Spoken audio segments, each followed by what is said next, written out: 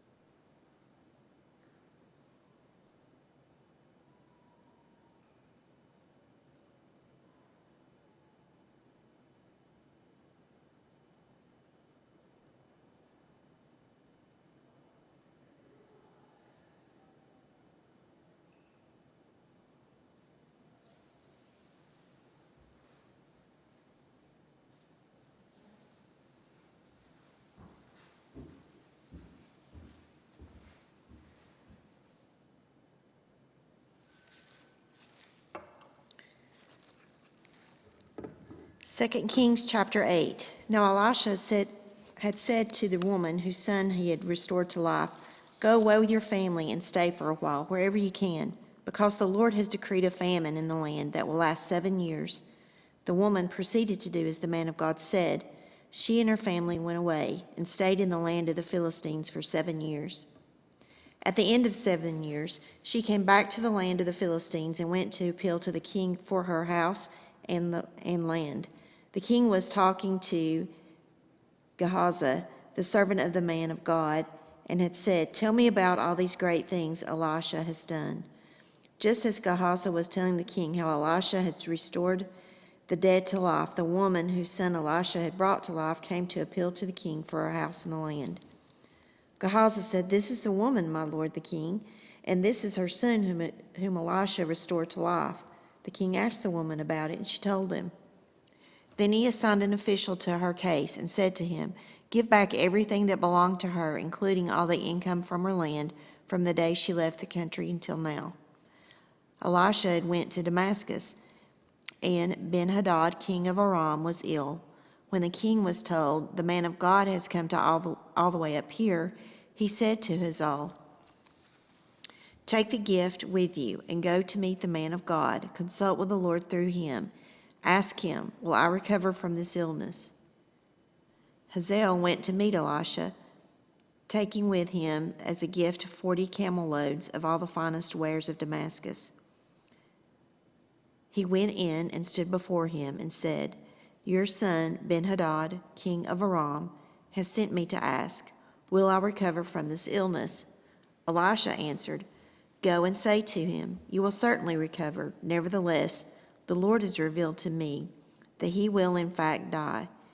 He stared at him with a fixed gaze until Hazael was embarrassed.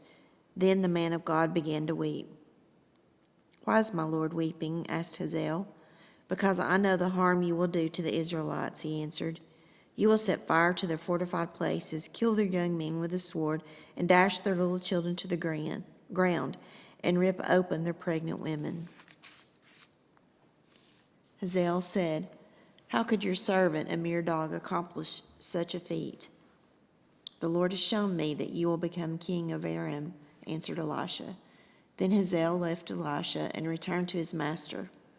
When Ben-Hadad asked, "What did Elisha say to you?" Hazael replied, "He told me that you would certainly recover, but the next day he took a thick cloth, soaked it in water, and spread it over the king's face, so that the king died." Then Hazael succeeded him as king. In the 5th year of Joram, son of Ahab, king of Israel, when Jehoshaphat was king of Judah, Jehoram, son of Jehoshaphat, began to reign as the king of Judah. He was 32 years old when he became king, and he reigned in Jerusalem 8 years. He followed the ways of the kings of Israel, as the house of Ahab had done, for he had married a daughter of Ahab. He did evil in the eyes of the Lord. Nevertheless, for the sake of his servant David, the Lord was not willing to destroy Judah. He had promised to maintain a lamp for David and his descendants forever. In the time of Jehoram, Edom rebelled against Judah and set up its own king. So Jehoram went to Zair with all his chariots.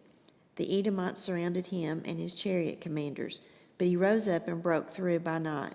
His army, however, fled back home. To this day, Edom has been in rebellion against Judah. Libnah revolted at the same time. As for the other events of Jehoram's reign, and all he did, are they not written in the book of the annals of the kings of Judah? Jehoram rested with his ancestors and was buried with them in the city of David, and Ahaziah his son succeeded him as king. Ahaziah, king of Judah, in the 12th year of Joram, son of Ahab, king of Israel, Ahaziah, son of Jehoram, king of Judah, began to reign. Ahaziah was 22 years old when he became king, and he reigned in Jerusalem 1 year. His mother's name was Athaliah, and a granddaughter of Omri, king of Israel. He followed the ways of the house of Ahab and did evil in the eyes of the Lord, as the house of Ahab had done, for he was related by marriage to Ahab's family. Ahaziah went with Joram, son of Ahab, to war against Hazael, king of Aram, and at Ramoth Gilead. The Arameans wounded Joram, so King Joram returned to Jezreel to recover from the wounds the Arameans had inflicted on him at Ramoth in his battle with Hazael, king of Aram. Then Ahaziah, son of Jeroham, king of Judah, went down to Jezreel to see Joram, son of Ahab, because he had been wounded. 2 Kings chapter 9. The prophet Elisha summoned a man from the company of the prophets and said to him, "Take your cloak into your belt and take this flask of olive oil with you and go to Ramoth Gilead. When you get there, look for Jehu, son of Jehoshaphat, the son of Nimshi. Go to him and get him away from his companions and take him into an inner room. Then take the flask and pour the oil on his head and declare, 'This is what the Lord says, I anoint you king over Israel.' Then open the door and run. Don't delay." So the young prophet went to Ramoth Gilead. When he arrived, he found the army officers sitting together. "I have a message for your commander," he said. "For which of us?" asked Jehu. "For you, commander," he replied. Jehu got up and went into the house. Then the prophet poured the oil on Jehu's head and declared, "This is what the Lord, the God of Israel, says. I anoint you king over the Lord's people, Israel. You are to destroy the house of Ahab, your master, and I will avenge the blood of my servants, the prophets, and the blood of all the Lord's servants shed by Jezebel. The whole house of Ahab will perish. I will cut off from Ahab every last male in Israel, slave or free. I will make the house of Ahab like the house of Jeroboam, son of Nebat, and like the house of Baasha, son of Ahijah. As for Jezebel, dogs will devour her on the plot of ground at Jezreel, and no one will bury her." Then he opened the door and ran. When Jehu went out to his fellow officers, one of them asked him, "Is everything all right? Why did this maniac come to you?" "You know the man and the sort of things he says," Jehu replied. "That's not true," they said. "Tell us." Jehu said, "Here's what he told me. This is what the Lord says. I anoint you king over Israel." They quickly took their cloaks and spread them under him on bare steps, and they blew the trumpet and sounded, "Jehu is king." So Jehu, son of Jehoshaphat, the son of Nimshi, conspired against Joram. Now Joram and all Israel had been defending Ramoth of Gilead against Hazael, king of Aram, but Joram had returned to Jezreel to recover from the wounds of the Arameans and had afflicted on him in the battle with Hazael, king of Aram. Jehu said, "If you desire to make me king, don't let anyone slip out of the city to go and tell the news to Jezreel." Then he got into his chariot and rode to Jezreel, because Joram was resting there, and Ahaziah, king of Judah, had gone down to see him. When the lookout standing on the tower in Jezreel saw Jehu's troops approaching, he called out, "I see some troops coming." "Get a horseman," Joram ordered. "Send him out to meet them and ask, 'Do you come in peace?'" The horseman rode off to meet Jehu and said, "This is what the king says. Do you come in peace?" "What do you have to do with peace?" Jehu replied. "Fall in behind me." The lookout reported, "The messenger has reached them, but he isn't coming back." So the king sent out a second horseman. When he had came to them, he said, "This is what the king says. Do you come in peace?" Jehu replied, "What do you have to do with peace? Fall in behind me." The lookout reported, "He has reached them, but he isn't coming back either. The driving is like that of Jehu, son of Nimshi. He drives like a maniac." "Hitch up my chariot," Joram ordered. And when it was hitched up, Joram, king of Israel, and Hazael, king of Judah, rode out, each in his own chariot, to meet Jehu. They met him at the plot of ground that had belonged to Naboth the Jezreelite. When Joram saw Jehu, he asked, "Have you come in peace, Jehu?" "How can there be peace?" Jehu replied, "as long as all the idolatry and witchcraft of your mother Jezebel abound?" Joram turned about and fled, calling out to Hazael, "Treachery, Ahaziah!" Then Jehu drew his bow and shot Joram between the shoulders. The arrow pierced his heart, and he slumped down in his chariot. Jehu said to Bidkar, his chariot officer, "Pick him up and throw him on the field that belonged to Naboth the Jezreelite. Remember how you and I were riding together in the chariots behind Ahab, his father, when the Lord spoke this prophecy against him. Yesterday I saw the blood of Naboth and the blood of his sons, declares the Lord, and I will surely make you pay for it on this plot of ground, declares the Lord. Now then, pick him up and throw him in that plot, and according to the word of the Lord." When Ahaziah, king of Judah, saw what had happened, he fled up the road to Beth-Hagan, and Jehu chased him, shouting, "Kill him too!" They wounded him in his chariot on the way up to Gur near Ibleam, but he escaped to Megiddo and died there. His servants took him by chariot to Jerusalem and buried him with his ancestors in his tomb in the city of David. In the 11th year of Joram, son of Ahab, Ahaziah had become king of Judah. Then Jehu went to Jezreel. When Jezebel heard about it, she put on eye makeup, arranged her hair, and looked out the window. As Jehu entered the gate, she asked, "Have you come in peace, you Zimri, you murderer of your master?" He looked up at the window and called out, "Who is on my side? Who?" 2 or 3 eunuchs looked down at him. "Throw her down," Jehu said. So they threw her down, and some of her blood splattered on the wall and the horses as they trampled her underfoot. Jehu went in and ate and drank. "Take care of that cursed woman," he said, "and bury her, for she was a king's daughter." But when they went out to bury her, they found nothing except her skull, her feet, and her hands. They went back and told Jehu, who said, "This is the word of the Lord that he spoke through his servant Elijah the Tishbite. On the plot of ground at Jezreel, dogs will devour Jezebel's flesh. Jezebel's body will be like dung on the ground in the plot at Jezreel, so that no one will be able to say, 'This is Jezebel.'"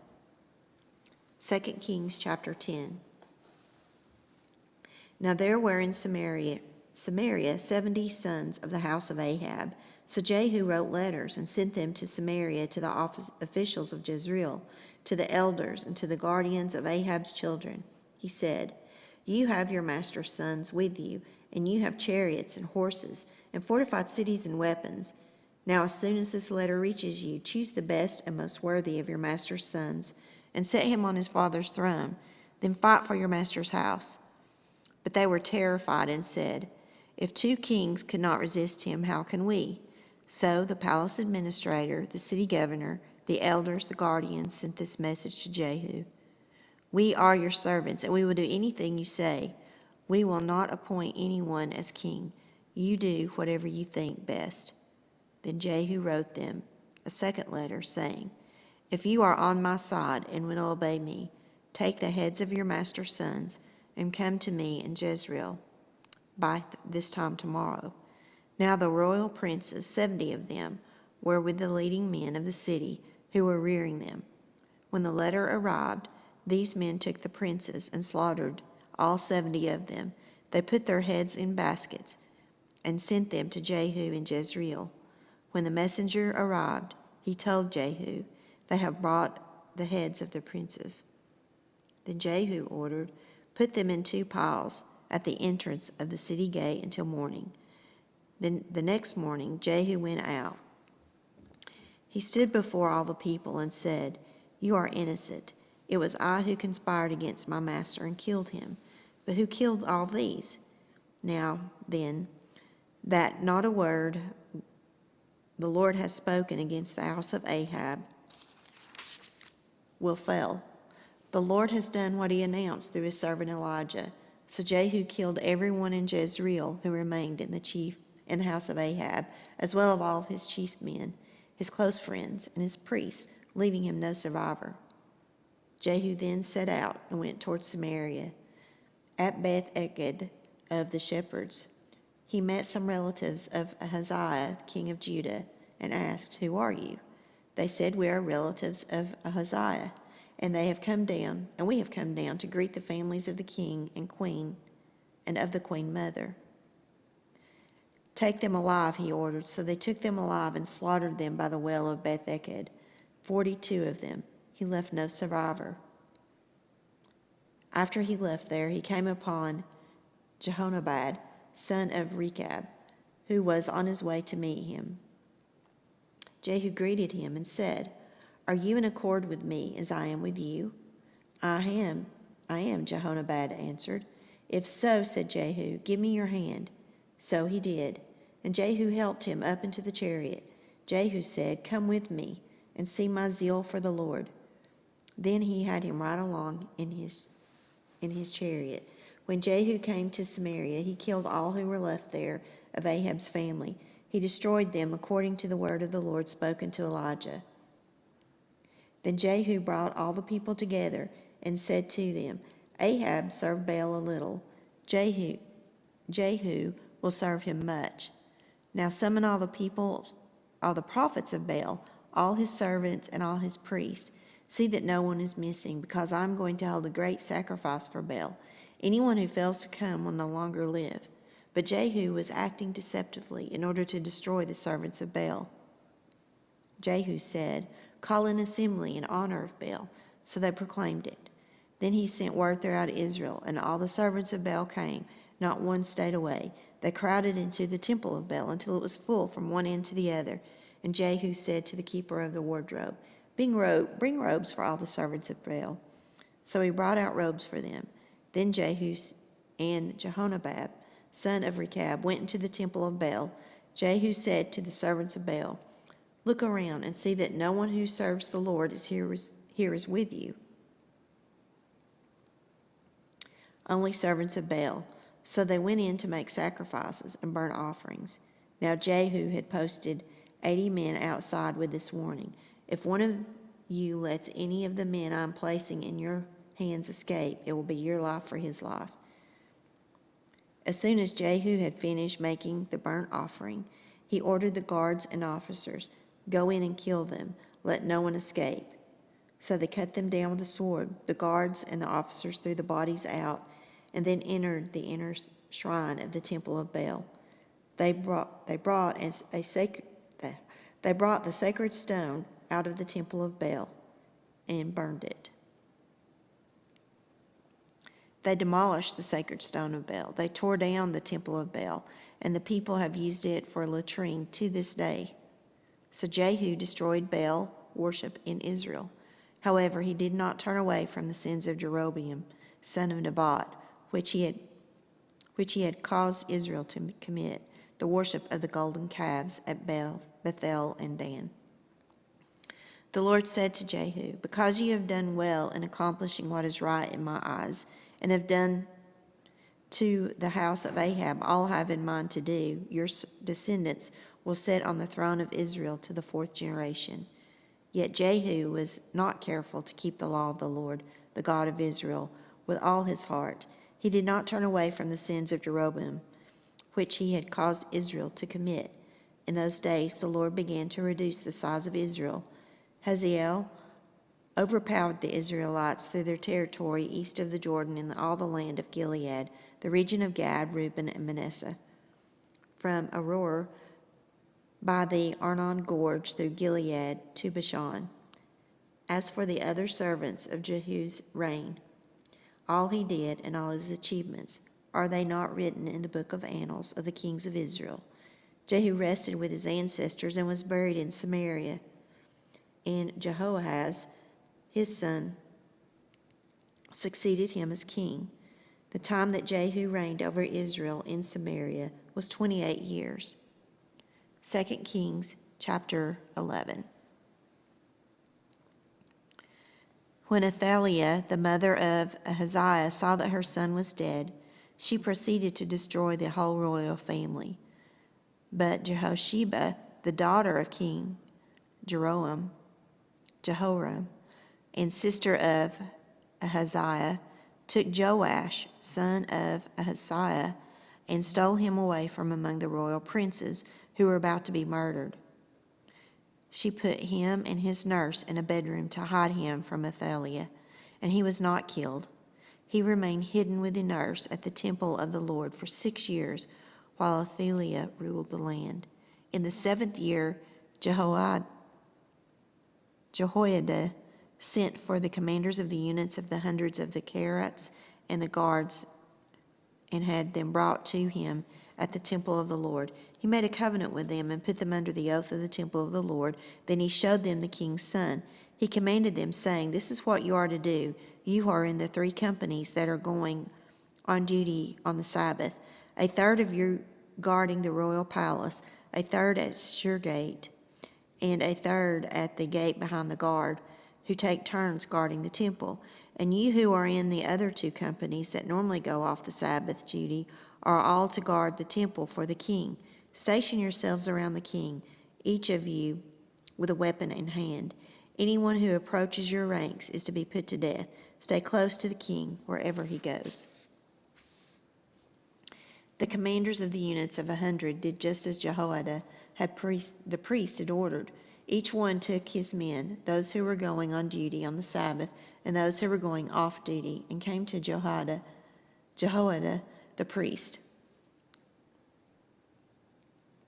Then he gave the commanders the spears and the shields that had belonged to King David and that were in the temple of the Lord. The guards, each with weapons in hand, stationed themselves around the king near the altar in the temple, from the south side to the north side of the temple. Jehoiada brought out the king's son and put the crown on him. He presented him with a copy of the covenant and proclaimed him king. They anointed him king. And the people clapped their hands and shouted, "Long live the king." When Athaliah heard the noise made by the guards and the people, she went to the people at the temple of the Lord. She looked, and there was the king standing by the pillar, as the custom was. The officers and the trumpeters were beside the king, and all the people of the land were rejoicing and blowing trumpets.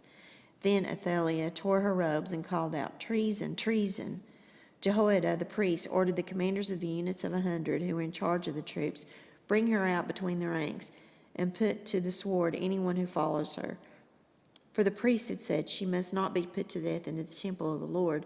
So they seized her as she reached the place where the horses entered the palace grounds, and there she was put to death. Jehoiada then made a covenant between the Lord and the king and the people that they would be the Lord's people. He also made a covenant between the king and the people. All the people of the land went to the temple of Baal and tore it down. They smashed the altars and the idols to pieces and killed Matan, the priest of Baal, in front of the altars. Then Jehoiada the priest posted the guards at the temple of the Lord. He took with them the commanders of the hundreds, the Kerites, the guards, and all the people of the land. And together they brought the king down from the temple of the Lord and went to the palace, entering by way of the gate of the guards. And the king took his place on the royal throne. All the people of the land rejoiced, and the city was calm, because Athaliah had been slain with a sword at the palace.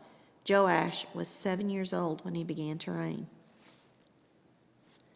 2 Kings chapter 12. In the 7th year of Jehu, Joash became king, and he reigned in Jerusalem 40 years. His mother's name was Zibiah, and she was from Beersheba. Joash did what was right in the eyes of the Lord all the years of Jehoiada the priest instructed him. The high places, however, were not removed. The people continued to offer sacrifices and burn incense there. Joash said to the priests, "Collect all the money that is brought as sacrifice offerings to the temple of the Lord." The money collected in the census was money received from personal vows and the money brought voluntarily to the temple. Let every priest receive the money from one of the treasurers, then use it to repair whatever damage is found in the temple. But by the 23rd year of King Joash, the priest still had not repaired the temple. Therefore King Joash summoned Jehoiada the priest and the other priests and asked them, "Why aren't you repairing the damage done to the temple? Take no more money from your treasurers, but hand it over for repairing the temple." The priests agreed that they would not collect any more money from people and that they would not repair the temple themselves.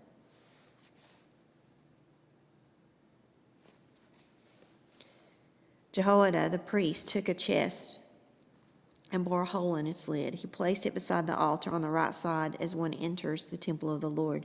The priests who guarded the entrance put into the chest all the money that was brought into the temple of the Lord. Whenever they saw that there was a large amount of money in the chest, the royal secretary and the high priest came, counted the money that had been brought into the temple of the Lord, and put it into bags. When the amount had been determined, they gave the money to the men appointed to supervise the work of the temple. With it, they paid those who worked on the temple of the Lord, the carpenters and builders, the masons, the stonecutters. They purchased timber and blocks of dressed stone for the repair of the temple of the Lord, and met all other expenses of restoring the temple. The money brought into the temple was not spent for making silver basins, wick trimmers, sprinkling bowls, trumpets, or any other articles of gold or silver for the temple of the Lord. It was paid to the workers who used it to repair the temples. They did not require an accounting from those to whom they gave the money to pay the workers, because they acted in complete honesty. The money from the guilt offerings and sin offerings was not brought into the temple of the Lord. It belonged to the priests. About this time, Hazael, king of Aram, went up and attacked Gath and captured it. Then he turned to attack Jerusalem. But Joash, king of Judah, took all the sacred objects dedicated by his predecessors, Jehoshaphat, Jehoram, and Ahaziah, the kings of Judah, and the gifts he himself had dedicated, and all the gold found in the treasuries of the temple of the Lord and of the royal palace, and he sent them to Hazael, king of Aram, who then withdrew from Jerusalem. As for the other events of the reign of Joash, all he did, are they not written in the book of the annals of the king of Judah?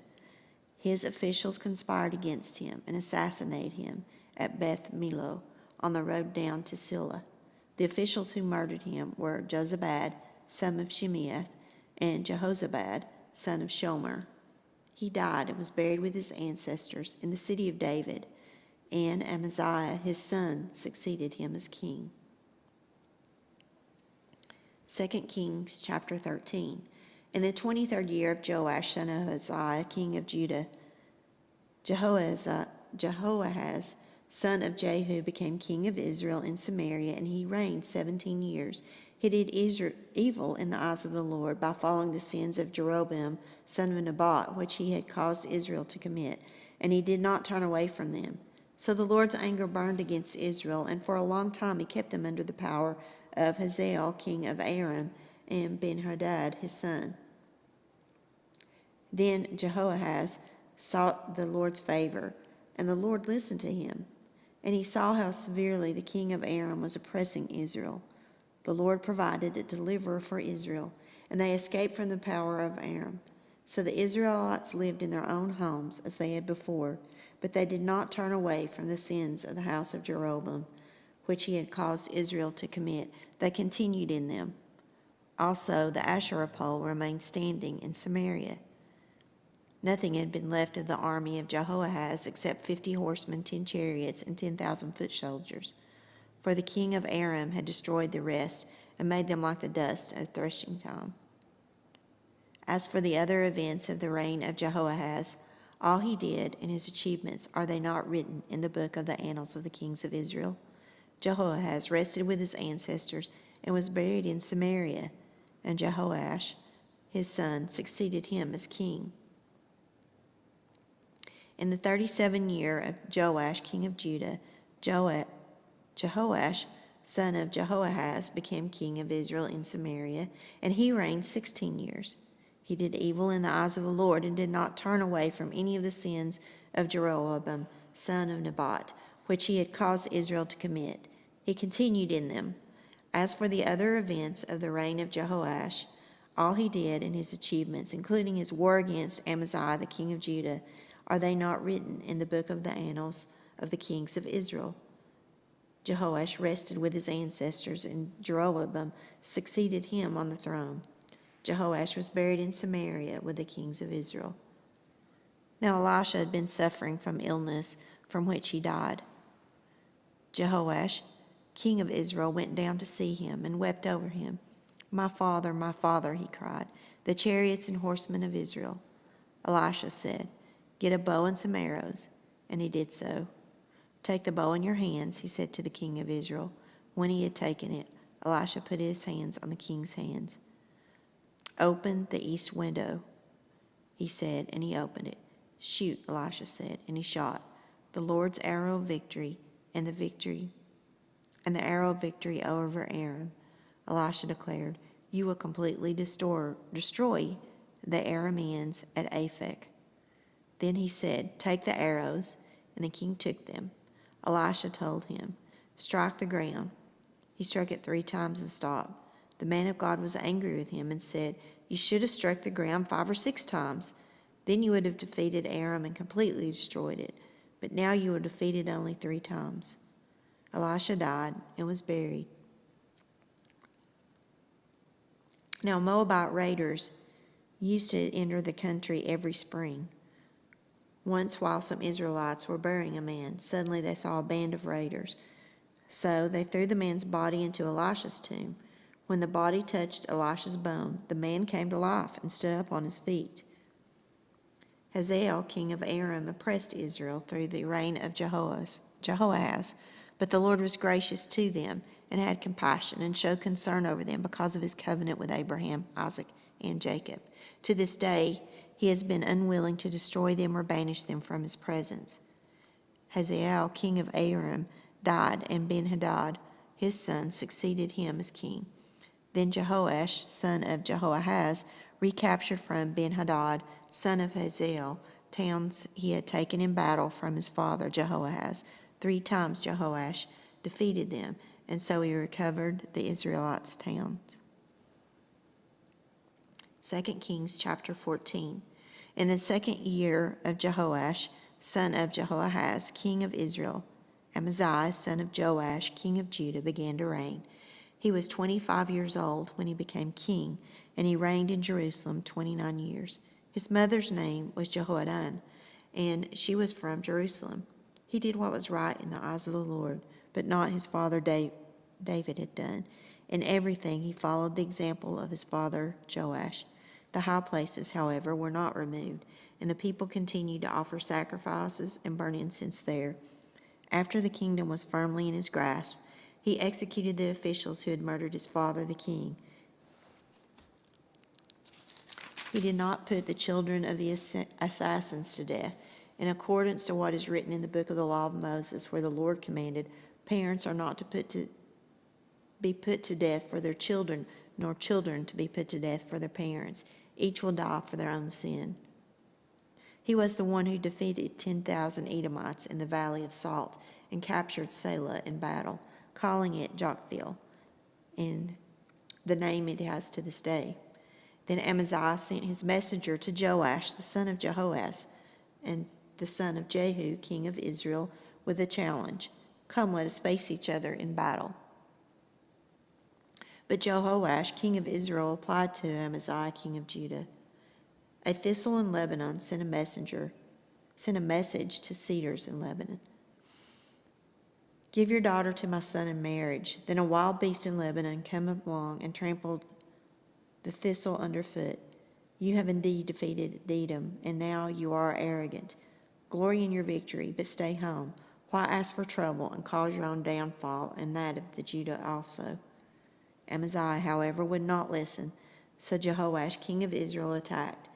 He and Amaziah, king of Judah, faced each other at Beth-Shemesh in Judah. Judah was routed by Israel, and every man fled to his home.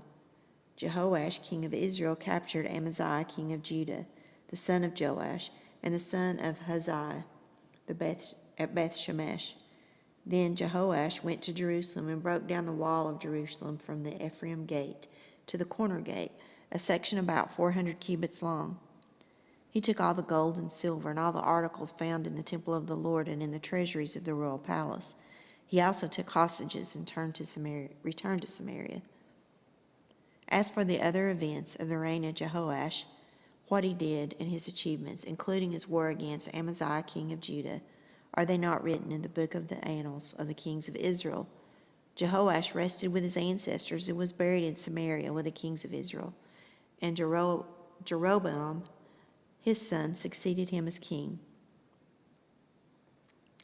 Amaziah, son of Joash, king of Judah, lived 15 years after the death of Jehoash, son of Jehoahaz, king of Israel. As for the other events of Amaziah's reign, are they not written in the book of annals of the kings of Judah? They conspired against him in Jerusalem, and he fled to Lachish. But they sent men after him to Lachish and killed him there. He was brought back by horse and was buried in Jerusalem with his ancestors in the city of David. Then all the people of Judah took Azariah, who was 16 years old, and made him king in place of his father Amaziah. He was the one who rebuilt Elath and restored it to Judah after Amaziah rested with his ancestors. In the 15th year of Amaziah, son of Joash, king of Judah, Jeroboam, son of Joash, king of Israel, became king in Samaria, and he reigned 41 years. He did evil in the eyes of the Lord, and did not turn away from any of the sins of Jeroboam, son of Nebat, which he had caused Israel to commit. He was the one who restored the boundaries of Israel from Lebo Hamath to the Dead Sea, in accordance with the word of the Lord. The God of Israel spoke through his servant Jonah, son of Amittai, the prophet from Gath-Hepher. The Lord had seen how bitter everyone in Israel, whether slave or free, was suffering. There was no one to help them. And since the Lord had not said he would blot out the name of Israel from under heaven, he saved them by the hand of Jeroboam, son of Jehoash. As for the other servants of Jeroboam's reign, all he did, and his military achievements, including how he recovered for Israel both Damascus and Hamath, which had belonged to Judah, are they not written in the book of the annals of the kings of Israel? Jeroboam rested with his ancestors and the kings of Israel, and Zechariah his son succeeded him as king. 2 Kings chapter 15. In the 27th year of Jeroboam king of Israel, Azariah son of Amaziah king of Judah began to reign. He was 16 years old when he became king, and he reigned in Jerusalem 52 years. His mother's name was Jechaliah, and she was from Jerusalem. He did what was right in the eyes of the Lord, just as his father Amaziah had done. The high places, however, were not removed. The people continued to offer sacrifices and burn incense there. The Lord afflicted the kings with leprosy until the day he died, and he lived in a separate house. Jotham, the king's son, had charge of the palace and governed the people of the land. As for the other events of Azariah's reign and all he did, are they not written in the book of the annals of the kings of Judah? Azariah rested with his ancestors and was buried near them in the city of David, and Jotham his son succeeded him as king. In the 38th year of Azariah king of Judah, Zechariah son of Jeroboam became king of Israel in Samaria, and he reigned 6 months. He did evil in the eyes of the Lord, and his predecessors had done. He did not turn away from the sins of Jeroboam, son of Nebat, which he had caused Israel to commit. Shallum, son of Jabesh, conspired against Zechariah. He attacked him in front of the people and assassinated him and succeeded him as king. The other events of Zechariah's reigns are written in the book of the annals of the kings of Israel, so that the word of the Lord spoken to Jehu was fulfilled. Your descendants will sit upon the throne of Israel to the 4th generation. Shallum, son of Jabesh, became king in the 39th year of Uzziah, king of Judah, and he reigned in Samaria 1 month. Then Menahem, son of Gadi, went from Tisra up from Samaria. He attacked Shallum, son of Jabesh in Samaria, assassinated him, and succeeded him as king. The other events of Shallum's reign and the conspiracy he led are written in the book of the annals of the kings of Israel. And at that time, Menahem started out from Tisra, attacked Tipshah and everyone in the city and its vicinity because he refused to open their gates. He sacked Tipshah and ripped open all the pregnant women. In the 39th year of Azariah, king of Judah, Menahem, son of Gadi, became king of Israel, and he reigned in Samaria 10 years. He did evil in the eyes of the Lord. During his entire reign did he not turn away. He did not turn away from the sins of Jeroboam, son of Nebat, which he had caused Israel to commit. Then Pul, king of Assyria, invaded the land, and Menahem gave him 1,000 talents of silver to gain his support and strengthen his own hold on the kingdom. Menahem exacted this money from Israel. Every wealthy person had to contribute 50 shekels of silver and be given to the king of Assyria. So the king of Assyria withdrew and stayed in the land no longer. As for the other events of Menahem's reign, all he did, are they not written in the book of the annals of the kings of Israel? Menahem rested with his ancestors, and Pekahiah his son succeeded him as king.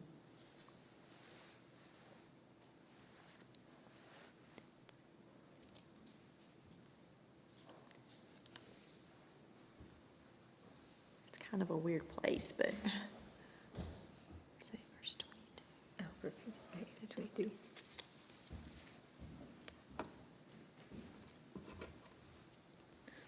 Second Kings 15:23.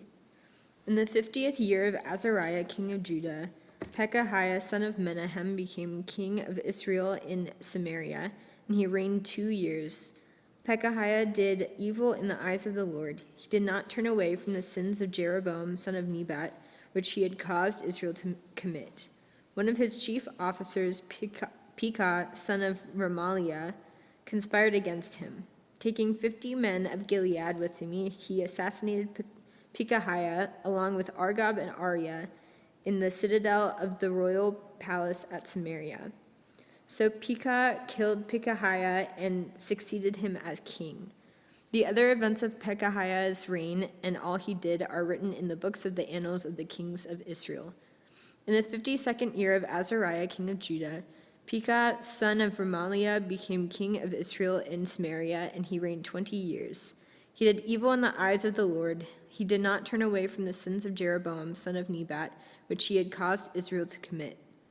In the time of Pekah, king of Israel, Tiglath-Pileser, king of Assyria, came and took Ijon, Abel, Beth-Makkah, Genoa, Kedesh, and Hazor. He took Gilead and Galilee, including all of the land of Naphtali, and deported the people to Assyria. Then Hoshea, son of Elah, conspired against Pekah, son of Remaliah. He attacked and assassinated him, and then succeeded him as king in the 20th year of Jotham, son of Uzziah. As for the other events of Pekah's reign, and all he did, are they not written in the book of the annals of the kings of Israel? In the 2nd year of Pekah, son of Remaliah, king of Israel, Jotham, son of Uzziah, king of Judah, began to reign.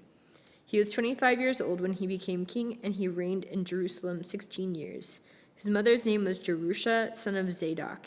He did what was right in the eyes of the Lord, just as his father Uzziah had done. The high places, however, were not removed. The people continued to offer sacrifices and burn incense there. Jotham rebuilt the upper gate of the temple of the Lord. As for the other events of Jotham's reign and what he did, are they not written in the books of the annals of the kings of Judah? In those days the Lord began to send Rezin, son of Aram, and Pekah, son of Remaliah, against Judah. Jotham rested with his ancestors and was buried with them in the city of David, the city of his father. And Ahaz his son succeeded him as king. Chapter 16. In the 17th year of Pekah, son of Remaliah, Ahaz, son of Jotham, king of Judah, began to reign. Ahaz was 20 years old when he became king, and he reigned in Jerusalem 16 years. Unlike David his father, he did not do what was right in the eyes of the Lord his God. He followed the ways of the kings of Israel and even sacrificed his son in the fire, engaging in the detestable practices of the nations that the Lord had driven before the Israelites. He offered sacrifices and burned incense at the high places, on the hilltops, and under every spreading tree. Then Rezin, king of Aram, and Pekah, son of Remaliah, king of Israel, marched up to fight against Jerusalem and besiege Ahaz, but they could not overpower him. At the time, Rezin, king of Aram, recovered Elath for Aram by driving out the people of Judah. Edomites then moved into Elath and have lived there to this day. Ahaz sent messengers to say to Tiglath-Pileser, king of Assyria, I am your servant and vassal. Come up and save me out of the hand of the king of Aram and of the king of Israel, who are attacking me. And Ahaz took the silver and gold found in the temple of the Lord and in the treasuries of the royal palace and sent it as a gift to the king of Assyria. The king of Assyria complied by attacking Damascus and capturing it. He deported its inhabitants to Kir and put Rezin to death. Then King Ahaz went to Damascus to meet Tiglath-Pileser, king of Assyria. He saw an altar in Damascus and sent to Uriah the priest a sketch of the altar, which detailed plans for its construction. So Uriah the priest built an altar in accordance with all the plans that King Ahaz had sent from Damascus and finished it before King Ahaz returned. When the king came back from Damascus and saw the altar, he approached it and presented offerings on it. He offered up his burnt offering and grain offering, pouring out his drink offering, and splashed the blood of his fellowship offerings against the altar. As for the bronze altar that stood before the Lord, he brought it from the front of the temple, from between the new altar and the temple of the Lord, and put it on the north side of the new altar. King Ahaz then gave these orders to Uriah the priest. On the large new altar, offer the morning burnt offering and the evening grain offering. The king's burnt offering and his grain offering, and the burnt offering of all the people of the land, and their grain offering and their drink offering. Splash against this altar the blood of all the burnt offerings and sacrifices. But I will use the bronze altar for seeking guidance. And Uriah the priest did just as King Ahaz had ordered. King Ahaz cut off the side panels and removed the basins from the movable stands. He removed the sea from the bronze bowls that supported it and set it on a stone base. He took away the Sabbath canopy that had been built at the temple and removed the royal entryway outside the temple of the Lord in deference to the king of Assyria. As for the other events of the reign of Ahaz and what he did, are they not written in the books of the annals of the kings of Judah? Ahaz rested with his ancestors and was buried with them in the city of David, and Hezekiah his son succeeded him as king. Chapter 17. In the 12th year of Ahaz, king of Judah, Hoshea son of Elah became king of Israel in Samaria, and he reigned 9 years. He did evil in the eyes of the Lord, but not like the kings of Israel who preceded him. Shalmaneser, king of Assyria, came up to attack Hoshea, who had been Shalmaneser's vassal and had paid him tribute. But the king of Assyria discovered that Hoshea was a traitor, for he had sent envoys to So, king of Egypt, and he no longer paid tribute to the king of Assyria as he had done year by year. Therefore Shalmaneser seized him and put him in prison. The king of Assyria invaded the entire land, marched against Samaria, and laid siege to it for 3 years. In the 9th year of Hoshea, the king of Assyria captured Samaria and deported the Israelites to Assyria. He settled them in Hala and Gozan on the Habor River and in the towns of the Medes. All this took place because the Israelites had sinned against the Lord their God, who had brought them up out of Egypt from under the power of Pharaoh, king of Egypt. They worshipped other gods and followed the practices of the nations that the Lord had driven out before them, as well as the practices that the kings of Israel had introduced. The Israelites secretly did things against the Lord their God that were not right. From watchtower to fortified city, they built themselves high places in all their towns. They set up sacred stones and Asherah poles on every high hill and under every spreading tree. At every high place they burned incense, as the nations whom the Lord had driven out before them had done. They did wicked things that aroused the Lord's anger. They worshipped idols, though the Lord had said, "You shall not do this." The Lord warned Israel and Judah through all his prophets and seers, "Turn from your evil ways. Observe my commands and decrees in accordance with the entire law that I commanded your ancestors to build and that I delivered to you through my servants the prophets." But they would not listen and were as stiff-necked as their ancestors who did not trust in the Lord their God. They rejected his decrees and the covenant he had made with their ancestors and the statutes he had warned them to keep. They followed worthless idols and themselves became worthless. They imitated the nations around them, although the Lord had ordered them, "Do not do as they do." They forsook all the commands of the Lord their God and made for themselves 2 idols cast in the shape of calves and an Asherah pole. They bowed down to all the starry hosts, and they worshipped Baal. They sacrificed their sons and daughters in the fire. They practiced divination and sought omens and sold themselves to do evil in the eyes of the Lord, arousing his anger. So the Lord was very angry with Israel and removed them from his presence. Only the tribe of Judah was left, and even Judah did not keep the commands of the Lord their God. They followed the practices Israel had introduced. Therefore, the Lord rejected all the people of Israel. He afflicted them and gave them into the hands of plunderers until he thrust them from his presence. When he tore Israel away from the house of David, they made Jeroboam son of Nebat their king. Jeroboam enticed Israel away from following the Lord and caused them to commit a great sin. The Israelites persisted in all the sins of Jeroboam and did not turn away from them until the Lord removed them from his presence, as he had warned through all his servants the prophets. So the people of Israel were taken from their homeland into exile in Assyria, and they are still there. The king of Assyria brought people from Babylon, Cutha, Ava, Hamath, and Sepharvaim, and settled them in the towns of Samaria to replace the Israelites. They took over Samaria and lived in its towns. When they first lived there, they did not worship the Lord, so he sent lions among them, and they killed some of the people. It was reported to the king of Assyria, "The people you deported and resettled in the towns of Samaria do not know what the God of that country requires. He has sent lions among them, which are killing them off because the people do not know what he requires." Then the king of Assyria gave this order: "Have one of the priests you took captive from Samaria go back to live there and teach the people what the God of the land requires." So one of the priests who had been exiled from Samaria came to live in Bethel and taught them how to worship the Lord. Nevertheless, each national group made its own gods in the several towns where they settled and set them up in shrines the people of Samaria had made at the high places. The people from Babylon made Succoth-Benoth, Those from Cutha made Nergal, and those from Hamath made Ashima. The Avites made Nibhaz and Tartak, and the Sepharvites burned their children in the fire as sacrifices to Adramelech and Anamelech, the gods of Sepharvaim. They worshipped the Lord, but they also appointed all sorts of their own people to officiate for them as priests in the shrines at the high places. They worshipped the Lord, but they also served their own gods in accordance with the customs of the nations from which they had been brought. To this day they persist in their former practices. They neither worship the Lord nor adhere to the decrees and regulations, the laws and commands that the Lord gave the descendants of Jacob, whom he named Israel.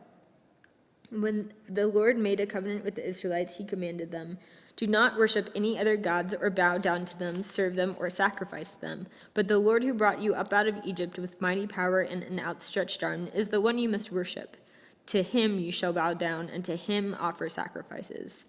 You must always be careful to keep the decrees and regulations, the laws and commands he wrote for you.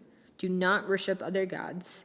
Do not forget the covenant I have made with you, and do not worship other gods. Rather, worship the Lord your God. It is he who will deliver you from the hand of all your enemies." They would not listen, however, but persisted in their former practices. Even while these people were worshiping the Lord, they were serving their idols. To this day, their children and grandchildren continue to do as their ancestors did.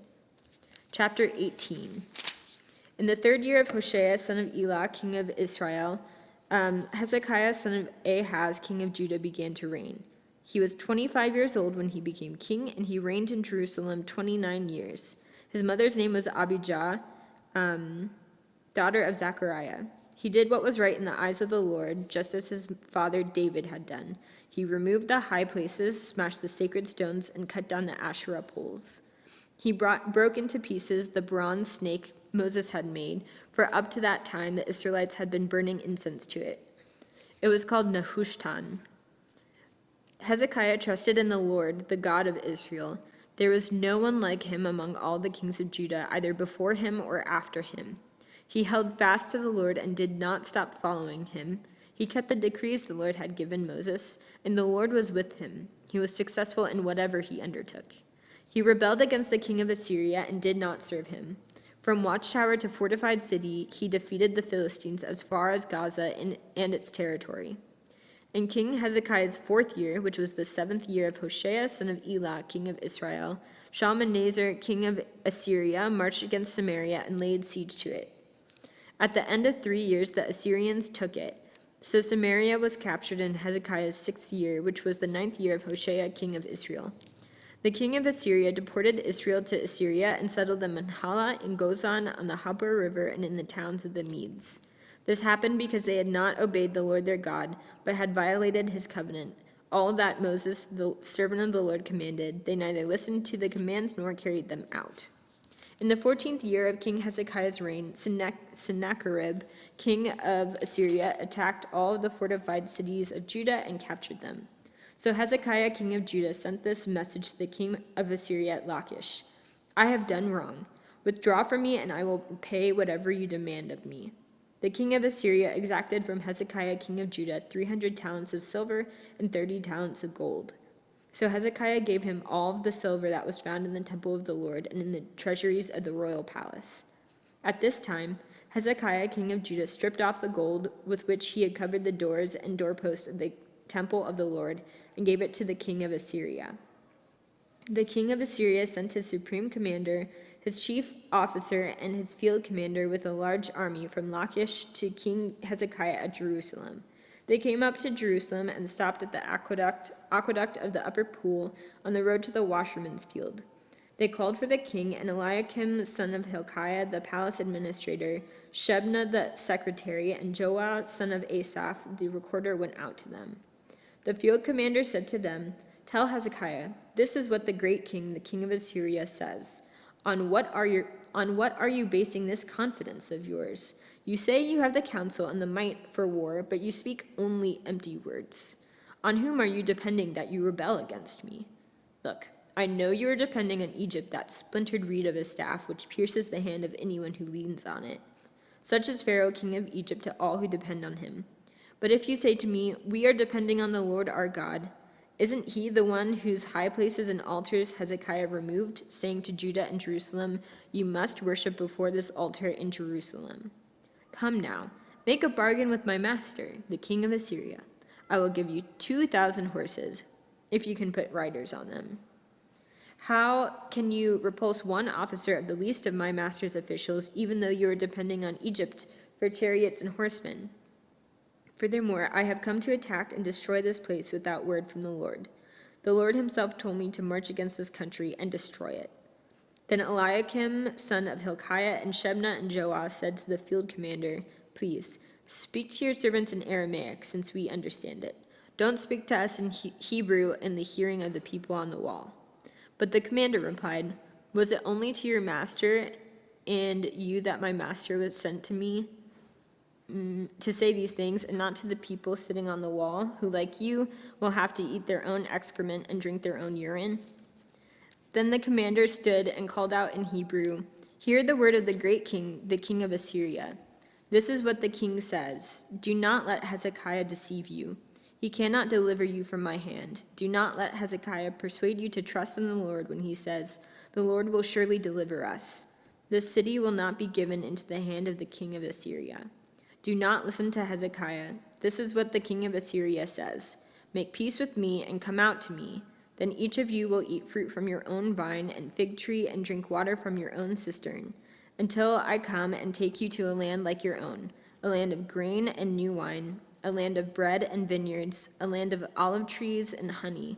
Choose life and not death. Do not listen to Hezekiah, for he is misleading you when he says, 'The Lord will deliver us.' Has the God of any nation ever delivered his land from the hand of the king of Assyria? Where are the gods of Hamath and Arpad? Where are the gods of Sepharvaim, Hena, and Eva? Have they rescued Samaria from my hand? Who of all the gods of these countries have been able to save his land from me? How then can the Lord deliver Jerusalem from my hand?" But the people remained silent and said nothing in reply, because the king had commanded, "Do not answer him." Then Eliakim, son of Hilkiah, the palace administrator, Shebna the secretary, and Joash, son of Asaph the recorder, went to Hezekiah with their clothes torn and told him what the field commander had said.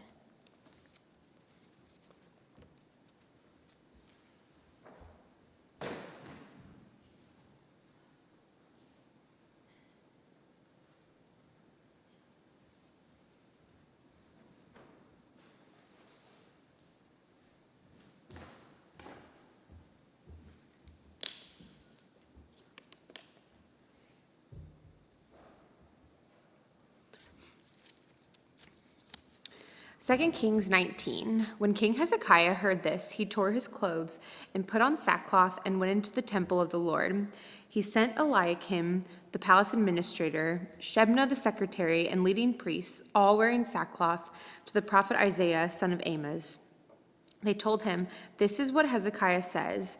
This day is a day of distress and rebuke and disgrace, as when children come to the moment of birth, and there is no strength to deliver them. It may be that the Lord your God will hear all the words of the field commander, whom his master the king of Assyria has sent to ridicule the living God, and that he will rebuke him for the words that the Lord your God has heard. Therefore, pray for the remnant that still survives." When King Hezekiah's officials came to Isaiah, Isaiah said to them, "Tell your master, this is what the Lord says. Do not be afraid of what you have heard. Those words with which the underlings of the king of Assyria have blasphemed me. Listen, when he hears a certain report, I will make him want to return to his own country, and there I will have him cut down with the sword." When the field commander heard that the king of Assyria had left Lachish, he withdrew and found the king fighting against Libnah.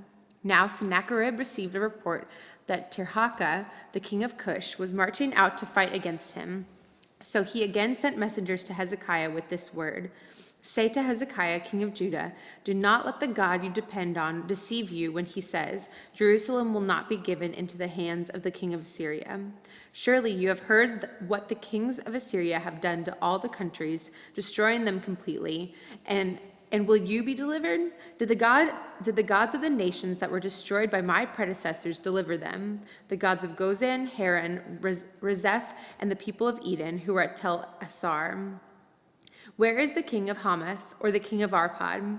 Where are the kings of Lair, Sepharvaim, Hena, and Eva? Hezekiah received the letter from the messengers and read it. Then he went up to the temple of the Lord and spread it out before the Lord. And Hezekiah prayed to the Lord, Lord, the God of Israel, enthroned between the cherubim, you alone are God over all the kingdoms of the earth. You have made heaven and earth. Give ear, Lord, and hear. Open your eyes, Lord, and see. Listen to the words Sennacherib has sent to ridicule the living God. It is true, Lord, that the Assyrian kings have laid waste these nations and their lands. They have thrown their gods into the fire and destroyed them. For they were not gods, but only wood and stone, fashioned by human hands. Now, Lord, our God, deliver us from his hand, so that all the kingdoms of the earth may know that you alone, Lord, are God. Then Isaiah, son of Amos, sent a message to Hezekiah. This is what the Lord, the God of Israel, says. I have heard your prayer concerning Sennacherib, king of Assyria. This is the word that the Lord has spoken against him. Virgin daughter Zion despises you and mocks you. Daughter Zion tosses her head as you flee. Who is it you have ridiculed and blasphemed? Against whom have you raised your voice and lifted your eyes in pride? Against the Holy One of Israel. By your messengers you have ridiculed the Lord. And you have said, with my many chariots, I have ascended the heights of the mountains, the utmost heights of Lebanon. I have cut down its tallest cedars, the choicest of its junipers. I have reached its remotest parts, the finest of its forests. I have dug wells in foreign lands and drunk the water there. With the soles of my feet, I have dried up all the streams of Egypt. Have you not heard? Long ago I ordained it. In days of old I planned it. Now I have brought it to pass, that you have turned fortified cities into piles of stone. Their people, drained of power, are dismayed and put to shame. They are like plants in the field, like tender green shoots, like grass sprouting on the roof, scorched before it grows up. But I know where you are, and when you come and go, and how you rage against me. Because you rage against me, and because your insolence has reached my ears, I will put my hook in your nose and my bit in your mouth, and I will make you return by the way you came.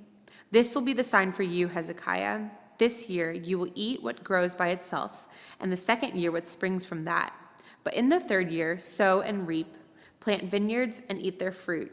Once more a remnant of the kingdom of Judah will take root below and bear fruit above. For out of Jerusalem will come a remnant, and out of Mount Zion a band of survivors. The zeal of the Lord Almighty will accomplish this. Therefore, this is what the Lord says concerning the king of Assyria. He will not enter the city or shoot an arrow here. He will not come before it with shield or build a siege ramp against it. By the way that he came, he will return. He will not enter the city, declares the Lord. I will defend this city and save it for my sake and for the sake of David my servant. That night the angel of the Lord went out and put to death 185,000 in the Assyrian camp. When the people got up the next morning, there were all the dead bodies. So Sennacherib, king of Assyria, broke camp and withdrew. He returned to Nineveh and stayed there. One day, while he was worshiping in the temple of his god Nisroch, his sons Adramelech and Sharezer killed him with the sword, and they escaped to the land of Ararat. And Esarhaddon, his son, succeeded him as king. 2 Kings 20. In those days, Hezekiah became ill and was at the point of death. The prophet Isaiah, son of Amos, went to him and said, This is what the Lord says, put your house in order because you are going to die. You will not recover. Hezekiah turned his face to the wall and prayed to the Lord. Remember, Lord, how I have walked before you faithfully and with wholehearted devotion and have done what is good in your eyes. And Hezekiah wept bitterly. Before Isaiah had left the middle court, the word of the Lord came to him. Go back and tell Hezekiah, the ruler of my people, this is what the Lord, the God of your father, says. I have heard your prayer and seen your tears. I will heal you. On the third day from now, you will go up to the temple of the Lord. I will add 15 years to your life, and I will deliver you and this city from the hand of the king of Assyria. I will defend this city for my sake and for the sake of my servant David. Then Isaiah said, Prepare a poultice of figs. They did so and applied it to the boil, and he recovered. Hezekiah had asked Isaiah, What will be the sign that the Lord will heal me, and that I will go up to the temple of the Lord on the third day from now? Isaiah answered, "This is the Lord's sign to you that the Lord will do what he has promised. Shall the shadow go forward 10 steps, or shall it go back 10 steps?" "It is a simple matter for the shadow to go forward 10 steps," said Hezekiah. "Rather, have it go back 10 steps." Then the prophet Isaiah called on the Lord, and the Lord made the shadow go back the 10 steps it had gone down on the stairway of Ahaz.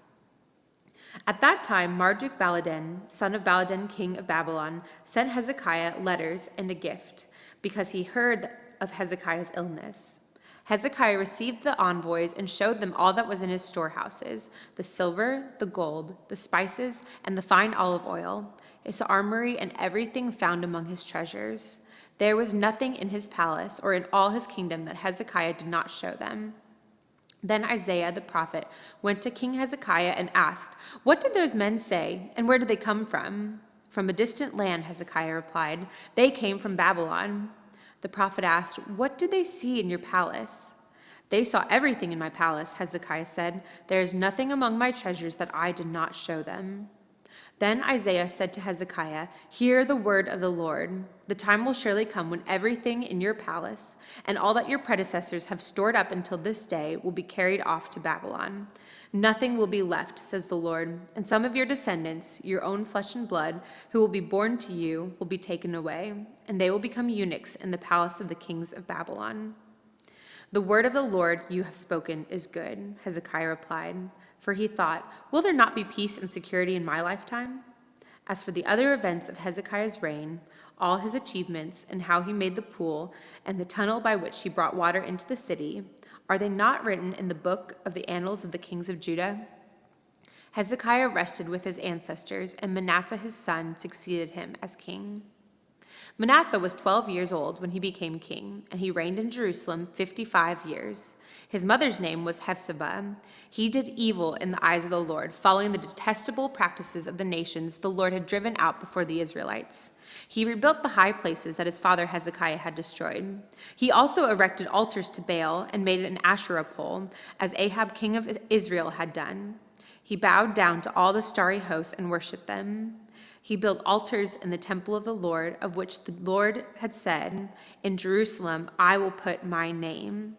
In the 2 courts of the temple of the Lord, he built altars to all the starry hosts. He sacrificed his own son in the fire, practiced divination, sought omens, and consulted mediums and spiritists. He did much evil in the eyes of the Lord, arousing his anger. He took the carved Asherah pole he had made and put it in the temple, of which the Lord had said to David and to his son Solomon, "In this temple and in Jerusalem, which I have chosen out of all the tribes of Israel, I will put my name forever. I will not again make the feet of the Israelites wander from the land I gave their ancestors, if only they will be careful to do everything I commanded them, and will keep the whole law that my servant Moses gave them." But the people did not listen. Manasseh led them astray, so that they did more evil than the nations the Lord had destroyed before the Israelites. The Lord said through his servants, the prophets, "Manasseh, king of Judah, has committed these detestable sins. He has done more evil than the Amorites who preceded him, and has led Judah into sin with his idols. Therefore, this is what the Lord, the God of Israel, says: I am going to bring such disaster on Jerusalem and Judah that the ears of everyone who hears of it will tingle. I will stretch out over Jerusalem the measuring line used against Samaria and the plumb line used against the house of Ahab. I will wipe out Jerusalem as one wipes a dish, wiping it and turning it upside down. I will forsake the remnant of my inheritance and give them into the hands of enemies. They will be looted and plundered by all their enemies. They will have done evil in my eyes and have aroused my anger from the day their ancestors came out of Egypt until this day. Moreover, Manasseh also shed so much innocent blood that he filled Jerusalem from end to end, besides the sin that he had caused Judah to commit, so that they did evil in the eyes of the Lord. As for the other events of Manasseh's reign and all that he did, including the sin he committed, are they not written in the book of the annals of the kings of Judah? Manasseh rested with his ancestors and was buried in his palace garden, the garden of Uzzah, and Amon his son succeeded him as king. Amon was 22 years old when he became king, and he reigned in Jerusalem 2 years. His mother's name was Meshullemeth, daughter of Haruz. She was from Jotbah. He did evil in the eyes of the Lord, as his father Manasseh had done. He followed completely the ways of his father, worshiping the idols his father had worshipped, and bowing down to them. He forsook the Lord, the God of his ancestors, and did not walk in obedience to him. Ammon's officials conspired against him and assassinated the king in his palace. Then the people of the land killed all who had plotted against King Ammon, and they made Josiah, his son, king in his place. As for the other events of Ammon's reign and what he did, are they not written in the book of the annals of the kings of Judah? He was buried in his tomb in the garden of Uzzah, and Josiah his son succeeded him as king. Josiah was 8 years old when he became king, and he reigned in Jerusalem 31 years. His mother's name was Jedidah, daughter of Adiah. She was from Bozkath. He did what was right in the eyes of the Lord and followed completely the ways of his father David, not turning aside to the right or to the left. In the 18th year of his reign, King Josiah sent the secretary Shaphan, son of Azaliah, to the son of Meshullam, to the temple of the Lord. He said, Go up to Hilkiah, the high priest, and have him get ready the money that has been brought into the temple of the Lord, which the doorkeepers have collected from the people. Have them entrust it to the men appointed to supervise the work on the temple, and have these men pay the workers who repair the temple of the Lord, the carpenters, the builders, and the masons. Also have them purchase timber and dressed stone to repair the temple. But they need not account for the money entrusted to them, because they are honest in their dealings. Hilkiah the high priest said to Shaphan the secretary, I have found the book of the law in the temple of the Lord. He gave it to Shaphan, who read it. Then Shaphan the secretary went to the king and reported to him, Your officials have paid out the money that was in the temple of the Lord and have entrusted it to the workers and supervisors of the temple. Then Shaphan the secretary informed the king, Hilkiah the priest has given me a book. And Shaphan read from it in the presence of the king. When the king heard the words of the book of the law, he tore his robes. He gave these orders to Hilkiah the priest, Ahikam, son of Shaphan, Achbor, son of Micaiah, Shaphan the secretary, and Asaiah, the king's attendant. Go and inquire of the Lord for me, and for the people, and for all Judah about what is written in this book that has been found. Great is the Lord's anger that burns against us, because those who have gone before us have not obeyed the words of this book. They have not acted in accordance with all that is written there concerning us. Hilkiah the priest, Ahikam, Achbor, Shaphan, and Asaiah went to speak to the prophet Huldah, who was the wife of Shallum, son of Tikvah, the son of Harhas, keeper of the wardrobe. She lived in Jerusalem in the new quarter. She said to them, This is what the Lord, the God of Israel, says. Tell the men who sent you to me, this is what the Lord says. I am going to bring disaster on this place and its people, according to everything written in the book of the king of Judah has read, because they have forsaken me and burned incense to other gods and aroused my anger by all the idols their hands have made. My anger will burn against this place and will not be quenched. Tell the king of Judah who sent you to inquire of the Lord. This is what the Lord, the God of Israel, says concerning the words you heard. Because your heart was responsive and you humbled yourself before the Lord when you heard what I have spoken against this place and its people, that they would become a curse and be laid waste, and because you tore your robes and wept in my presence, I also have heard you, declares the Lord. Therefore, I will gather you to your ancestors, and you will be buried in peace. Your eyes will not see all the disaster I am going to bring on this place. So they took her answer back to the king. 2 Kings 23. When the king called together all the elders of Judah and Jerusalem, he went up to the temple of the Lord with the people of Judah, the inhabitants of Jerusalem, the priests and the prophets, and all the people from the least to the greatest. He read in their hearing all the words of the book of the covenant, which had been found in the temple of the Lord. The king stood by the pillar and renewed the covenant in the presence of the Lord, to follow the Lord and keep his commands, statutes, and decrees with all his heart and all his soul, thus confirming the words of the covenant written in this book. Then all the people pledged themselves to the covenant. The king ordered Hilkiah the high priest, the priest next in rank, and the doorkeepers to remove from the temple of the Lord all the articles made for Baal and Asherah and all the starry hosts. He burned them outside Jerusalem in the fields of the Kidron Valley and took the ashes to Bethel.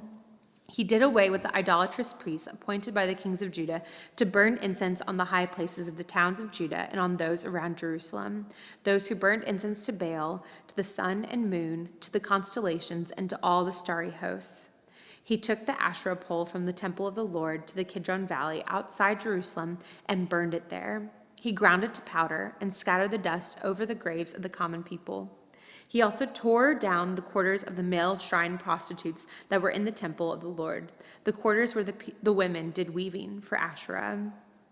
Josiah brought all the priests from the towns of Judah and desecrated the high places from Geba to Beersheba, where the priests had burned incense.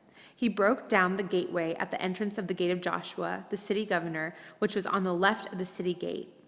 Although the priests of the high places did not serve at the altar of the Lord in Jerusalem, they ate unleavened bread with their fellow priests. He desecrated Topheth, which was in the valley of Ben Hinnom, so no one could use it to sacrifice their son or daughter in the fire to Molech.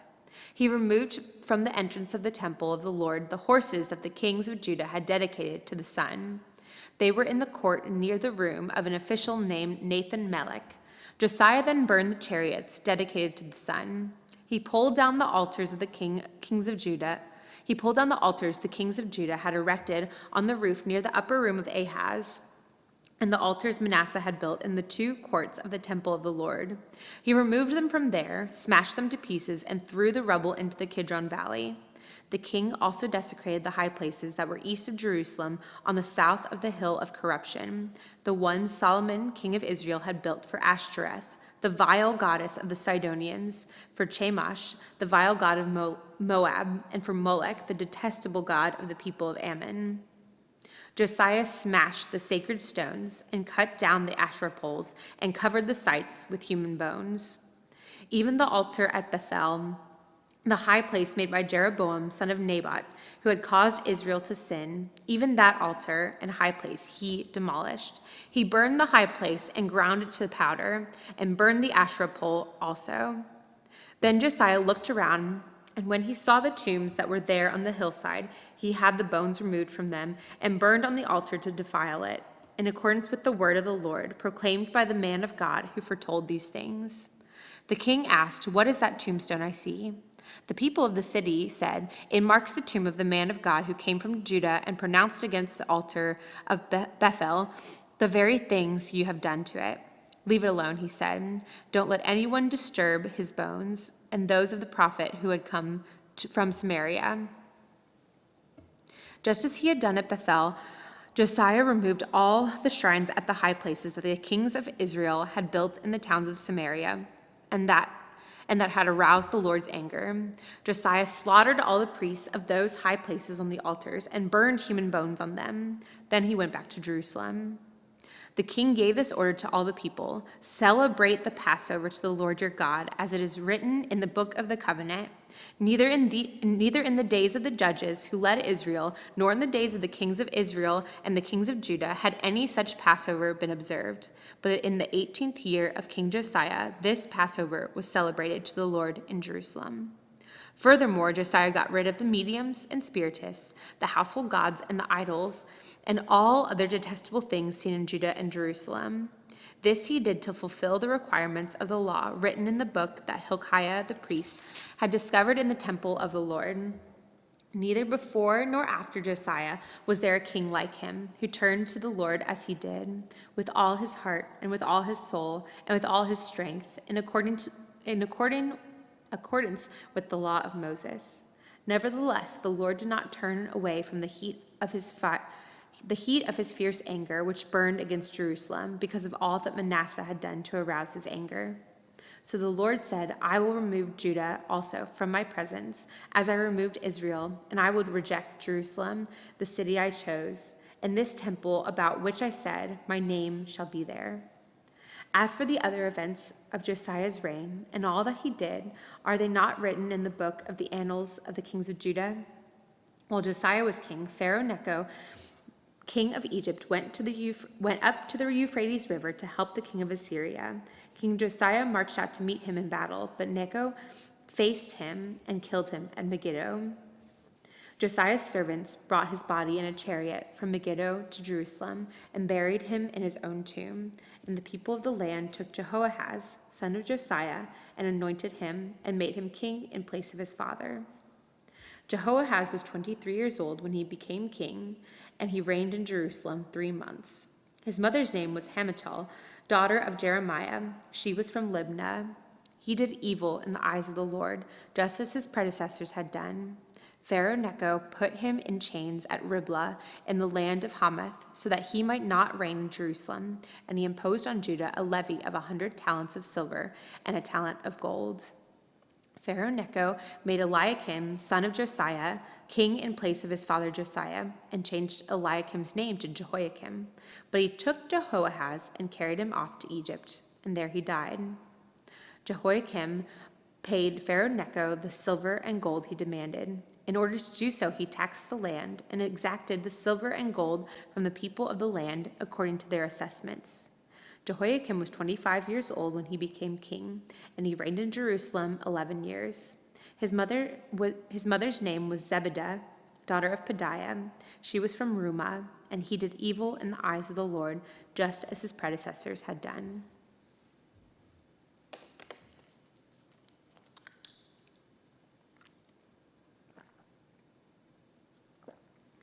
During Jehoiakim's reign, Nebuchadnezzar, king of Babylon, invaded the land, and Jehoiakim became his vassal for 3 years. But then he turned against Nebuchadnezzar and rebelled.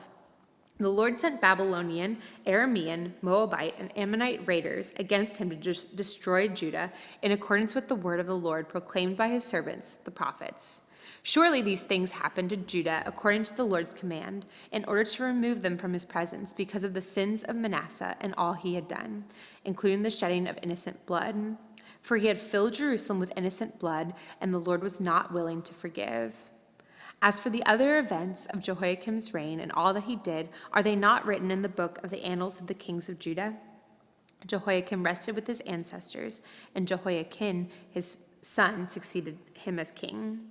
The king of Egypt did not march out from his own country again, because the king of Babylon had taken all his territory from the Wadi of Egypt to the Euphrates River.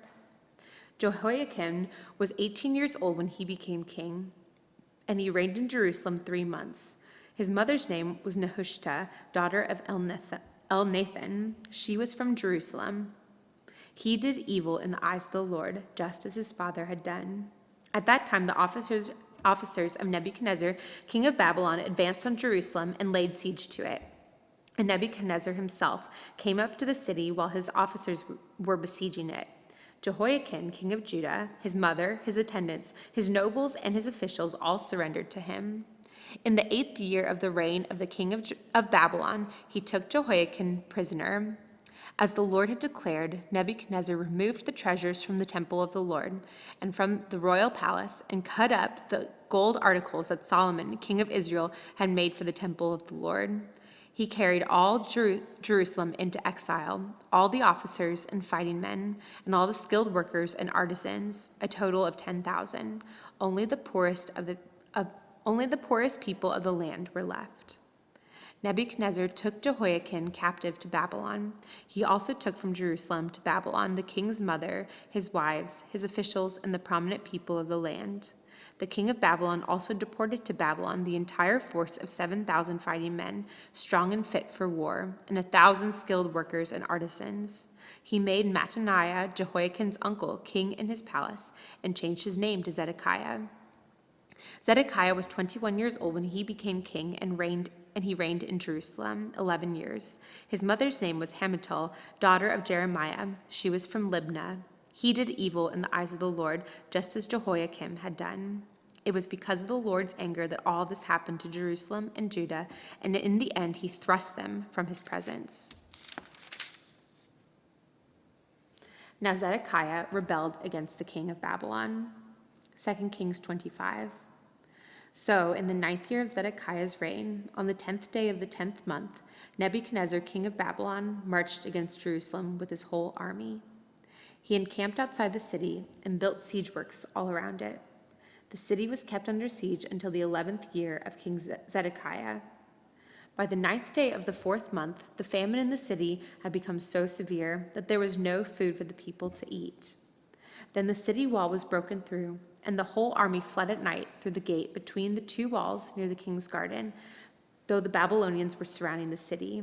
They fled towards the Arabah, but the Babylonian army pursued the king and overtook them in the plains of Jericho. All his soldiers were separated from him and scattered, and he was captured. He was taken to the king of Babylon at Riblah, where sentence was pronounced upon him. They killed the sons of Zedekiah before his eyes. Then they put out his eyes, bound him with bronze shackles, and took him to Babylon.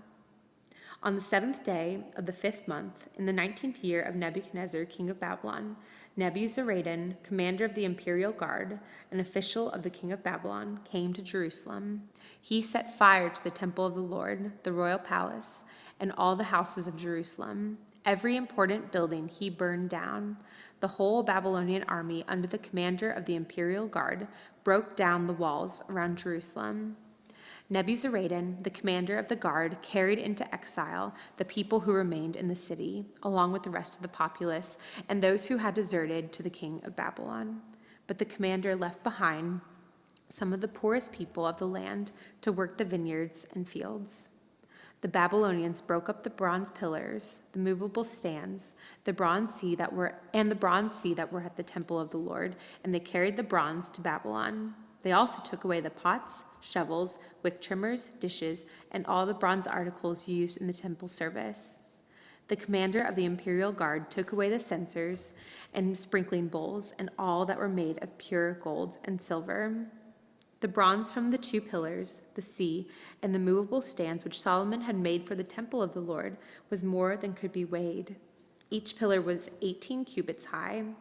The bronze capital on top of one pillar was 3 cubits high and was decorated with a network and pomegranates of bronze all around. The other pillar with its network was similar. The commander of the guard took the prisoners Sariah, the chief priest Zephaniah, the priest next in rank, and the 3 doorkeepers. Of those still in the city, he took the officer in charge of the fighting men and the 5 royal advisers. He also took the secretary, who was chief officer in charge of conscripting the people of the land, and 60 of the conscripts who were found in the city. Nebuzaradan, the commander, took them all and brought them to the king of Babylon at Riblah. There at Riblah in the land of Hamath, the king had them executed. So Judah went into captivity away from her land.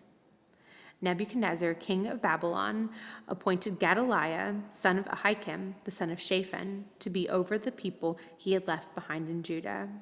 When all the army officers and their men heard that the king of Babylon had appointed Gedaliah as governor, they came to Gedaliah at Mizpah. Ishmael, son of Nethaniah, Johanan, son of Kareah, Sariah, son of Tanhumeth, the Netophathite, Jazaniah, the son of the Maacathite, and their men. Gedaliah took an oath to reassure them and their men. "Do not be afraid of the Babylonian officials," he said. "Settle down in the land and serve the king of Babylon, and it will go well with you." In the 7th month, however, Ishmael, son of Nethaniah, the son of Elishama, who was of royal blood, came with 10 men and assassinated Gedaliah and also the men of Judah and the Babylonians who were with him at Mizpah. At this, all the people from the least to the greatest, together with the army officers, fled to Egypt for fear of the Babylonians. In the 37th year of the exile of Jehoiakim, king of Judah, in the year Marduk became king of Babylon, he released Jehoiakim, king of Judah, from prison. He did this on the 27th day of the 12th month. He spoke kindly to him and gave him a seat of honor higher than those of the other kings who were with him in Babylon. So Jehoiakim put aside his prison clothes, and for the rest of his life ate regularly at the king's table.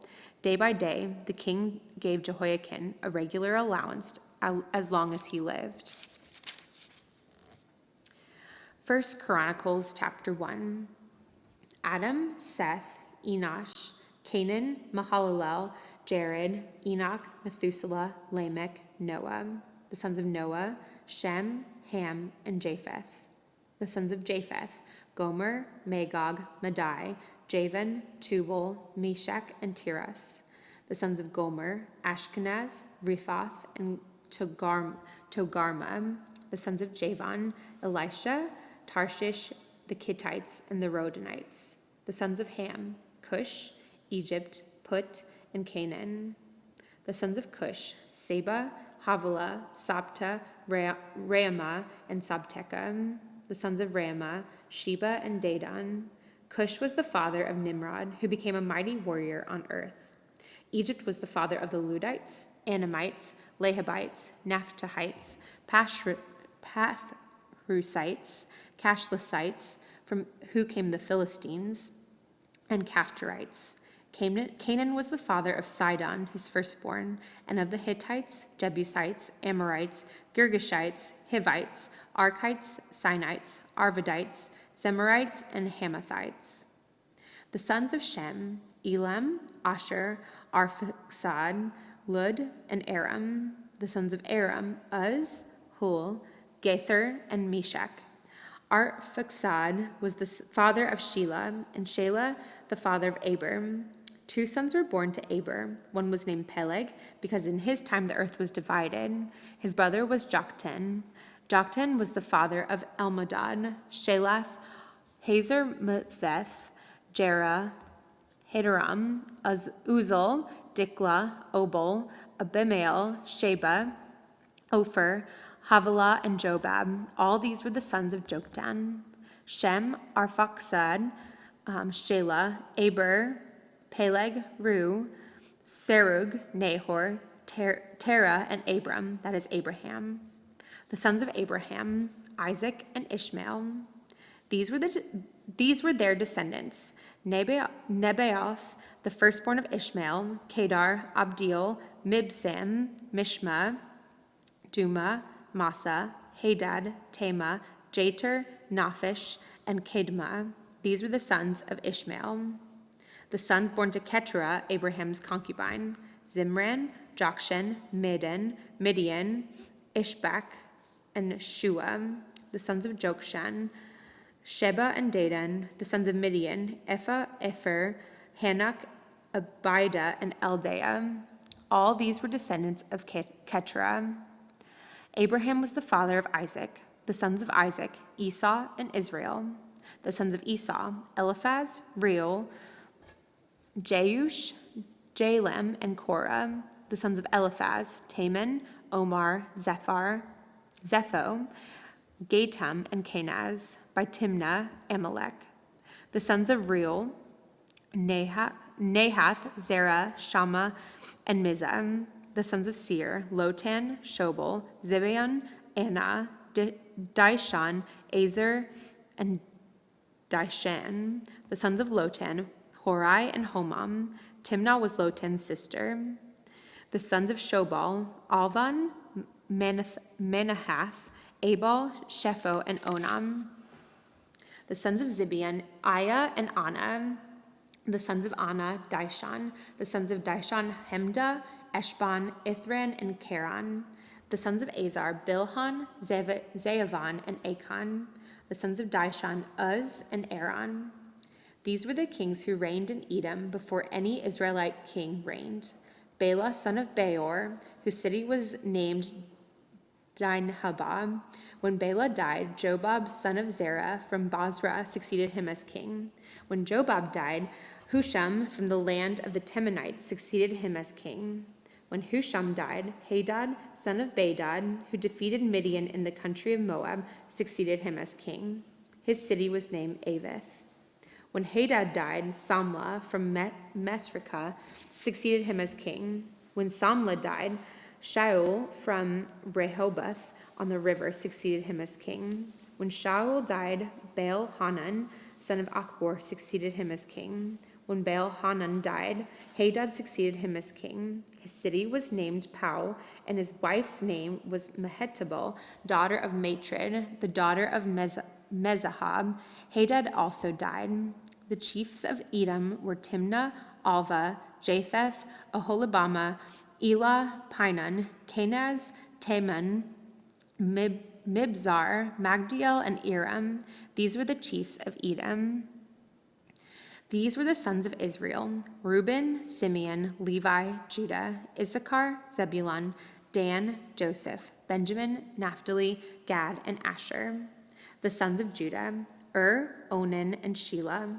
These three were born to him by a Canaanite woman, the daughter of Shua.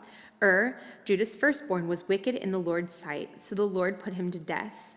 Judah's daughter-in-law, Tamar, bore Perez and Zerah to Judah. He had 5 sons in all.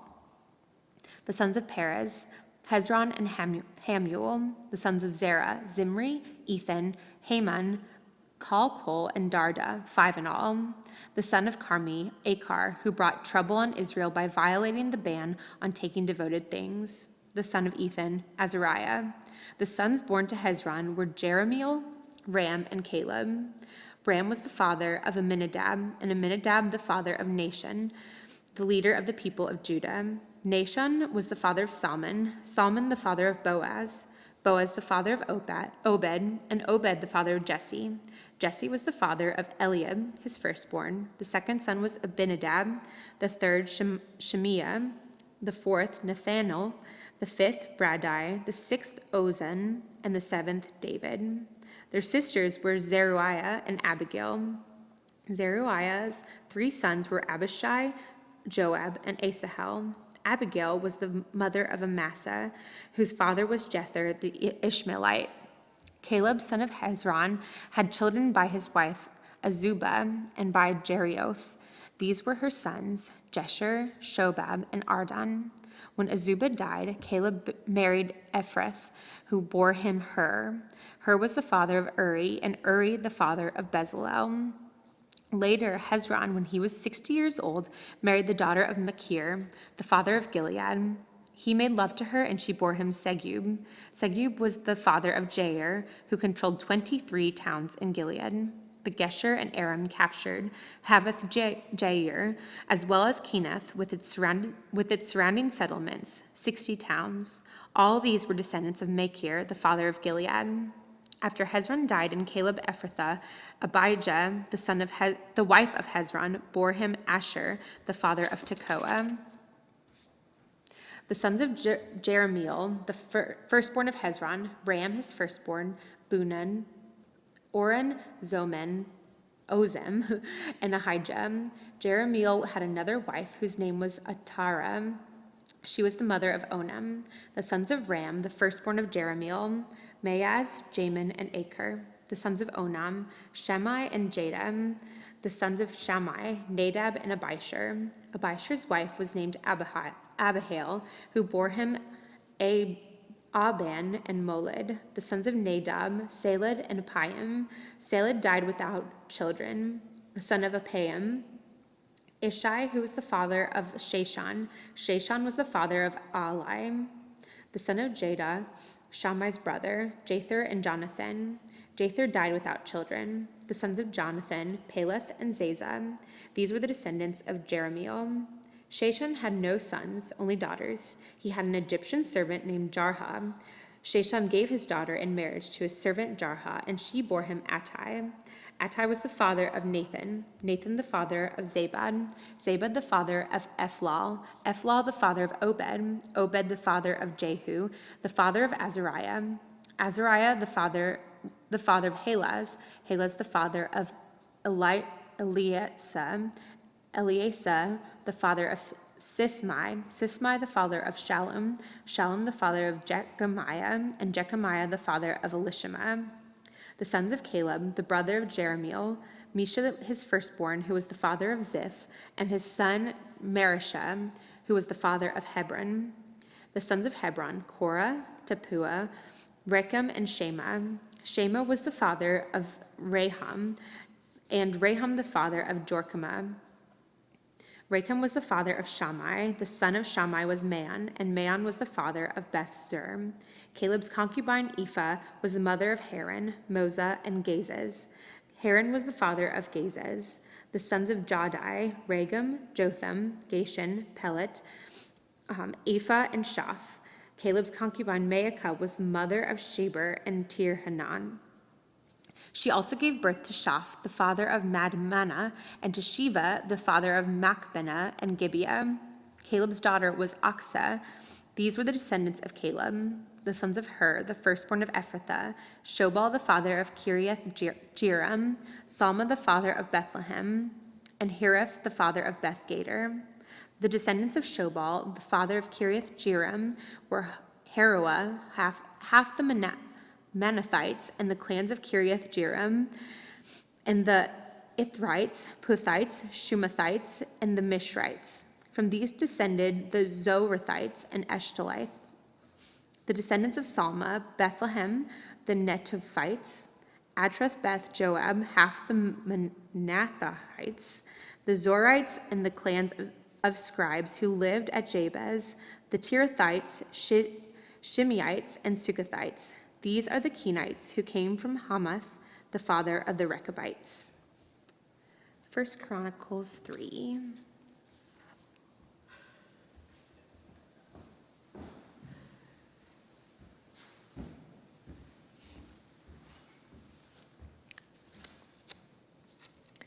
First Chronicles 3. These were the sons of David bore to him in Hebron. The firstborn was Amnon, the son of Ahinoam of Jezreel.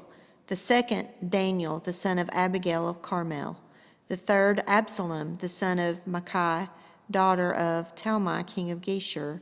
The fourth, Adonijah, the son of Haggith. The fifth, Shephatiah, the son of Abital. The sixth, Ithream, by his wife, Eglah. The six were born to David in Hebron. They reigned 7 years and 6 months. David reigned in Jerusalem 33 years, and these were the children born to him there: Shammua, Shobab, Nathan, and Solomon. These four were by Bathsheba, daughter of Amiel. There were also Ibhar, Elishua, Eliphalet, Nogah, Nepheg, Japhia, Elishama, Eliad, and Eliphelet, 9 in all. All these were sons of David, besides his sons by his concubines, and Tamar was their sister. Solomon's son was Rehoboam, Ibijah his son, Asa his son, and Jehoshaphat his son, Jehoram his son, Ahaziah his son, Joash his son, Amaziah his son, Azariah his son, Jotham his son, Ahaz his son, Hezekiah his son, Manasseh his son, Amon his son, Josiah his son, the sons of Josiah: Johanan the firstborn, Jehoiakim the second son, Zedekiah the third, Shallum the fourth. The successors of Jehoiakim, Jehoiakim his son, and Zedekiah. The descendants of Jehoiakim the captive: Shealtiel his son, Malchiram, Pedaiah, Shenazar, Jechemiah, Hoshema, and Nedabiah. The sons of Pedaiah: Zerubbabel and Shemai. The sons of Zerubbabel: Meshullam and Hananiah. Shelomith was their sister. There was also 5 brothers: Hashubah, Ohel, Berechiah, Hasadiah, and Jushab-Hesed. The descendants of Hananiah: Pelatiah and Jesiah. And the sons of Raphiah of Arnan, and Obadiah and Shechaniah. The descendants of Shechaniah: Shemaiah and his sons, Hattush, Egal, Bariah, Neariah, and Shaphat, 6 in all. The sons of Neariah: Elionaiah, Hizkiah, and Azrikam, 3 in all. The sons of Elionai, Hadaviah, Eliashib, Peliah, Akub, Jonathan, Delaiah, and Anani, 7 in all. 1 Chronicles 4. The descendants of Judah, Perez, Hezron, Carmi, Hur, and Shobal. Rhea, son of Shobal, was the father of Jahath, and Jahath the father of Ahumai and Lahad. These were the clans of the Zorathites. These were the sons of Edom, Jezreel, Ishma, Idbash. Their sister was named Hazalelponi. Penuel was the father of Gedor, and Ezer was the father of Hushah. These were the descendants of Hur, the firstborn of Ephrathah, the father of Bethlehem. Asher, the father of Tekoa, had 2 wives, Helah and Nara. Nara bore him Ahuzam, Hepher, Temani, and Hahashtari. These were the descendants of Nara. The sons of Helah, Zereth, Zorah, Ethanan, and Koz were the father of Anum and Hazobibah. And the clans of Aharel, son of Haram. Jabez was more honorable than his brothers. His mother named him Jabez, saying, I give birth to him in pain. Jabez cried out to the God of Israel, Oh, that you would bless me and enlarge my territory. Let your hand be with me and keep me from harm, so that I will be free from pain. And God granted his request. Caleb, Shehunan's brother, was the father of Mahir, who was the father of Eshton. Eshton was the father of Beth Rapha. Paseah and Tehina, the father of Nahash. These were the men of Rekah. The sons of Kenaz, Othniel, and Sarah. The sons of Othniel, Hathath, and Meonathai. Meonathai was the father of Ophrah.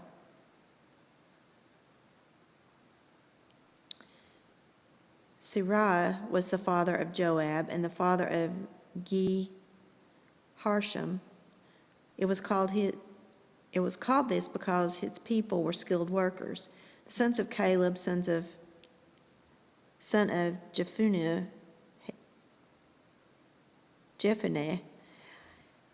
Eru, Elah, and Nam.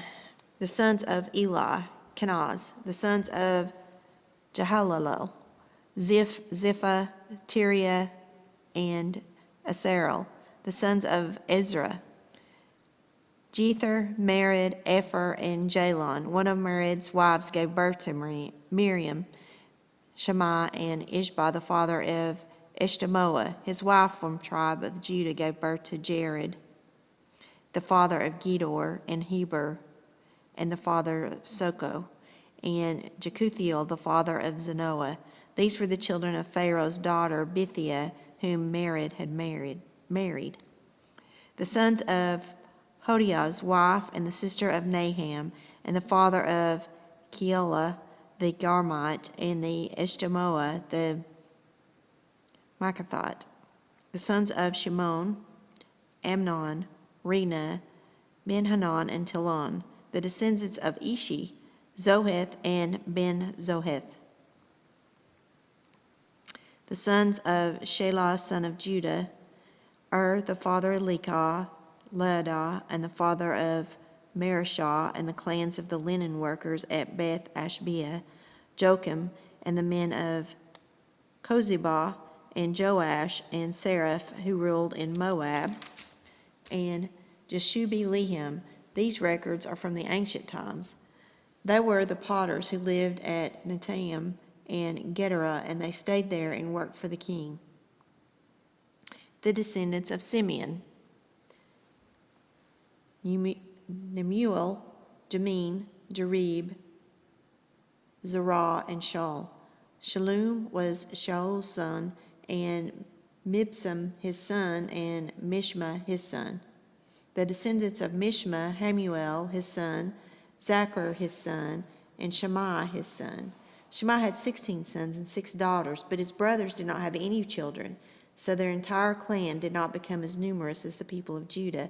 They lived in Beersheba, Malada, Hazar Shual, Bilhal, Ezem, Tolad, Bethuel, Hormah, Ziklag, and Beth Markaboth, Hazar Susim, Beth Beri, and Sharaim.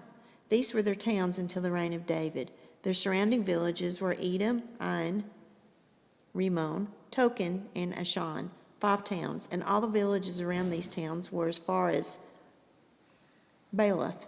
They were the settlements, and they kept a genealogical record.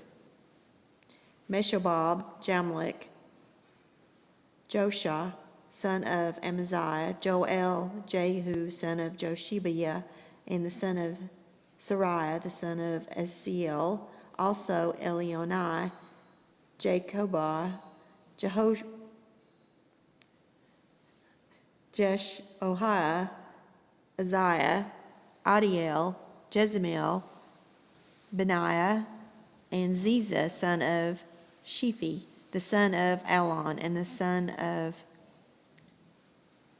Jediah, the son of Shimri, and the son of Shemaiah.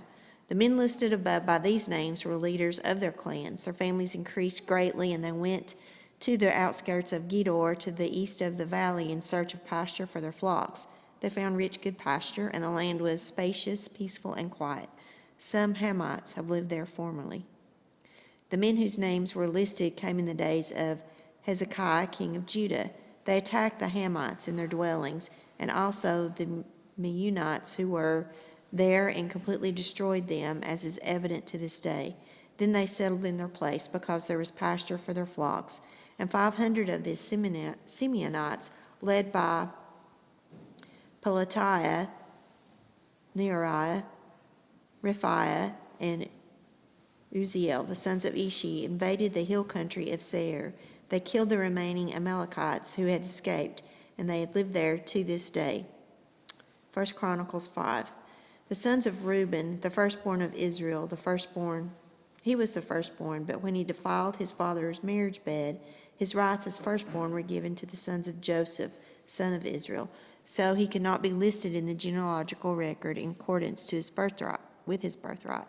And though Judah was the strongest of his brothers, and a ruler came from him, the rights of the firstborn belonged to Joseph. The sons of Reuben, the firstborn of Israel: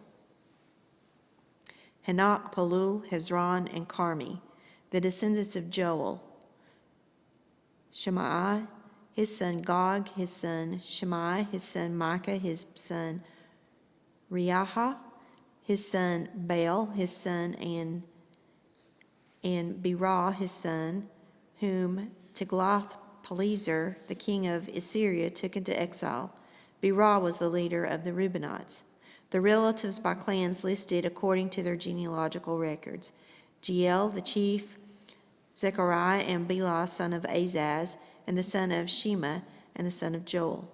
They settled in the area from Aroer to Nebo and Baal Meon. To the east, they occupied the land up to the edge of the desert that extends to the Euphrates River, because their livestock had increased in Gilead. During Saul's reign, they waged war against the Hagrites, who were defeated at their hands. They occupied the dwellings of the Hagrites throughout the entire region east of the Gilead. The Gadites lived next to them in Bashan as far as Salekah. Joel was the chief, and Shapham the second, and then Janai and Shaphat and Bashan. Their relatives by families were Michael, Meshullam, Sheba, Jorai, Jachan, Zia, and Eber, 7 in all. These were the sons of Abihail, son of Huri, the son of Jorah, the son of Gilead, the son of Michael, the son of Jeshishai, the son of Jadu, the son of Buz. Ahi, son of Abdiel, the son of Guni, was head of their family. The Gadites lived in Gilead and Bashan and its outlying villages, and all on the pasture lands of Sharon as far as they extended. All of these were entered in the genealogical records during the reigns of Jotham, king of Judah, and Jeroboam, king of Israel. The Reubenites and the Gadites and the half-tribe of Manasseh, 44,760 men ready for military service, able-bodied men who could handle shield and sword, who could use a bow, and who were trained for battle. They waged war against the Hagrites, Jetur, Nephish, and Nodab, and they were helped in fighting them, and God delivered the Hagrites and all their allies into their hands. Because they cried out to him during the battle, he answered their prayers because they trusted in him. They seized the livestock of the Hagrites, 50,000 camels, 250,000 sheep, and 2,000 donkeys. They also took 100,000 people captive. Wow. And many others fell slain because the battle was God's, and they occupied the land until exile. The people of the half-tribe of Manasseh were numerous. They settled in the land from Bashan to Baal Hermon, that is, to Sinir. These were the heads of their families: Epher, Ishi, Eliel, Azriel, Jeremiah, Hodavah, and Jadiel. They were brave warriors, famous men, and heads of their families, but they were unfaithful to the God of their ancestors and prostituted themselves to the gods of the peoples of the land, who God had destroyed before them. So the God of Israel stirred up the spirit of Pul, king of Assyria, that is, Tiglath-Pileser, king of Assyria, who took the Reubenites and Gadites and half the tribe of Manasseh into exile. He took them to Hala, Habor, Hara, and the river of Gozan, where they were to this day. 1 Chronicles 6.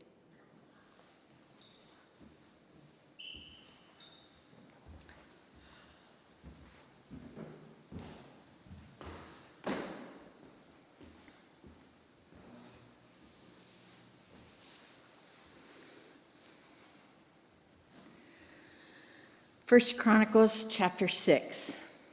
The sons of Levi: Gershon, Kohath, and Merari.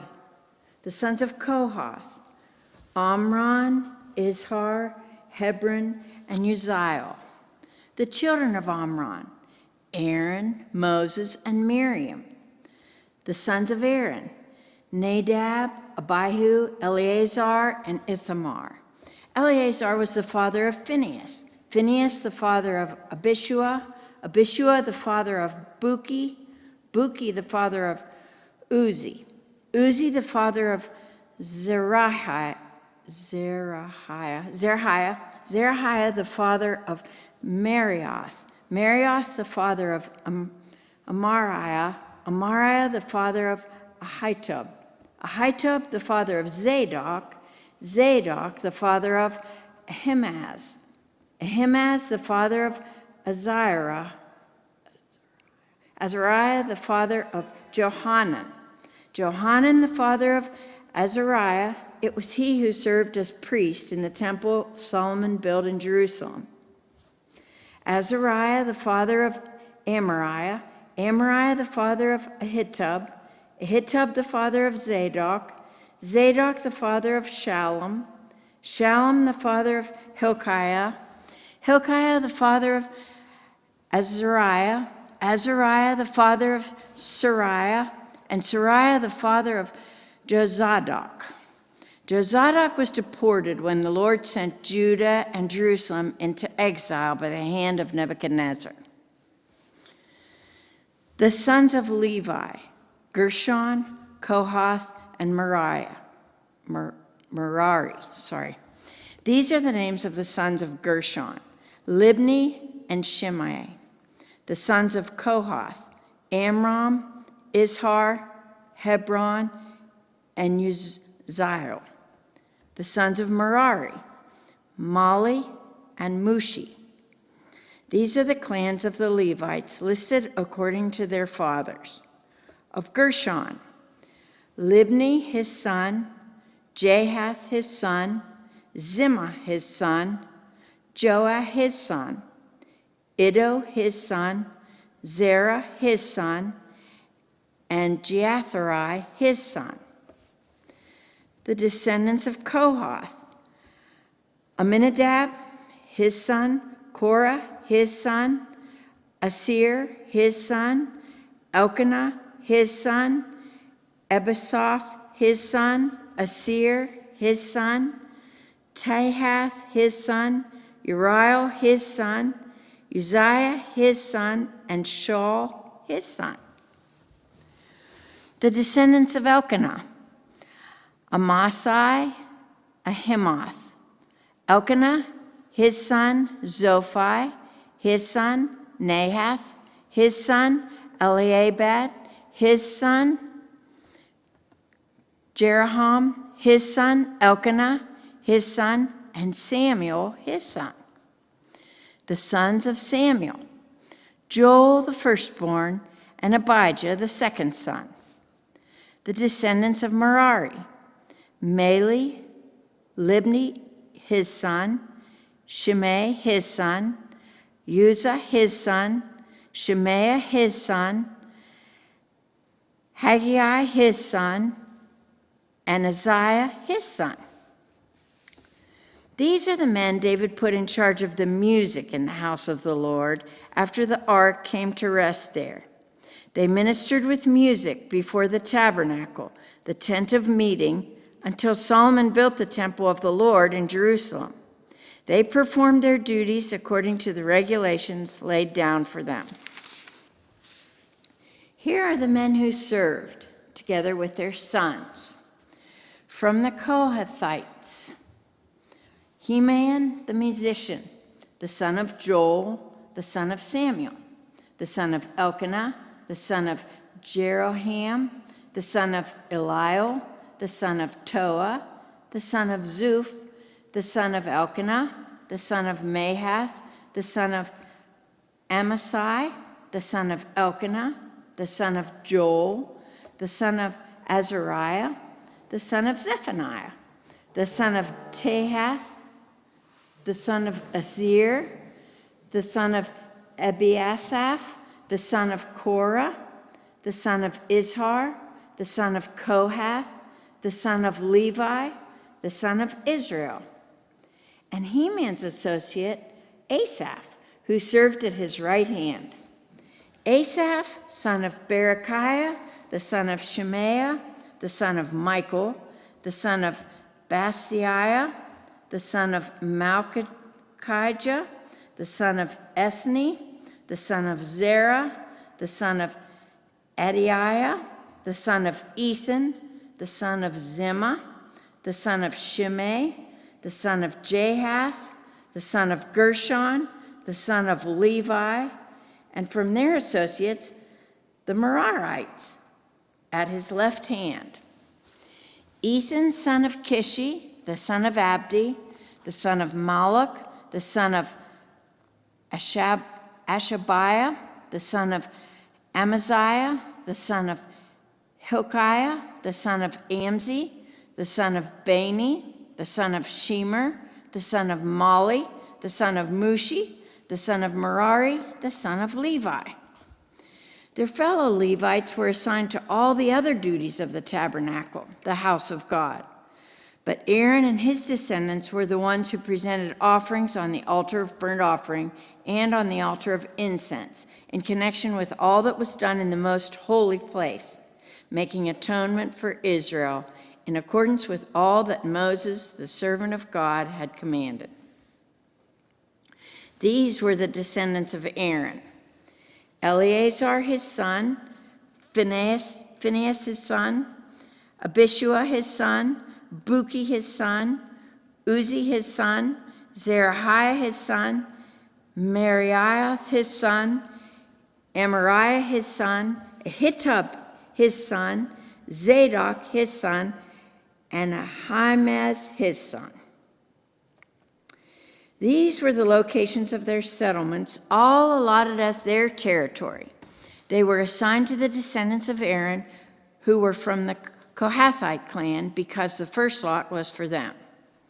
They were given Hebron in Judah with its surrounding pasture lands, but the fields and villages around the city were given to Caleb, son of Jephunneh.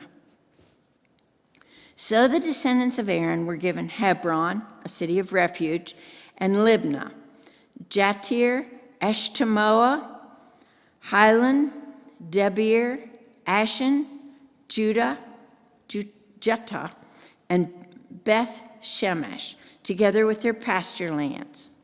And from the tribe of Benjamin they were given Gibeon, Geba, Alameth, and Anathoth, together with their pasture lands. The total number of towns distributed among the Kohathite clans came to 13. The rest of Kohath's descendants were allotted 10 towns from the clans of half the tribe of Manasseh. The descendants of Gershon, clan by clan, were allotted 13 towns from the tribes of Issachar, Asher, and Naphtali, and from the part of the tribe of Manasseh that is in Bashan. The descendants of Merari, clan by clan, were allotted 12 towns from the tribes of Reuben, Gad, and Zebulun. So the Israelites gave the Levites these towns and their pasture lands. From the tribes of Judah, Simeon, and Benjamin, they allotted the previously named towns. Some of the Kohathite clans were given as their territory towns from the tribe of Ephraim. In the hill country of Ephraim, they were given Shechem, a city of refuge, and Gezer, Jokmeam, Beth-horon, Aijalon, and Gath-rimmon, together with their pasture lands. And from half the tribe of Manasseh, the Israelites gave Aner and Bileam, together with their pasture lands, to the rest of the Kohathite clans. The Gershonites received the following. From the clan of the half-tribe of Manasseh, they received Golan in Bashan and also Ashtaroth, together with their pasture lands. From the tribe of Issachar, they received Kedesh, Daberath, Ramoth, and Anam, together with their pasture lands. From the tribe of Asher, they received Mashal, Abdon, Hukok, and Rehob, together with their pasture lands. And from the tribe of Naphtali, they received Kedesh in Galilee, Hammon, and Kiratham, together with their pasture lands. The Merarites, the rest of the Levites, received the following. From the tribe of Zebulun, they received Jokneam, Kartah, Ramano, and Tabor, along with their pasture lands. From the tribe of Reuben, across the Jordan, east of Jericho, they received Bezer in the wilderness, Jaza, Kedemoth, and Mephoth, together with their pasture lands. And from the tribe of Gad, they received Ramoth in Gilead, Mahanaim, Heshbon, and Jazer, together with their pasture lands. 1 Chronicles chapter 7. The sons of Issachar: Tola, Puah, Jashub, and Shimron, 4 in all. The sons of Tola: Uzi, Raphiah, Jeriel, Jamie, Ibsam, and Samuel, heads of their families. During the reign of David, the descendants of Tola, listed as fighting men in their genealogy, numbered 22,600. The son of Uzi, Izrahiah. The sons of Izrahiah: Michael, Obadiah, Joel, and Ishiah. All 5 of them were chiefs. According to their family genealogy, they had 36,000 men ready for battle, for they had many wives and children. The relatives who were fighting men belonging to all the clans of Issachar, as listed in their genealogy, were 87,000 in all. The 3 sons of Benjamin: Bela, Becher, and Jediel. The sons of Bela: Esbon, Uzi, Uzziel, Jeremoth, and Eri, heads of families, 5 in all. Their genealogical record listed 22,034 fighting men. The sons of Becher: Zemira, Joash, Eleazar, Elionai, Omri, Jeremoth, Abijah, Anathoth, and Alameth. All these were the sons of Becher. Their genealogical record listed the heads of families and 20,200 fighting men. The sons of Jediel: Bilhan, the son of Jediel, he was just one. The sons of Bilhan: Jeush, Benjamin, Ehud, Kenana, Zethan, Tarshish, and Ahishahar. All these sons of Jediel were heads of families.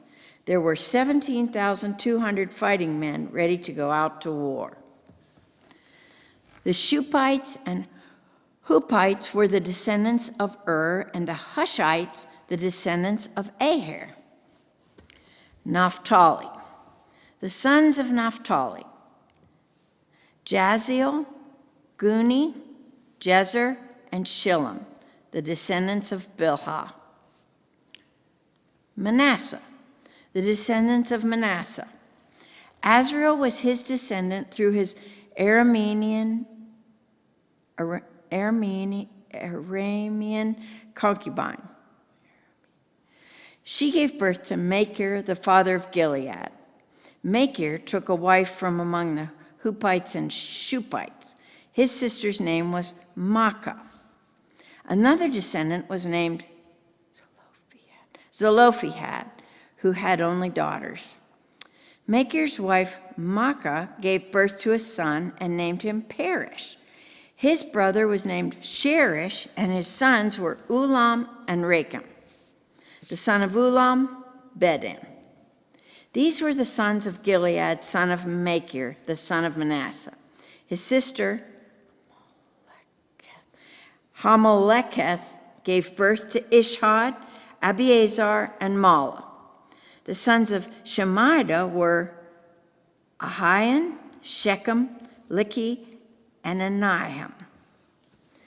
Ephraim. The descendants of Ephraim: Shuthelah, Bered his son, Tahath his son, Eliadad his son. Tahath his son, Zabad his son, and Shuthelah his son. Ezer and Eliad were killed by the native-born men of Gath when they went down to seize their livestock. Their father, Ephraim, mourned for them many days, and his relatives came to comfort him. Then he made love to his wife again, and she became pregnant and gave birth to a son. He named him Beriah because there had been misfortune in his family. His daughter was Shira, who built Lower and Upper Beth Horon, as well as Uzan Sherah. Repha was his son, Resheph his son, Telah his son, Tahan his son, Laden his son, Ammihud his son, Elishama his son, Nun his son, and Joshua his son. Their lands and settlements included Bethel and its surrounding villages, Naaran to the east, Gezer and its villages to the west, and Shechem and its villages all the way to Aiah and its villages. Along the borders of Manasseh were Bethshan, Tanakh, Megiddo, and Dor, together with their villages. The descendants of Joseph, son of Israel, lived in these towns. Asher. The sons of Asher: Imnah, Ishva, Ishvi, and Beriah. Their sister was Sarah. The sons of Beriah: Heber and Malchiel, who was the father of Berzaeth. Heber was the father of Jephlet, Shomer, and Hotham, and of their sister Shua. The sons of Japhlet: Pasach, Bimhal, and Ashvath. These were Japhlet's sons. The sons of Shomer: Ahi, Roga, Hubba, and Aram. The sons of his brother Helam, Zophah, Imnah, Shelesh, and Amal. The sons of Zophah, Sua, Harnephir, Shual, Beri, Imrah, Bezer, Hod, Shammah, Shilshah, Ithran, and Bera. The sons of Jether, Zephunah, Pispa, and Ara. The sons of Ulah, Ara, Hanael, and Riziah. All these were descendants of Asher, heads of families, choice men, brave warriors, and outstanding leaders. The number of men ready for battle, as listed in their genealogy, was 26,000. The genealogy of Saul the Benjamite. Benjamin was the father of Bela, his firstborn, Ashbel the second son, Ahara the third, Noha the fourth, and Rapha the fifth. The sons of Bela were Adar, Jerah, Abihud, Abishua, Naaman, Ahoah, Jerah, Shephuphon, and Huram. These were the descendants of Ehud, who were heads of families of those living in Gibeah and were deported to Manahath. Naaman, Ahijah, and Gera, who deported them, and who was the father of Uzzah and Ahihud. Sons were born to Shaharaim in Moab after he had divorced his wives Husham and Bara. By his wife Hodish, he had Jobab, Zibiah, Mesha, Malcolm, Jeuz, Sakiah, and Mirmah. These were his sons, heads of family. By Husham, he had Abitub and Elpaal. The sons of Elpaal, Eber, Misham, Shemet, who built Ono and Lod with its surrounding villages, and Beriah and Shema, who were heads of families of those living in Ajalon and who drove out the inhabitants of Gath. Ahio, Shashak, Jeremoth, Zebediah, Arad, Eder, Michael, Ishpa, and Joha were the sons of Beriah. Zebediah, Meshullam, Hizkah, Heber, Ishmerai, Isliah, and Jobab were the sons of Elpaal. Jacob, Zikra, Zabdi, Elina, Zelethai, Eliel, Adiah, Beriah, and Shimrath were the sons of Shimei. Ishpan, Eber, Eliel, Abdon, Zikri, Hannah, Hananiah, Elam, and Thothijah, Ifdeah, and Peniel were the sons of Shashak. Shamsherai, Shehira, Athaliah, Jerushiah, Elijah, and Zikri were the sons of Jeroham. All these were heads of families, chiefs as listed in their genealogy, and they lived in Jerusalem.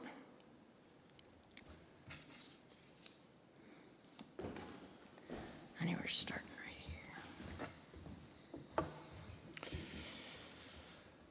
here. Jeiel, the father of Gibeon, lived in Gibeon. His wife's name was Maacah, and his firstborn son was Abdon, followed by Zur, Kish, Baal, Ner, Nahab, Gedor, Ahio, Zeker, and Mikoth, who was the father of Shimeah.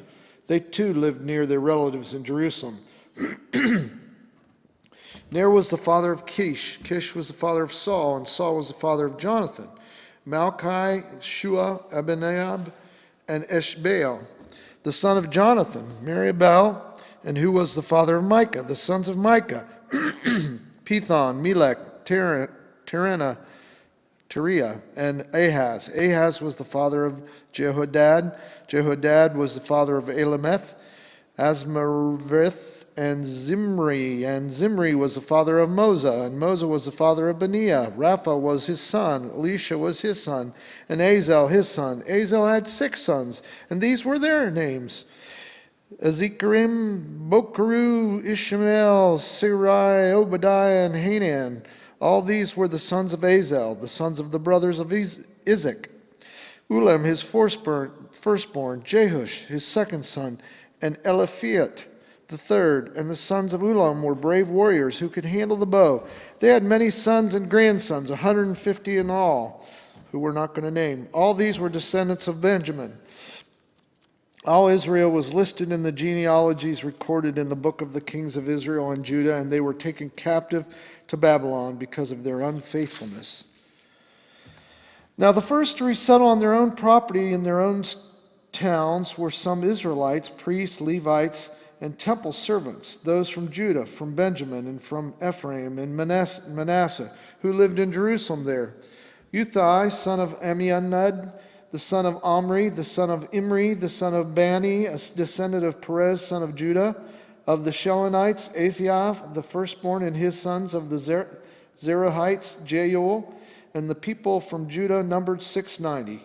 Of the Benjamites, Salu, son of Meshullam, the son of Hodaviah, the son of Hasanua, Abniah, son of Jeroboam, Elah, son of Uzi, the son of Mikri, and Meshullam, son of Shephatiah, the son of Reuel, the son of Ibniajah. The people from Benjamin, as listed in their genealogy, numbered 956. All these men were heads of families. Of the priest, Jedediah, Jeroiarib, Jachin, Azariah, son of Hilkiah, son of Meshullam, the son of Zadok, the son of Marioth, the son of Ahutub, the official in charge of the house of God. Adiah, son of Jeroam, and the son of Pashur, the son of Malchijah, and Masai, son of Adiel, son of Jahzerah, the son of Meshullam, the son of Meshilemeth, the son of Immer. The priests, who were heads of families, numbered 1,760. They were able men responsible for ministering in the house of God.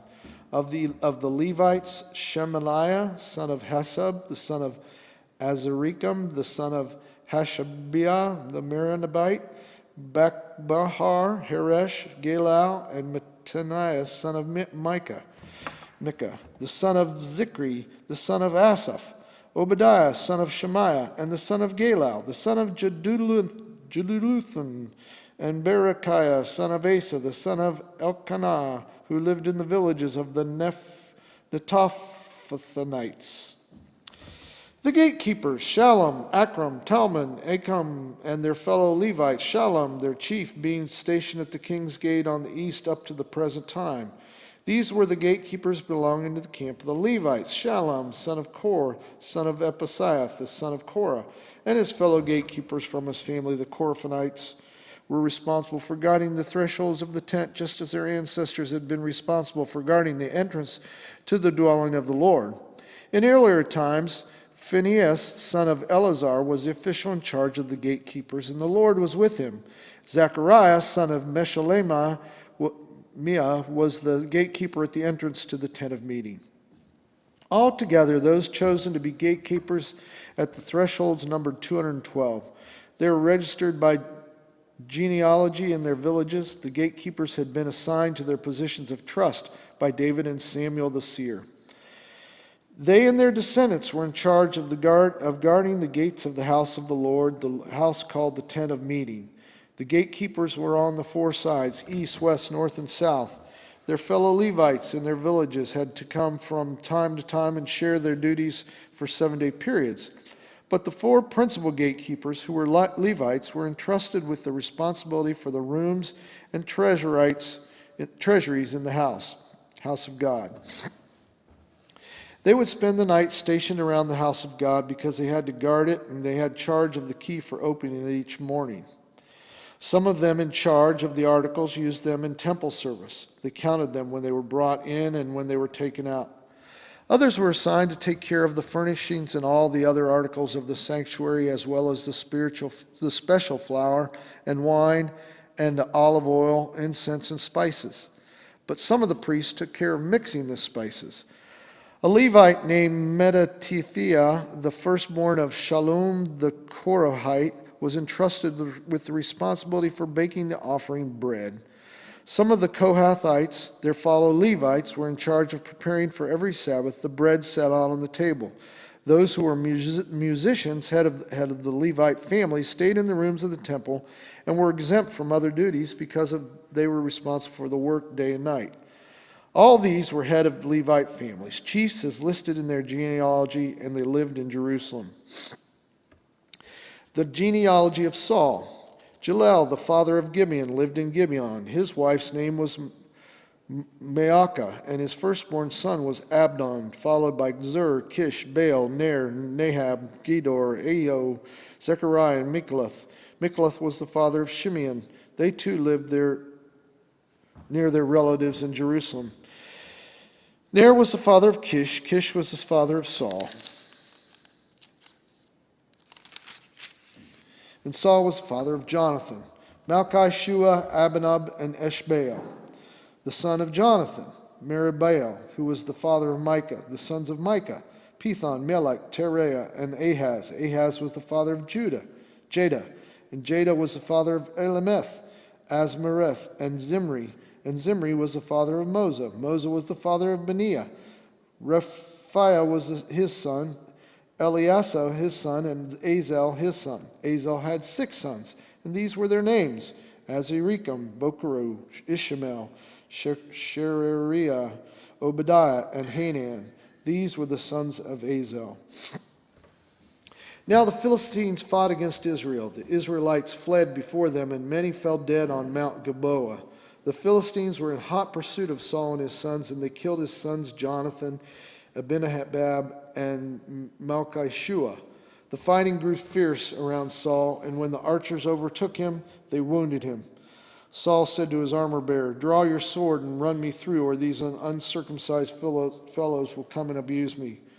But his armor-bearer was terrified and would not do it. So Saul took his own sword and fell on it.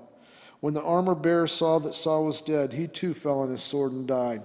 So Saul and his 3 sons died, and all his house died together. When all the Israelites in the valley saw that the army had fled and that Saul and his sons had died, they abandoned their towns and fled. And the Philistines came and occupied them.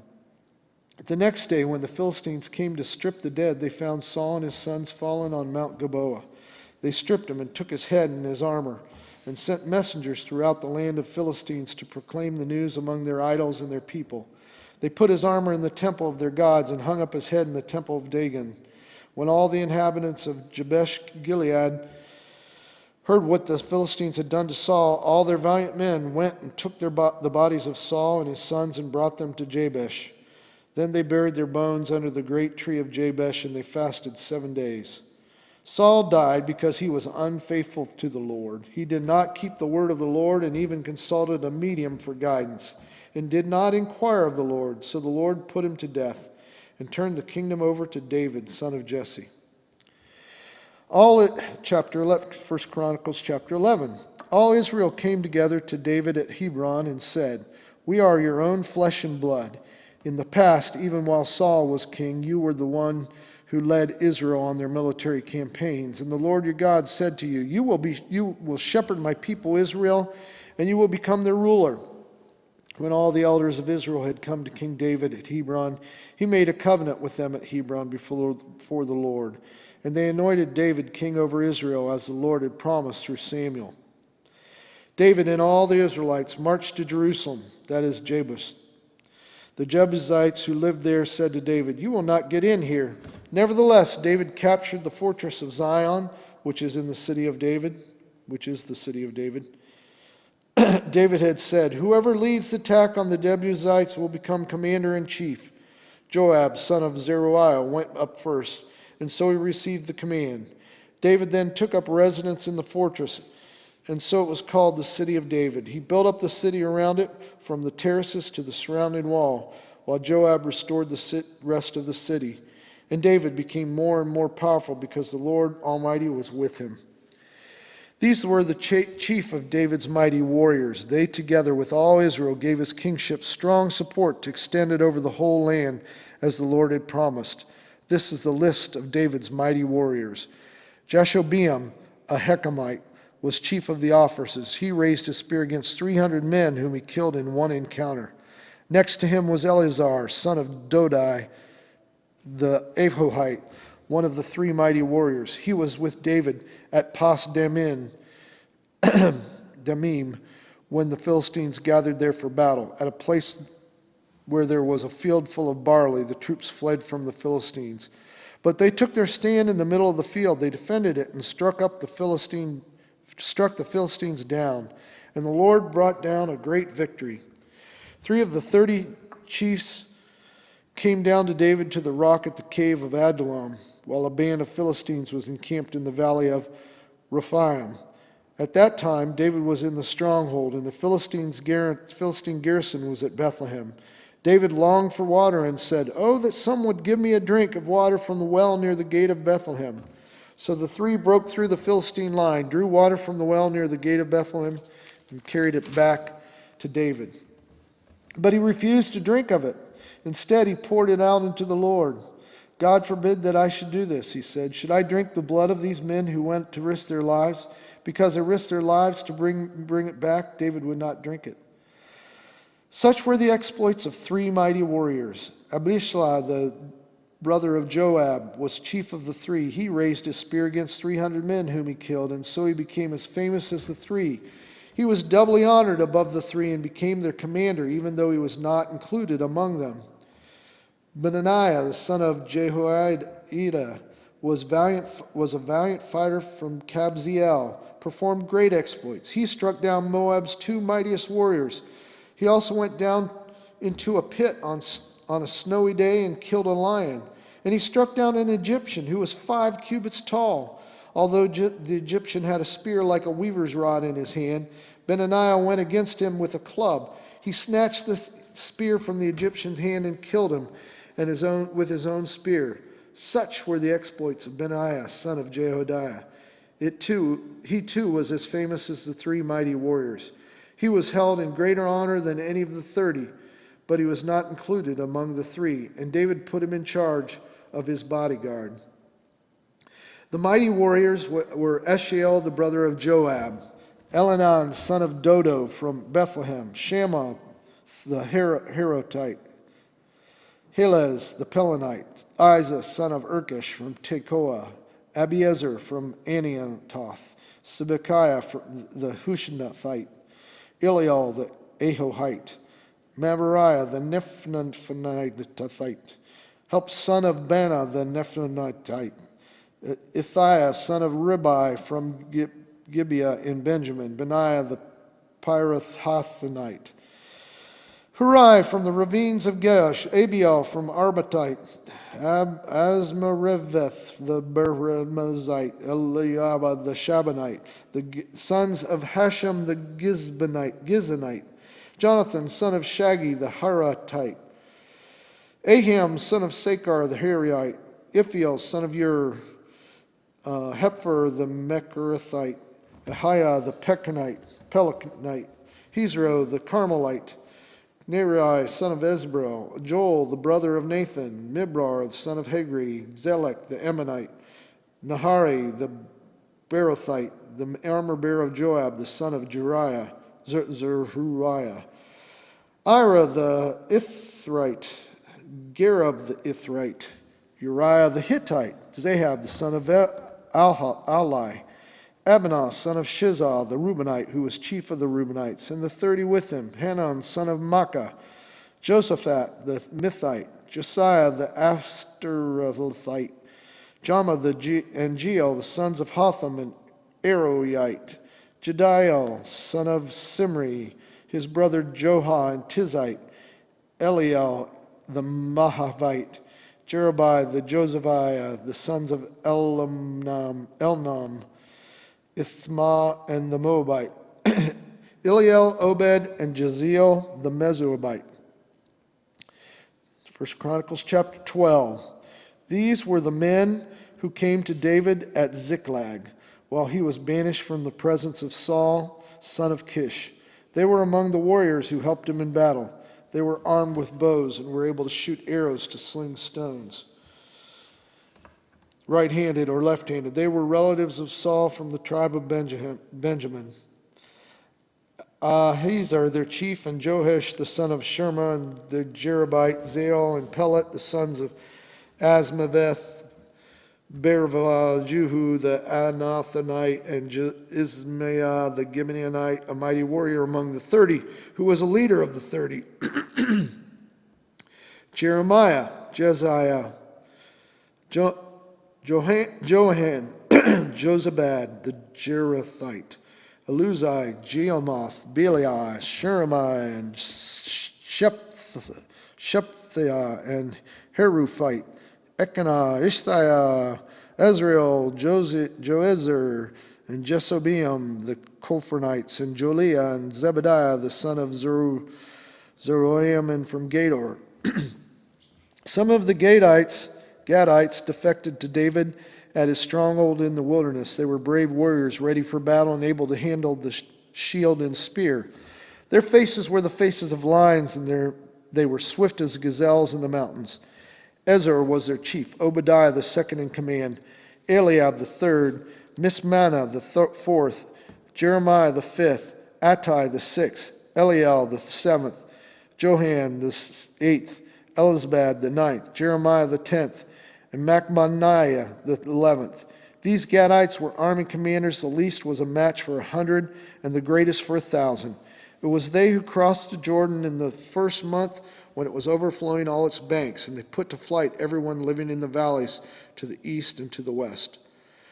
Other Benjamites and some men from Judah also came to David in his stronghold. David went out to meet them and said to them, "If you've come to me in peace to help me, I'm ready for you to join me.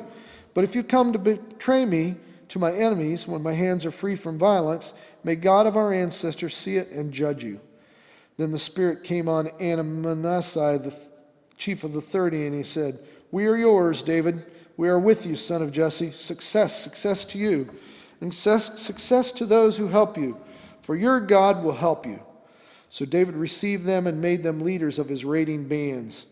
Some of the tribes of Manasseh defected to David when he went with the Philistines to fight against Saul. He and his men did not help the Philistines because after consultation their rulers sent them away. They said, "It will cost us our heads if he deserts us to his master Saul." When David went to Ziklag, these were the men of Manasseh who defected to him: Abna, Jozahad, Jediel, Michael, Jehozabad, Elihu, Ziliethel, leaders of units of 1,000 in Manasseh. They helped David against raiding bands, for all of them were brave warriors, and they were commanders in his army. Day after day, men came to help David until he had a great army like the army of God. These are the numbers of the men armed for battle who came to David at Hebron to turn Saul's kingdom over to him, as the Lord had said. From Judah, carrying shield and spear, 6,800 armed men for battle. From Simeon, warriors ready for battle, 7,100. From Levi, 4,600, including Jehoiada, leader of the family of Aaron, and 3,700 men. And Zadok, a brave young warrior with 22 officers from his family. From Benjamin, Saul's tribe, 3,000, most of whom remained loyal to Saul's house until then. From Ephraim, brave warriors, famous in their own clans, 20,800.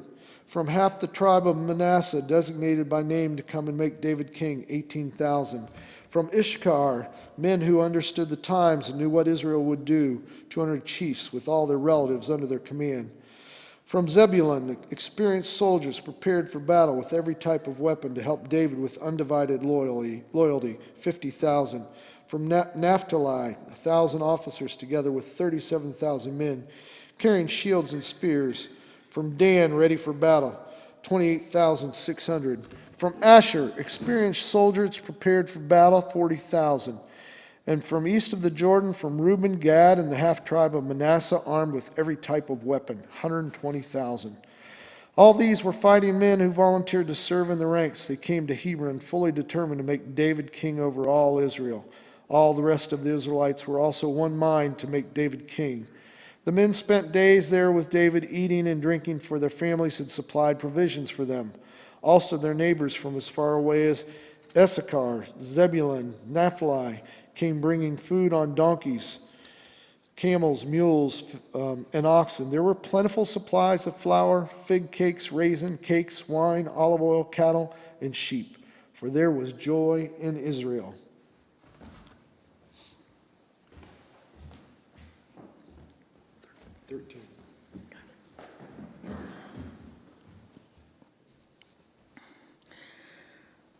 First Chronicles chapter 13. David conferred with each of his officers, the commanders of thousands and commanders of hundreds.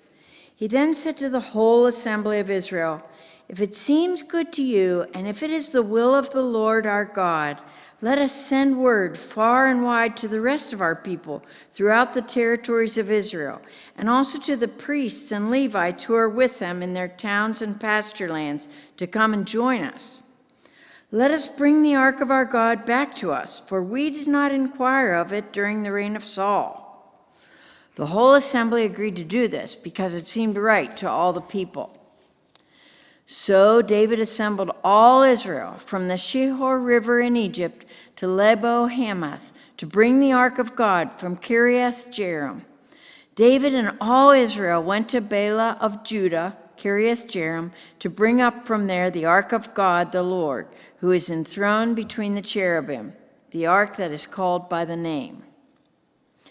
They moved the ark of God from Abinadab's house on a new cart with Uzzah and Ahio guiding it.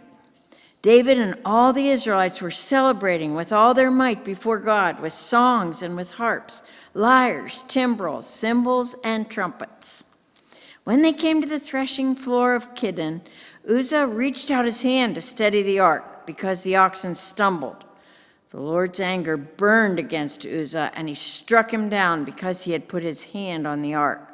So he died there before God. Then David was angry because the Lord's wrath had broken out against Uzzah, and to this day that place is called Perez Uzzah. David was afraid of God that day and asked, "How can I ever bring the ark of God to me?" He did not take the ark to be with him in the city of David. Instead, he took it to the house of Obed-Edom the Gittite. The ark of God remained with the family of Obed-Edom in his house for 3 months, and the Lord blessed his household and everything he had. First Chronicles chapter 14. Now Hiram, king of Tyre, sent messengers to David, along with cedar logs, stonemasons, and carpenters, to build a palace for him. And David knew that the Lord had established him as king over Israel, and that his kingdom had been highly exalted for the sake of his people Israel. In Jerusalem, David took more wives and became the father of more sons and daughters.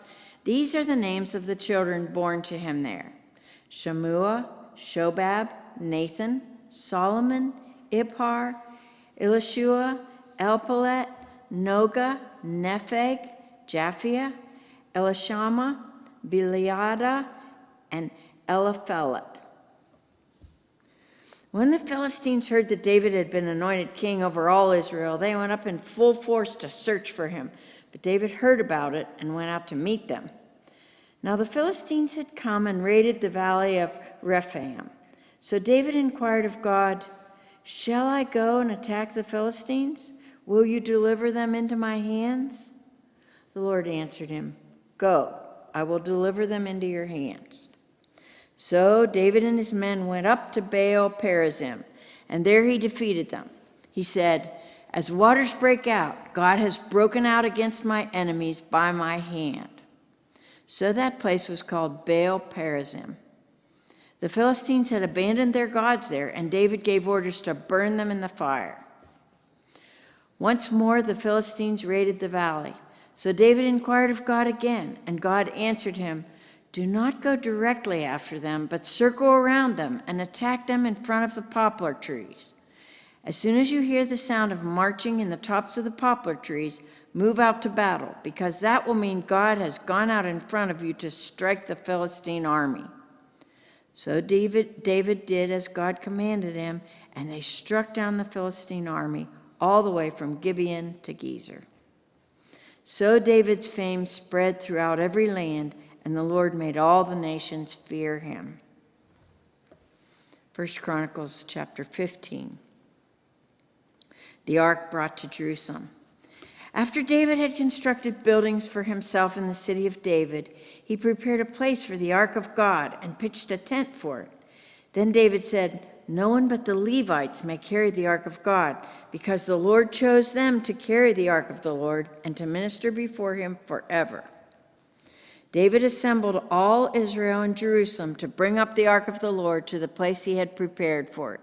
He called together the descendants of Aaron and the Levites. From the descendants of Kohath, Uriel the leader and 120 relatives. From the descendants of Merari, Isaiah the leader and 220 relatives. From the descendants of Gershon, Joel the leader and 130 relatives. From the descendants of Elizaphan, Shemaiah the leader and 200 relatives. From the descendants of Hebron, Eliel the leader and 80 relatives. From the descendants of Uzziel, Aminadab the leader and 112 relatives. Then David summoned Zadok and Abiathar the priests, and Uriel, Asaiah, Joel, Shemaiah, Eliel, and Aminadab the Levites. He said to them, "You are the heads of the Levitical families. You and your fellow Levites are to consecrate yourselves and bring up the ark of the Lord, the God of Israel, to the place I have prepared for it. It was because you, the Levites, did not bring it up the first time that the Lord our God broke out in anger against us. We did not inquire of him about how to do it in the prescribed way." So the priests and Levites consecrated themselves in order to bring up the ark of the Lord, the God of Israel. And the Levites carried the ark of God with the poles on their shoulders, as Moses had commanded in accordance with the word of the Lord. David told the leaders of the Levites to appoint their fellow Levites as musicians to make a joyful sound with musical instruments, lyres, harps, and cymbals. So the Levites appointed Heman, son of Joel, from his relatives Asaph, son of Berechiah, and from their relatives the Merarites, Ethan, son of Cushiah, and with them their relatives next in rank, Zechariah, Jaziel, Shemaramoth, Jehiel, Uni, Eliab, Benaiah, Messiah, Mattathiah, Eliphalihu, Micniah, Obed-Edom, and Jael, the gatekeepers. The musicians Heman, Asaph, and Ethan were to sound the bronze cymbals. Zechariah, Jaziel, Shemaramoth, Jehiel, Uni, Eliabab, Messiah, and Benaiah were to play the lyres according to Alamoth. And Mattathiah, Eliphalihu, Micniah, Obed-Edom, Jael, and Azaziah were to play the harps, directed according to Sheminith. Kenaniah, the head Levite, was in charge of the singing. That was his responsibility because he was skillful at it. Berechiah and Elkanah were to be doorkeepers for the ark. Shebaniah, Joshaphat, Nathaniel, Amasiah, Zechariah, Benaiah, and Eleazar the priests were to blow trumpets before the ark of God. Obed-Edom and Jehiel were also to be doorkeepers for the ark. So David and the elders of Israel and the commanders of units of 1,000 went to bring up the ark of the covenant of the Lord from the house of Obed-Edom with rejoicing. Because God had helped the Levites who were carrying the Ark of the Covenant of the Lord, 7 bulls and 7 rams were sacrificed. Now David was clothed in a robe of fine linen, as were all the Levites who were carrying the ark, and as were the musicians, and Kenaniah, who was in charge of the singing of the choirs. David also wore a linen ephod. So all Israel brought up the ark of the covenant of the Lord with shouts, with the sounding of ram's horns and trumpets, and of cymbals, and the playing of lyres and harps. As the ark of the covenant of the Lord was entering the city of David, Michal, daughter of Saul, watched from a window. And when she saw King David dancing and celebrating, she despised him in her heart. 1 Chronicles chapter 16. They brought the ark of God and set it inside the tent that David had pitched for it, and they presented burnt offerings and fellowship offerings before God. After David had finished sacrificing the burnt offerings and fellowship offerings, he blessed the people in the name of the Lord. Then he gave a loaf of bread, a cake of dates, and a cake of raisins to each Israelite man and woman. He appointed some of the Levites to minister before the ark of the Lord, to extol, thank, and praise the Lord, the God of Israel.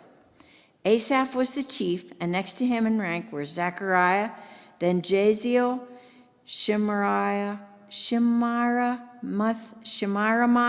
Jehiel, Mattithiah, Eliabab, Benaiah, Obed-Edom, and Jael. They were to play the lyres and harps. Asaph was to sound the cymbals, and Benaiah and Jehaziel the priests were to blow the trumpets regularly before the ark of the covenant of God. That day, David first appointed Asaph and his associates to give praise to the Lord in this manner. Give praise to the Lord, proclaim his name, make known among the nations what he has done. Sing to him, sing praise to him, tell of all his wonderful acts. Glory in his holy name. Let the hearts of those who seek the Lord rejoice. Look to the Lord and his strength. Seek his face always. Remember the wonders he has done, his miracles, and the judgments he pronounced. You, his servants, the descendants of Israel, his chosen ones, the children of Jacob. He is the Lord our God. His judgments are in all the earth. He remembers his covenant forever, the promise he made for 1,000 generations, the covenant he made with Abraham, the oath he swore to Isaac. He confirmed it to Jacob as a decree, to Israel as an everlasting covenant. To you I will give the land of Canaan as the portion you will inherit. When they were but few in number, few indeed, and strangers in it, they wandered from nation to nation, from one kingdom to another. He allowed no one to oppress them. For their sake he rebuked kings. Do not touch my anointed ones. Do my prophets no harm. Sing to the Lord, all the earth. Proclaim his salvation day after day. Declare his glory among the nations, his marvelous deeds among all peoples. For great is the Lord, and most worthy of praise. He is to be feared above all gods. For all the gods of the nations are idols, but the Lord made the heavens. Splendor and majesty are before him. Strength and joy are in his dwelling place. Ascribe to the Lord, all you families of nations. Ascribe to the Lord glory and strength. Ascribe to the Lord the glory due his name. Bring an offering and come before him. Worship the Lord in the splendor of his holiness. Tremble before him, all the earth. The world is firmly established. It cannot be moved. Let the heavens rejoice. Let the earth be glad. Let them say among the nations, the Lord reigns. Let the sea resound and all that is in it. Let the fields be jubilant and everything in them. Let the trees of the forest sing. Let them sing for joy before the Lord, for he comes to judge the earth. Give thanks to the Lord, for he is good. His love endures forever. Cry out, save us, God our Savior. Gather us and deliver us from the nations. that we may give thanks to your holy name and glory in your praise. Praise be to the Lord, the God of Israel, from everlasting to everlasting." Then all the people said, "Amen," and praise the Lord. David left Asaph and his associates before the Ark of the Covenant of the Lord to minister there regularly, according to each day's requirements. He also left Obed-Edom and his 68 associates to minister with them. Obed-Edom, son of Jeduthun, and also Hosah were gatekeepers. David left Zadok the priest and his fellow priests before the tabernacle of the Lord at the high place in Gibeon to present burnt offerings to the Lord on the altar of burnt offering regularly, morning and evening, in accordance with everything written in the law of the Lord, which he had given Israel. With them were Heman and Jeduthun and the rest of those chosen and designated by name to give thanks to the Lord, for his love endures forever. Heman and Jeduthun were responsible for the sounding of the trumpets and cymbals, and for the playing of the other instruments for sacred song. The sons of Jeduthun were stationed at the gate. Then all the people left, each for their own home, and David returned home to bless his family. 1 Chronicles chapter 17. After David was settled in his palace, he said to Nathan the prophet, "Here I am, living in a house of cedar, while the ark of the covenant of the Lord is under a tent." Nathan replied to David, "Whatever you have in mind, do it, for God is with you." But that night the word of God came to Nathan, saying, "Go and tell my servant David, this is what the Lord says. You are not the one to build me a house to dwell in. I have not dwelt in a house from the day I brought Israel up out of Egypt to this day. I have moved from one tent site to another, from one dwelling place to another. Wherever I have moved with all the Israelites, did I ever say to any of their leaders whom I commanded to shepherd my people, 'Why have you not built me a house of cedar?' Now then, tell my servant David, this is what the Lord Almighty says. I took you from the pasture, from tending the flock, and appointed you ruler over my people Israel. I have been with you wherever you have gone, and I have cut off all your enemies from before you. Now I will make your name like the names of the greatest men on earth, and I will provide a place for my people Israel and will plant them so that they can have a home of their own and no longer be disturbed. Wicked people will not oppress them anymore, as they did at the beginning and have done ever since the time I appointed leaders over my people Israel. I will also subdue all your enemies. I declare to you that the Lord will build a house for you. When your days are over and you go to be with your ancestors, I will raise up your offspring to succeed you, one of your own sons, and I will establish his kingdom. He is the one who will build a house for me, and I will establish his throne forever. I will be his father, and he will be my son. I will never take my love away from him as I took it away from your predecessor.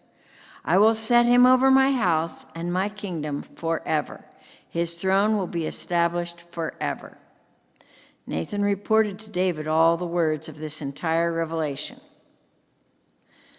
Then King David went in and sat before the Lord and said, "Who am I, Lord God, and what is my family that you have brought me this far?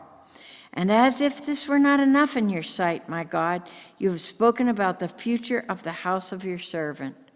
You, Lord God, have looked on me as though I were the most exalted of men. What more can David say to you for honoring your servant? For you know your servant, Lord. For the sake of your servant and according to your will, you have done this great thing and made known all these great promises. There is no one like you, Lord, and there is no God but you, as we have heard with our own ears. And who is like your people Israel, the one nation on earth whose God went out to redeem a people for himself and to make a name for yourself and to perform great and awesome wonders by driving out nations from before your people, whom you redeemed from Egypt. You made your people Israel your very own forever, and you, Lord, have become their God.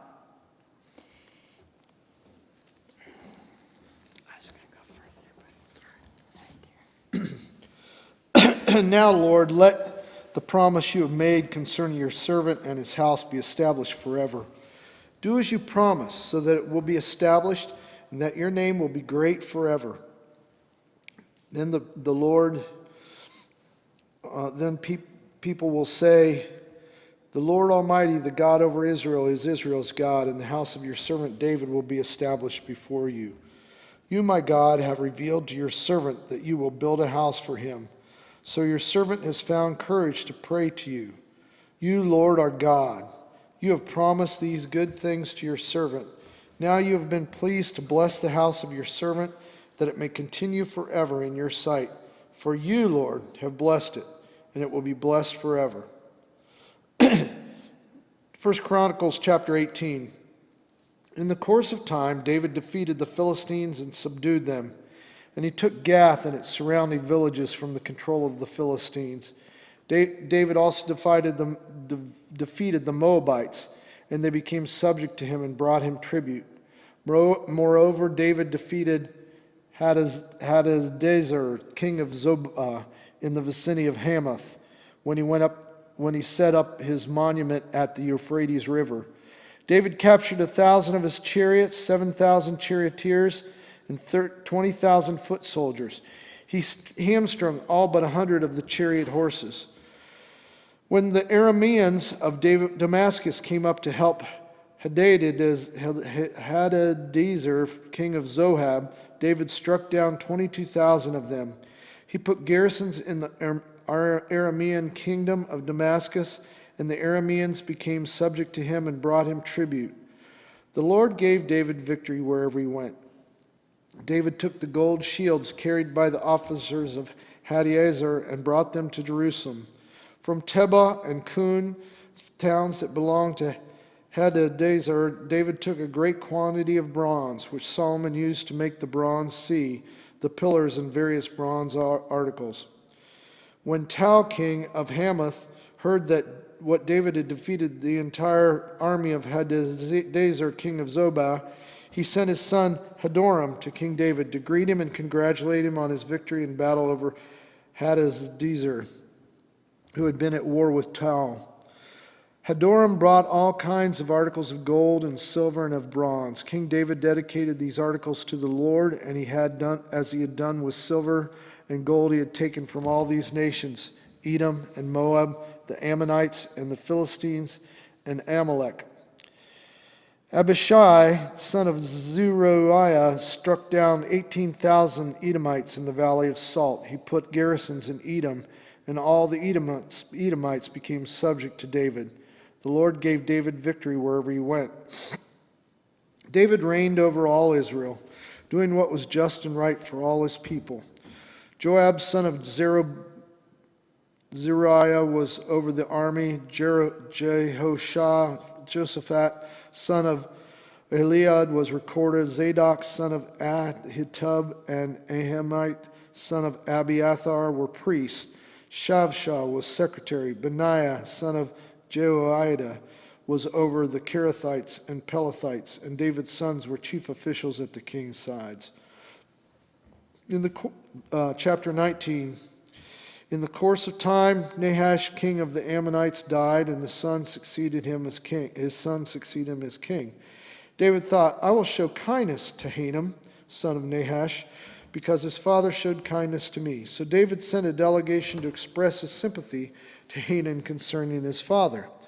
Once David's envoys came to Hanun in the land of the Ammonites to express sympathy to him, the Ammonite commanders said to Hanun, do you think David is honoring your father by sending envoys to you to express sympathy? Haven't his envoys come only to explore and spy out the country and overthrow it? So Hanun seized David's envoys, shaved them, cut off their garments at the buttocks, and sent them away. When someone came and told David about the men, he sent messengers to meet them, for they were greatly humiliated. The king said, stay at Jericho till your beards have grown, and then come back. When the Ammonites realized that they had become obnoxious to David, Hanun and the Ammonites sent 1,000 talents of silver to hire chariots and charioteers from Aram Naharaim, Aram, Melaka, Maacah, and Zobah. They hired 32,000 chariots and charioteers as well from the kingdom of Mahak with his troops, who came and camped near Medeba, while the Ammonites were mustered from their towns and moved out for battle. On hearing this, David sent Joab out with his entire army of fighting men. The Amorites came out and drew up in battle formation at the entrance to their city, while the kings who had come were by themselves in the open country. Joab saw that there were battle lines in front of him and behind him, so he selected some of his best troops in Israel and deployed them against the Arameans. He put the rest of his men under the command of Abishai, his brother, and they were deployed against the Ammonites. Joab said, "If the Arameans are too strong for me, then you are to rescue me. But if the Ammonites are too strong for you, then I will rescue you. Be strong, and let us fight bravely for our people and the cities of our God. The Lord will do what is good in his sight." Then Joab and the troops with him advanced to fight the Arameans, and they fled before him. When the Ammonites realized that the Arameans were fleeing, they too fled before his brother Abishai, and went inside the city. So Joab went back to Jerusalem. After the Arameans saw that they had been routed of Israel, they sent messengers and had Arameans brought from beyond the Euphrates River, with Shophath, the commander of Hadadezer's army, leading them.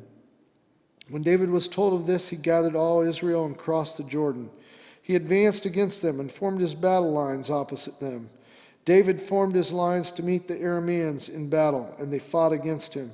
But they fled before Israel, and David killed 7,000 of their charioteers and 40,000 of their foot soldiers. He also killed Shophak, the commander of their army. When the vassals of Hadadezer saw that they had been routed by Israel, they made peace with David and became subject to him. So the Arameans were not willing to help the Ammonites anymore. 1 Chronicles chapter 20. In the spring, at the time when kings go off to war, Joab led out the armed forces. He laid waste the land of the Ammonites and went to Rabbah and besieged it. But David remained in Jerusalem. Joab attacked Rabbah and left it in ruins. David took the crown from the head of their king. Its weight was found to be a talent of gold, and it was set with precious stones, and it was placed on David's head. He took a great quantity of plunder from the city and brought out the people who were there, consigning them to labor with saws and with iron picks and axes. David did this to the Ammonite towns. Then David and the entire army returned to Jerusalem. In the course of time, war broke out with the Philistines at Gezer. At that time, Sibbecai, the Hushathite, killed Siplah, one of the descendants of the Rephaites, and the Philistines were subjugated. In another battle with the Philistines, Elihan, son of Jair, killed Lami, the brother of Goliath, the Gittite, who had a spear with a shaft like a weaver's rod. In still another battle which took place at Gath, there was a huge man with 6 fingers on each hand and 6 toes on each foot, 24 in all. He was also descended from Rapha. When he taunted Israel, Jonathan, son of Shemiah, David's brother, killed him. These were descendants of Rapha and Gath, and they fell at the hands of David and his men.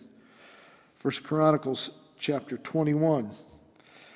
Satan rose up against Israel and incited David to take a census of Israel.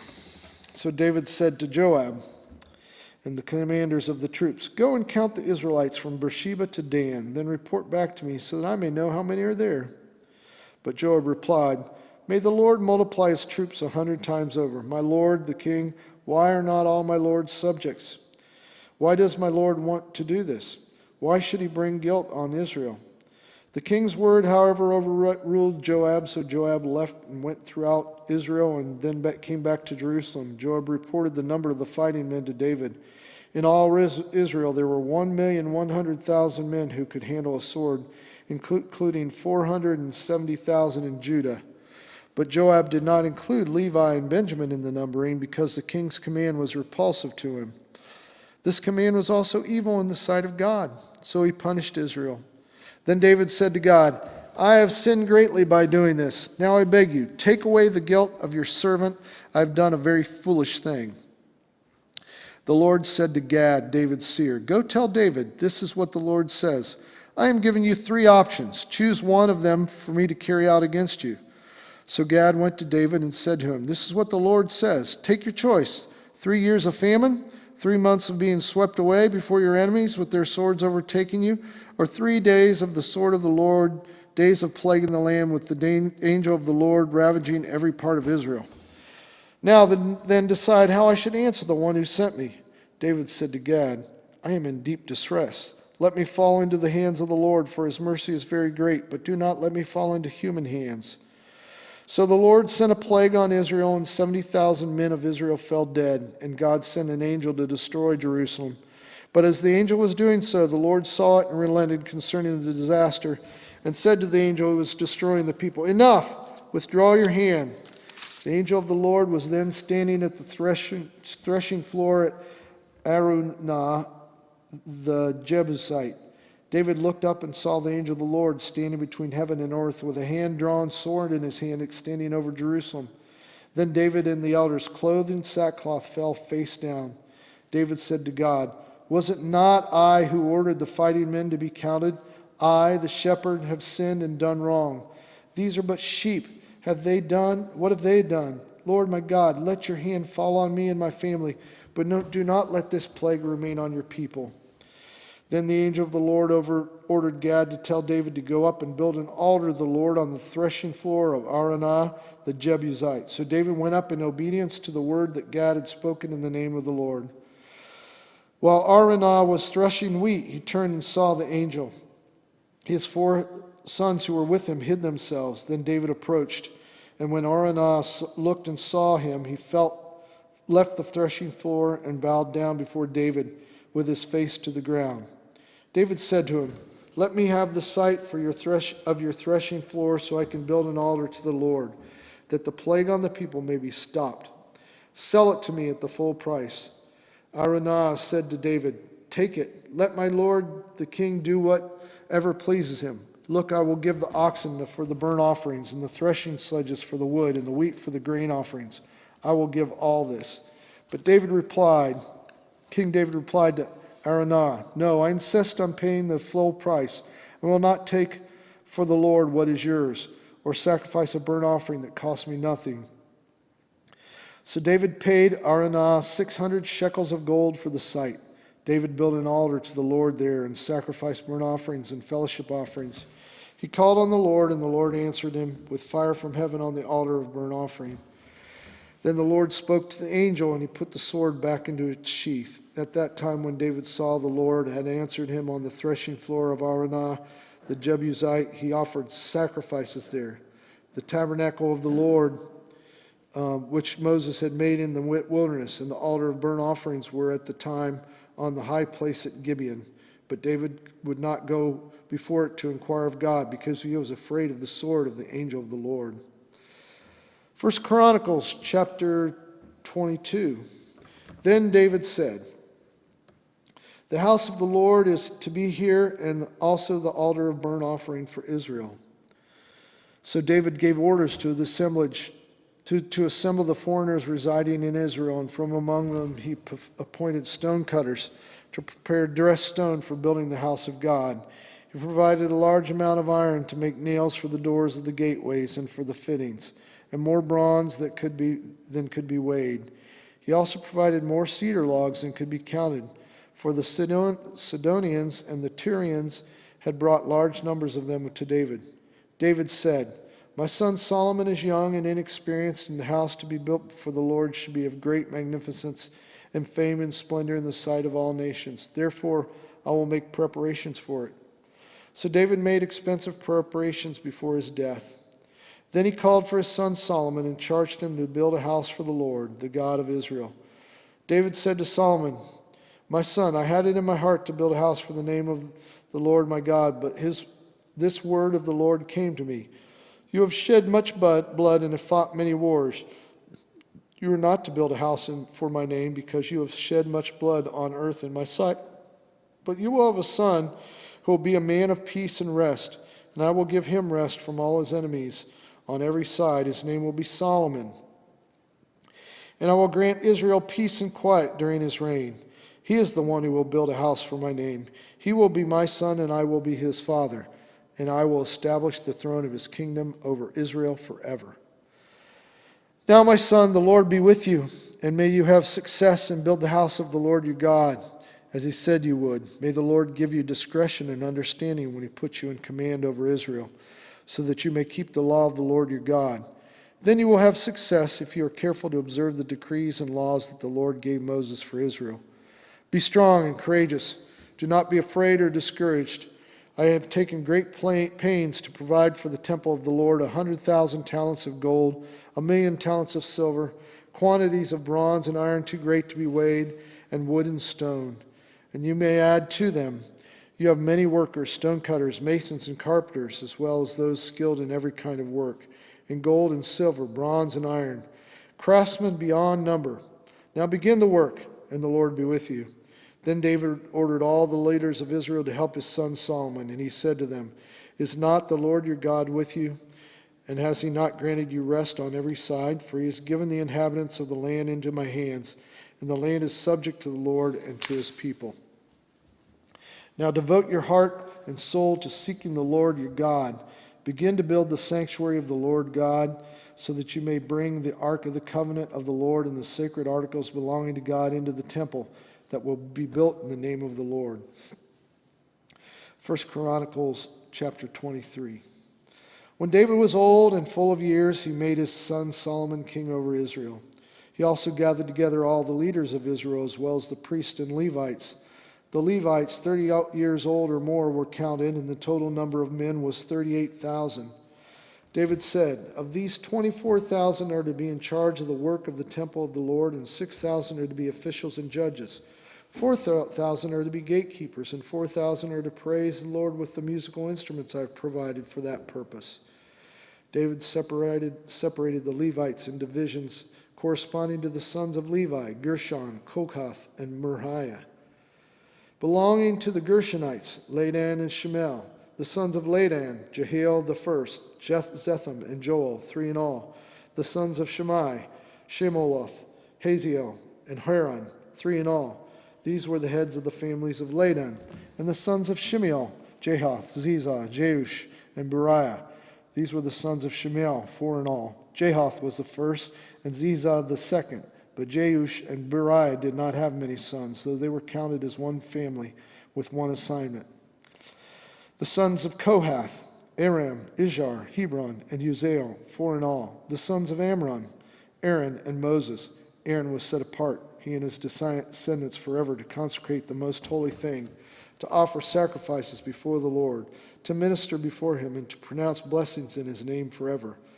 The sons of Moses, the man of God, were counted blessings for him in his name forever, as part of the tribe of Levi. The sons of Moses, Gershom and Eleazar. The descendants of Gershon, Shubal was the first. Descendants of Eleazar, Rebiah the first. Eleazar had no other sons but the sons of Rebahiah. They were very numerous. The sons of Izhar, Shelemoth was the first. The sons of Hebron, Jeriah the first, Amariah the second, Jehaziel the third, and Jekameam the fourth. The sons of Uzziel, Micah the first, and Isaiah the second. The sons of Moriah, Mahai and Mushai. The sons of Malai, Eleazar and Kish. Eleazar died without having sons. He had only daughters. Their cousins, the son of Kish, married them. The sons of Mushi, Milai, Edor, and Jerome, 3 in all. These were the descendants of Levi by their families, the heads of families, as they were registered under their names and counted individually, that is, the workers 20 years old or more who had served in the temple of the Lord.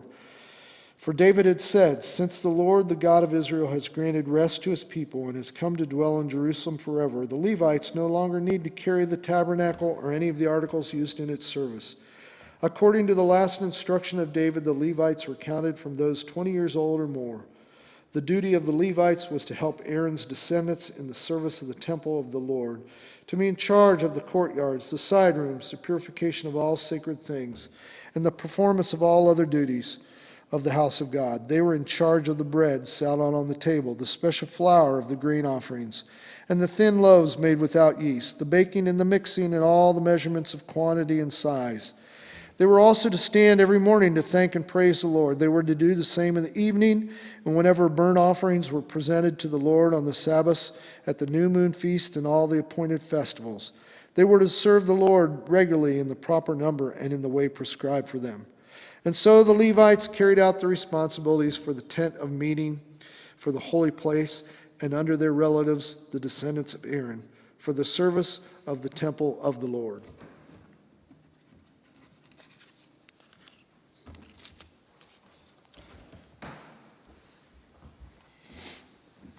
First Chronicles 24. These were the divisions of the descendants of Aaron. The sons of Aaron were Nadab, Abihu, Eleazar, Ithamar. But Nadab and Abihu died before the father did, and they had no sons. So Eleazar and Ithamar served as the priests, with the help of Zadok, a descendant of Eleazar, and Ahimelech, a descendant of Ithamar. David separated them into divisions for their appointed order of ministering. A large number of leaders were found among Eleazar's descendants than among Ithamar's, and they were divided accordingly.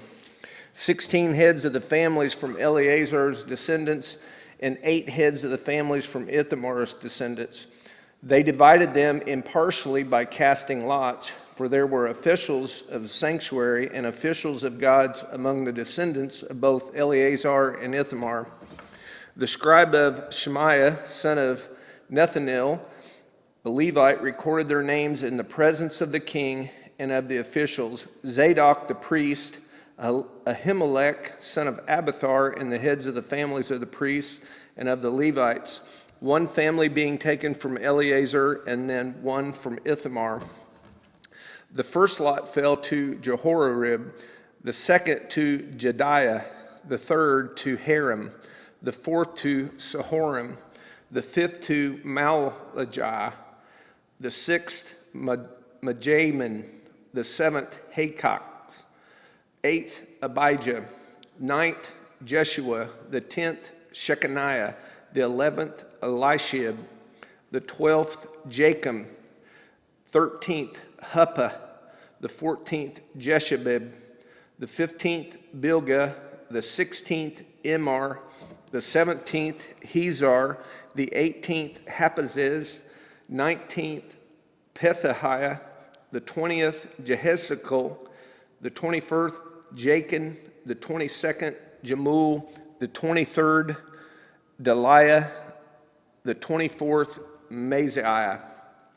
This was their appointed order of ministering when they entered the temple of the Lord, according to the regulations prescribed for them by their ancestor Aaron, as the Lord, the God of Israel, had commanded him. The rest of the Levites of the descendants, as for the rest of the descendants of Levi, for the sons of Amram, Shubal, from the sons of Shubal, Jehidiah. As for Rehabiah, from his sons, Ishiah was the first, from the Israelites, Shelomoth, from the sons of Shelomoth, Jahath, the sons of Hebron, Jeriah the first, Amariah the second, Jehaziel the third, Jechamim the fourth, the son of Uzal, Micah, from the sons of Micah, Shamar, the brother of Micah, Ishiah, from the sons of Ishiah, Zechariah, the sons of Moriah, Mali, and Mushi, the son of Jaziah, Beno, the sons of Moriah, from Jezaiah, Beno, Shohan, Zachar, and Ibri, from Mali, Eleazar, who had no sons, from Kish, the son of Kish, Jeremiel, the son of Mushi, Mali, Eder, and Jeremoth. These were the Levites according to their families. They also cast lots, just as their relatives, the descendants of Aaron, did, in the presence of King David and Zadok. Ahimelech and the heads of the families of the priests and of the Levites, the families of the oldest brothers, were treated the same as those of the youngest. 1 Chronicles chapter 25. David, together with the commanders of the army, set apart some of the sons of Asaph, Heman, and Jeduthun for the ministry of prophesying, accompanied by harps, lyres, and cymbals. Here is the list of the men who performed the service. From the sons of Asaph, Zachar, Joseph, Nethaniah, and Asarelal. The sons of Asaph were under the supervision of Asaph, who prophesied under the king's supervision. As for Jeduthun, from his sons, Gedaliah, Zeri, Jeshiah, Shimei, Hashabiah, Mattathiah, 6 in all, under the supervision of their father Jeduthun, who prophesied using the harp in thanking and praising the Lord. As for Heman, from his sons, Bukiah, Mattaniah, Uzal, Shubal, and Jeremoth, Hanani, Eliath, Gedalti, and Romanta Ezer, Josh, Bekshaw, Melathi, Hothar, Mahasiel. All these were the sons of Heman, the king's seer. They were given him through promises of God to exalt him. God gave him Heman, 14 sons and 3 daughters. All these men were under the supervision of their father for the music of the temple of the Lord, with cymbals, lyres, harps for the ministry at the house of God. Asaph, Jeduthun, and Heman were under the supervision of the king, along with their relatives, all of them trained and skilled in the music for the Lord. They numbered 288. Young and old alike, teacher as well as student, cast lots for their duties. The first lot, which was Asaph, fell to Joseph, the sons and relatives. The second to Gedaliah, him and his relatives and sons. The third to Zachar, his sons and relatives. The fourth to Israel, his sons and relatives. The fifth to Nethaniah, his sons and relatives. Each one of them had 12. The sixth to Bukiah, his sons and relatives, 12. The seventh to Jezreelah, his sons and relatives, 12.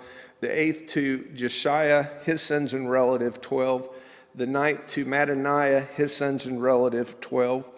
The 12th to Shaniah, his sons and relatives, 12. The 11th to Azarel, his sons and relatives, 12. The 12th to Hashabiah, his sons and relative, 12. The 13th to Shubal, his sons and relative, 12. The 14th to Mattathiah, his sons and relative, 12. The 15th to Jeremoth, his sons and relatives, 12. The 16th to Hananiah, his sons and relative, 12. The 17th to Joshabekshah, his sons and relative, 12. The 18th to Hananiah, his sons and relatives, 12. The 19th to Malathi, his sons and relatives, 12. The 20th to Eliathah, his sons and relatives, 12. The 21st to Hothar, his sons and relatives, 12. The 22nd to Gedalti, his sons and relatives, 12. The 23rd to Mahazioth, his sons and relatives, 12. The 24th to Ramatai Ezer, his sons and relative, 12.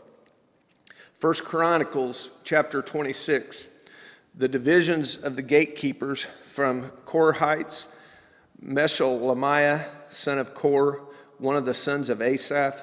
Meshelemiah had sons, Zechariah the firstborn, Jediel the second, Zebediah the third, Jathniel the fourth, Elam the fifth, Jehohanan the sixth, Elohani the seventh. Obed-Edom also had sons, Shemaiah the firstborn, Jehoshaphat the second, Joah the third, Zachar the fourth, Nathaniel the fifth, Amiel the sixth, Issachar the seventh, and Pahulathai the eighth, for God had blessed Obed-Edom. Obed-Edom's son Shemaiah also had sons who were leaders in their father's family because there were very capable men. The sons of Shemaiah, Othni, Raphael, Obed, Elazabad, his relatives Elihu and Semachiah were also able men. These were descendants of Obed-Edom. They were They and their sons and their relatives were capable men with strength to do the work. Descendants of Obed-Edom, 62 in all. Mesholamiah had sons and relatives who were able men, 18 in all. Hassa, the Merarite, had sons. Shimri the first, although he was not the firstborn, his father had appointed him the first. Hilkiah the second, Tabaliah the third, Zechariah the fourth. The sons and relatives of Hosa were 13 in all. These divisions of the gatekeepers, through their leaders, had duties for ministering in the temple of the Lord, just as their relatives had. Lots were cast for each gate according to their families, young and old alike. The lot for the east gate fell to Shelemiah. Then lots were cast for his son Zechariah, a wise counselor, and the lot for the north gate fell to him. The lot for the south gate fell to Obed-Edom, and the lot for the storehouse fell to his sons. The lots for the west gate and Shelekith gate on the upper road fell to Shephem and Hosah. Guard was alongside of guard. There were 6 Levites a day on the east, 4 a day on the north, 4 a day on the south, and 2 at a time at the storehouse. As for the court to the west, there were 4 at the road and 2 at the court itself. These were the divisions of the gatekeepers who were descendants of Korah and Merari. Their fellow Levites were in charge of the treasuries of the house of God and the treasuries for the dedicated things. The descendants of Laden, who were Gershonites through Laden and who were heads of the family belonging to Lada, the Gershonite, were Jeheli, the sons of Jeheli, Zethan, and his brother Joel. They were in charge of the treasuries of the temple of the Lord. From the Amramites, Israelites, and the Hebronites, and the Uzalites, Shubal, a descendant of Gershon, son of Moses, was the official in charge of the treasuries. His relatives through Eleazar, Rehabiah, his son, Jesala, his son, Jehoram, his son, Zechariah, his son, and Shelomith, his son. Shelomith, his relatives, were in charge of all the treasuries for the king, dedicated by King David, by the heads of the family who were the commanders of thousands and commanders of hundreds, and by other army commanders.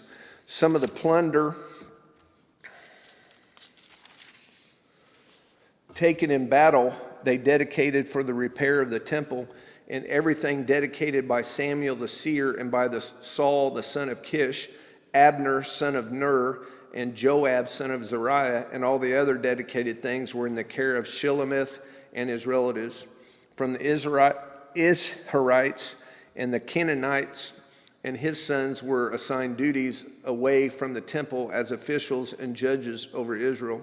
From the Hebronites, Ashabiah and his relatives, 1,700 able men were responsible in Israel west of Jordan for all the work of the Lord and for the king's service. As for the Hebronites, Jeriah was their chief according to the genealogical records of their families. In the 40th year of David's reign, a search was made in the records, and capable men among the Hebronites were found at Jazer in Gilead.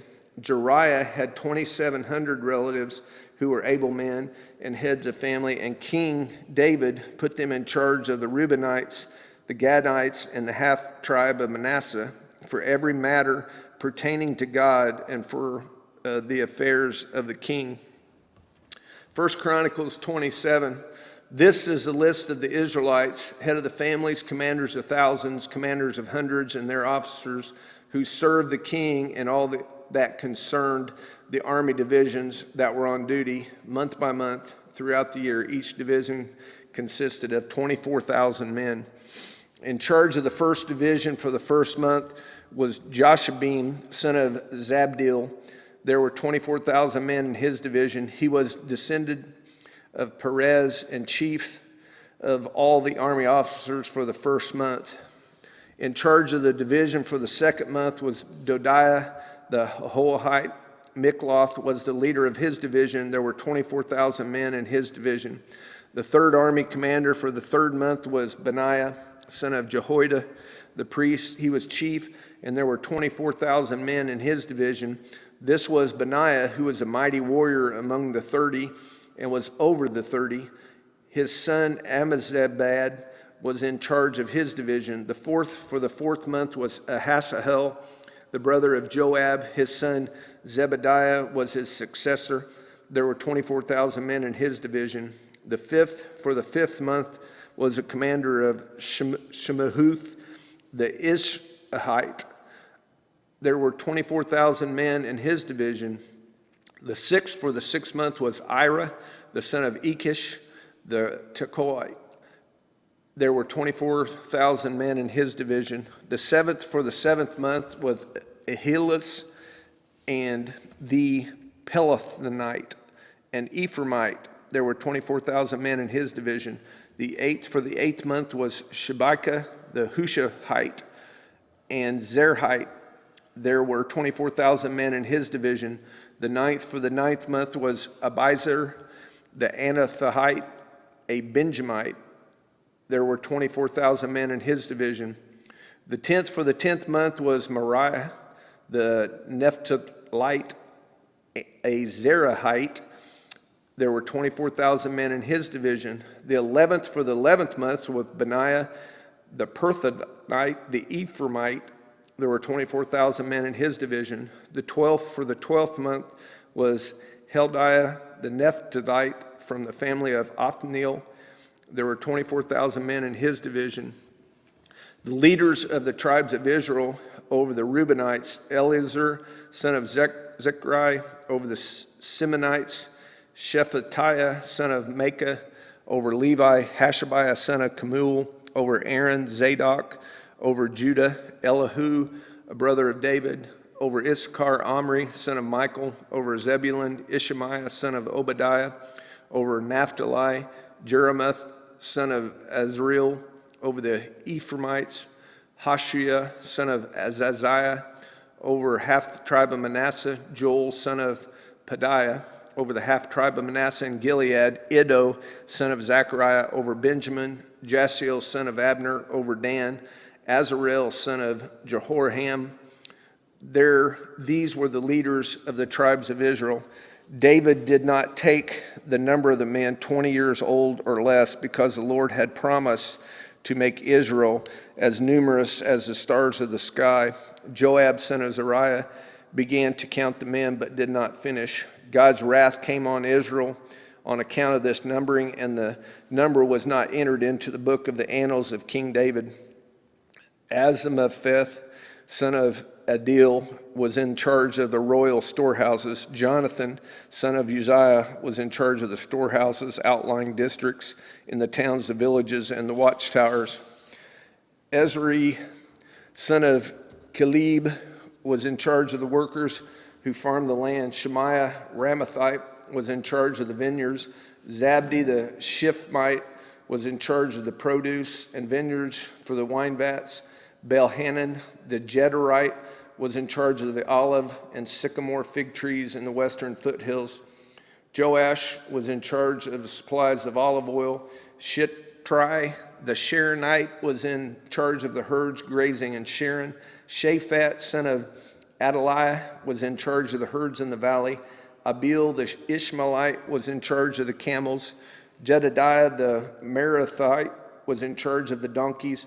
Jaziz, the Hagarite, was in charge of the flocks. All these were the officials in charge of King David's property. Jonathan, David's uncle, was a counselor, a man of insight and a scribe. Jehiel, son of Jachamani, took care of the king's sons. Ahithophel was the king's counselor. Hushi the Archite was the king's confidant. Ahithophel was succeeded by Jehoiada, son of Benaiah, and Abiathar. Joab was the commander of the royal army.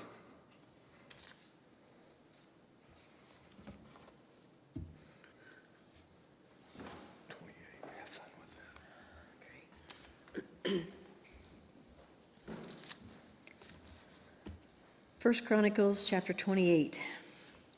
David summoned all the officials of Israel to assemble at Jerusalem. the officers over the tribes, the commanders of the divisions in the service of the king, the commanders of thousands and commanders of hundreds, and the officials in charge of all the property and livestock belonging to the king and his sons, together with the palace officials, the warriors, and all the brave fighting men.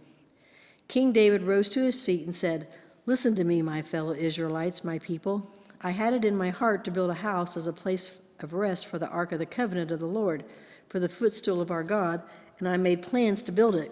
But God said to me, 'You are not to build a house for my name, because you are a warrior and have shed blood.'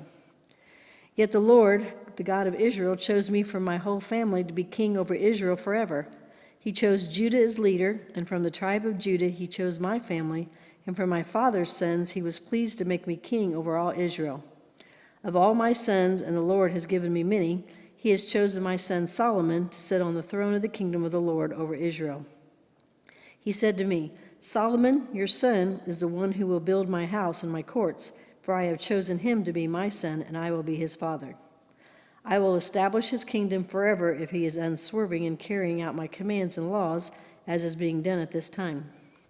So now I charge you in the sight of all Israel and of the assembly of the Lord, and in the hearing of our God, be careful to follow all the commands of the Lord your God, that you may possess this good land and pass it on as an inheritance to your descendants forever. And you, my son Solomon, acknowledge the God of your father and serve him with wholehearted devotion and with a willing mind, for the Lord searches every heart and understands every desire and every thought. If you seek him, he will be found by you, but if you forsake him, he will reject you forever. Consider now, for the Lord has chosen you to build a house as a sanctuary. Be strong and do the work." Then David gave his son Solomon the plans for the portico of the temple, its buildings, its storerooms, its upper parts, its inner rooms, and the place of atonement. He gave him the plans of all that the Spirit had put in his mind for the courts of the temple of the Lord, and all the surrounding rooms, for the treasuries of the temple of God, and for the treasuries for the dedicated things. He gave him instructions for the divisions of the priests and Levites, and for all the work of serving in the temple of the Lord, as well as for all the articles to be used in its service. He designated the weight of gold for all the gold articles to be used in various kinds of service, and the weight of silver for all the silver articles to be used in various kinds of service. The weight of gold for the gold lampstands and their lamps, with the weight for each lampstand and its lamps, and the weight of silver for each silver lampstand and its lamps, according to the use of each lampstand. The weight of gold for each table for consecrated bread, the weight of silver for the silver tables, the weight of pure gold for the forks, sprinkling bowls, and pitchers, the weight of gold for each gold dish, the weight of silver for each silver dish, and the weight of the refined gold for the altar of incense.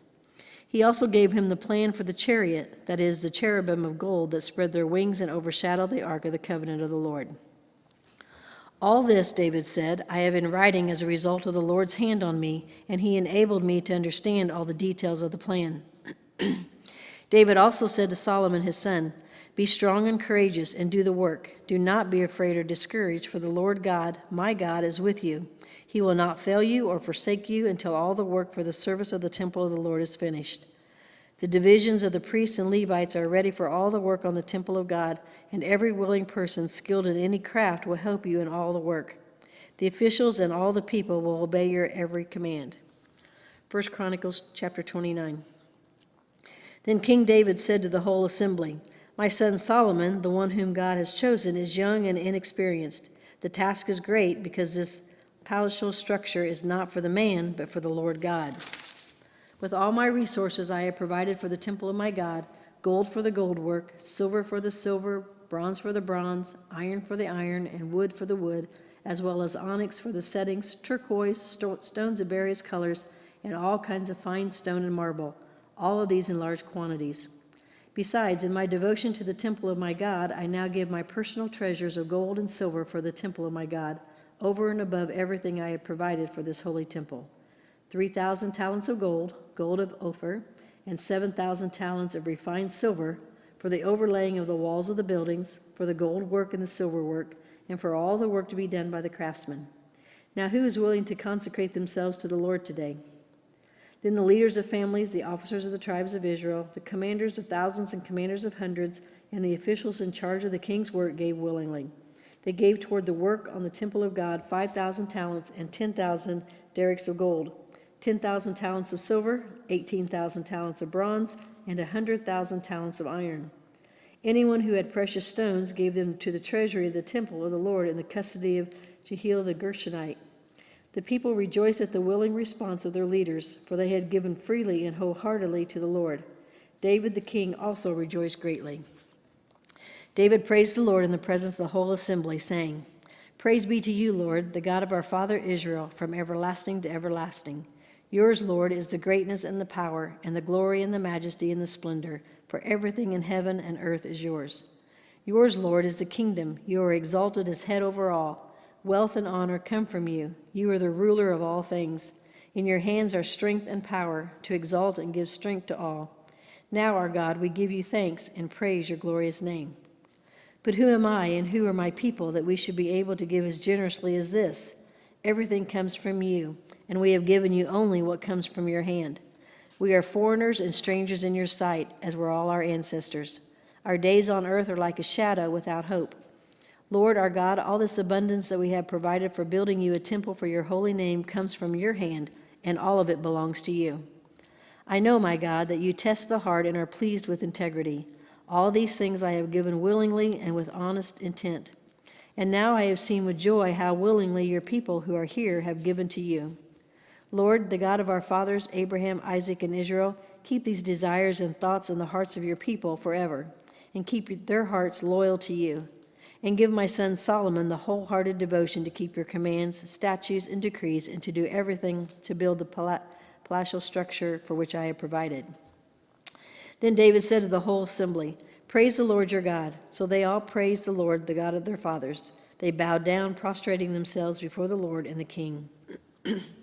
The next day they made sacrifices to the Lord and presented burnt offerings to him, 1,000 bulls, 1,000 rams, and 1,000 male lambs, together with their drink offerings and other sacrifices in abundance for all Israel. They ate and drank with great joy in the presence of the Lord that day. Then they acknowledged Solomon, son of David, as king a second time, anointing him before the Lord to be ruler and Zadok to be priest. So Solomon sat on the throne of the Lord as king in place of his father David. He prospered, and all Israel obeyed him. All the officers and warriors, as well as all of King David's sons, pledged their submission to King Solomon. The Lord highly exalted Solomon in the sight of all Israel and bestowed on him royal splendor such as no king over Israel ever had before. David, son of Jesse, was king over all Israel. He ruled over Israel 40 years, 7 in Hebron and 33 in Jerusalem. He died at a good old age, having enjoyed long life, wealth, and honor. His son Solomon succeeded him as king. As for the events of King David's reign, from beginning to end, they are written in the records of Samuel the seer, the records of Nathan the prophet, and the records of Gad the seer, together with the details of his reign and power and the circumstances that surrounded him and Israel and the kingdoms of all the other lands. 2 Chronicles chapter 1. Solomon, son of David, established himself firmly over his kingdom, for the Lord his God was with him and made him exceedingly great. Then Solomon spoke to all Israel, to the commanders of thousands and commanders of hundreds, to the judges and to all the leaders in Israel, the heads of families, and Solomon and the whole assembly went to the high place at Gibeon. For God's tent of meeting was there, which Moses, the Lord's servant, had made in the wilderness. Now David had brought up the ark of God from Kiriath Jearim to the place he had prepared for it, because he had pitched a tent for it in Jerusalem. But the bronze altar that Bezalel, son of Uri, the son of Hur, had made was in Gibeon in front of the tabernacle of the Lord. So Solomon and the assembly inquired of him there. Solomon went up to the bronze altar before the Lord in the tent of meeting and offered 1,000 burnt offerings on it. That night God appeared to Solomon and said to him, Ask for whatever you want me to give you.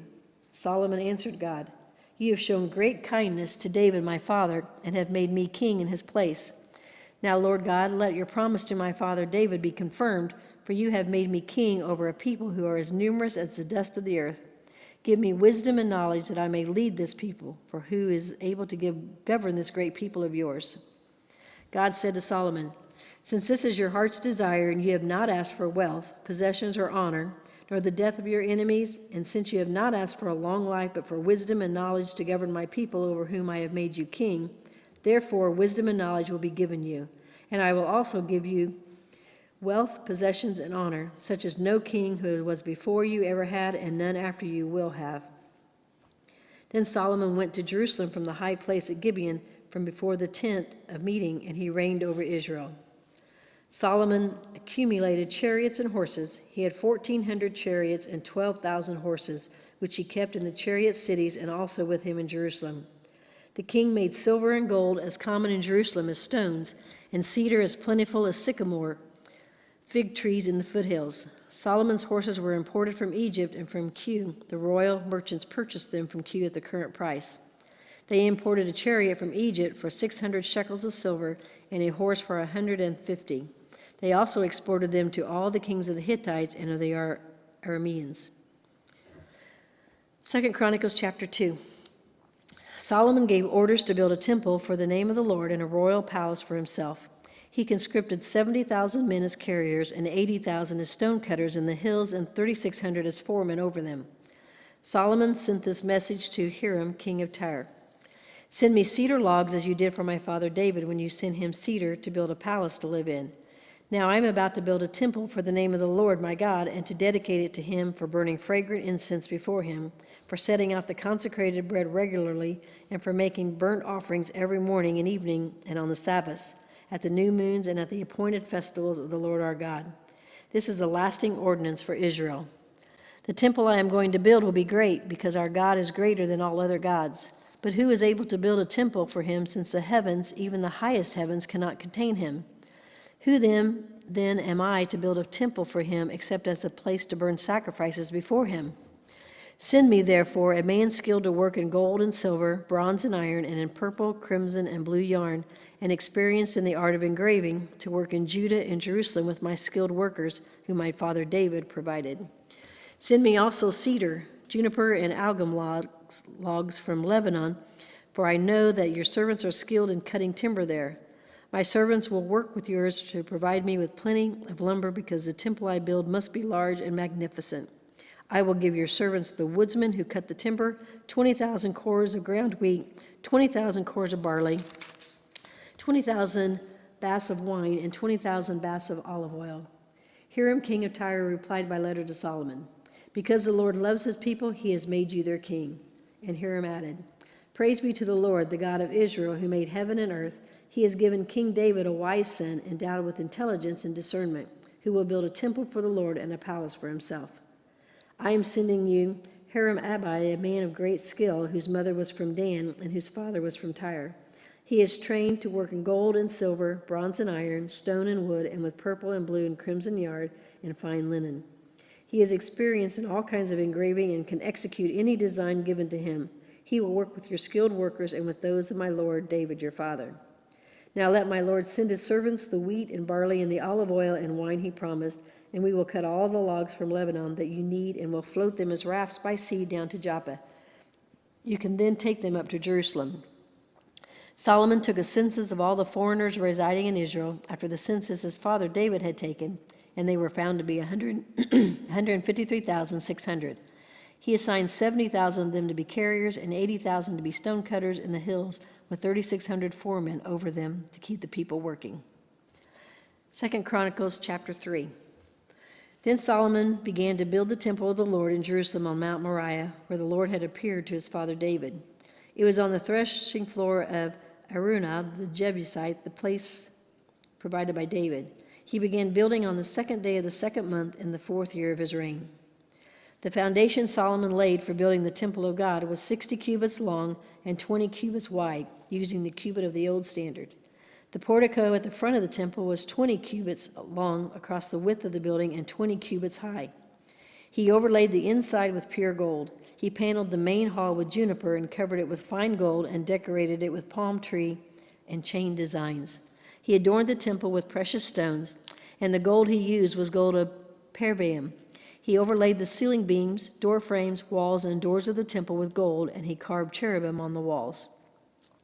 He built the most holy place, its length corresponding to the width of the temple, 20 cubits long and 20 cubits wide.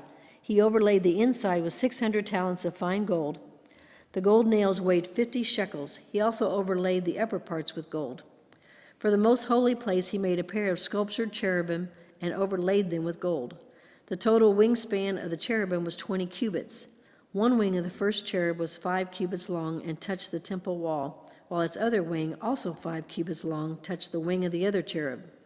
Similarly, one wing of the second cherub was 5 cubits long and touched the other temple wall, and its other wing, also 5 cubits long, touched the wing of the first cherub.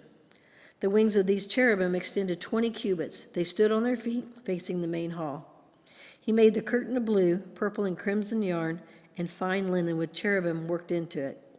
For the front of the temple he made 2 pillars, which together were 35 cubits long, each with a capital 5 cubits high. He made interwoven chains and put them on top of the pillars. He also made 100 pomegranates and attached them to the chains.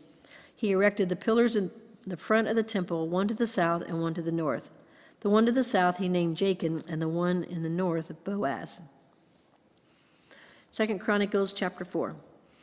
He made a bronze altar 20 cubits long, 20 cubits wide, and 10 cubits high. He made the sea of cast metal, circular in shape, measuring 10 cubits from rim to rim, and 5 cubits high. It took a line of 30 cubits to measure around it. Below the rim, figures of bulls encircled it, 10 to a cubit. The bulls were cast in 2 rows in one piece with the sea. The sea stood on 12 bulls, 3 facing north, 3 facing west, 3 facing south, and 3 facing east. The sea rested on top of them, and their hindquarters were toward the center. It was a handbreadth in thickness, and its rim was like the rim of a cup. Like a lily blossom, it held 3,000 baths. He then made 10 basins for washing and placed 5 on the south side and 5 on the north. In them, the things to be used for the burnt offerings were rinsed, but the sea was to be used by the priests for washing. He made 10 gold lampstands according to the specifications for them and placed them in the temple, 5 on the south side and 5 on the north. He made 10 tables and placed them in the temple, 5 on the south side and 5 on the north. He also made 100 gold sprinkling bowls. He made the courtyard of the priests and the large court and the doors for the court and overlaid the doors with bronze. He placed the sea on the south side at the southeast corner. And Huram also made the pots and shovels and sprinkling bowls. So Huram finished the work he had undertaken for King Solomon in the temple of God. The 2 pillars, the 2 bowl-shaped capitals on top of the pillars, the 2 sets of network decorating the 2 bowl-shaped capitals on top of the pillars, the 400 pomegranates for the 2 sets of network, 2 rows of pomegranates for each network, decorating the bowl-shaped capitals on top of the pillars, the stands with their basins, the sea and the 12 bowls under it, the pots, shovels, meat forks, and all related articles. All the objects that Huram-Abi made for King Solomon were for the temple of the Lord were of polished bronze. The king had them cast in clay molds in the plain of the Jordan between Succoth and Zarethan. All these things that Solomon made amounted to so much that the weight of the bronze could not be calculated. Solomon also made all the furnishings that were in God's temple: the golden altar, the tables on which was the bread of the presence, the lampstands of pure gold with their lamps to burn in front of the inner sanctuary as prescribed, the gold floral work and lamps and tongs, they were solid gold, the pure gold wick trimmers, sprinkling bowls, dishes, and censers, and the gold doors of the temple, the inner doors to the most holy place, and the doors of the main hall. Keep going. 2 Chronicles chapter 5. When all the work Solomon had done for the temple of the Lord was finished, he brought in the things his father David had dedicated, the silver and gold and all the furnishings, and he placed them in the treasuries of God's temple. Then Solomon summoned to Jerusalem the elders of Israel, all the heads of the tribes, and the chiefs of the Israelite families, to bring up the ark of the Lord's covenant from Zion, the city of David. And all the Israelites came together to the king at the time of the festival in the 7th month. When all the elders of Israel had arrived, the Levites took up the ark, and they brought up the ark and the tent of meeting and all the sacred furnishings in it. The Levitical priests carried them up, and King Solomon and the entire assembly of Israel that had gathered about him were before the ark, sacrificing so many sheep and cattle that they could not be recorded or counted. The priests then brought the ark of the Lord's covenant to its place in the inner sanctuary of the temple, the most holy place, and put it beneath the wings of the cherubim. The cherubim spread their wings over the place of the ark and covered the ark and its carrying poles. These poles were so long that their ends extending from the ark could be seen from in front of the inner sanctuary, but not from outside the holy place. And they are still there today. There was nothing in the ark except the 2 tablets that Moses had placed in it at Horeb, where the Lord made a covenant with the Israelites after they came out of Egypt. The priests then withdrew from the holy place. All the priests who were there had consecrated themselves, regardless of their divisions. All the Levites who were musicians, Asaph, Heman, Jeduthun, and their sons and relatives, stood on the east side of the altar, dressed in fine linen and playing cymbals, harps, and lyres. They were accompanied by 120 priests sounding trumpets. The trumpeters and musicians joined in unison to give praise and thanks to the Lord. Accompanied by trumpets, cymbals, and other instruments, the singers raised their voices in praise to the Lord and sang, "He is good, his love endures forever." Then the temple of the Lord was filled with the cloud, and the priests could not perform their service because of the cloud, for the glory of the Lord filled the temple of God.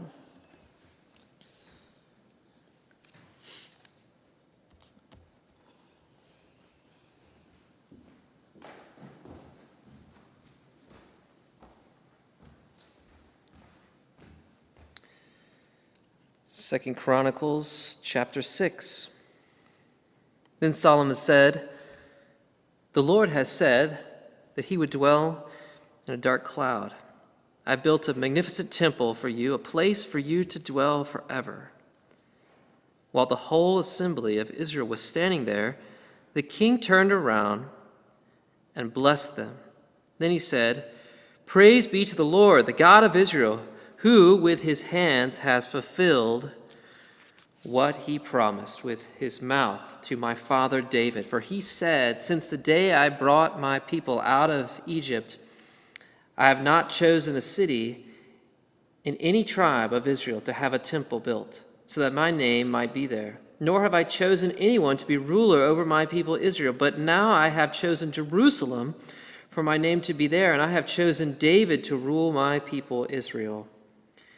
My father David had it in his heart to build a temple for the name of the Lord, the God of Israel. But the Lord said to my father David, 'You did well to have it in your heart to build a temple for my name.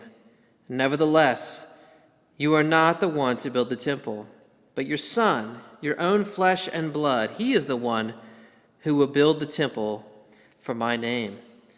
The Lord has kept the promise he made.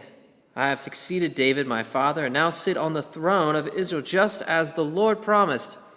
And I have built the temple for the name of the Lord, the God of Israel, where I have placed the ark, in which the covenant of the Lord that he made with the people of Israel."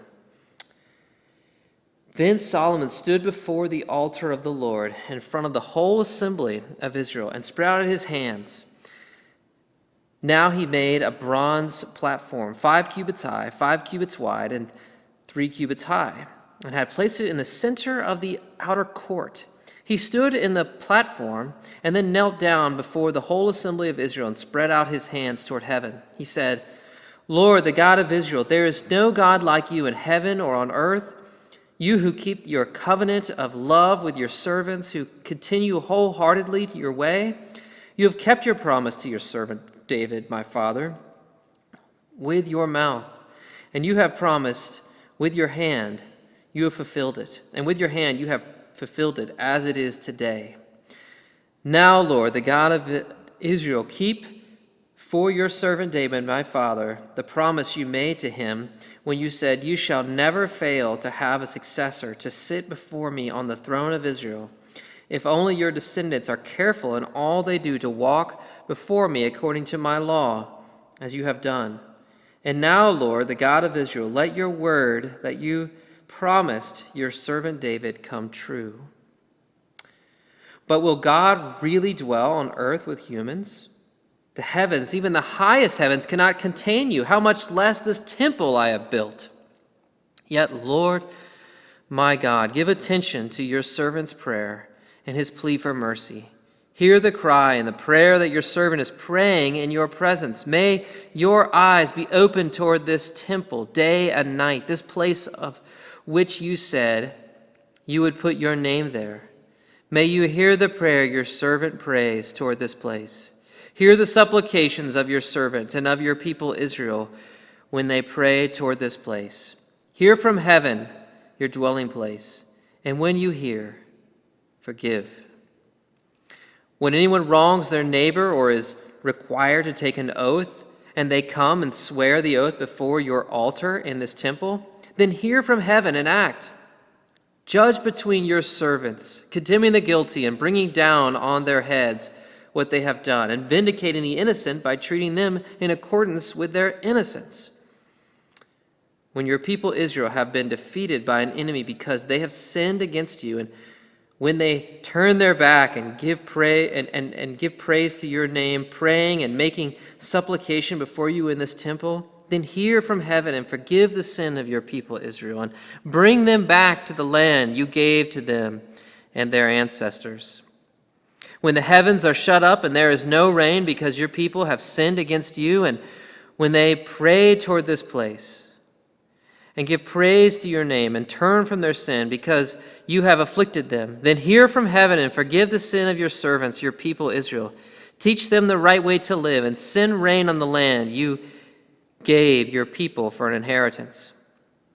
When famine or plague comes to the land, or blight or mildew, locusts or grasshoppers, or when enemies besiege them in any of their cities, whenever disaster or disease may come, and when a prayer or plea is made by anyone among your people Israel, being aware of their afflictions and pains and spreading out their hands toward this temple, then hear from heaven your dwelling place, forgive and deal with everyone according to all they do, since you know their hearts. For you alone know the human heart, so that they will fear you and walk in obedience to you all the time they live in the land you gave your ancestors. As for the foreigner who does not belong to your people Israel, but has come from a distant land because of your great name and your mighty hand and your outstretched arm, when they come and pray toward this temple, then hear from heaven your dwelling place. Do whatever the foreigner asks of you, so that all the peoples of the earth may know your name and fear you, as do your own people Israel, and may know that this house I have built bears your name. When your people go to war against their enemies, whenever you send them, and when they pray to you toward this city you have chosen and the temple I have built for your name, then hear from heaven their prayer and their plea, and uphold their cause. When they sin against you, there is no one who does not sin, and you become angry with them and give them over to the enemy, who takes them captive to a land far away or near, and if they have a change of heart in the land where they are held captive, and repent and plead with you in the land of their captivity, and say, we have sinned, we have done wrong and acted wickedly, if they turn back to you with all their heart and soul in the land of their captivity, where they were taken, and prayed toward the land you gave their ancestors, toward the city you have chosen, and toward the temple I have built for your name, then from heaven your dwelling place, hear their prayer and their pleas, and uphold their cause, and forgive your people who have sinned against you. Now, my God, may your eyes be open and your ears attentive to the prayers offered in this place. Now rise, Lord God, and come to your resting place, you and the ark of your might. May your priests, Lord God, be clothed with salvation. May your faithful people rejoice in your goodness. Lord God, do not reject your anointed one. Remember the great love promised to David, your servant. When Solomon finished praying, fire came down from heaven and consumed the burnt offering and the sacrifices, and the glory of the Lord filled the temple. The priests could not enter the temple of the Lord because the glory of the Lord filled it. When all the Israelites saw fire coming down from the glory of the Lord above the temple, they knelt on the pavement with their faces to the ground, and they worshipped and gave thanks to the Lord, saying, He is good, His love endures forever. Then the king and all the people offered sacrifices before the Lord.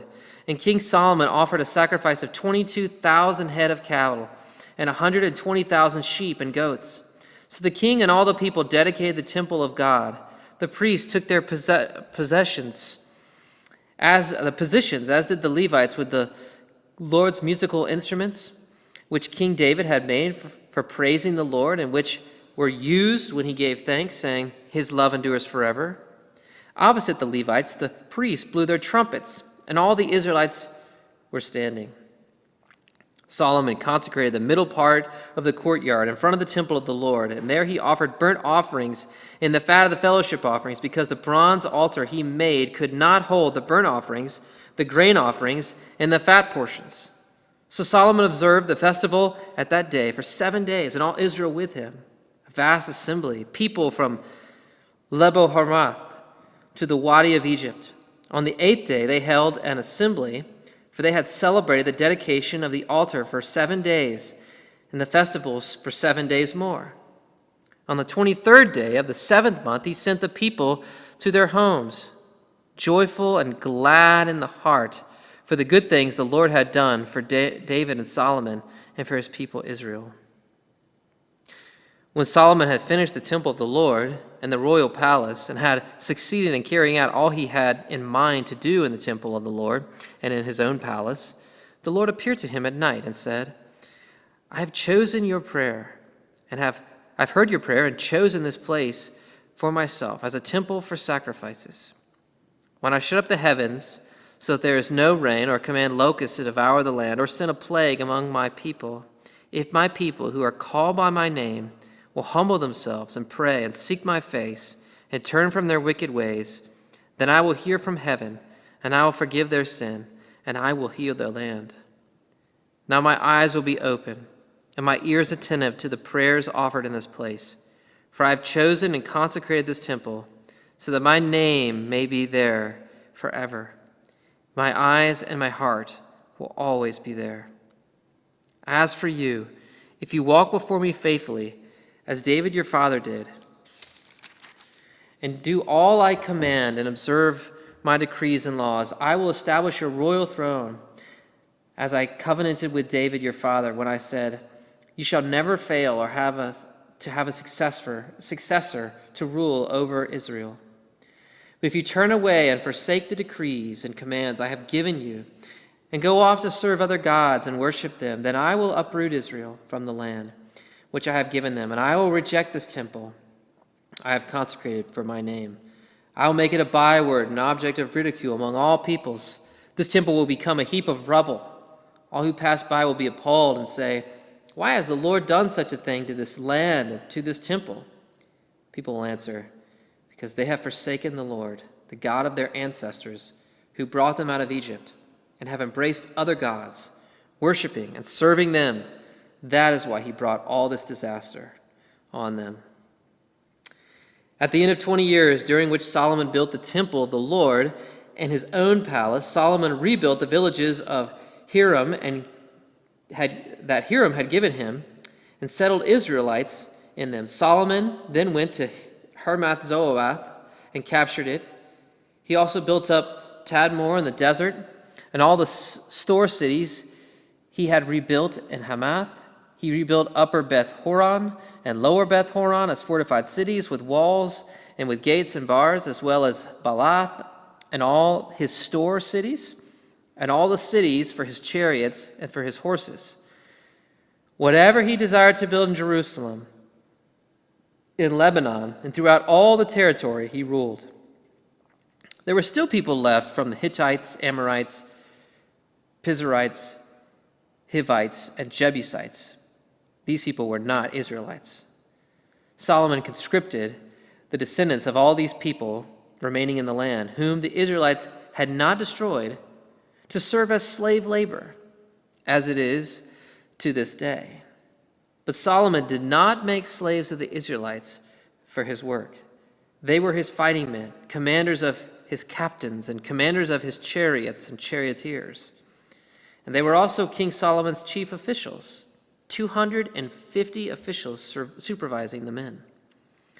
Solomon brought Pharaoh's daughter up from the city of David to the palace he had built for her. For he said, my wife must not live in the palace of David, king of Israel, because the places the ark of the Lord has entered are holy. On the altar of the Lord that he had built in front of the portico, Solomon sacrificed burnt offerings to the Lord according to the daily requirement for offerings commanded by Moses for the Sabbath, the new moons and the 3 annual festivals, the festival of unleavened bread, the festival of weeks, and the festival of tabernacles.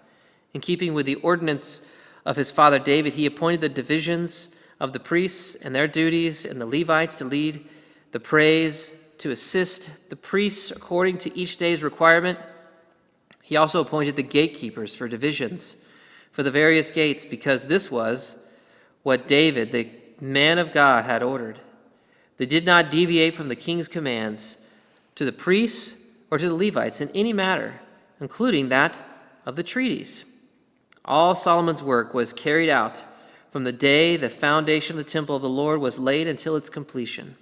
So the temple of the Lord was finished. Then Solomon went to Ezron Gibbeth, Elath on the coast of Edom, and Hiram sent him ships, commanded by his own men, sailors who knew the sea. These, with Solomon's men, sailed to Ophir and brought back 450 talents of gold, which they delivered to King Solomon.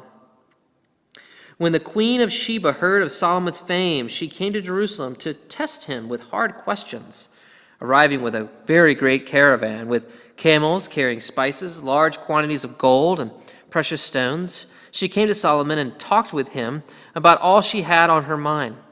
Solomon answered all her questions. Nothing was too hard for him to explain to her. When the queen of Sheba saw the wisdom of Solomon, as well as the palace he had built, the food on his table, the seating of his officials, the attending servants in their robes, the cupbearers in their robes, and the burnt offerings he made at the temple of the Lord, she was overwhelmed. She said to the king, "The report I heard in my own country about your achievements and your wisdom is true, but I did not believe what they said until I came and saw with my own eyes. Indeed, not even half the greatness of your kingdom was told to me. You have far exceeded the report I heard. How happy your people must be, how happy your officials who continually stand before you and hear your wisdom. Praise be to the Lord your God, who has delighted in you and placed you on his throne as king to rule for the Lord your God, because of the love of your God for Israel and his desire to uphold them forever. He has made you king over them to maintain justice and righteousness." Then she gave the king 120 talents of gold, large quantities of spices and precious stones. There had never been such spices as those the queen of Sheba gave to King Solomon. The servants of Hiram and the servants of Solomon brought gold from Ophir. They also brought algum wood and precious stones. The king used the algum wood to make steps for the temple of the Lord and for his royal palace, and to make harps and lyres for the musicians.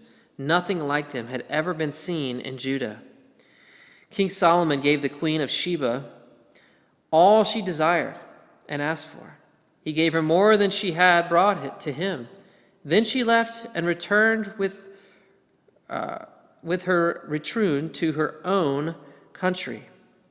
The weight of the gold that Solomon received yearly was 666 talents, not including the revenues brought in by merchants and traders, and all the kings of Arabah and the governors of the territories brought gold and silver to Solomon. King Solomon made 200 and large shields of hammered gold. 600 shekels of hammered gold went into each shield. He also made 300 small shields of hammered gold with 300 shekels of gold in each shield. The king put them in the palace of the forest of Lebanon. And then the king made a great throne covered with ivory and overlaid the pure gold. The throne had 6 steps, and a footstool of gold was attached to it. On both sides of the seat were armrests with a lion standing beside each of them. 12 lions stood on the 6 steps, one at either end of each step. Nothing like it had ever been made for any other kingdom. All King Solomon's goblets were gold, and all the household articles in the palace of the forest of Lebanon were pure gold. Nothing was made of silver, because silver was considered of little value in Solomon's day. The king had a fleet of trading ships manned by Hiram's servants.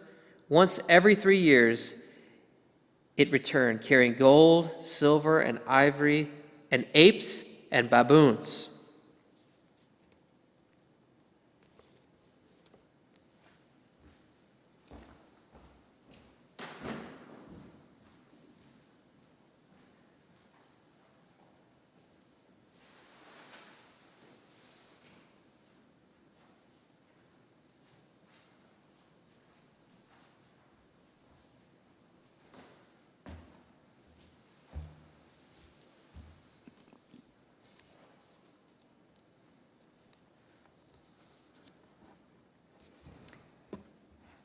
King Solomon was greater in riches and wisdom than all the other kings of the earth. All the kings of the earth sought audience with Solomon to hear the wisdom God had put in his heart. Year after year, everyone who came brought a gift, articles of silver and gold, and ropes, weapons and spices, and horses and mules. Solomon had 4,000 stalls for horses and chariots, and 12,000 horses, which he kept in the chariot cities, and also with him in Jerusalem. He ruled over all the kings from the Euphrates River to the land of the Philistines, as far as the border of Egypt. The king made silver as common in Jerusalem as stones, and cedar as plentiful as sycamore fig trees in the foothills. Solomon's horses were imported from Egypt and from all other countries. As for the other events of Solomon's reign, from beginning to end, are they not written in the records of Nathan the prophet, and the prophecy of Ahijah and Shilonite, and in the visions of Iddo the seer concerning Jeroboam son of Nebat? Solomon reigned in Jerusalem over all Israel 40 years. Then he rested with his ancestors and was buried in the city of David his father, and Rehoboam his son succeeded him as king. 2 Chronicles chapter 10. Rehoboam went to Shechem, for all Israel had gone there to make him king. When Jeroboam, son of Nebat, heard this, he was in Egypt, where he had fled from King Solomon. He returned from Egypt. So they went to Jeroboam, and he and all Israel went to Rehoboam and said to him, "Your father put a heavy yoke on us, but now lighten the harsh labor and the heavy yoke he put on us, and we will serve you." Rehoboam answered, "Come back to me in 3 days." So the people went away. Then King Rehoboam consulted the elders who had served his father Solomon during his lifetime. "How would you advise me to answer these people?" he asked. They replied, "If you will be kind to these people and please them, and give them a favorable answer, they will always be your servants." But Rehoboam rejected the advice the elders gave him and consulted the young men who had grown up with him and were serving him. He asked them, "What is your advice? How should we answer these people who say to me, 'Lighten the yoke your father put on us'?" The young men who had grown up with him replied, "The people have said to you, 'Your father put a heavy yoke on us, but make our yoke lighter.' Now tell them, 'My little finger is thicker than my father's waist. My father laid on you a heavy yoke. I will make it even heavier. My father scourged you with whips. I will scourge you with scorpions." 3 days later, Jeroboam and all the people returned to Rehoboam, as the king had said, "Come back to me in 3 days." The king answered them harshly, rejecting the advice of the elders. He followed the advice of the young men and said, "My father made your yoke heavy. I will make it even heavier. My father scourged you with whips. I will scourge you with scorpions." So the king did not listen to the people, for this turn of events was from God, to fulfill the word the Lord had spoken to Jeroboam, son of Nebat, through Ahijah the Shilonite. When all Israel saw that the king refused to listen to them, they answered the king, "What share do we have in David? What part in Jesse's son? To your tents, Israel. Look after your own house, David." So all the Israelites went home. But as for the Israelites who were living in the towns of Judah, Rehoboam still ruled over them. King Rehoboam sent out Adoniram, who was in charge of forced labor, but the Israelites stoned him to death. King Rehoboam, however, managed to get into his chariot and escape to Jerusalem. So Israel has been in rebellion against the house of David to this day. 2 Chronicles 11. When Rehoboam arrived in Jerusalem, he mustered Judah and Benjamin, 180,000 able young men, to go to war against Israel and to regain the kingdom for Rehoboam.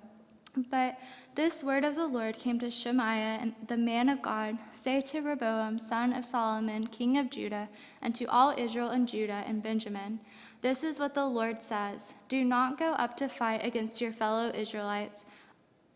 Go home, every one of you, for this is my doing."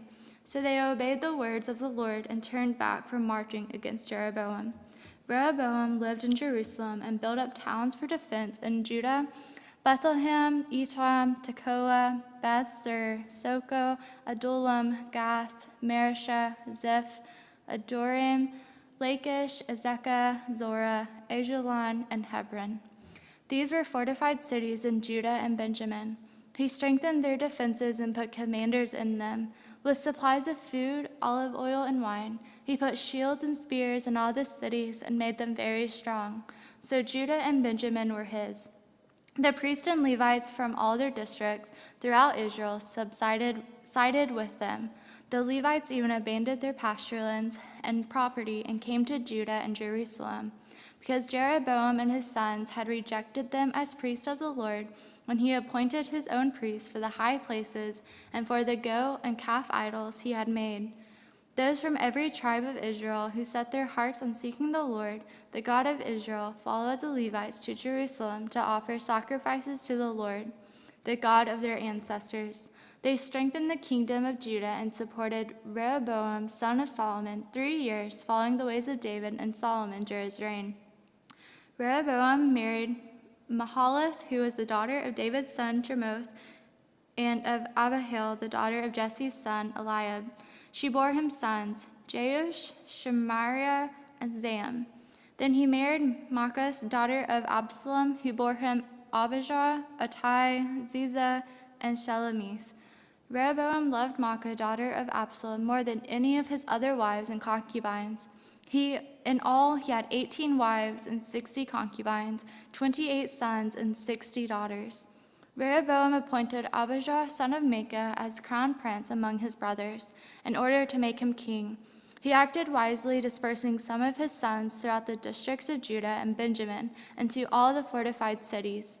He gave them abundant provisions and took many wives for them. 2 Chronicles 12. After Rehoboam's position as king was established and he had become strong, he and all Israel with him abandoned the law of the Lord.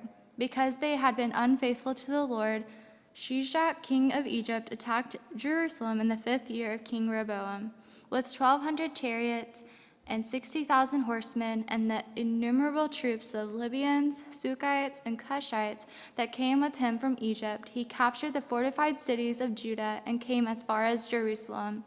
Then the prophet Shemaiah came to Rehoboam and to the leaders of Judah who had assembled in Jerusalem for fear of Shishak, and he said to them, "This is what the Lord says, you have abandoned me, therefore I now abandon you to Shishak." The leader of Israel and the king humbled themselves and said, "The Lord is just." When the Lord saw that they humbled themselves, this word of the Lord came to Shemaiah: "Since they have humbled themselves, I will not destroy them, but will soon give them deliverance.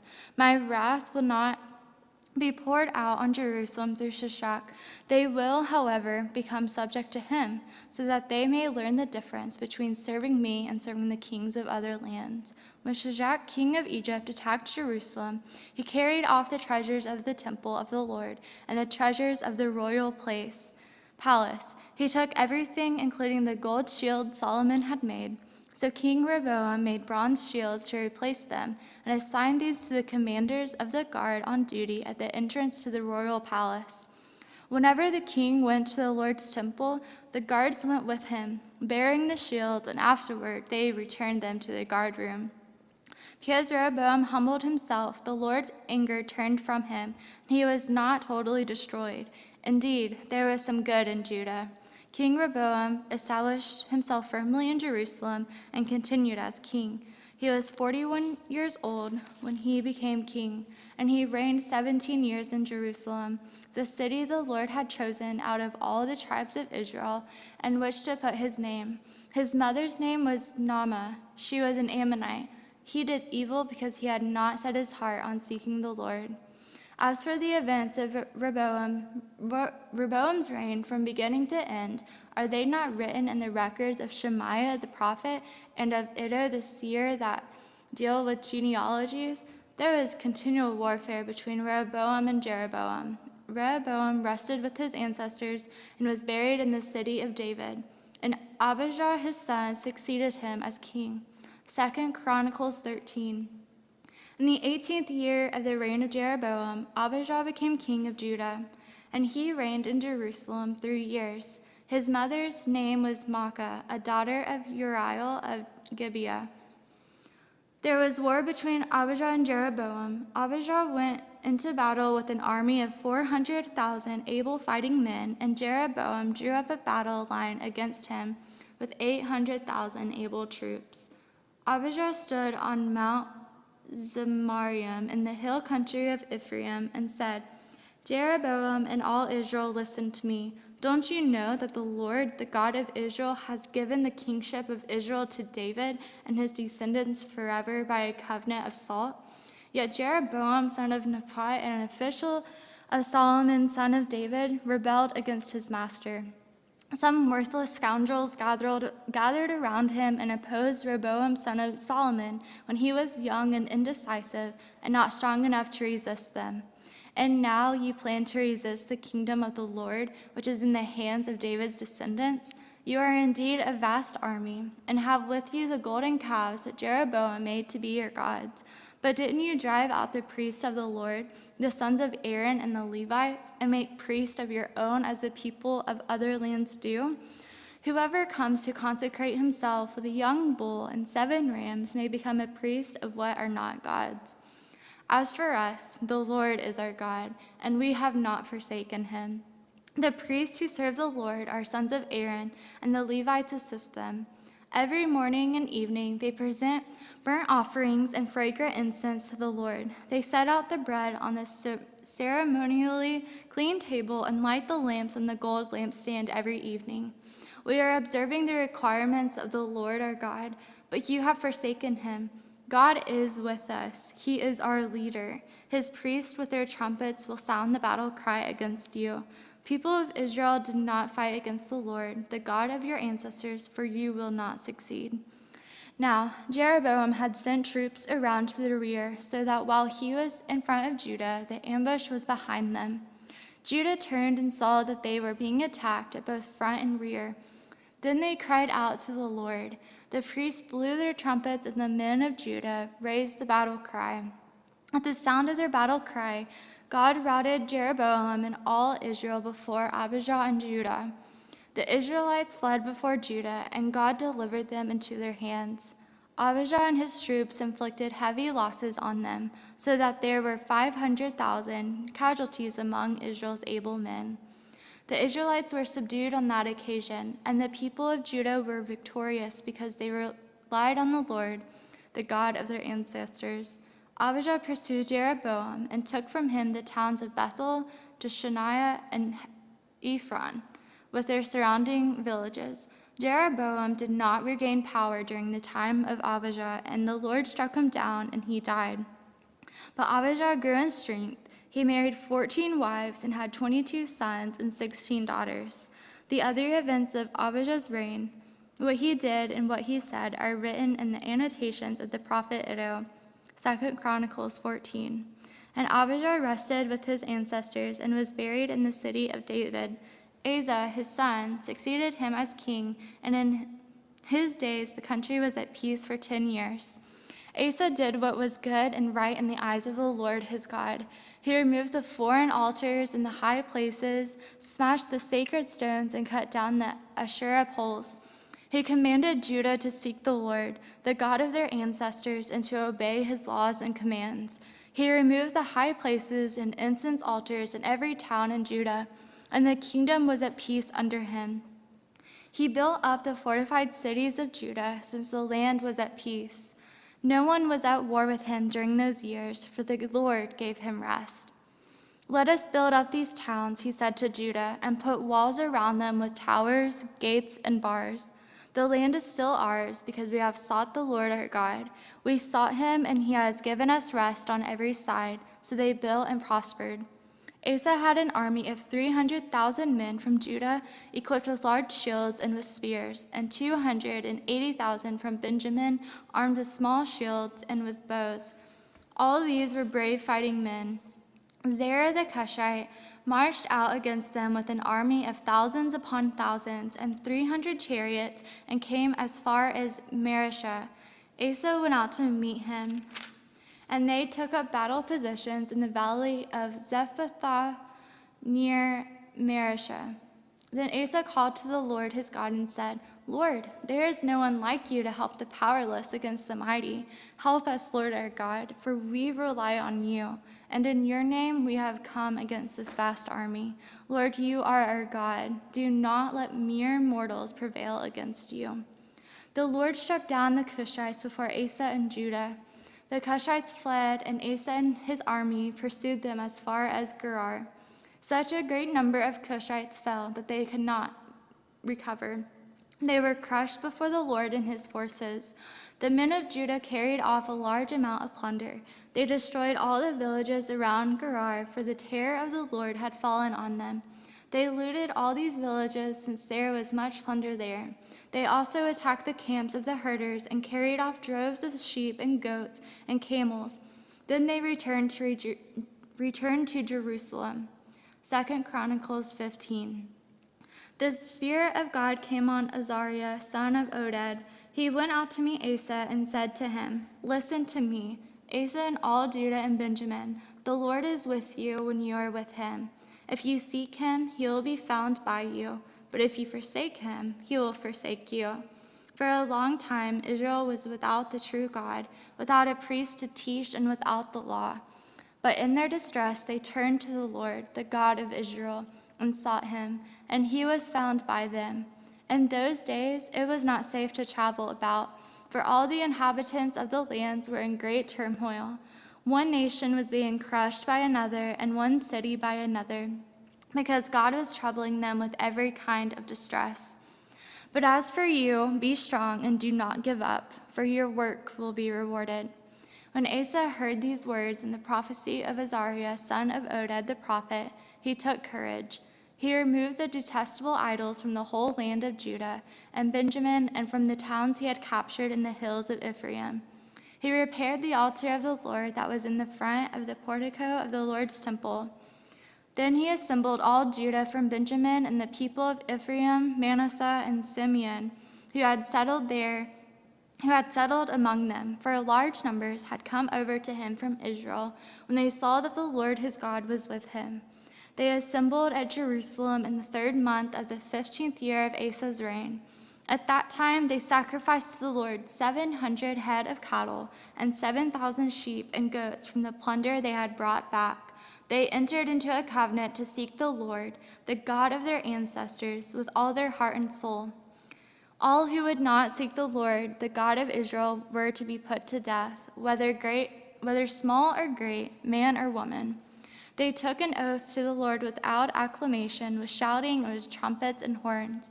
All Judah rejoiced about the oath because they had sworn it wholeheartedly. They sought God eagerly, and he was found by them. So the Lord gave them rest on every side. King Asa also deposed his grandmother Maacah from her position as queen mother, because she had made a repulsive image for the worship of Asherah. Asa cut it down, broke it up, and burned it in the Kidron Valley. Although he did not remove the high places from Israel, Asa's heart was fully committed to the Lord all his life. He brought into the temple of God the silver and gold and the articles that he and his father had dedicated. There was no more war until the 35th year of Asa's reign.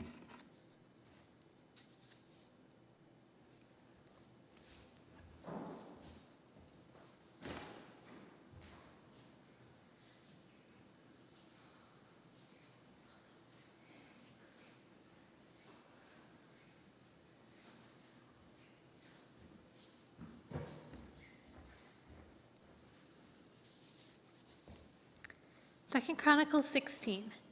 In the 36th year of Asa's reign, Baasha, king of Israel, went up against Judah and fortified Ramah to prevent anyone from leaving and entering the territory of Asa, king of Judah. Asa then took silver and gold out of the treasuries of the Lord's temple and of his own palace and sent it to Ben-Hadad, king of Aram, who was ruling in Damascus. "Let there be a treaty between you and me," he said, "as there was between my father and your father. See, I am sending you silver and gold. Now break the treaty with Baasha, king of Israel, so he withdraw from me." Ben-Hadad agreed with King Asa and sent the commanders of his forces against the towns of Israel. They conquered Ijon, Dan, Abel-Maim, and all the store cities of Naphtali, When Baasha heard this, he stopped building Ramah and abandoned his work. Then King Asa brought all the men of Judah and carried away from Ramah the stones and the timber Baasha had been using. With them he built up Geba and Mizpah. At that time Hanani the seer came to Asa the king of Judah and said to him, "Because you relied on the king of Aram and not on the Lord your God, the army of the king of Aram has escaped from your hand. Were not the Cushites and Libyans a mighty army with great numbers and chariots and horsemen? Yet when you relied on the Lord, he delivered them into your hand. For the eyes of the Lord range throughout the earth to strengthen those whose hearts are fully committed to him. You have done a foolish thing, and from now on you will be at war." Asa was angry with the seer because of this. He was so enraged that he put him in prison. At the same time, Asa brutally oppressed some of the people.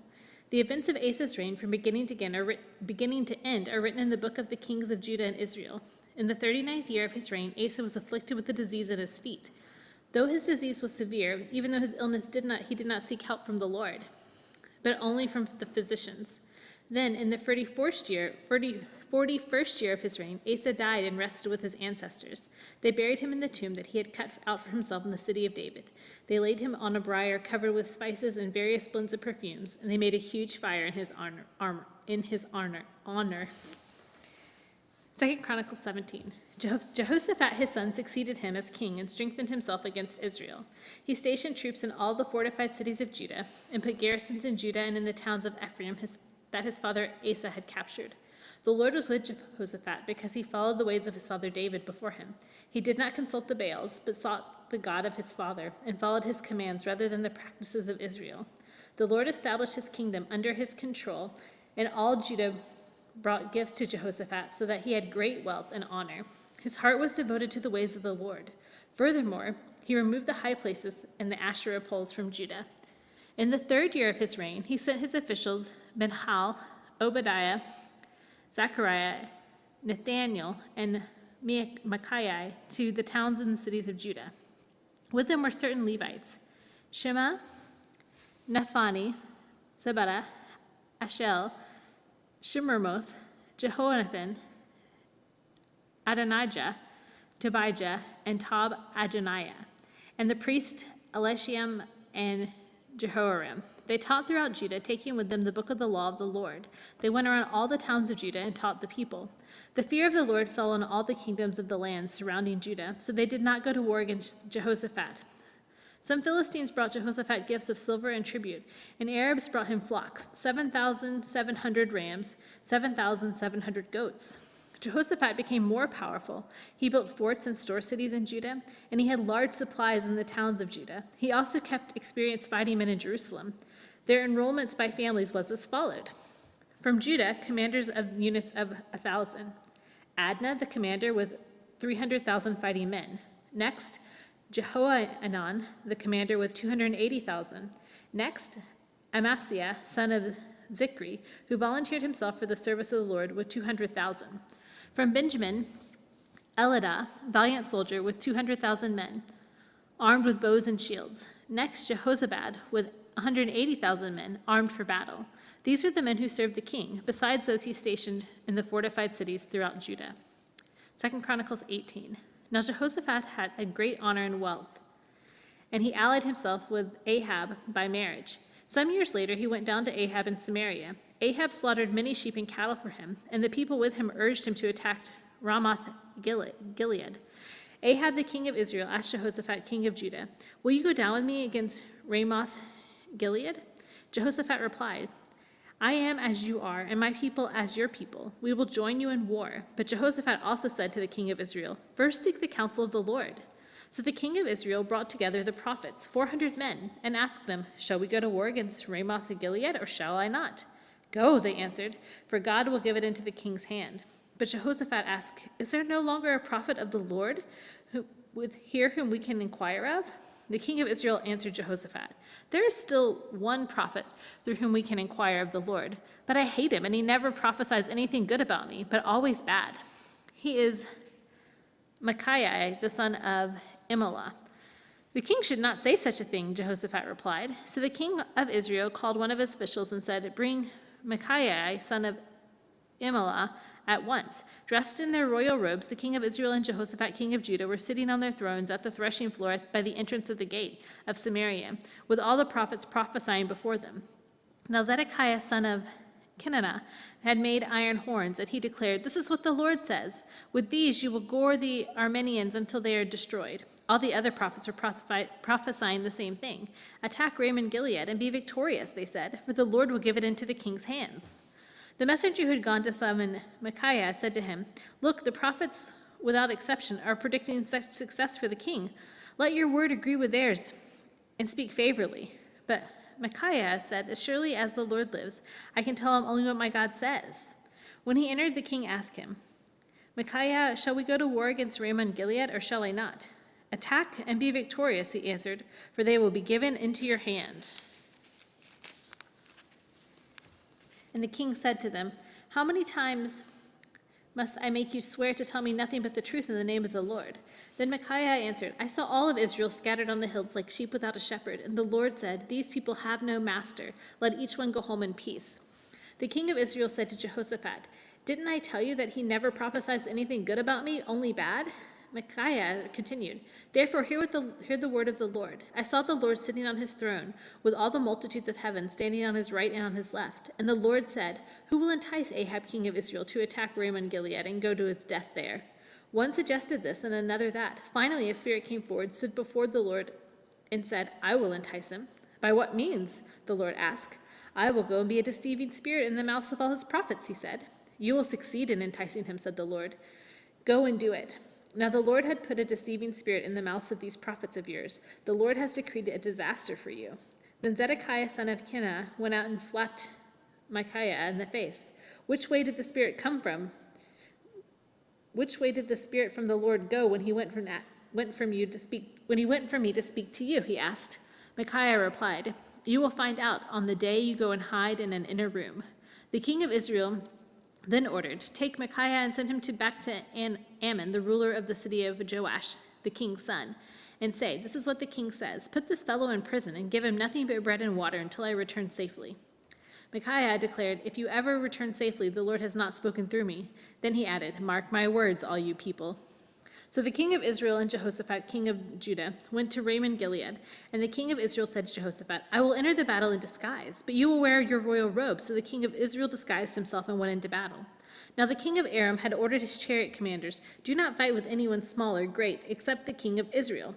When the chariot commanders saw Jehoshaphat, they thought, "This is the king of Israel." So they turned to attack him. But Jehoshaphat cried out, and the Lord helped him. God drew them away from him. When the chariot commanders saw that he was not the king of Israel, they stopped pursuing him. But someone drew his bow at random and hit the king of Israel between the breastplate of the scale armor. The king told the chariot driver, "Wheel around and get me out of the fighting. I have been wounded." All day long the battle raged, and the king of Israel propped himself up in his chariot, facing the Arameans until evening. Then at sunset he died. 2 Chronicles 19. When Jehoshaphat, king of Judah, returned safely to his palace in Jerusalem, Jehu the seer, son of Hanani, went to meet him and said to the king, "Should you help the wicked and love those who hate the Lord? Because of this, the wrath of the Lord is on you. There is, however, some good in you, for you have rid the land of the Asherah poles and have set your heart on seeking God." Jehoshaphat lived in Jerusalem, and he went out again among the people of Beersheba into the hill country of Ephraim and turned them back to the Lord, the God of their ancestors. He appointed judges in the land at each of the fortified cities of Judah. He told them, "Consider carefully what you do, because you are not judging for mere mortals, but for the Lord, who is with you wherever you give a verdict. Now let the fear of the Lord be on you. Judge carefully, for the Lord our God, there is no injustice or partiality or bribery." In Jerusalem also, Jehoshaphat appointed some of the Levites, priests, as heads of Israelite families to administer the law of the Lord and to settle disputes. They lived in Jerusalem. He gave them these orders: "You must serve faithfully and wholeheartedly in the fear of the Lord. In every case that comes before you, from your people who live in the cities, whether bloodshed or in other concerns of the law, commands, decrees, or regulations, you are to warn them not to sin against the Lord. Otherwise his wrath will come on you and your people. Do this, and you will not sin. Amariah the chief priest will be over you in any matter concerning the Lord, and Zebediah son of Ishmael, that will be the leader of the tribe of Judah, will be over you in any matter concerning the king, and the Levites will serve as officials before you. Act with courage, and may the Lord be with those who do well."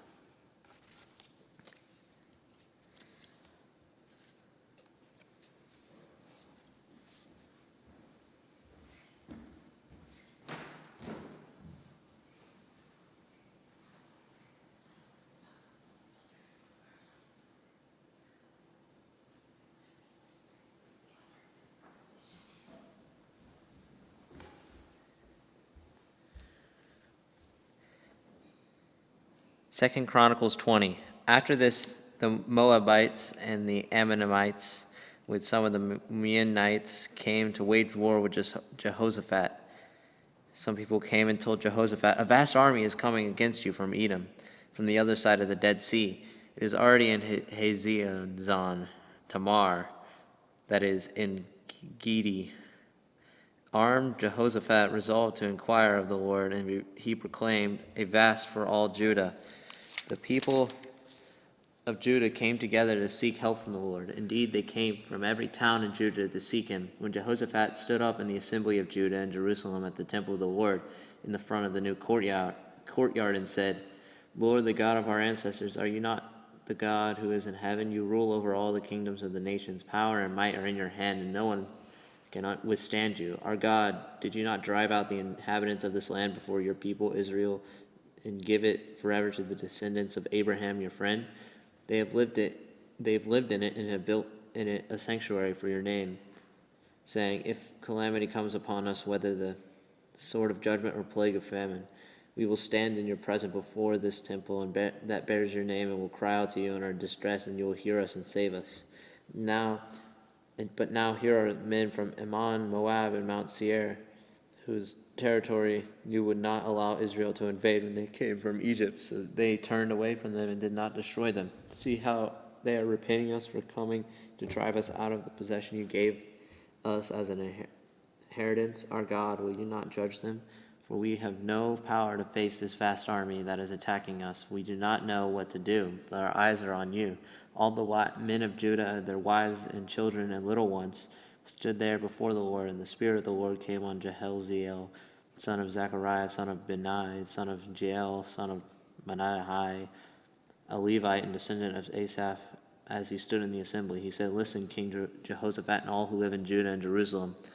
This is what the Lord says to you. Do not be afraid or discouraged because of this vast army, for the battle is not yours, but God's. Tomorrow march down against them. They will be climbing up by the pass of Ziz, and you will find them at the end of the gorge in the desert of Jeruel. You will not have to fight this battle. Take up your possessions, stand firm, and see the deliverance the Lord will give you, Judah and Jerusalem. Do not be afraid, do not be discouraged. Go out to face them tomorrow, and the Lord will be with you." Jehoshaphat bowed down with his face to the ground, and then all the people of Judah and Jerusalem fell down and worshipped before the Lord. And some Levites from Kohathites and Korahites stood up and praised the Lord, the God of Israel, with a very loud voice. Early in the morning, they left for the desert of Tekoa, and they set out. Jehoshaphat stood and said, "Listen to me, Judah and people of Jerusalem. Have faith in the Lord your God, and you will be upheld. Have faith in his prophets, and you will be successful." After consulting the people, Jehoshaphat appointed men to sing to the Lord and to praise him for the splendor of his holiness as they went out at the head of the army, saying, "Give thanks to the Lord, for his love endures forever." As they began to sing and praise, the Lord's ambushes against the men of Ammon and Moab and Mount Seir, who were invading Judah, and they were defeated. The Ammonites and the Moabites rose up against the men from Mount Seir to destroy and annihilate them. After they finished slaughtering the men from Seir, they helped to destroy one another.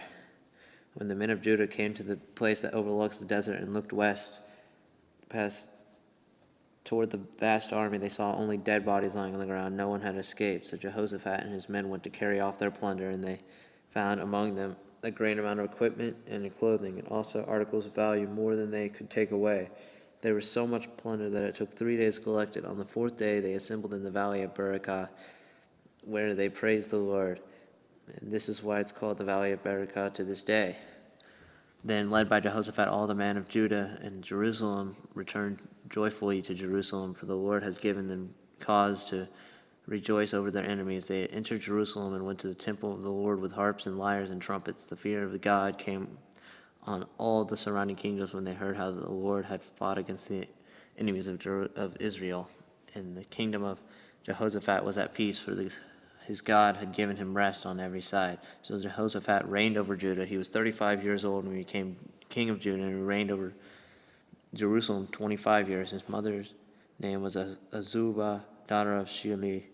He followed the ways of his father Asa and did not stray from them. He did what was right in the eyes of the Lord, not high. The high places, however, were not removed, and the people still had not their hearts set on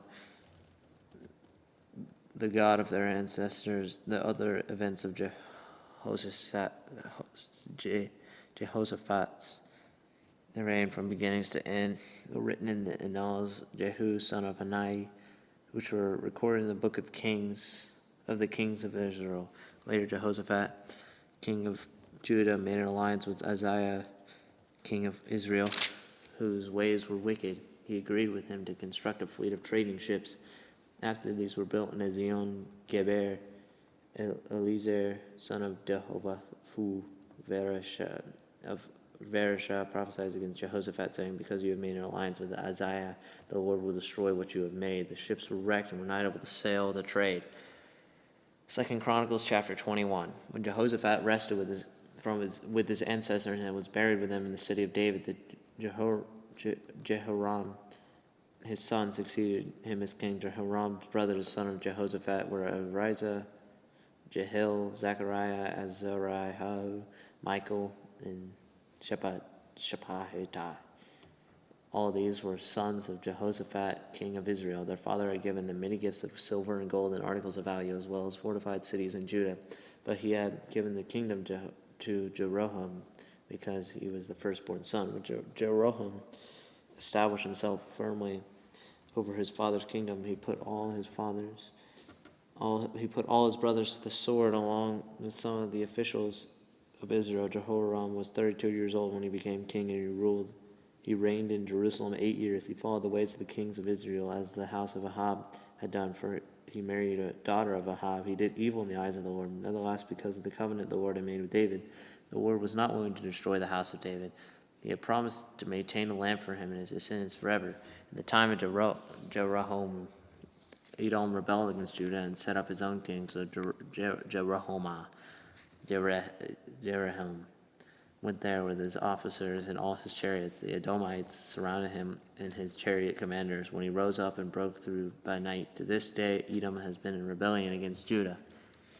Lebanon revolted at the same time because Jeroham had forsaken the Lord, the God of his ancestors. He had built high places on the hills of Judah and caused the people of Jerusalem to prostitute themselves and had led Judah astray. Jeroham received a letter from Elijah the prophet, which said, "This is what the Lord, the God of your father David, says. You have not followed the ways of your father Jehoshaphat or of Asa, king of Judah, but you have followed the ways of the kings of Israel, which have led Judah and the people of Jerusalem to prostitute themselves, just as the house of Ahab did. You have also murdered your own brothers, members of your own family, men who were better than you. So now the Lord is about to strike your people, your sons, your wives, and everything that is yours, with a heavy blow. You yourself will be very ill with a lingering disease of the bowels until the disease causes your bowels to come out." The Lord aroused himself against Jeroham, the hostility of the Philistines and of the Arabs who lived near the Cushites. They attacked Judah, invaded it, and carried off all the goods found in the king's palace, together with his son and wives. Not a son was left to him except Uzziah the youngest. After all this, the Lord afflicted Jeroham with an incurable disease of the bowels. In the course of time, at the end of the second year, his bowels came out because of the disease, and he died in great pain. His people made no funeral fire in his honor as they had for his predecessors. Jeroham was 32 years old when he became king. He reigned in Jerusalem 8 years. He passed away to no one's regret and was buried in the city of David, but not in the tombs of the kings. 2 Chronicles chapter 22.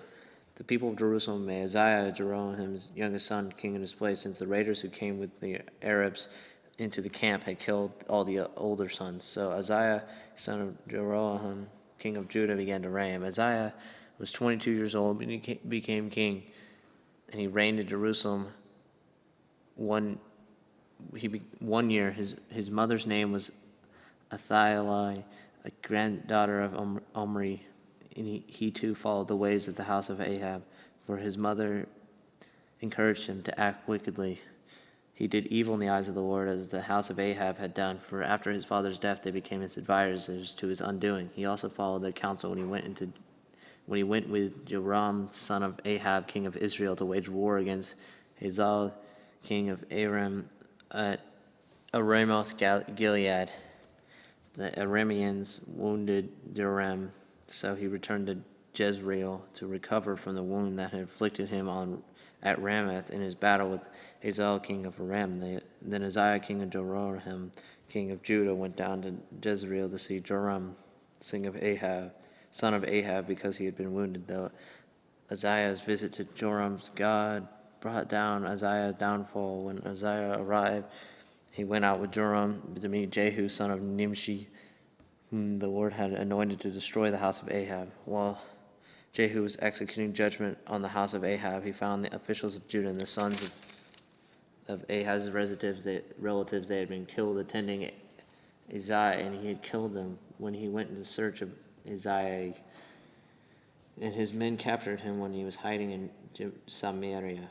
He was brought to Jehu and put to death. They buried him, and for they said, he was a son of Jehoshaphat, who sought the Lord with all his heart.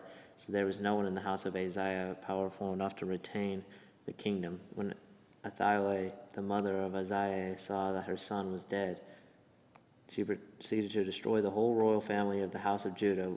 But Jehosheba, the daughter of King Jehoram, took Joshua, son of Uzziah, and stole him away among the royal princes who were about to be murdered, and put him and his nurse in a bedroom, because Jehosheba, the daughter of King Joram, and the wife of the priest Jehoiada, was Uzziah's sister. She hid the child from Athaliah so she could not kill him. He remained hidden with them at the temple of God for 6 years while Athaliah ruled the land.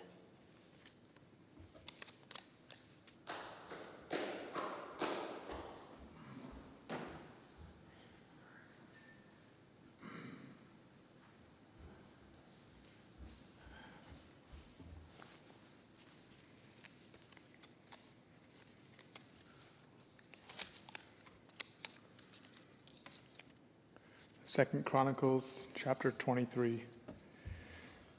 In the 7th year, Jehoiada showed his strength. He made a covenant with the commanders of units of 100. Azariah, son of Jeroham, Ishmael, son of Jehohanan, Azariah, son of Obed, Maaseiah, son of Adadiah, and Elishaphat, son of Zichri. They went through Judah and gathered the Levites and the heads of Israelite families from the towns. When they came to Jerusalem, the whole assembly made a covenant with the king at the temple of God.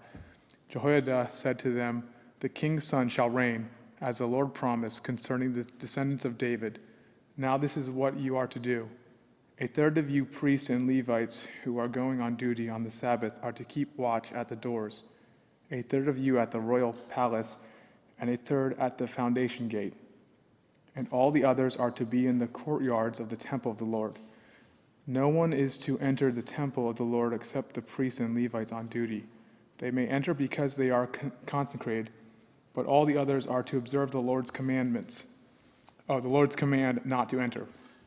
The Levites are to station themselves around the king, each with a weapon in hand. Anyone who enters the temple is to be put to death. Stay close to the king wherever he goes." The Levites and all the men of Judah did just as Jehoiada the priest ordered. Each one took his men, those who were going on duty on the Sabbath, and those who were going off duty. For Jehoiada the priest had not released any of the divisions.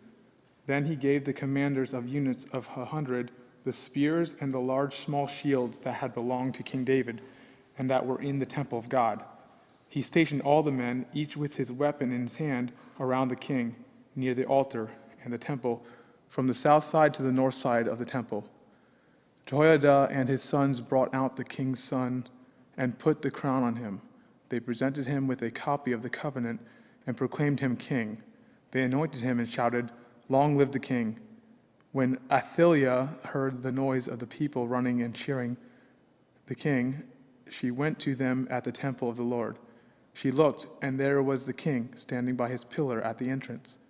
The officers and the trumpeters were beside the king, and all the people of the land were rejoicing and blowing trumpets, and musicians with their instruments were leading the praises. Then Athaliah tore her robes and shouted, "Treason! Treason!" Jehoiada the priest sent out the commanders of units of 100 who were in charge of the troops and said to them, "Bring her out between the ranks and put to the sword anyone who follows her." For the priests had said, "Do not put her to death at the temple of the Lord." So they seized her as she reached the entrance of the horse gate on the palace grounds, and there they put her to death. Jehoiada then made a covenant that he, the people, and the king would be the Lord's people. All the people went to the temple of Baal and tore it down.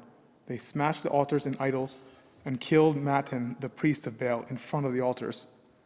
Then Jehoiada placed the oversight of the temple of the Lord in the hands of the Levitical priest, to whom David had made assignments in the temple, to present the burnt offerings of the Lord as written in the law of Moses, with rejoicing and singing, as David had ordered. He also stationed gatekeepers at the gates of the Lord's temple, so that no one was in any way unclean might enter. He took with him the commanders of hundreds, the nobles, the rulers of the people, and all the people of the land, and brought the king down from the temple of the Lord. They went into the palace through the upper gate and seated the king on the royal throne. All the people of the land rejoiced, and the city was calm because Athaliah had been slain with the sword. Josiah was 7 years old when he became king, and he reigned in Jerusalem for 40 years. His mother's name was Zebiah. She was from Beersheba. Joash did what was right in the eyes of the Lord all the years of Jehoiada the priest. Jehoiada chose 2 wives for him, and he had sons and daughters. Sometime later, Joash decided to restore the temple of the Lord. He called together the priests and Levites and said to them, "Go to the towns of Judah and collect the money due annually from all of Israel to repair the temple of your God. Do it now." But the Levites did not act at once.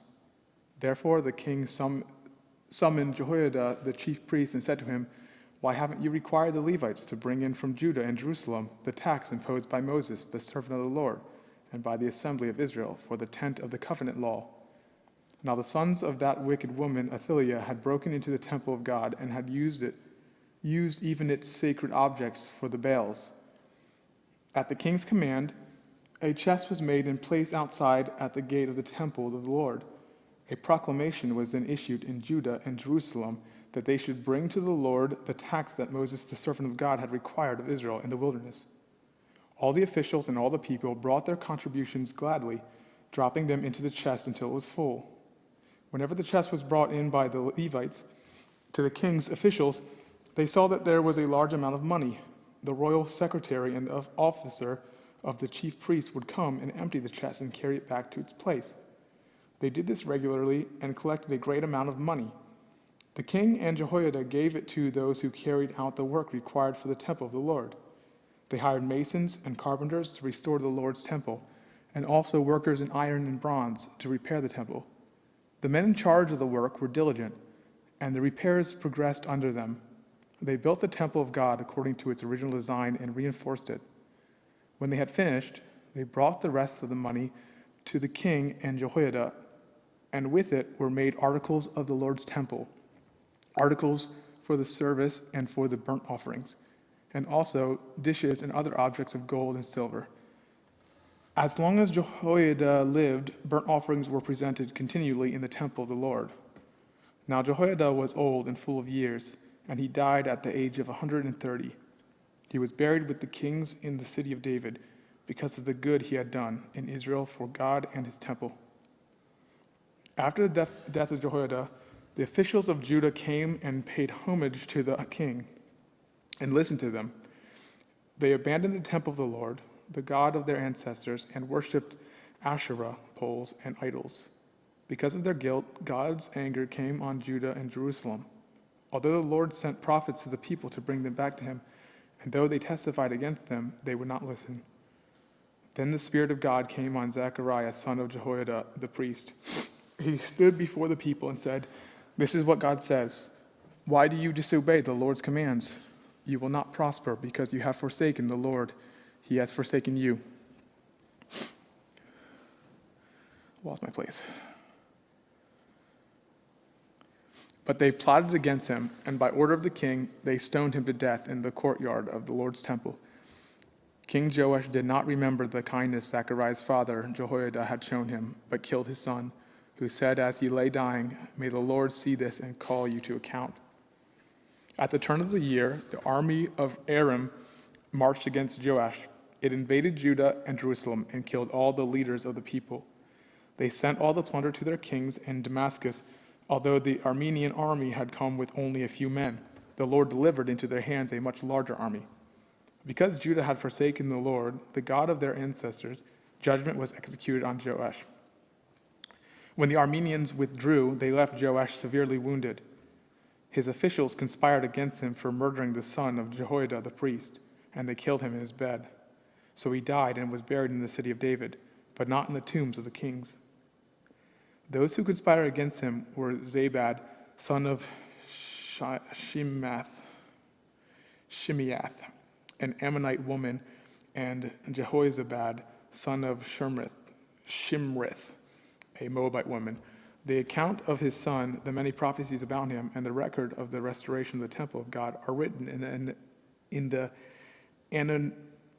annotations on the book of the kings, and Amaziah his son succeeded him as king.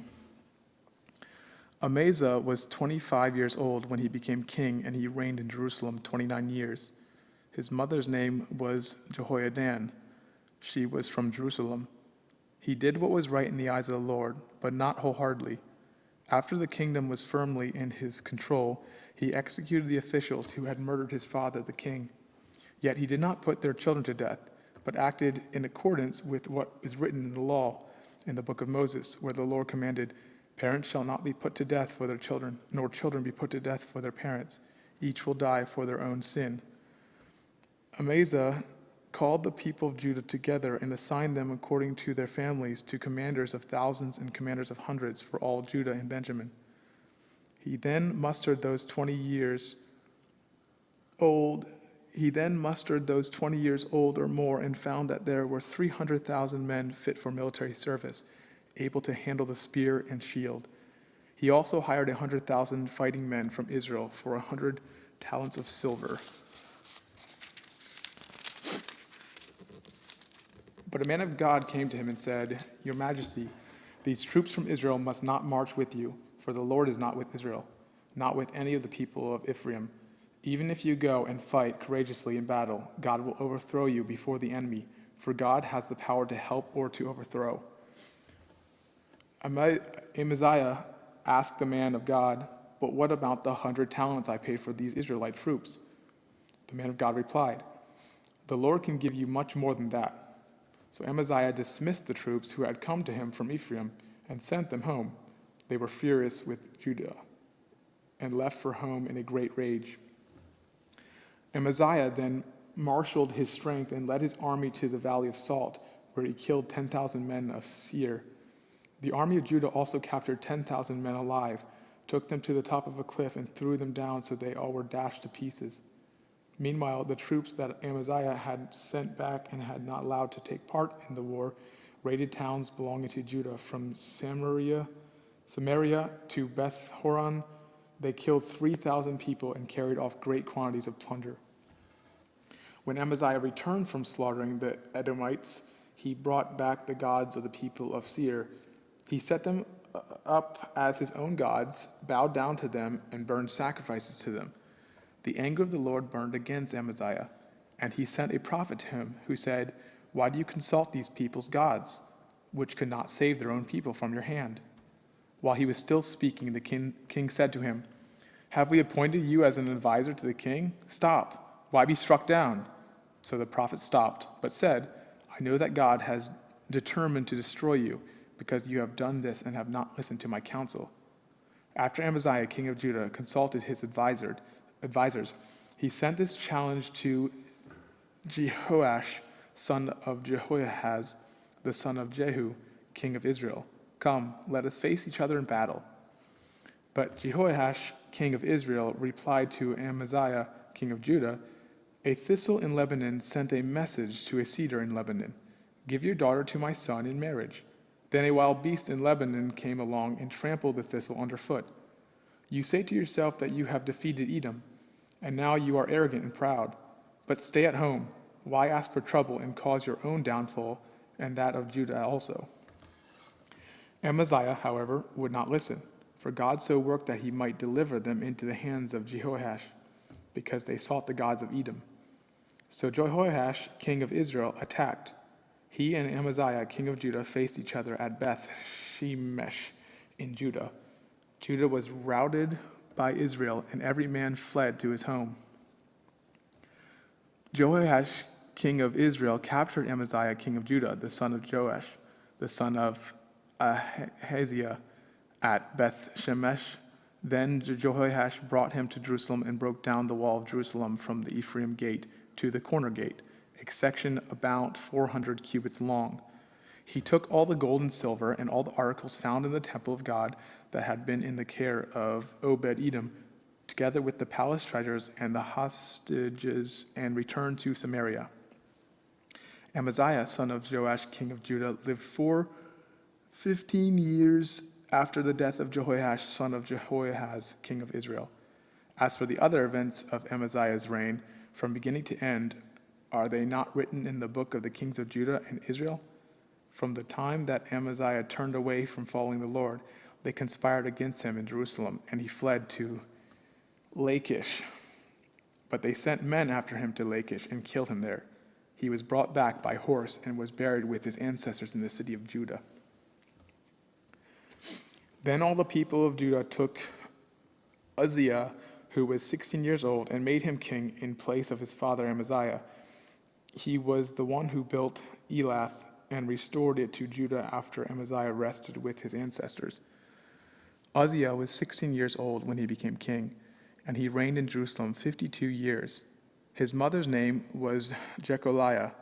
She was from Jerusalem. He did what was right in the eyes of the Lord, just as his father Amaziah had done. He sought God during the days of Zechariah, who instructed him in the fear of God. As long as he sought the Lord, God gave him success. He went to war against the Philistines and broke down the walls of Gath, Jabnath, and Ashdod. He then rebuilt towns near Ashdod and elsewhere among the Philistines. God helped him against the Philistines and against the Arabs who lived in Gur-baal, and against the Meunites. The Ammonites brought tribute to Uzziah, and his fame spread as far as the border of Egypt, because he had become very powerful. Uzziah built towers in Jerusalem at the corner gate, and at the valley gate, and at the angle of the wall, and he fortified them. He also built towers in the wilderness and dug many cisterns, because he had much livestock in the foothills and in the plain. He had people working his fields and vineyards in the hills and in the fertile lands, for he loved the soil. Uzziah had a well-trained army ready to go about by divisions according to their numbers, as mustered by Jeiel, the secretary, and Maaseiah, the officer under the direction of Hananiah, one of the royal officials. The total number of family leaders over the fighting men was 2,600. Under their command was an army of 307,500 men trained for war, a powerful force to support the king against his enemies. Uzziah provided shields, spears, helmets, coats of armor, bows, and sling stones for the entire army. In Jerusalem, he made devices invented for use on the towers and on the corner defenses so that soldiers could shoot arrows and hurl large stones from the walls. His fame spread far and wide, for he was greatly helped until he became powerful. But after Uzziah became powerful, his pride led to his downfall. He was unfaithful to the Lord his God and entered the temple of the Lord to burn incense on the altar of incense. Azariah, the priest, with 80 other courageous priests of the Lord, followed him in. They confronted the king, Uzziah, and said, "It is not right for you, Uzziah, to burn incense to the Lord. That is for the priests, the descendants of Aaron, who have been consecrated to burn incense. Leave the sanctuary, for you have been unfaithful, and you will not be honored by the Lord God." Uzziah, who had a censer in his hand ready to burn incense, became angry.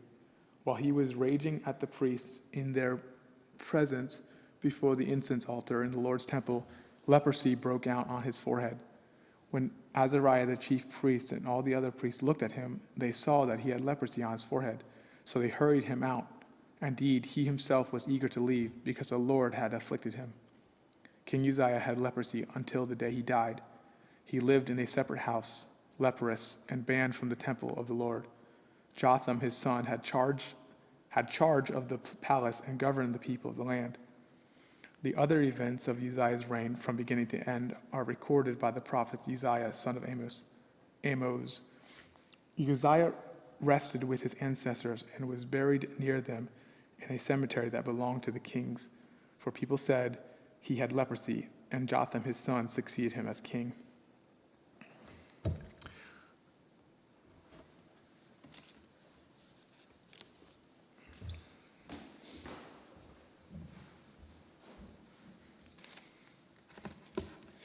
Second Chronicles 27. Jotham was 25 years old when he became king, and he reigned in Jerusalem 16 years. His mother's name was Jerusha, daughter of Zadok. He did what was right in the eyes of the Lord, just as his father Uzziah had done. But unlike him, he did not enter the temple of the Lord. The people, however, continued their corrupt practices. Jotham rebuilt the upper gate of the temple of the Lord and did extensive work on the wall at the hill of Ophel. He built towns in the hill country of Judah and forts and towers in the wooded areas. Jotham waged war against the king of the Ammonites and conquered them. That year, the Ammonites paid him 100 talents of silver, 10,000 cores of wheat, and 10,000 cores of barley. The Ammonites brought him the same amount also in the second and third years. Jotham grew powerful because he walked steadfastly before the Lord his God. The other events in Jotham's reign included all his wars and the other things he did, are written in the book of the kings of Israel and Judah. He was 25 years old when he became king, and he reigned in Jerusalem 16 years. Jotham rested with his ancestors and was buried in the city of David, and Ahaz, his son, succeeded him as king. 2 Chronicles 28. Ahaz was 20 years old when he became king, and he reigned in Jerusalem 16 years. Unlike David his father, he did not do what was right in the eyes of the Lord. He followed the ways of the kings of Israel and also made idols for worshiping the Baals. He burned sacrifices in the valley of Ben-Hinnom and sacrificed his children in the fire, engaging in the detestable practices of the nations the Lord had driven out before the Israelites. He offered sacrifices and burned incense at the high places, on the hilltops and under every spreading tree. Therefore the Lord his God delivered him into the hands of the king of Aram. The Arameans defeated him and took many of his people as prisoners and brought them to Damascus. He was also given into the hands of the king of Israel, who inflicted heavy casualties on him. One day Pekah, son of Remaliah, killed 120,000 soldiers in Judah, because Judah had forsaken the Lord, the God of their ancestors. Zikri, the Ephraimite warrior, killed Maaseiah, the king's son. Azrikam, the officer in charge of the palace, and Elkanah, second to the king. The men of Israel took captive from their fellow Israelites who were from Judah 200,000 wives, sons, and daughters. They also took a great deal of plunder, which they carried back to Samaria. But a prophet of the Lord named Oded was there, and he went out to meet the army when it returned to Samaria. He said to them, "Because the Lord, the God of your ancestors, was angry with Judah, he gave them into your hand. But you have slaughtered them in a rage that reaches to heaven, and now you intend to make the men and women of Judah and Jerusalem your slaves. But aren't you also guilty of sins against the Lord your God? Now listen to me. Send back your fellow Israelites you have taken as prisoners, for the Lord's fierce anger rests on you." Then some of the elders in Ephraim, Azariah, son of Jehohanan, Berechiah, son of Meshillemoth, Jehizekiah, son of Shalom, and Amasa, son of Hadlai, confronted those who were arriving from the war. "You must not bring those prisoners here," they said, "or we will be guilty before the Lord. Do you intend to add to our sin and guilt? For our guilt is already great, and his fierce anger rests on Israel." So the soldiers gave up the prisoners and plunder in the presence of the officials and all the assembly. The men designated by name took the prisoners, and from the plunder they clothed all who were naked. They provided with them clothes and sandals, food and drink, and healing balm. All those who were weak they put on donkeys. So they took them back to their fellow Israelites at Jericho, the city of palms, and returned to Samaria. At the time, King Ahaz sent to the kings of Assyria for help. The Edomites had come again and attacked Judah and carried away prisoners, while the Philistines had raided towns in the foothills and in the Negev of Judah. They captured and occupied Beth-Shemesh, Ajjalon, and Gederoth, as well as Soko, Timnah, and Gimzo, with their surrounding villages. The Lord had humbled Judah because of Ahaz, king of Israel, for he had promoted wickedness in Judah and had been most unfaithful to the Lord. Tiglath-Pileser, king of Assyria, came to him, but he gave him trouble instead of help. Ahaz took some of the things from the temple of the Lord and from the royal palace and from the officials and presented them to the king of Assyria, but that did not help. In his time of trouble, King Ahaz became even more unfaithful to the Lord. He offered sacrifices to the gods of Damascus, who had defeated him.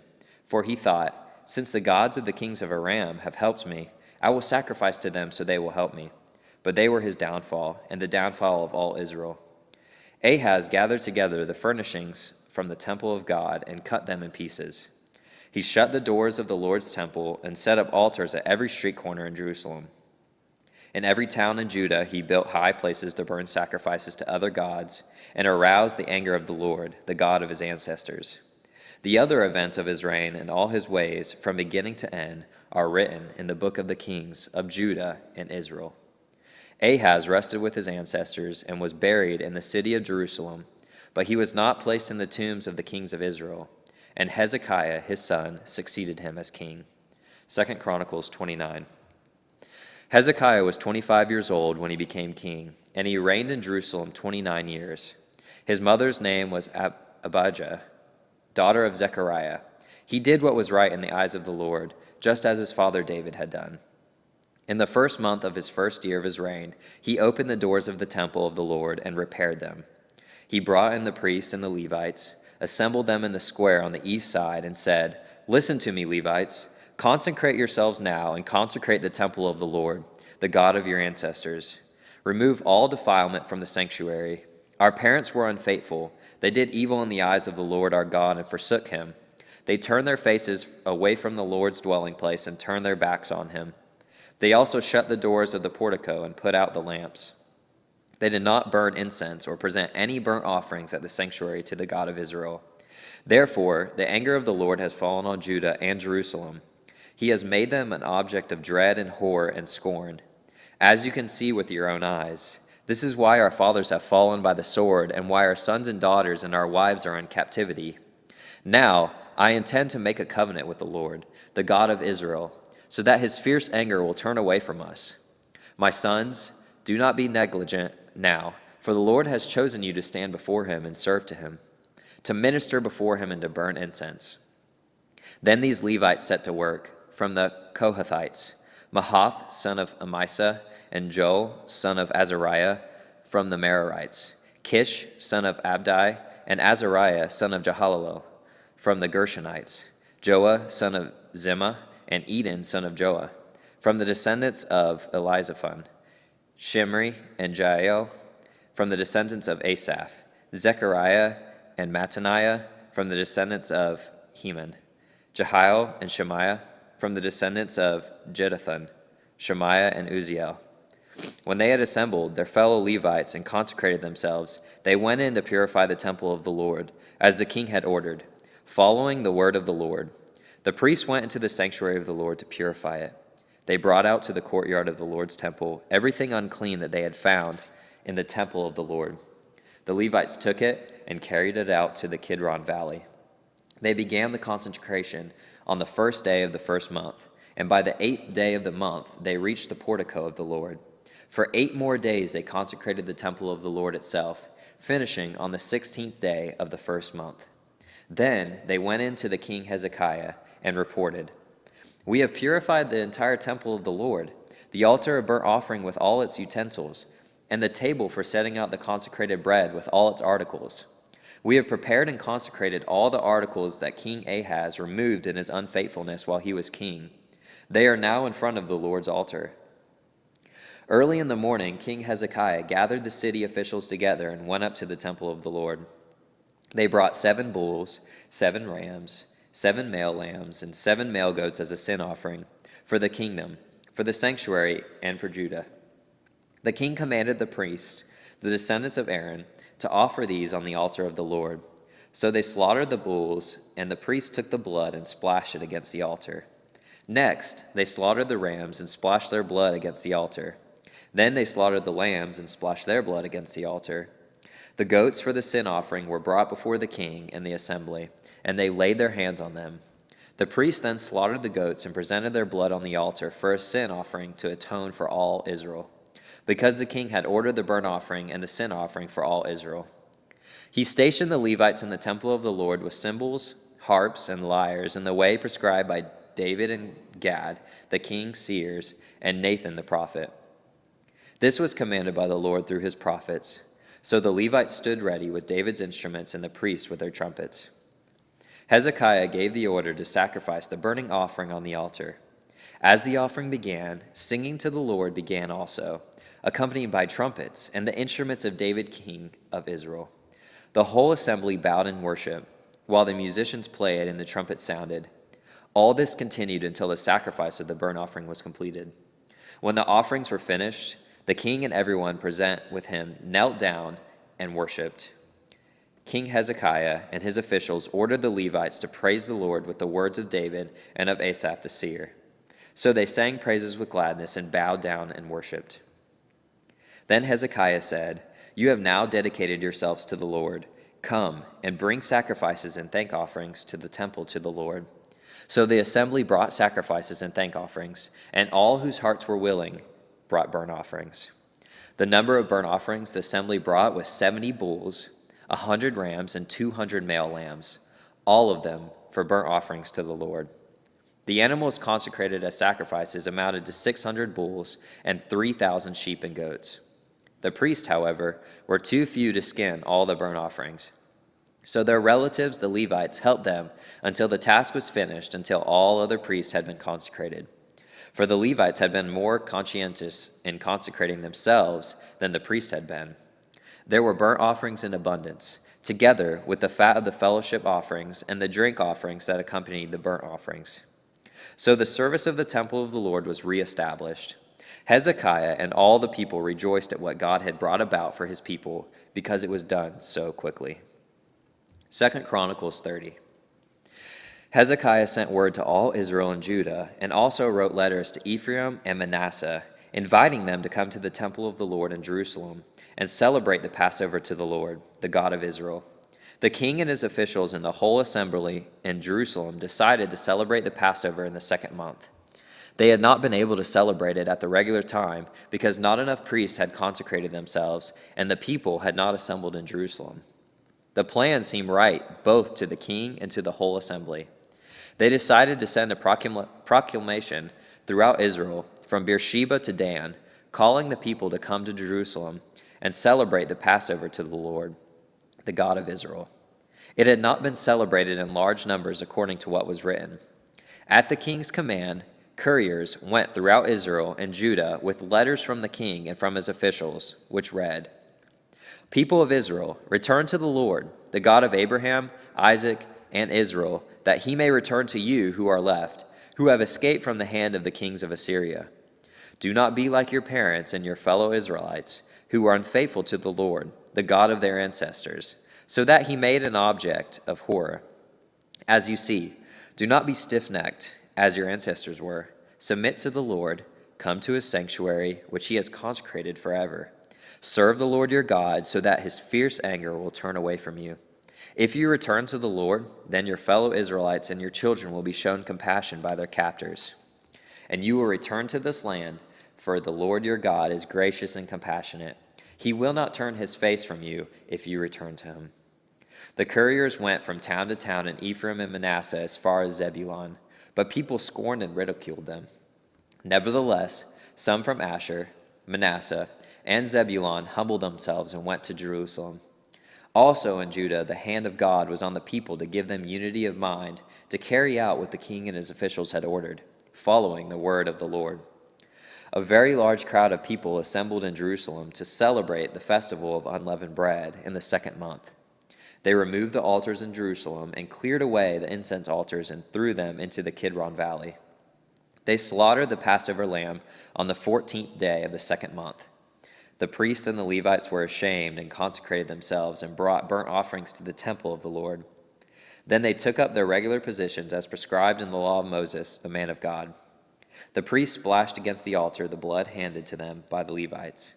Since many in the crowd had not consecrated themselves, the Levites had to kill the Passover lambs for all those who were not ceremonially clean and could not consecrate their lambs to the Lord.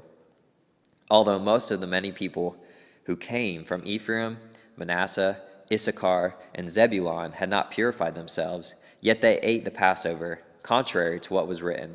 But Hezekiah prayed for them, saying, "May the Lord, who is good, pardon everyone who sets their heart on seeking God, the Lord, the God of their ancestors, even if they are not clean according to the rules of the sanctuary." And the Lord heard Hezekiah, and he healed the people.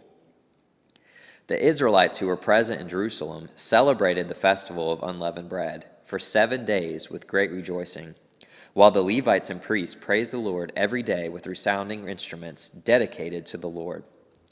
Hezekiah spoke encouragingly to all the Levites, who showed good understanding of the service of the Lord. For the 7 days they ate their assigned portion and offered fellowship offerings and praise to the Lord, the God of their ancestors. The whole assembly then agreed to celebrate the festival 7 more days. So for another 7 days they celebrated joyfully. Hezekiah, king of Judah, provided 1,000 bulls and 7,000 sheep and goats for the assembly, and the officials provided them with 1,000 bulls and 10,000 sheep and goats. A great number of priests consecrated themselves.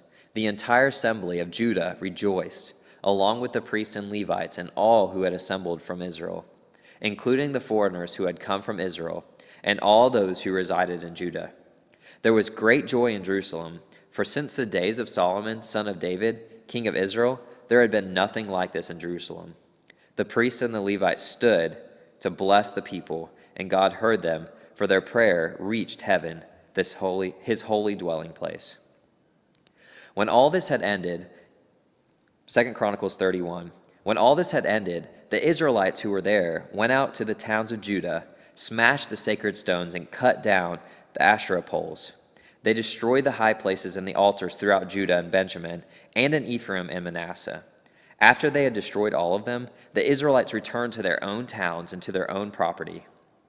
Hezekiah assigned the priests and Levites to divisions, each of them according to their duties as priests or Levites, to offer burnt offerings and fellowship offerings, to minister, to give thanks, and to sing praises at the gates of the Lord's dwelling. The king contributed from his own possessions for the morning and evening burnt offerings, and for the burnt offerings on the Sabbaths, at the new moons, and at the appointed festivals, as written in the law of the Lord. He ordered the people living in Jerusalem to give the portion due the priests and the Levites so they could devote themselves to the law of the Lord. As soon as the order went out, the Israelites generously gave the first fruits of their grain, new wine, olive oil, and honey, and all that the fields produce. They brought a great amount, a tithe of everything. The people of Israel and Judah who lived in the towns of Judah also brought a tithe of their herds and flocks, and a tithe of the holy things dedicated to the Lord their God, and they piled them in heaps. They began doing this in the 3rd month and finished in the 7th month. When Hezekiah and his officials came and saw the heaps, they praised the Lord and blessed his people Israel. Hezekiah asked the priests and the Levites about the heaps, and Azariah the chief priest from the family of Zadok answered, "Since the people began to bring their contributions to the temple of the Lord, we have had enough to eat and plenty to spare, because the Lord has blessed his people, and this great amount is left over." Hezekiah gave orders to prepare storerooms in the temple of the Lord, and this was done. Then they faithfully brought in the contributions, tithes, and dedicated gifts. Conaniah, a Levite, was the overseer in charge of these things, and his brother, Shemaiah, was next in rank. Jehiel, Azahiah, Nahath, Asahel, Jeremoth, Jozabad, Eliel, Ismachiah, Mahath, and Benaniah were assistants of Conaniah and Shemaiah his brother. All these served by appointment of King Hezekiah and Azariah, the official in charge of the temple of God. Kor, son of Imnah, the Levite, keeper of the east gate, was in charge of the free will offerings given to God, distributing the contributions made to the Lord, and also the consecrated gifts. Eden, Meniamin, Jeshua, Shemaiah, Amariah, and Shechaniah assisted him faithfully in the towns of the priests, distributing to their fellow priests according to their divisions, old and young alike. In addition, they distributed to the males 3 years old or more whose names were in the genealogical records. All who would enter the temple of the Lord to perform the daily duties of their various tasks according to their responsibilities and their divisions. And they distributed to the priests enrolled by their families in the genealogical records, and likewise to the Levites, 20 years old or more, according to their responsibilities and their divisions. They included all the little ones, the wives, and the sons and daughters of the whole community listed in these genealogical records, for they were faithful in consecrating themselves. As for the priests, the descendants of Aaron, who lived on the farmlands around their towns or in any other towns, men were designated by name to distribute portions to every male among them and to all who were recorded in the genealogies of the Levites. This is what Hezekiah did throughout Judah, doing what was good and right and faithful before the Lord his God. In everything that he undertook in the service of God's temple and in obedience to the law and the commands, he sought his God and worked wholeheartedly, and so he prospered.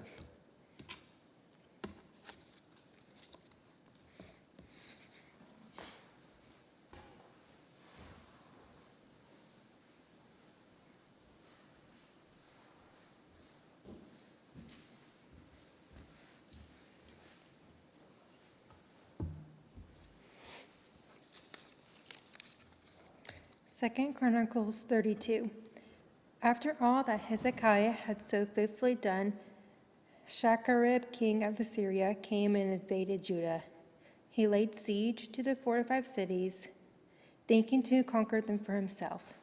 When Hezekiah saw that Sennacherib had come and that he intended to wage war against Jerusalem, he consulted with his officials and military staff about blocking off the water from the springs outside the city, and they helped him. They gathered a large group of people who blocked all the springs and the stream that flowed through the land. Why should the kings of Assyria come and find plenty of water? They said. And he worked hard repairing all the broken sections of the wall and building towers on it. He built another wall outside that one and reinforced the terraces of the city of David. He also made large numbers of weapons and shields. He appointed military officers over the people and assembled them before him in the square at the city gate and encouraged them with these words: "Be strong and courageous. Do not be afraid or discouraged because of the king of Assyria and the vast army with him. For there is a greater power with us than with him. With him is only the arm of flesh, but with us is the Lord our God, to help us and to fight our battles." And the people gained confidence from what Hezekiah, the king of Judah, said. Later, when Sennacherib, king of Assyria, and all his forces were laying siege to Lachish, he sent his officers to Jerusalem with this message for Hezekiah, king of Judah, and for all the people of Judah who were there. This is what Sennacherib, king of Assyria, says: "On what you are basing your confidence, that you remain in Jerusalem under siege? When Hezekiah says, 'The Lord our God will save us from the hand of the king of Assyria,' he is misleading you, to let you die of hunger and thirst. Did not Hezekiah himself remove this God's high places and altars, saying to Judah and Jerusalem, 'You must worship before one altar and burn sacrifices on it'? Do you not know what I and my predecessors have done to all the peoples of the other lands? Were the gods of those nations ever able to deliver their land from my hand? Who of all the gods of these nations that my predecessors destroyed has been able to save his people from me? How then can your God deliver you from my hand?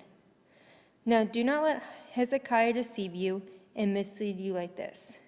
Do not believe him, for no God of any nation or kingdom has been able to deliver his people from my hand or the hand of my predecessors. How much less will your God deliver you from my hand? Sennacherib's officers spoke further against the Lord God and against his servant Hezekiah. The king also wrote letters ridiculing the Lord, the God of Israel, and saying this against him: just as the gods of the peoples of other lands did not rescue their people from my hand, so the God of Hezekiah will not rescue his people from my hand. Then they called out in Hebrew to the people of Jerusalem who were on the wall, to terrify them and make them afraid in order to capture the city. They spoke about the God of Jerusalem as they did about the gods of other peoples of the world, the work of human hands. King Hezekiah and the prophet Isaiah, son of Amoz, cried out in prayer to heaven about this. And the Lord sent out an angel who annihilated all the fighting men and the commanders and officers in the camp of the Assyrian king. So he withdrew to his own land in disgrace. And when he went into the temple of his God, some of his sons, his own flesh and blood, cut him down with the sword. So the Lord saved Hezekiah and the people of Jerusalem from the hand of Sennacherib, king of Assyria, and from the hand of all others. He took care of them on every side. Many brought offerings to Jerusalem for the Lord and valuable gifts for Hezekiah, king of Judah. From then on, he was highly regarded by all the nations. In those days, Hezekiah became ill and was at the point of death. He prayed to the Lord, who answered him and gave him a miraculous sign. But Hezekiah's heart was proud, and he did not respond to the kindness shown him. Therefore the Lord's wrath was on him and on Judah and Jerusalem. Then Hezekiah repented of the pride of his heart, as did the people of Jerusalem. Therefore the Lord's wrath did not come on them during the days of Hezekiah. Hezekiah had very great wealth and honor, and he made treasuries for his silver and gold, and for his precious stones, spices, shields, and all kinds of valuables. He also made buildings to store the harvest of grain, new wine, and olive oil, and he made stalls for various kinds of cattle and pens for the flocks.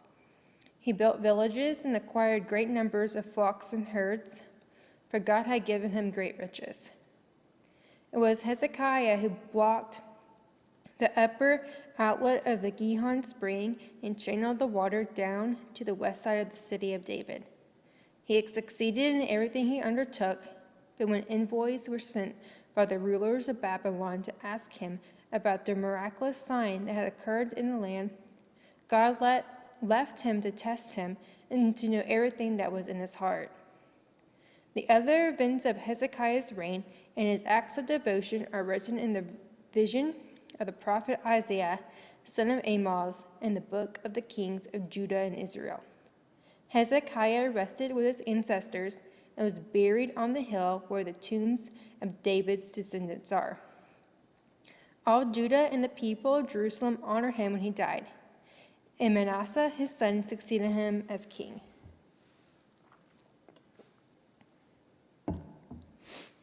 Manasseh was 12 years old when he became king, and he reigned in Jerusalem 55 years.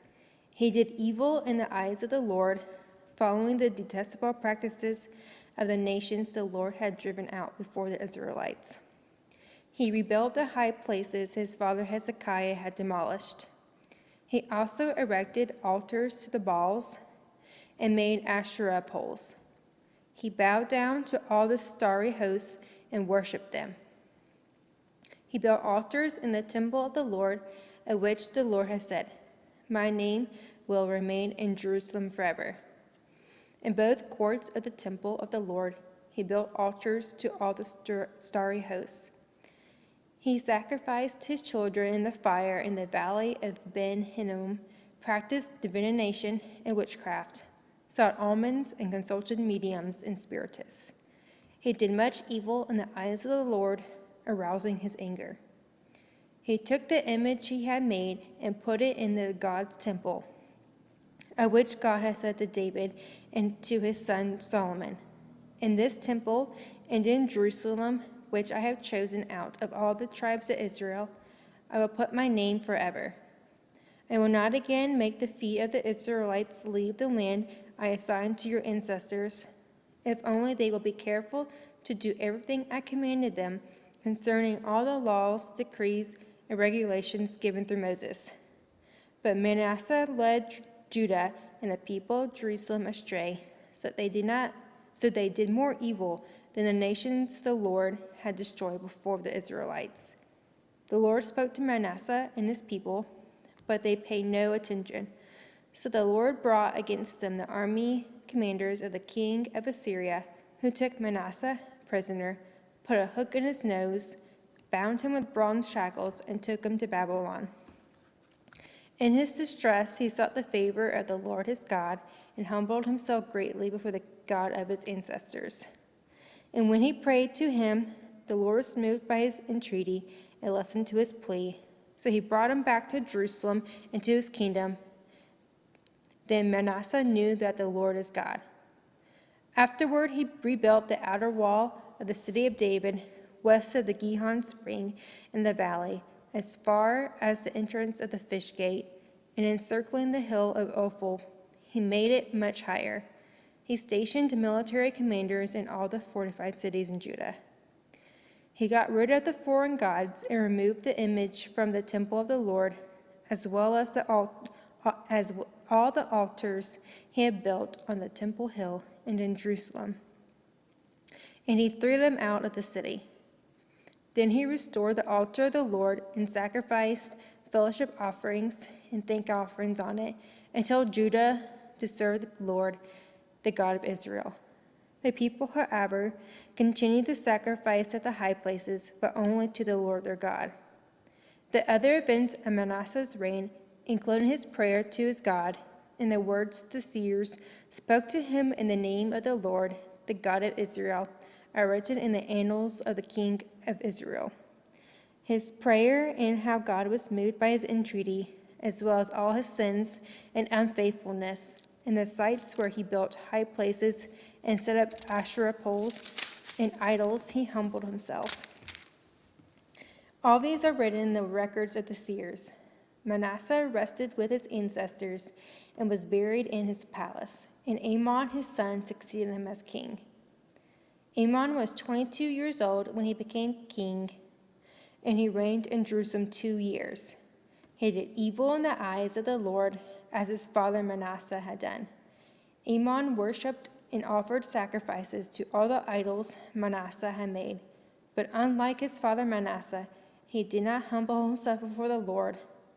Amon increased his guilt. Amon's officials conspired against him and assassinated him in his palace. Then the people of the land killed all who had plotted against the king Amon, and they made Josiah his son king in his place. 2 Chronicles 34. Josiah was 8 years old when he became king, and he reigned in Jerusalem 31 years. He did what was right in the eyes of the Lord and followed the ways of his father David, not turning aside to the right or to the left. In the 8th year of his reign, while he was still young, he began to seek the God of his father David. In his 12th year, he began to purge Judah and Jerusalem of high places, Asherah poles, and idols. Under his direction, the altars of the Baals were torn down. He cut to pieces the incense altars that were above them and smashed the Asherah poles and the idols. These he broke to pieces and scattered over the graves of those who had sacrificed to them. He burned the bones of the priests on their altars, and so he purged Judah and Jerusalem, and the towns of Manasseh, Ephraim, and Simeon, as far as Naphtali, and in the ruins around them. He tore down the altars and the Asherah poles, and crushed the idols to powder, and cut to pieces all the incense altars throughout Jerusalem. Then he went back to Jerusalem.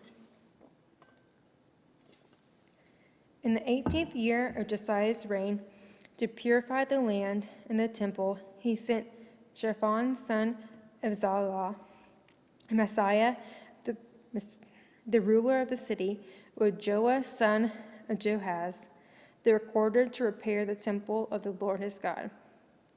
They went to Hilkiah the high priest and gave him the money that had been brought into the temple of God, which the Levites, who were the gatekeepers, had collected from the people of Manasseh, Ephraim, and the entire remnant of Israel, from all the people of Judah and Benjamin, and the inhabitants of Jerusalem. Then they entrusted it to the people appointed to supervise the work on the Lord's temple. These men paid the workers who repaired and restored the temple. They also gave money to the carpenters and builders to purchase dressed stone and timber for joists and beams for the buildings that the kings of Judah had allowed to fall into ruin. The workers labored faithfully. Over them to direct them were Jahath and Obadiah, Levites descended from Merari, and Zechariah and Meshullam, descended from Kohath. The Levites, all who were skilled in playing musical instruments, had charge of the laborers and supervised all their workers from job to job. Some of the Levites were secretaries, scribes, and gatekeepers. While they were bringing out the money that had been taken into the temple of the Lord, Hilkiah the priest found the book of the law of the Lord that had been given through Moses. Hilkiah said to Shaphan the secretary, "I have found the book of the law in the temple of the Lord." He gave it to Shaphan. The Shaphan took the book to the king and reported to him, "Your officials are doing everything that has been committed to them. They have paid out the money that was in the temple of the Lord and have entrusted it to the supervisors and workers." Then Shaphan the secretary informed the king, "Hilkiah the priest has given me a book." And Shaphan read from it in the presence of the king. When the king heard the words of the law, he tore his robes. He gave these orders to Hilkiah, Ahikam son of Shaphan, Abdon son of Micah, Shaphan the secretary, and Isaiah the king's attendant. "Go and inquire of the Lord for me and for the remnant in Israel and Judah about what is written in this book that has been found. Great is the Lord's anger that is poured out on us because those who have gone before us have not kept the word of the Lord. They have not acted in accordance with all that is written in this book." Hilkiah and those the king has sent with him went to speak to the prophet Huldah, who was the wife of Shallum, son of Tokath, the son of Hashrah, keeper of the wardrobe. She lived in Jerusalem in the new quarter. She said to them, "This is what the Lord, the God of Israel, says. Tell the man who sent you to me, this is what the Lord says. I'm going to bring disaster on this place and its people, all the curses written in the book that has been read in the presence of the king of Judah. Because they have forsaken me and burned incense to the other gods, and aroused my anger by all that their hands have made, my anger will be poured out on this place. It will not be quenched. Tell the king of Judah, who sent you to inquire the Lord, this is what the Lord, the God of Israel, says concerning the words you heard. Because your heart was responsive and you humbled yourself before God when you heard what he spoke against this place and its people, and because you humbled yourself before me and tore your robes and wept in my presence, I have heard you, declares the Lord. Now I will gather you to your ancestors, and you will be buried in peace. Your eyes will not see all the disaster I am going to bring on this place and on those who live here." So they took her answer back to the king. Then the king called together all the elders of Judah and Jerusalem. He went up to the temple of the Lord with all the people of Judah, the inhabitants of Jerusalem, the priests and the Levites, all the people from least to the greatest. He read in their hearing all the words of the book of the covenant, which had been found in the temple of the Lord. The king stood by his pillar and renewed the covenant in the presence of the Lord, to follow the Lord and keep his commands, statutes, and decrees with all his heart and all his soul, and to obey the words of the covenant written in this book. Then he had everyone in Jerusalem and Benjamin pledge themselves to it. The people of Jerusalem did this in accordance with the covenant of God, the God of their ancestors. Josiah removed all the detestable idols from all the territory belonging to the Israelites, and he had all who were present in Israel serve the Lord their God. As long as he lived, they did not fail to follow the Lord, the God of their ancestors. 2 Chronicles 35.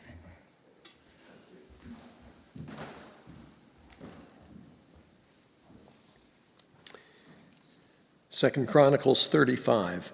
Josiah celebrated the Passover to the Lord in Jerusalem, and the Passover lamb was slaughtered on the 14th day of the first month. He appointed the priests to their duties and encouraged them in the service of the Lord's temple. He said to the Levites who had instructed all Israel and who had been consecrated to the Lord, "Put the sacred ark in the temple that Solomon, son of David, king of Israel, built. It is not to be carried about on your shoulders. Now serve the Lord your God and his people Israel. Prepare yourselves by families in your divisions, according to the instructions written by David, king of Israel, and by his son Solomon. Stand in the holy place with a group of Levites for each subdivision of the families of your fellow Israelites, the lay people. Slaughter the Passover lambs. Consecrate yourselves and prepare the lambs for your fellow Israelites, doing what the Lord commanded through Moses." Josiah provided for all the lay people who were there a total of 30,000 lambs and goats for the Passover offerings, and also 3,000 cattle, all from the king's own possessions. His officials also contributed voluntarily to the people and the priests and Levites. Hilkiah, Zechariah, and Jehiel, the officials in charge of God's temple, gave the priests 2,600 Passover offerings and 300 cattle.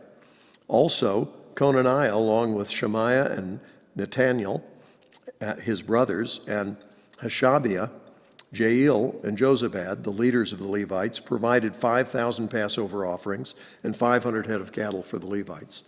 The service was arranged, and the priests stood in their places with the Levites in their divisions, as the king had ordered. Pardon me. The Passover lambs were slaughtered, and the priests splashed against the altar the blood handed to them, while the Levites skinned the animals. They set aside the burnt offerings to give them to the subdivisions of the families of the people to offer to the Lord, as it is written in the book of Moses. They did the same with the cattle. They roasted the Passover animals over the fire as prescribed, and boiled the holy offerings in pots, cauldrons, and pans, and served them quickly to all the people. After this, they made preparations for themselves and for the priests, because the priests, the descendants of Aaron, were sacrificing the burnt offerings and the fat portions until nightfall. So the Levites made preparations for themselves and for the Aaronic priests. The musicians, the descendants of Asaph, were in the places prescribed by David, Asaph, Heman, and Jeduthun, the king's seer. The gatekeepers at each gate did not need to leave their posts, because their fellow Levites made the preparations for them. So at that time, the entire service of the Lord was carried out for the celebration of the Passover and the offering of burnt offerings on the altar of the Lord, as King Josiah had ordered.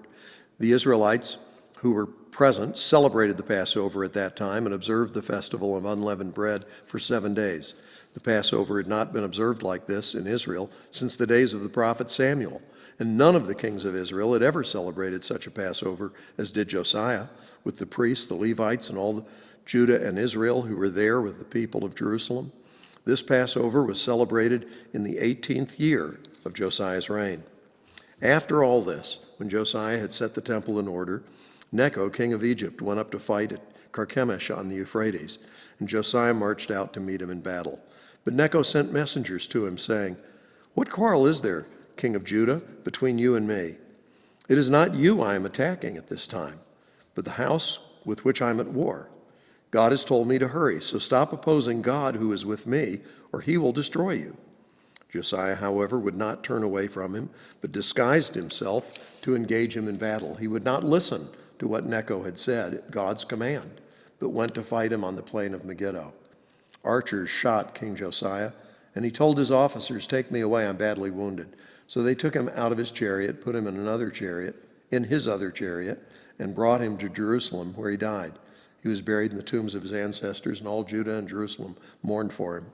Jeremiah composed laments for Josiah, and to this day all the male and female singers commemorate Josiah in the laments.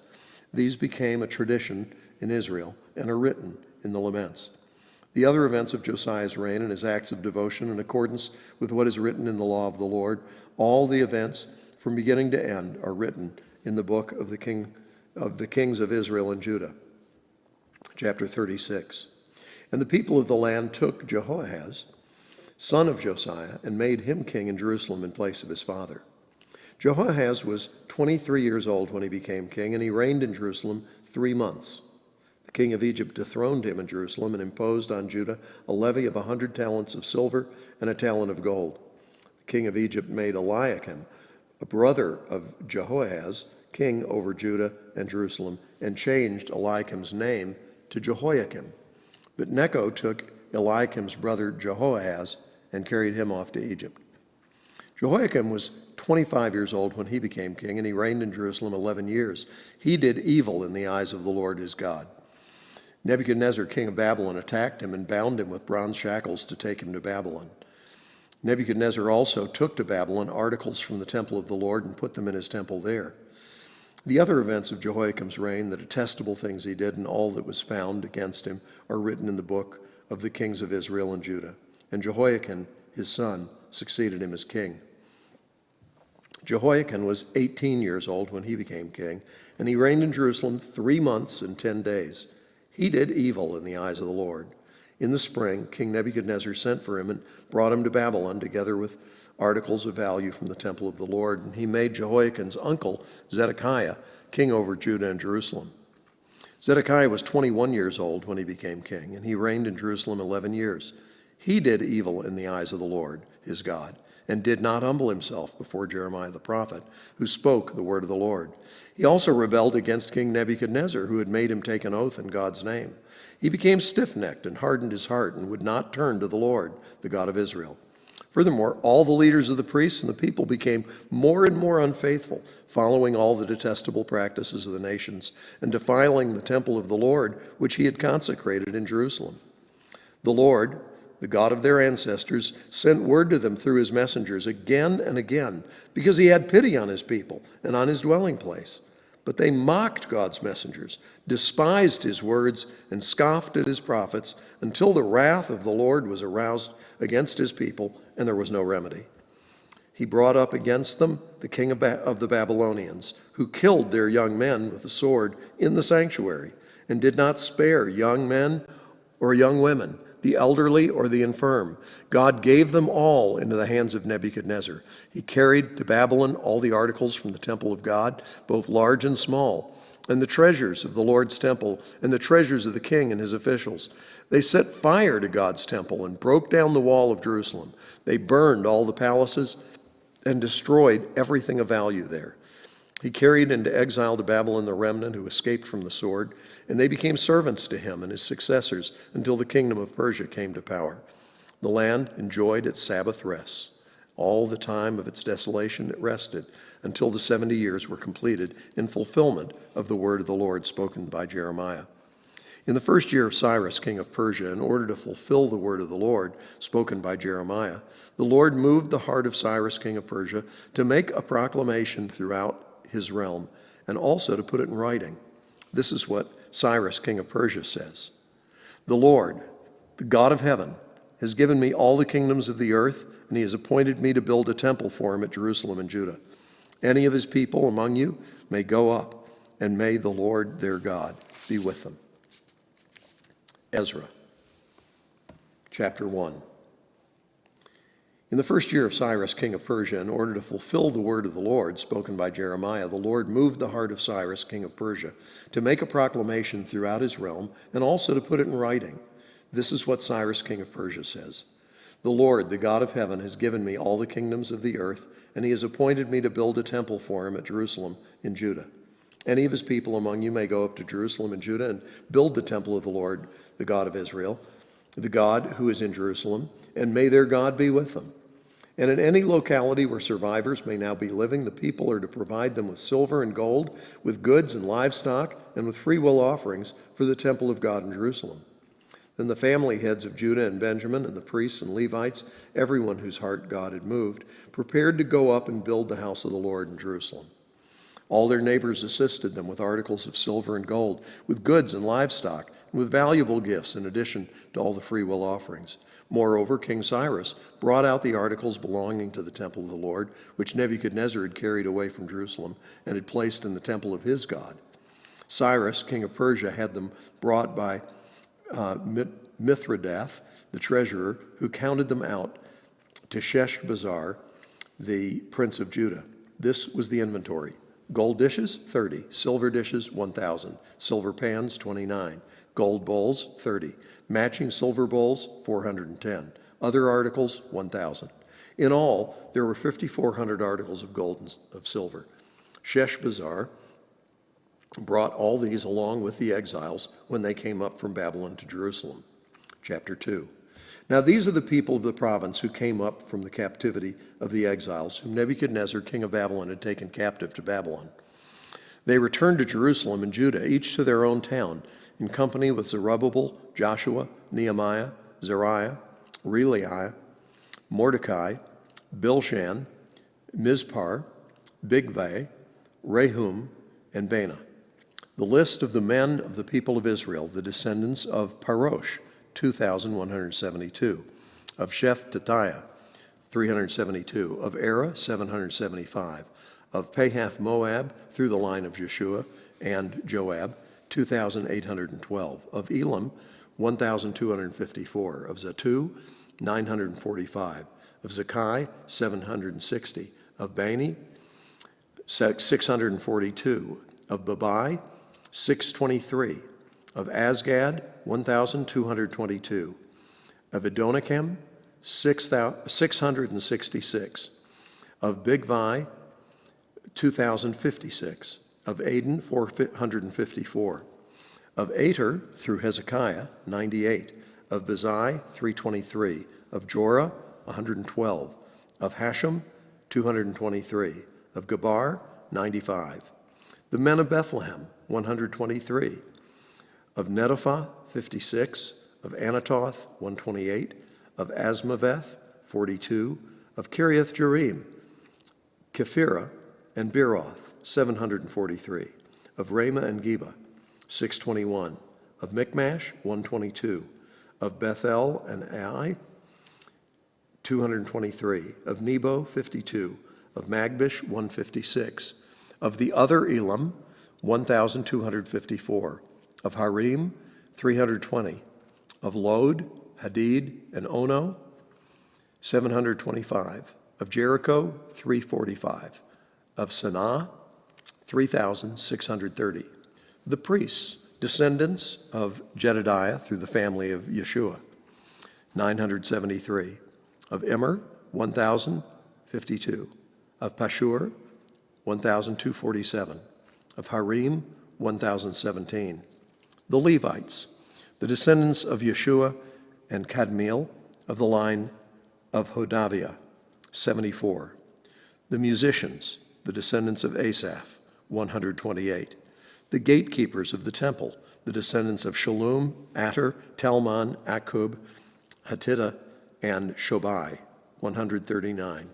The temple servants, the descendants of Zia, Hashupah, Tabaoth, Keros, Siaha, Padon, Labanah, Hagabah, Akub, Hagab, Shalmei, Hanan, Gedel, Gehar, Reaha, Rezin, Nakoda, Gazam, Uzzah, Besaia, Besai, Asna, Munam, Nephusim, Bakbuk, Hakupha, Harhur, Bazluth, Mehida, Harsha, Barkos, Sisera, Tema, Neziah, and Hatipha.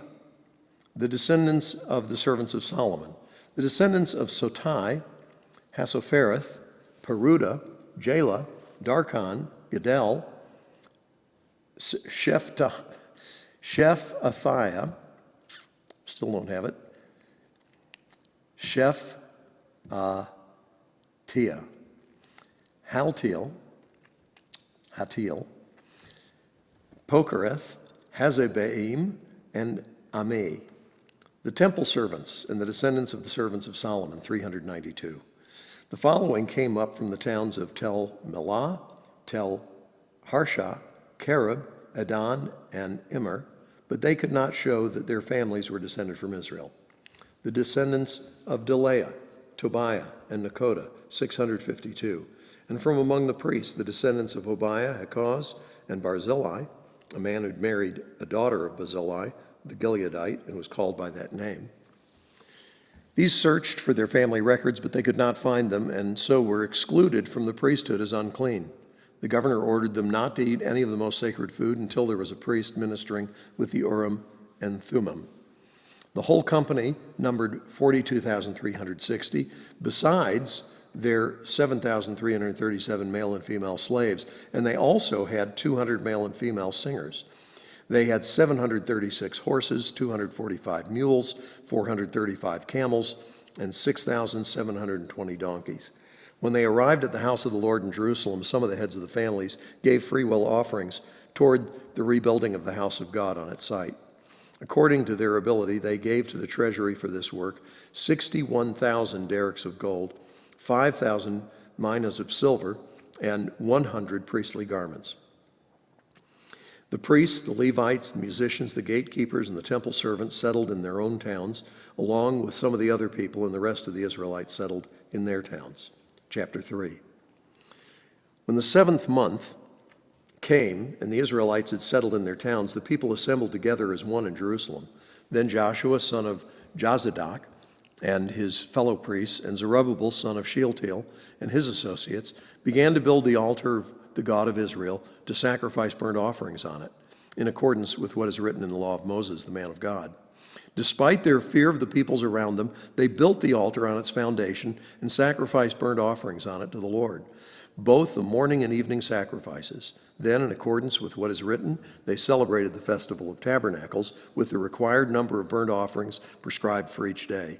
After that, they presented the regular burnt offerings, the new moon sacrifices, and the sacrifices for all the appointed sacred festivals of the Lord, as well as those brought as freewill offerings to the Lord. On the first day of the 7th month, they began to offer burnt offerings to the Lord, though the foundation of the Lord's temple had not yet been laid. Then they gave money to the masons, and gave food and drink and olive oil to the people of Sidon and Tyre, so that they would bring cedar logs by sea from Lebanon to Joppa, as authorized by Cyrus, king of Persia. In the 2nd month of the 2nd year after their arrival at the house of God in Jerusalem, Zerubbabel, son of Shealtiel, Joshua, son of Jozadak, and the rest of the people, the priests and the Levites and all who'd returned from captivity to Jerusalem, began to the work. They appointed Levites 20 years old and older to supervise the building of the house of the Lord. Joshua and his sons and brothers, and Kadmiel and his sons, descendants of Hodaviah, and the sons of Henadad, and their sons and brothers, all Levites, joined together in supervising those working on the house of God. When the builders laid the foundation of the temple of the Lord, the priests in their vestments and with trumpets, and the Levites, the sons of Asaph, with cymbals, took their places to praise the Lord, as prescribed by David, king of Israel. With praise and thanksgiving, they sang to the Lord. He is good. His love toward Israel endures forever. And all the people gave a great shout of praise to the Lord, because the foundation of the house of the Lord was laid. But many of the older priests and Levites and family heads who had seen the former temple wept aloud when they saw the foundation of this temple being laid, while many others shouted for joy. No one could distinguish the sound of the shouts of joy from the sound of weeping, because the people made so much noise, and the sound was heard far away. Chapter 4. When the enemies of Judah and Benjamin heard that the exiles were building a temple for the Lord, the God of Israel, they came to Zerubbabel and to the heads of the families and said, "Let us help you build, because like you, we seek your God and have been sacrificing to him since the time of Esarhaddon, king of Assyria, who brought us here." But Zerubbabel, Joshua, and the rest of the heads of the families of Israel answered, "You have no part with us in building a temple to our God. We alone will build it for the Lord, the God of Israel, as King Cyrus, the king of Persia, commanded us." Then the peoples around them set out to discourage the people of Judah and make them afraid to go on building. They bribed officials to work against them and frustrate their plans during the entire reign of Cyrus, king of Persia, and down to the reign of Darius, king of Persia. At the beginning of the reign of Xerxes, they lodged an accusation against the people of Judah and Jerusalem. And in the days of Artaxerxes, king of Persia, Bishlam, Mithridath, Tabeel, and the rest of his associates wrote a letter to Artaxerxes. The letter was written in Aramaic script and in the Aramaic language. Rehum, the commanding officer, and Shimshai, the secretary, wrote a letter against Jerusalem to Artaxerxes the king as follows.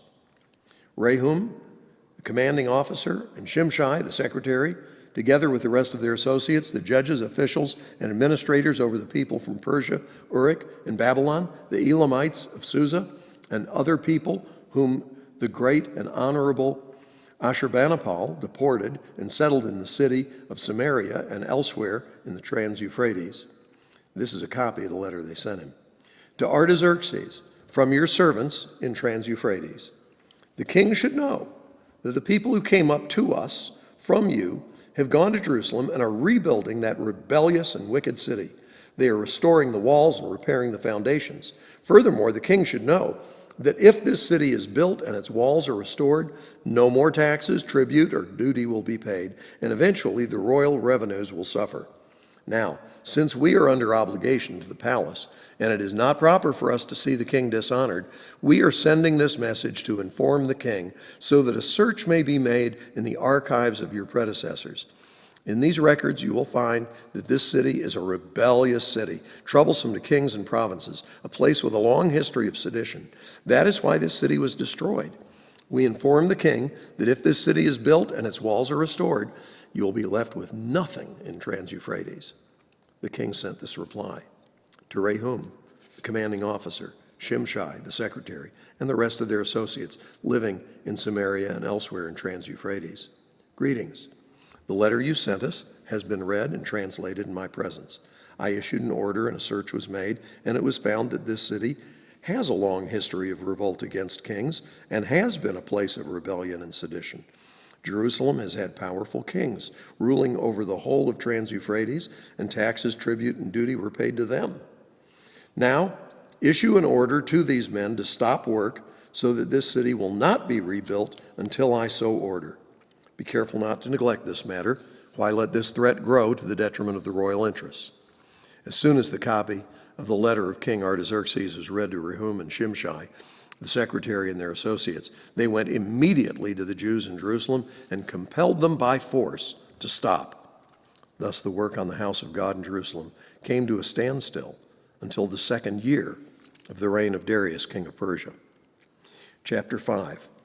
Now Haggai the prophet and Zechariah the prophet, a descendant of Iddo, prophesied to the Jews in Judah and Jerusalem in the name of the God of Israel, who was over them.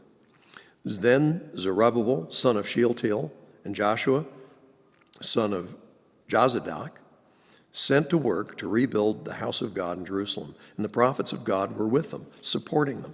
At that time, Tattenai, governor of Trans-Euphrates, and Shethar-Bozenai and their associates went to them and asked, "Who authorized you to rebuild this temple and to finish it?" They also asked, "What are the names of those who are constructing this building?"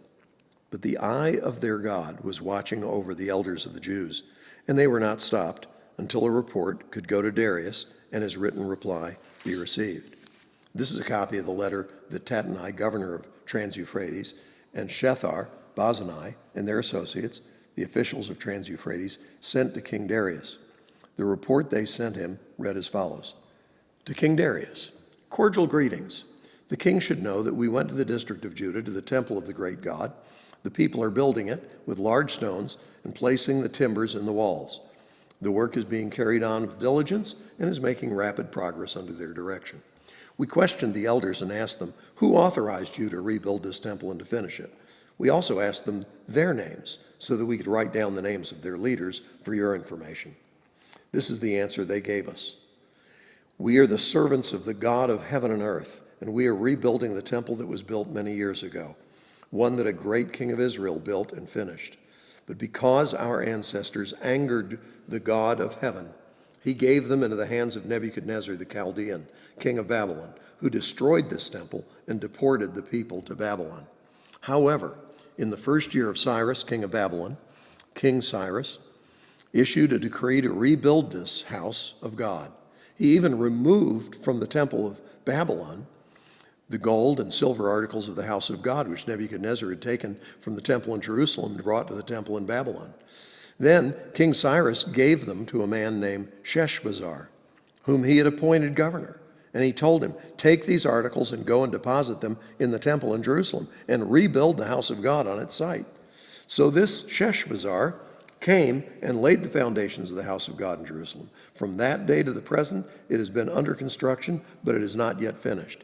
Now, if it pleases the king, let a search be made in the royal archives of Babylon to see if King Cyrus did in fact issue a decree to rebuild this house of God in Jerusalem. Then let the king send us his decision in this matter. Chapter 6. King Darius then issued an order, and they searched in the archives stored in the treasury at Babylon. A scroll was found in the citadel of Ecbatana in the province of Media, and this was written on it. Memorandum. In the first year of King Cyrus, the king issued a decree concerning the temple of God in Jerusalem. Let the temple be rebuilt as a place to present sacrifices, and let its foundations be laid. It is to be 60 cubits high and 60 cubits wide, with 3 courses of large stones and 1 of timbers. The costs are to be paid by the royal treasury. Also, the gold and silver articles of the house of God, which Nebuchadnezzar took from the temple in Jerusalem and brought to Babylon, are to be returned to their places in the temple in Jerusalem. They are to be deposited in the house of God. Now then, Tattenai, governor of Trans-Euphrates, and Shethar-Bozenai, and you other officials of that province, stay away from there. Do not interfere with the work on this temple of God. Let the governor of the Jews and the Jewish elders rebuild this house of God on its site. Moreover, I hereby decree that you are to do for these elders of the Jews what you are to do for these elders of the Jews in the construction of this house of God. Their expenses are to be fully paid out of the royal treasury from the revenues of Trans-Euphrates, so that the work will not stop. Whatever is needed, young bulls, rams, male lambs for burnt offerings to the God of heaven, and wheat, salt, wine, and olive oil, as requested by the priests in Jerusalem, must be given them daily, without fail, so that they may offer sacrifices pleasing to the God of heaven and pray for the well-being of the king and his sons. Furthermore, I decree that if anyone defies this edict, a beam is to be pulled from their house, and they are to be impaled on it. And for this crime, their house is to be made a pile of rubble. May God, who has caused his name to dwell there, overthrow any king or people who lifts a hand to change this decree or to destroy this temple in Jerusalem. I, Darius, have decreed it. Let it be carried out with diligence.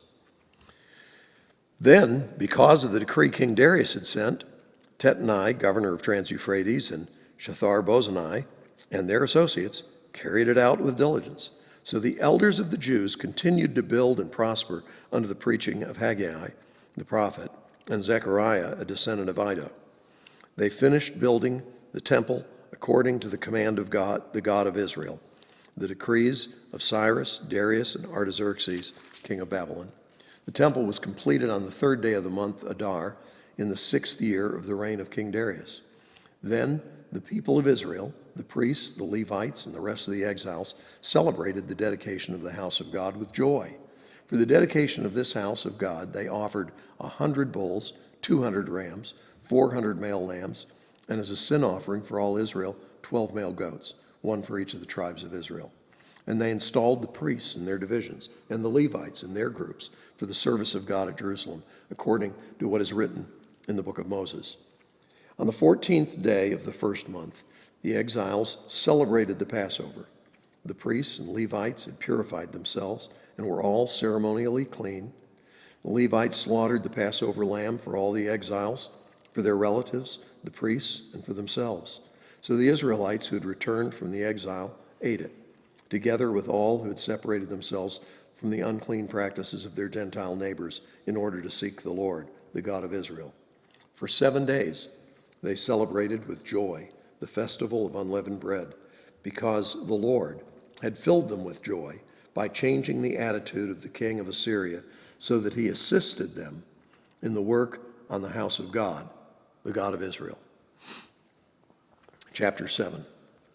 After these things, during the reign of Artaxerxes, king of Persia, Ezra, son of Seraiah, the son of Azariah, the son of Hilkiah, the son of Shallum, the son of Zadok, the son of Ahitub, the son of Amariah, the son of Azariah, the son of Marioth, the son of Zerahiah, the son of Uzi, the son of Buki, the son of Abishua, the son of Phinehas, the son of Eleazar, the son of Aaron, the chief priest.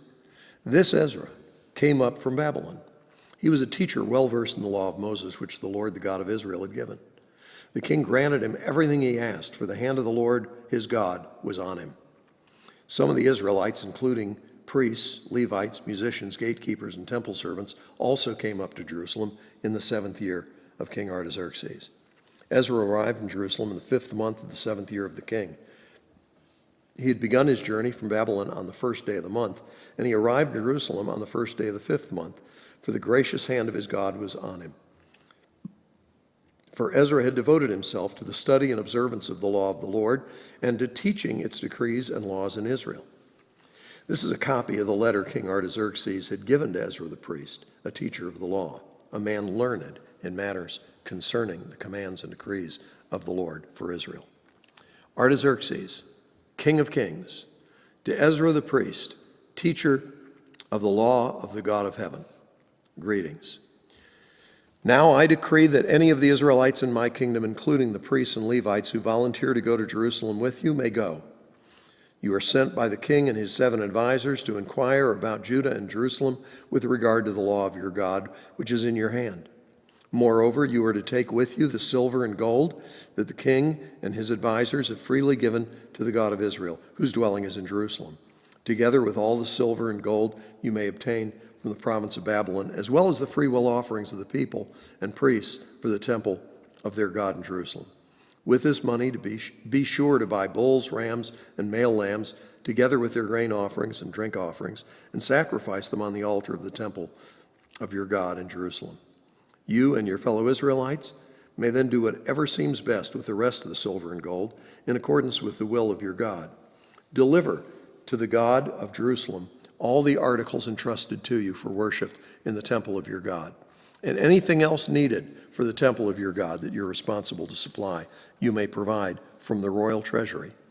Now I, King Artaxerxes, decree that all the treasurers of Trans-Euphrates are to provide with diligence whatever Ezra the priest, the teacher of the law, the God of heaven, may ask you, up to 100 talents of silver, 100 cores of wheat, 100 baths of wine, 100 baths of olive oil, and salt without limit. Whatever the God of heaven has prescribed, let it be done with diligence for the temple of the God of heaven. Why should his wrath fall on this realm of the king and of his sons? You are also to know that you have no authority to impose taxes, tribute, or duty on any of the priests, Levites, musicians, gatekeepers, temple servants, or other workers at this house of God. And you, Ezra, in accordance with the wisdom of your God, which you possess, appoint magistrates and judges to administer justice to all the people of Trans-Euphrates, all who know the laws of your God. And you are to teach any who do not know them. Whoever does not obey the law of your God and the law of the king must surely be punished by death, banishment, confiscation of property, or imprisonment. Praise be to the Lord, the God of our ancestors, who has put it into the king's heart to bring honor to the house of the Lord in Jerusalem in this way, and who has extended his good favor to me before the king and his advisors and all the king's powerful officials. Because the hand of the Lord my God was on me, I took courage and gathered leaders from Israel to go up with me.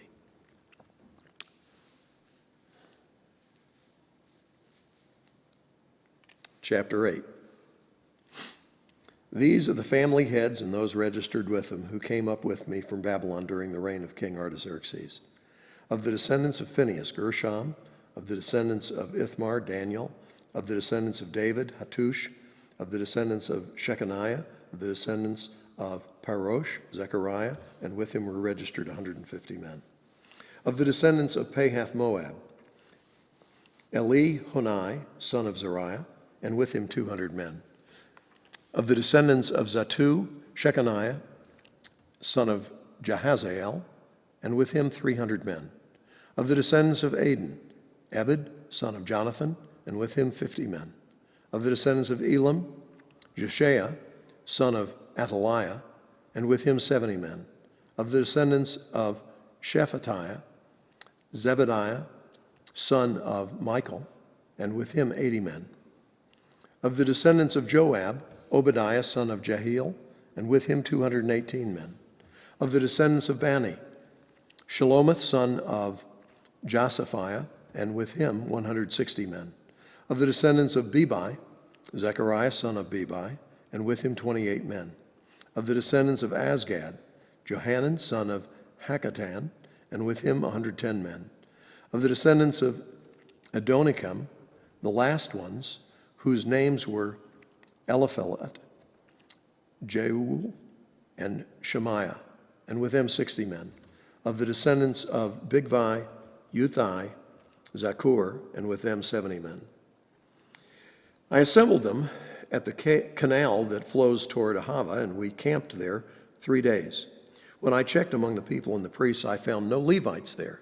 So I summoned Eleazar, Ariel, Shemaiah, Elnathan, Jerib, Elnathan, Nathan, Zechariah, and Meshullam, who were leaders, and Joiarib and Elnathan, who were men of learning. And I ordered them to go to Iddo, the leader in Cazaphia. I told them what to say to Iddo and his fellow Levites, the temple servants in Cazaphia, so that they might bring attendance to us for the house of our God. Because the gracious hand of our God was on us, they brought us Sherebiah, a capable man from the descendants of Mali, son of Levi, son of Israel, and Sherebiah's sons and brothers, 18 in all, and Hashabiah together with Jeshiah from the descendants of Merari, and his brothers and nephews, 20 in all. They also brought 220 of the temple servants, a body that David and the officials had established to assist the Levites. All were registered by name. There, by the Ahava Canal, I proclaimed a fast so that we might humble ourselves before our God and ask him for a safe journey for us and our children with all our possessions. I was ashamed to ask the king for soldiers and horsemen to protect us from enemies on the road, because we had told the king, the gracious hand of our God is on everyone who looks to him, but his great anger is against all who forsake him. So we fasted and petitioned our God about this, and he answered our prayer. Then I set apart 12 of the leading priests, namely Sherebiah, Hashabiah, and 10 of their brothers. And I weighed out to them the offering of silver and gold and the articles that the king, his advisors, his officials, and all Israel present there had donated for the house of our God. I weighed out to them 650 talents of silver, silver articles weighing 100 talents, 100 talents of gold, 20 bowls of gold valued at 100 derricks, and 2 fine articles of polished bronze, as precious as gold. I said to them, you as well as these articles are consecrated to the Lord. The silver and gold are a freewill offering to the Lord, the God of your ancestors. Guard them carefully until you weigh them out in the chambers of the house of the Lord in Jerusalem, before the leading priests and the Levites and the families, heads of Israel. Then the priests and Levites received the silver and gold and sacred articles that had been weighed out to be taken to the house of our God in Jerusalem. On the 12th day of the first month, we set out from the Ahava Canal to go to Jerusalem. The hand of our God was on us, and he protected us from enemies and bandits along the way. So we arrived in Jerusalem, where we rested 3 days.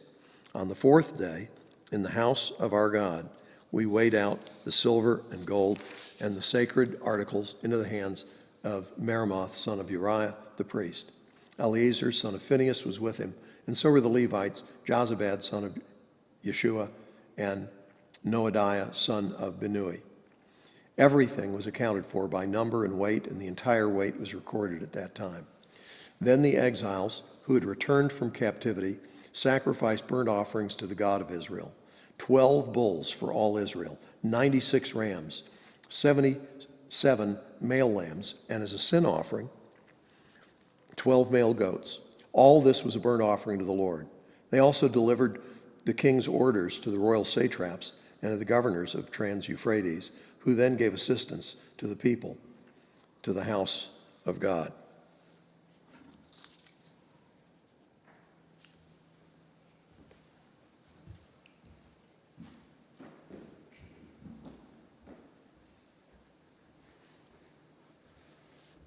Ezra chapter 9.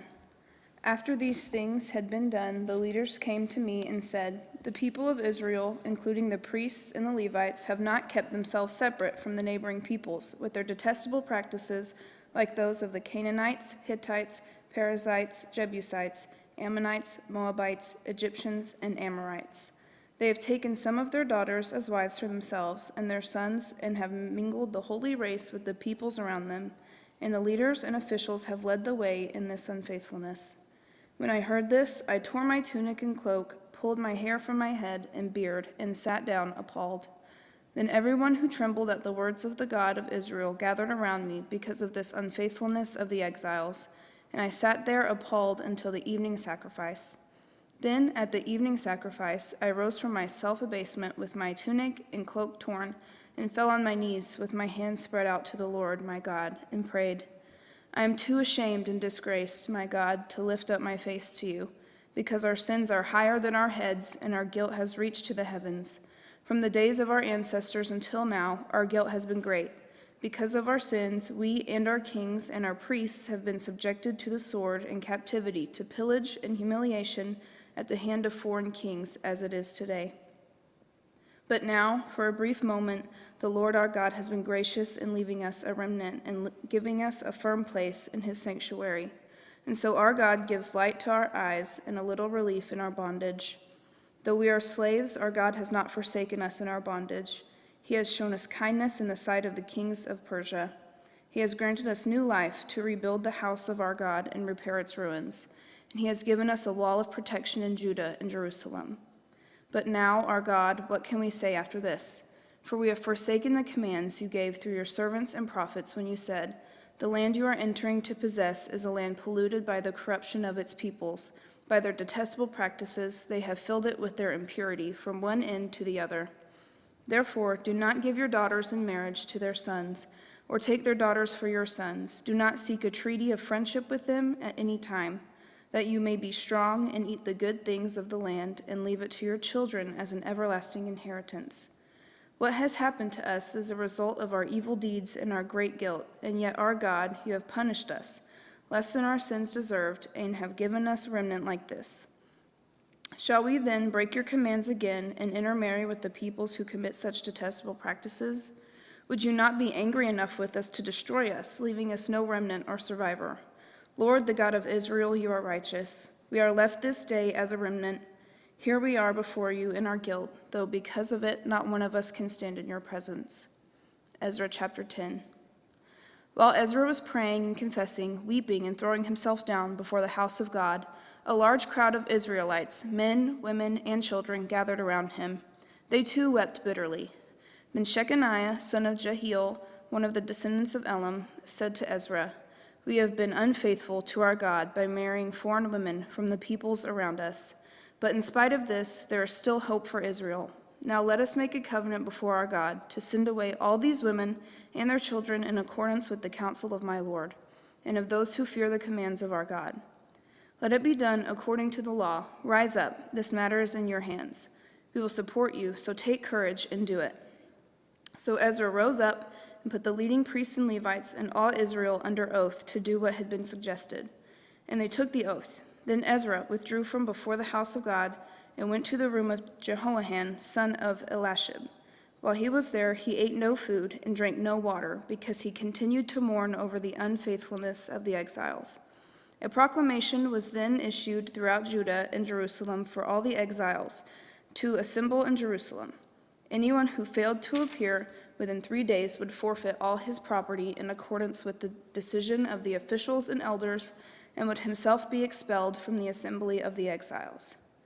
Within the 3 days, all the men of Judah and Benjamin had gathered in Jerusalem, and on the 20th day of the 9th month, all the people were sitting in the square before the house of God, greatly distressed by the occasion and because of the rain. Then Ezra the priest stood up and said to them, "You have been unfaithful. You have married foreign women, adding to Israel's guilt. Now honor the Lord, the God of your ancestors, and do his will. Separate yourselves from the peoples around you and from your foreign wives." The whole assembly responded with a loud voice, "You are right, we must do as you say. But there are many people here, and it is rainy season, so we cannot stand outside. Besides, this matter cannot be taken care of in a day or two, because we have sinned greatly in this thing. Let our officials act for the whole assembly, then let everyone in our towns who has married a foreign woman come at a set time, along with the elders and judges of each town, until the fierce anger of our God in this matter is turned away from us." Only Jonathan, son of Ashael, and Josiah, son of Tikva, supported by Meshullam and Sabethai, the Levite, opposed this. So the exiles did as was proposed. Ezra the priest selected men who are family heads, one from each family division, and all of them designated by name. On the first day of the 10th month, they sat down to investigate the cases. And by the first day of the first month, they finished dealing with all the men who had married foreign women. Among the descendants of the priests, the following had married foreign women. From the descendants of Joshua, son of Josadak, and his brothers, Maaseiah, Eleazar, Jerub, and Jedaliah. They all gave their hands in pledge to put away their wives, and for their guilt they each presented a ram from the flock as a guilt offering.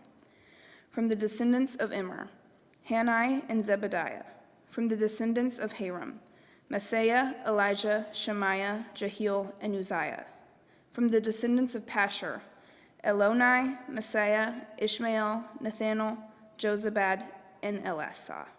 Among the Levites, Jozabad, Shimei, Kaliah, that is Kelida, Pethaniah, Judah, and Eleazar. From the musicians, Eliashib. From the gatekeepers, Shallum, Telem, and Uri. And among other Israelites, from the descendants of Parash, Ramiah, Isaiah, Malchijah, Majamim, Eleazar, Malchijah, and Benaniah. From the descendants of Elam, Mattaniah, Zechariah, Jehiel, Abdi, Jeremoth, and Elijah. From the descendants of Zatu, Eloni, Eliashib, Mattaniah, Jeremoth, Zabad, and Aziza. From the descendants of Bebai, Jehoahan, Hananiah, Zabai, and Athli. From the descendants of Bani, Meshullam, Malach, Adiah, Jashub, Sheel, and Jeremoth. From the descendants of Pahath, Moab, Adnah, Kalal, Benaniah, Messiah, Manasseh, Benui. From the descendants of Haram, Eleazar, Ishijah, Malchijah, Shemaiah, Shimeon, Benjamin, Malach, and Shemariah. From the descendants of Hashem, Mattaneh, Matata, Zabad, Eliphalet, Jeremiah, Manasseh, and Shimei. From the descendants of Bani, Madai, Amram, Uel, Benaniah, Bediah, Kalui, Benaiah, Meremoth, Eliashib, Mattaniah, Mattaneh, and Jasu. From the descendants of Benui, Shimei, Shelemiah, Nathan, Adiah, Machanadebai, Seshai, Sharai, Azarel, Shelemiah, Shemariah, Shallum, Amariah, and Joseph. From the descendants of Nebo, Jeiel, Mattithiah, Zabad, Zabina, Jaddai, Joel, and Benaniah. All these had married foreign women, and some of them had children by these wives. Nehemiah chapter 1. The words of Nehemiah, son of Hakaliah. In the month of Kislev, in the 20th year, while I was on the citadel of Susa, Hanani, one of my brothers, came from Judah with some other men, and I questioned them about the Jewish remnant that had survived the exile, and also about Jerusalem. They said to me, "Those who survived the exile and are back in the province are in great trouble and disgrace. The wall of Jerusalem is broken down, and its gates have been burned with fire." When I heard these things, I sat down and wept. For some days I mourned and fasted and prayed before God of heaven. Then I said, "Lord, the God of heaven, the great and awesome God who keeps his covenant of love with those who love him and keep his commandments, let your ear be attentive and let your eyes open to hear the prayer your servant is praying before you day and night, and for your servants, the people of Israel. I confess the sins we Israelites, including myself and my father's family, have committed against you. We have acted very wickedly toward you. We have not obeyed the commands, decrees, and laws you gave your servant Moses. Remember the instruction you gave your servant Moses, saying, 'If you are unfaithful, I will scatter you among the nations. But if you return to me and obey my commands, then even if your exiled people are at the farthest horizon, I will gather them from there and bring them to the place I have chosen as a dwelling for my name.' They are your servants and your people, whom you redeemed by your great strength and your mighty hand. Lord, let your ear be attentive to the prayer of this, your servant, and to the prayer of your servants who delight in revering your name. Give your servant success today by granting him favor in the presence of this man." I was cupbearer to the king. Nehemiah chapter 2. In the month of Nisan, in the 20th year of King Artaxerxes, when wine was brought for him, I took the wine and gave it to the king. I had not been sad in his presence before, so the king asked me, "Why does your face look so sad when you are not ill? This can be nothing but sadness of heart." I was very much afraid, but I said to the king, "May the king live forever. Why should my face not look sad when the city where my ancestors are buried lies in ruins, and its gates have been destroyed by fire?" The king said to me, "What is it you want?" Then I prayed to God of heaven, and I answered the king, "If it pleases the king, and if your servant has found favor in his sight, let him send me to the city in Judah where my ancestors are buried, so that I can rebuild it." Then the king, with the queen sitting beside him, asked me, "How long will your journey take, and when will you get back?" It pleased the king to send me, so I set a time. I also said to him, "If it pleases the king, may I have letters to the governors of Trans-Euphrates, so that they will provide me safe conduct until I arrive in Judah. And may I have a letter to Asaph, keeper of the royal park, so that he will give me timber to make beams for the gates of the citadel, by the temple, and for the city wall, and for the residence I will occupy." And because the gracious hand of my God was on me, the king granted my requests. So I went to the governors of Trans-Euphrates and gave them the king's letters. The king had also sent army officers and cavalry with me. When Sanballat the Horonite and Tobiah the Ammonite official heard about this, they were very much disturbed that someone had come to promote the welfare of the Israelites. I went to Jerusalem, and after staying there 3 days, I set out during the night with a few others. I had not told anyone what my God had put in my heart, and to do for Jerusalem. There were no mounts with me except the one I was riding on. By night I went out through the valley gate toward the Jackal Well and Dung Gate, examining the walls of Jerusalem, which had been broken down, and its gates which had been destroyed by fire. Then I moved on toward the fountain gate and the king's pool, but there was not enough room for my mount to get through. So I went up the valley by night, examining the wall. Finally, I turned back and re-entered through the valley gate. The officials did not know where I had gone or what I was doing, because as yet I had said nothing to the Jews or the priests or nobles or officials or any others who would be doing the work. Then I said to them, "You see the trouble we are in? Jerusalem lies in ruins, and its gates have been burned with fire. Come, let us rebuild the wall of Jerusalem, and we will no longer be in a disgrace." I also told them about the gracious hand of my God on me and what the king had said to me. They replied, "Let us start rebuilding so that they begin this good work." But when Sanballat the Horonite, Tobiah the Ammonite official, and Geshem the Arab heard about it, they mocked and ridiculed us. "What is this you are doing?" they asked. "Are you rebelling against the king?" I answered them by saying, "The God of heaven will give us success. We, his servants, will start rebuilding, but as for you, you have no share in Jerusalem or any claim or historic right to it." Nehemiah chapter 3. Eliashib the high priest and his fellow priests went to work and rebuilt the sheep gate.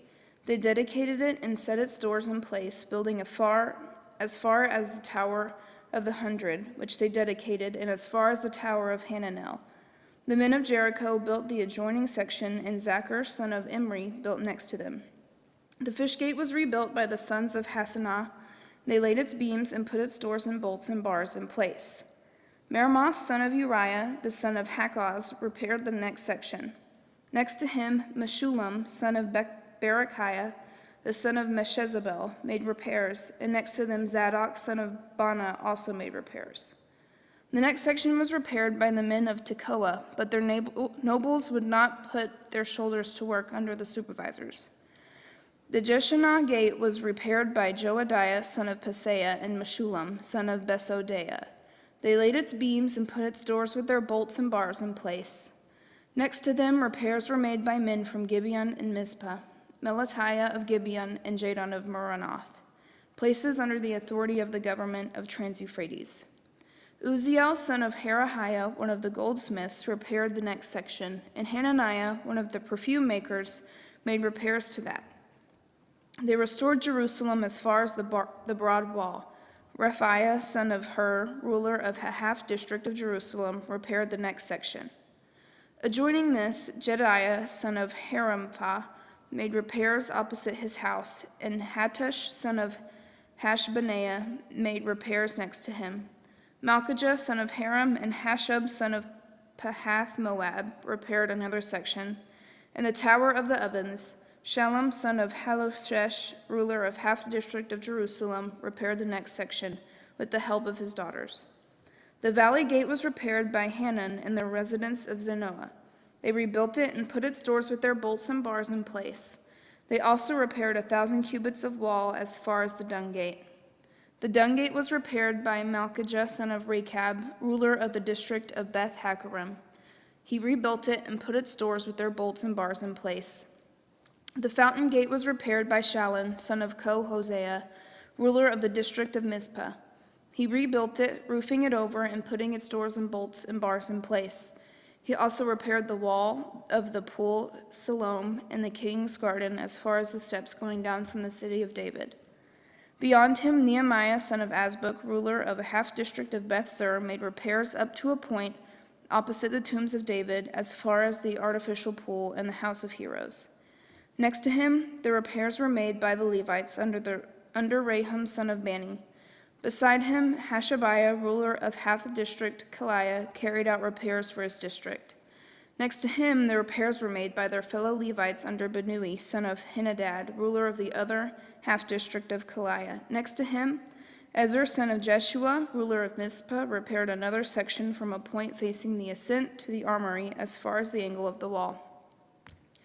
Next to him, Baruch, son of Zabbai, zealously repaired another section from the angle to the entrance of the house to Eliashib the high priest.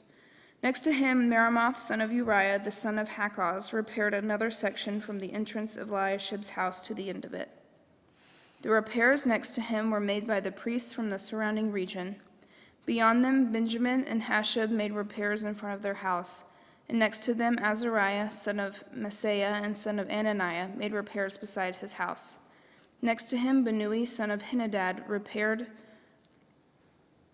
another section from Azariah's house to the angle in the corner, and Palel, son of Uzai, worked opposite the angle in the tower projecting from the upper palace near the court of the guard. Next to him, Pedaiah's son Parash and the temple servants living on the hill of Ophel made repairs to a point opposite the water gate, toward the east in the projecting tower. Next to them, the men of Tekoa repaired another section from the great projecting tower to the wall of Ophel. Above the horse gate, the priests made repairs, each in front of his own house. Next to them, Zadok, son of Immer, made repairs opposite his house. Next to him, Shemaiah, son of Shechaniah, the guard of the east gate, made repairs. Next to him, Hananiah, son of Shelemiah, and Hanan, the sixth son of Zalpha, repaired another section. Next to them, Meshullam, son of Berechiah, made repairs opposite his living quarters. Next to him, Malchijah, one of the goldsmiths, made repairs as far as the house of the temple servants and the merchants opposite the inspection gate. and as far as the room above the corner. And between the room above the corner and the sheep gate, the goldsmiths and merchants made repairs.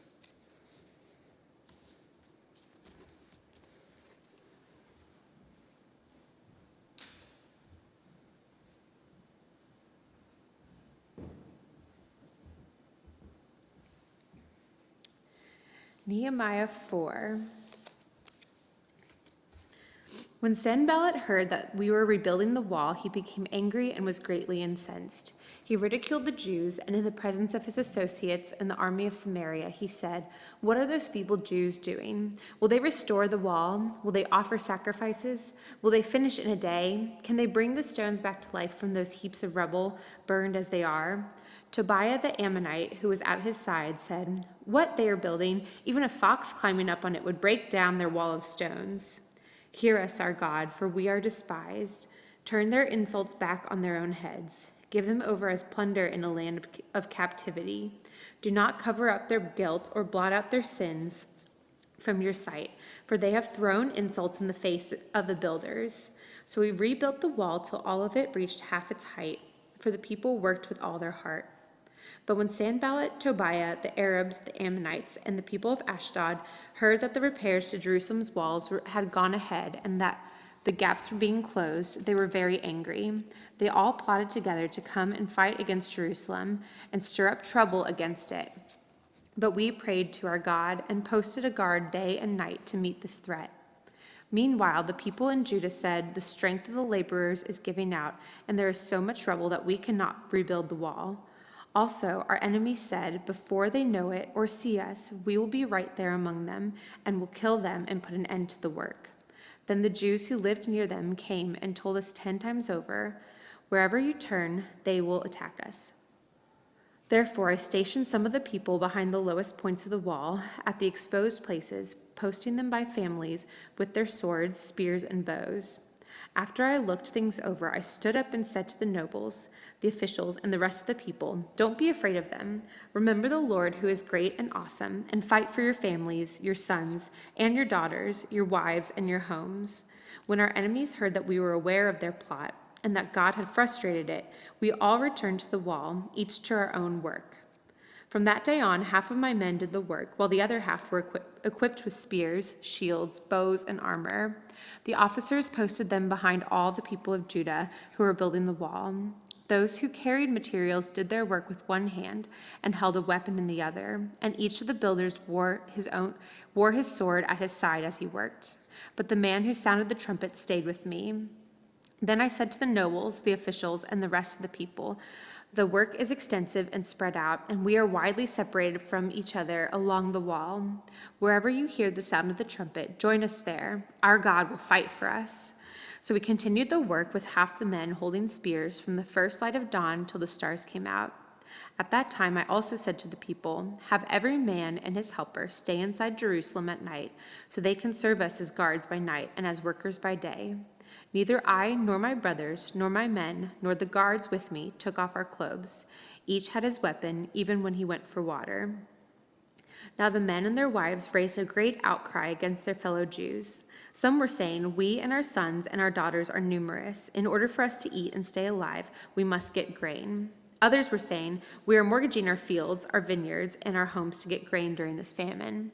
Still others were saying, "We have had to borrow money to pay the king's tax on our fields and vineyards. Although we are of the same flesh and blood as our fellow Jews, and though our children are as good as theirs, yet we have to subject our sons and daughters to slavery. Some of our daughters have already been enslaved, but we are powerless because our fields and our vineyards belong to others." When I heard their outcry and these charges, I was very angry.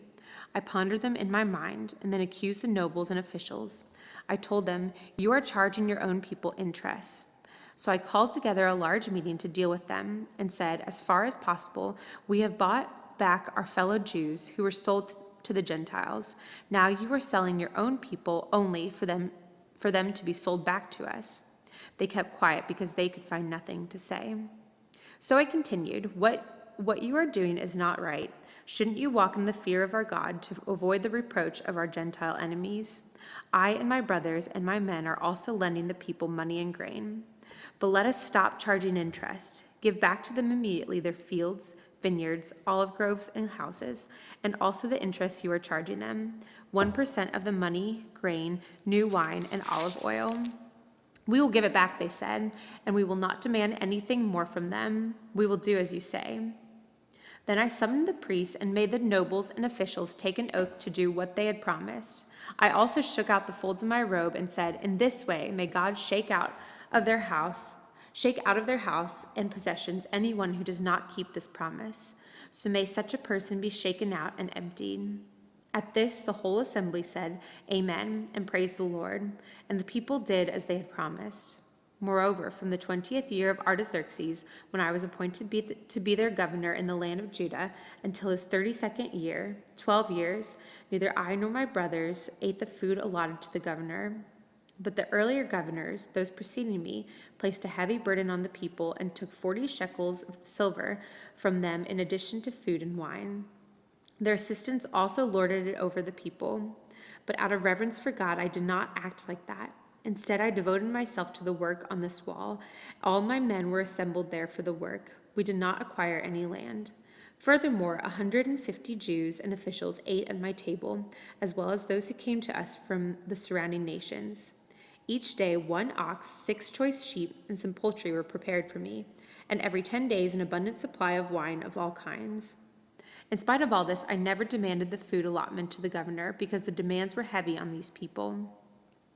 Remember me with favor, my God, for all I have done for these people. Nehemiah chapter 6. When word came to Sanballat, Tobiah, Geshem the Arab, and the rest of our enemies that I had rebuilt the wall and not a gap was left in it, though up to that time I had not set the doors and the gates, Sanballat and Geshem sent me this message. Come, let us meet together in one of the villages on the plain of Ono. But they were scheming to harm me, so I sent messengers to them with this reply. I am carrying on a great project and cannot go down. Why should the work stop when I leave it and go down to you? 4 times they sent me the same message, and each time I gave them the same answer.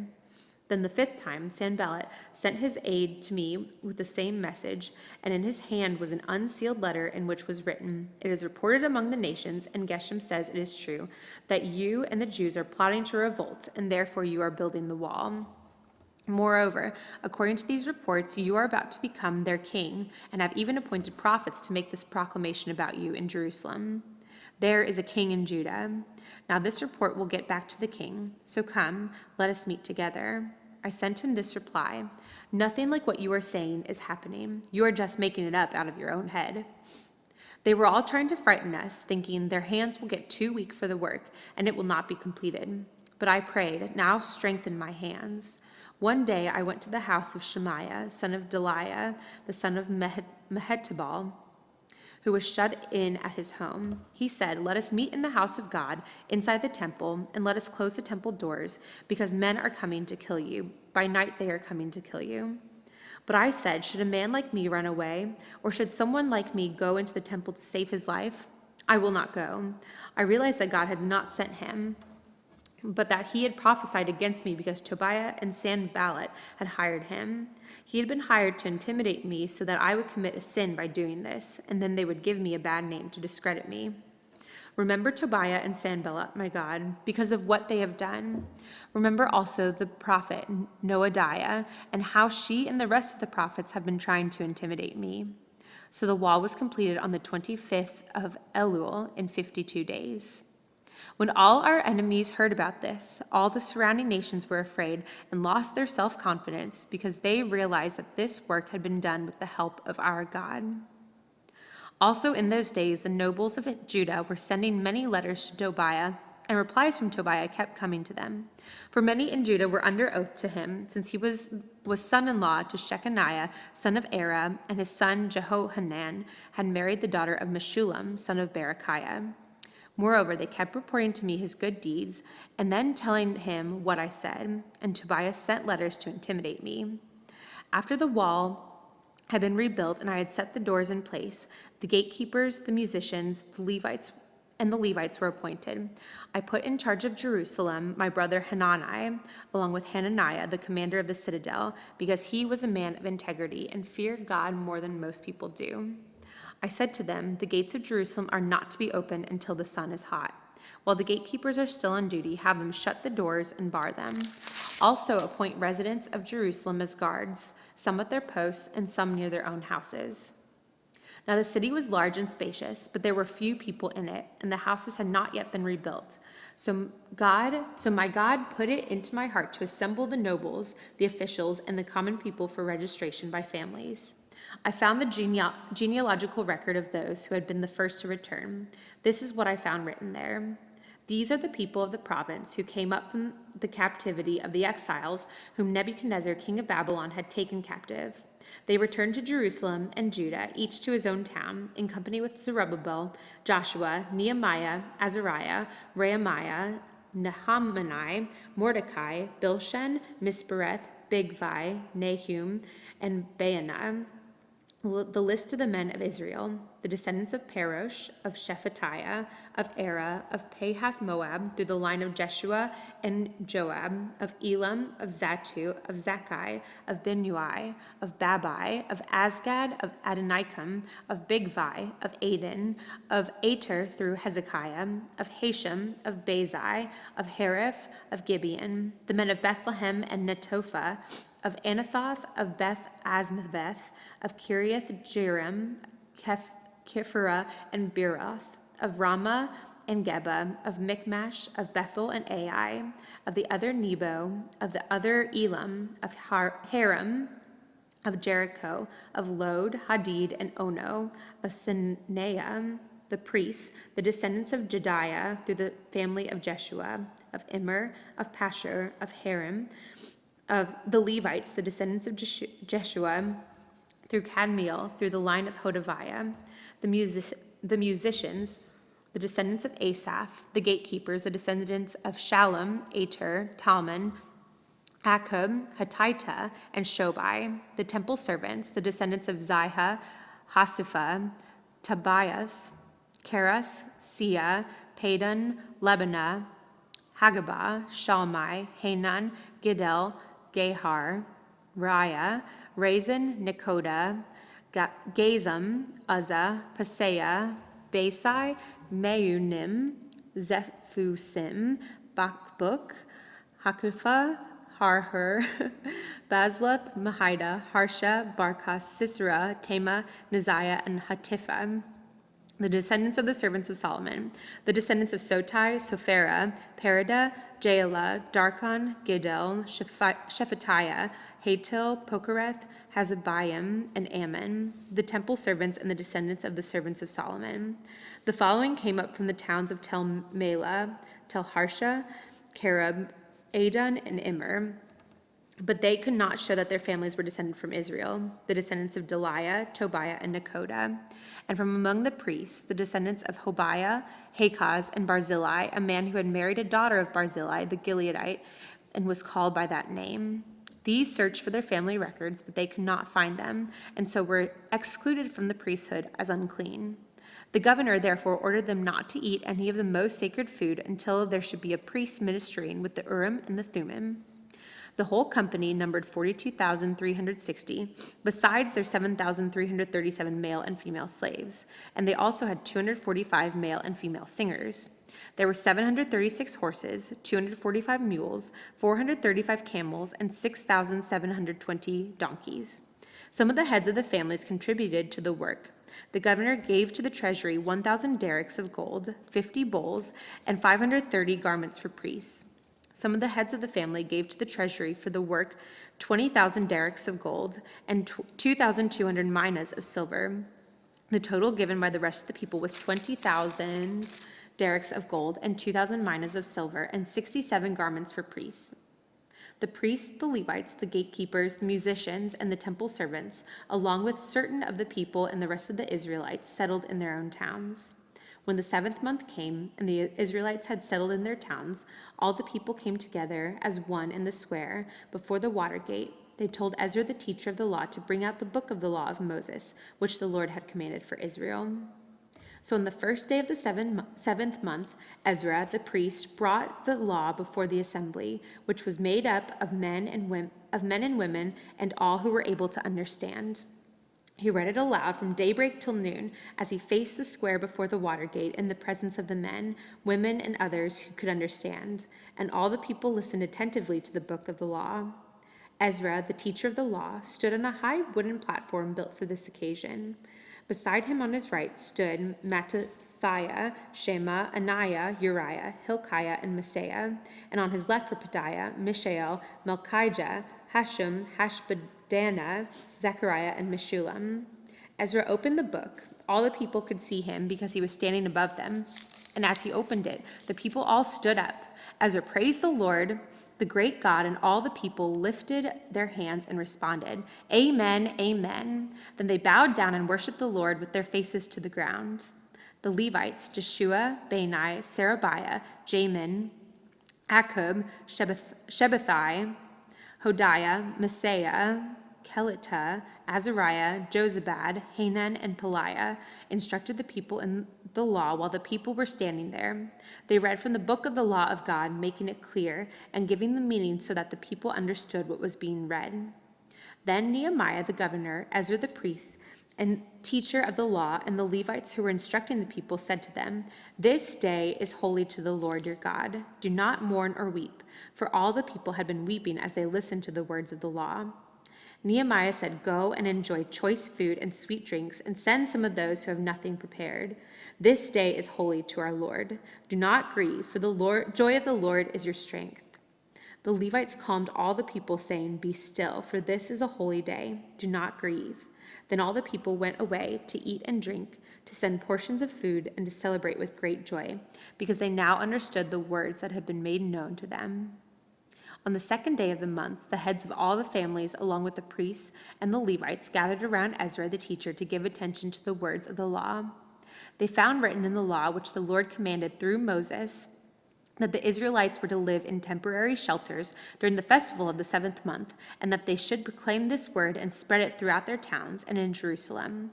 "Go out into the hill country and bring back branches from olive and wild olive trees, and from myrtles, palms, and shade trees to make temporary shelters, as it is written." So the people went out and brought back branches and built themselves temporary shelters on their own roofs, in their courtyards, in the courts of the house of God, and in the square by the water gate, and the one by the gate of Ephraim.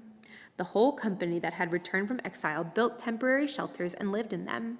From the days of Joshua son of Nun until that day, the Israelites had not celebrated it like this, and their joy was very great. Day after day, from the first day to the last, Ezra read from the book of the law of God. They celebrated the festival for 7 days, and on the 8th day, in accordance with the regulation, there was an assembly.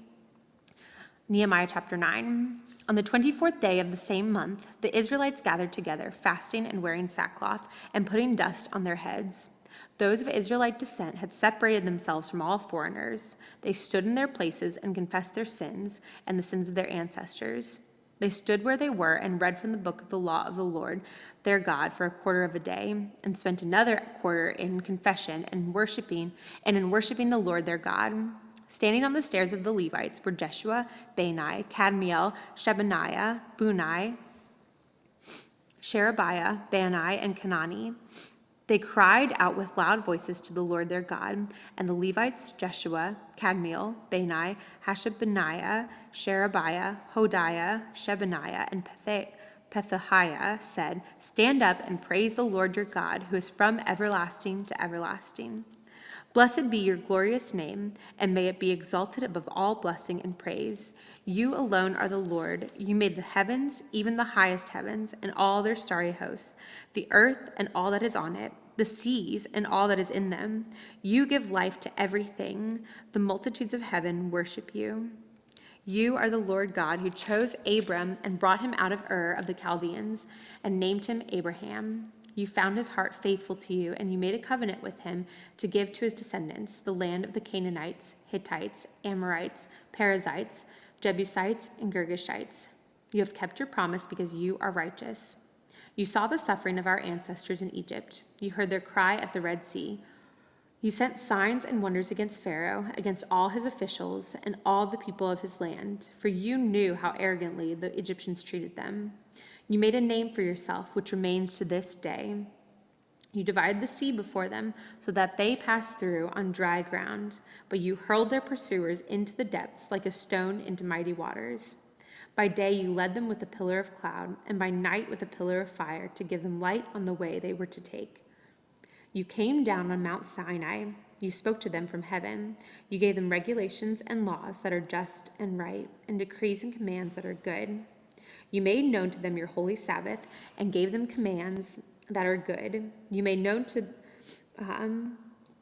decrees and laws through your servant Moses. In their hunger you gave them bread from heaven, and in their thirst you brought them water from the rock. You told them to go in and take possession of the land you had sworn with uplifted hand to give them. But they, our ancestors, became arrogant and stiff-necked, and they did not obey your commands. They refused to listen and failed to remember the miracles you performed among them. They became stiff-necked and in their rebellion appointed a leader in order to return to their slavery. But you are a forgiving God, gracious and compassionate, slow to anger and abounding in love.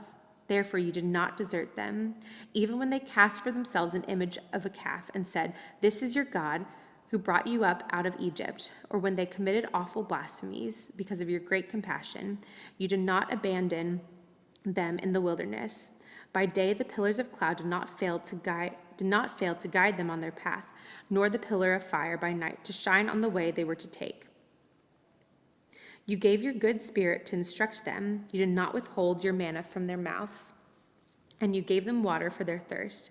For 40 years you sustained them in the wilderness. They lacked nothing. Their clothes did not wear out, nor did their feet become swollen. You gave them kingdoms and nations, allotting to them even the remotest frontiers. They took over the country of Sihon, king of Heshbon, and the country of Og, king of Bashan.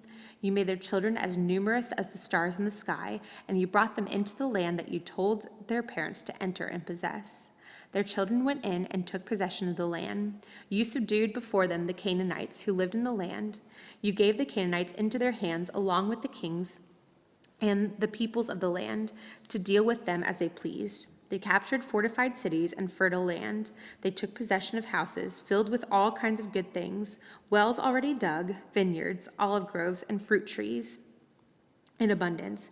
They ate to the full and were well nourished. They reveled in your goodness, but they were obedient and rebelled against you. They turned their backs on your law. They killed your prophets who had warned them in order to turn them back to you. They committed awful blasphemies. So you delivered them into the hands of their enemies who oppressed them. But when they were oppressed, they cried out to you. From heaven you heard them, and your great compassion you gave them deliverers who rescued them from the hand of their enemies. But as soon as they were at rest, they again did what was evil in your sight. Then you abandoned them to the hand of their enemies, so that they ruled over them. And when they cried out to you again, you heard from heaven, and in your compassion you delivered them time after time. You warned them in order to turn them back to your law, but they became arrogant and disobeyed your commands. They sinned against your ordinances, of which you said, "The person who obeys them will live by them." Stubbornly, they turned their backs on you. They became stiff-necked and refused to listen. For many years you were patient with them. By your spirit you warned them through your prophets, yet they paid no attention. So you gave them into the hands of the neighboring peoples, but in your great mercy you did not put an end to them or abandon them, for you are a gracious and merciful God. Now, therefore, our God, the great God, mighty and awesome, who keeps his covenant of love, do not let all this hardship seem trifling in your eyes. The hardship that has come on us, on our kings and leaders, on our priests and prophets, on our ancestors, and all your people from the days of the kings of Assyria until today, and all that has happened to us, you have remained righteous. You have acted faithfully while we acted wickedly. Our kings, our leaders, our priests, and our ancestors did not follow your law. They did not pay attention to your commands or the statutes you warned them to keep. Even while they were in their kingdom, enjoying your great goodness to them in the spacious and fertile land you gave them, they did not serve you or turn from their evil ways. But see, we are slaves today, slaves in the land you gave our ancestors, so they could eat its fruit and the other good things it produces. Because of our sins, its abundant harvest goes to the kings you have placed over us. They rule over our bodies and our cattle as they please. We are in great distress. In view of all this, we are making a binding agreement, putting it in writing, and our leaders, our Levites, and our priests are affixing their seals to it. Nehemiah chapter 10.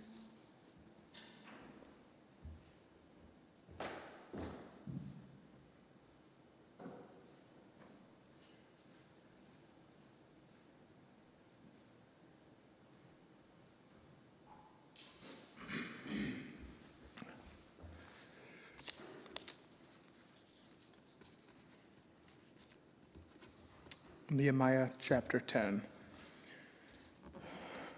Those who sealed it were Nehemiah the governor, the son of Hakaliah, Zedekiah, Sariah, Azariah, Jeremiah, Pashur, Amariah, Malchijah, Hattush, Shebaniah, Malach, Haram, Meremoth, Obadiah, Daniel, Gineathon, Baruch, Meshullam, Abijah, Benjamin, Mazah, Bilgai, and Shemaiah. These were the priests. The Levites, Jeshua, son of Azaniah, Benui of the sons of Henadad, Kedmel, and their associates, Shebaniah, Hodiah, Kelita, Palaliah, Hanan, Micah, Rehob, Hashabah, Zechar, Sherebiah, Hodiah, Bani, and Beninu. The leaders of the people, Parash, Pahath, Moab, Elam, Zatu, Bani, Azgad, Bebeah, Adonijah, Bigvai, Adon, Ater, Hezekiah, Azar, Hodiah, Hashem, Bezai, Hariph, Ananoth, Nebiah, Magpiash, Meshullam, Hezer, Meshezabel, Zadok, Jaddua, Pelatiah, Hanan, Ananiah, Hoshea, Hananiah, Hashub, Halahash, Pilha, Shobek, Rehum, Hashabbanah, Messiah, Ahiah, Hanan, Anan, Malach, Haram, and Bana. The rest of the people, priests, Levites, gatekeepers, musicians, temple servants, and all who separated themselves from the neighboring peoples from the sake of the law of the God, to gather themselves with their wives and all their sons and daughters who are able to understand. All these now join their fellow Israelites, the nobles, and they bind themselves with a curse and an oath to follow the law of God given through Moses, the servant of God, and to obey carefully all the commandments, regulations, and decrees of the Lord, our Lord. We promise not to give our daughters in marriage to the people around us, or take their daughters for our sons. When the neighboring peoples bring merchandise or grain to sell on the Sabbath, we will not buy from them on the Sabbath or on any holy day. Every 7th year, we will forego working the land and will cancel all debts. We assume the responsibility for carrying out the commands to give 1/3 of a shekel each year for the service of the house of our God, for the bread set out on the table, for the regular grain offerings and burnt offerings, for the offerings on the Sabbaths, at the new moon feast, and at the appointed festivals, for the holy offerings, for sin offerings, to make atonement for Israel, and for all the duties of the house of our God. We, the priest, the Levites, and the people, have cast lots to determine which each of our families is to bring to the house of our God at set times each year a contribution of wood to burn on the altars of the Lord our God, and it is written in the law. We also assume responsibility for bringing to the house of the Lord each year the first fruits of our crops and of every fruit tree. It is also written in the law, we will bring the firstborn of our sons and of our cattle, of our herds and of our flocks to the house of our God, to the priests ministering there. Moreover, we will bring to the storerooms of the house of our God, to the priests, the first of our ground meal, of our grain offerings, of the fruit of all trees, and of our new wine and olive oil. And we will bring a tithe of our crops to the Levites, for it is the Levites who collect the tithes in all the towns where we work. A priest descended from Aaron is to accompany the Levites when they receive the tithes, and the Levites are to bring a tenth of the tithes up to the house of our God, to the storerooms of the treasury.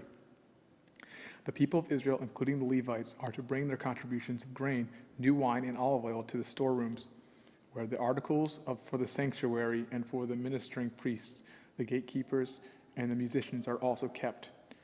We will not neglect the house of our God. Chapter 11. Now the leaders of the people settled in Jerusalem. The rest of the people cast lots to bring one out of every 10 of them to live in Jerusalem, the holy city, where the remaining 9 were to stay in their own towns. The people commanded all who volunteered to live in Jerusalem. These are the provincial leaders who settled in Jerusalem. Now some Israelites, priests, Levites, temple servants, and descendants of Solomon's servants lived in the towns of Judah, each on their own property in the various towns, while other people from both Judah and Benjamin lived in Jerusalem. From the descendants of Judah, Athai, son of Uzziah, the son of Zechariah, the son of Amariah, the son of Shephatiah, the son of Mahalalel, a descendant of Perez, and Maaseiah, son of Baruch, the son of Kol-Hoseh, the son of Hazahiah, the son of Adiah, the son of Jorib, the son of Zechariah, the descendant of Shelah.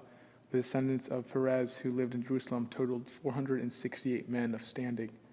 From the descendants of Benjamin, Salu, son of Meshullam, the son of Joed, the son of Pedaiah, the son of Koliah, the son of Maaseiah, the son of Ithiel, the son of Jeshiah, and his followers, Gaba and Saleh, 928 men. Joel, son of Zichri, was their chief officer, and Judah, son of Hasenua, was over the new quarter of the city. From the priests, Jediah, the son of Jeorib, Jachin, Seriah, son of Hilkiah, the son of Meshullam, the son of Zadok, the son of Merioth, the son of Ahitub, the official in charge of the house of God, and their associates, who carried on work for the temple, 822 men. Adaiah, son of Jeroham, the son of Pelaliah, the son of Amzi, the son of Zechariah, the son of Pashur, the son of Malchijah, and his associates, who were heads of families, 242 men. Mashisaiah, son of Azarel, the son of Isa, the son of Meshillemoth, the son of Immer, and his associates were men of standing, 128. Their chief officer was Zebdiel, son of Hagedillam. From the Levites, Shemaiah, son of Hashub, the son of Azrikam, the son of Hashabiah, the son of Bunni, Shaphathiah, and Jozabad, 2 of the heads of the Levites who had charge of the outside work of the house of God. Mattaniah, son of Micah, the son of Zabdi, the son of Asaph, the director who led in thanksgiving and prayer. Bakbukiah, second among his associates, and Abda, son of Shemuiah, the son of Galeel, the son of Jeduthun. The Levites in the holy city totaled 284. The gatekeepers, Akub, Talman, and their associates who kept watch at the gates, 172 men. The rest of the Israelites with the priests and Levites were in all the towns of Judah, each on their own ancestral property. The temple servants lived on the hill of Ophel and Sihah, and the hill of Ophel, and Zion and Gishpa were in charge of them. The chief officer of the Levites in Jerusalem was Uzzi, son of Bani, the son of Hashabiah, the son of Mattaniah, the son of Micah. Uzzi was one of Asaph's descendants, who were the musicians responsible for the service of the house of God. The musicians were under the king's orders, which regulated their daily activity. Pethiah, son of Meshezabel, one of the descendants of Zerah, son of Judah, was the king's agent in all affairs relating to the people. As for the villages with their fields, some of the people of Judah lived in Kiriath Arba and its surrounding settlements, in Dibon and its settlements, in Jekabazeel and its villages, in Jeshua, in Moladah, in Beth Pelet, in Hazar Shual, in Beersheba and its settlements, in Ziklag, in Mechanah and its settlements, in Rimmon, in Zorah, in Jarmuth, in Zanoah, in Adullam, and their villages, in Lachish and its fields, and in Azekah and its settlements. So there were living all the way from Beersheba to the valley of Hinnom. The descendants of the Benjaminites from Geba lived in Michmash, Aja, Bethel and its settlements, and Anathoth, Nob, and Ananiah, in Hazor, Ramah, and Gittim, in Hadid, Zebuim, and Nepalat, in Lod and Ono, and in Ger Hishim. Some of the divisions of the Levites of Judah settled in Benjamin. Chapter 12. These were the priests and Levites who returned with Zerubbabel, son of Shealtiel, and with Joshua. Sariah, Jeremiah, Ezra, Amariah, Malach, Hattush, Shechaniah, Raham, Meremoth, Iddu, Ginnathon, Abijah, Benjamin, Modiah, Bilgah, Shemaiah, Jorib, Jediah, Salu, Amok, Hilkiah, and Jediah. These were the leaders of the priests and their associates in the days of Joshua. The Levites were Jeshua, Benua, Kadmiel, Sherebah, Judah, and also Mattaniah, who took together with his associates was in charge of the songs of thanksgiving. Bakbukiah and Unni, their associates, stood opposite them in the services. Joshua was the father of Joachim, Joachim the father of Eliashib, Eliashib the father of Joiada, Joiada the father of Jonathan, and Jonathan the father of Jaddua. In the days of Joachim, these were the heads of the priestly families. Of Sariah's family, Meriah. Of Jeremiah's, Hananiah. Of Ezra's, Meshullam. And Amariah's, Jehoiahanan. Of Malach's, Jonathan. Of Shechaniah's, Joseph. Of Haram's, Adnah. Of Meremoth's, Hilkiah. Of Iddu's, Zechariah. Of Ginnethon's, Meshullam. Of Abijah's, Zikri.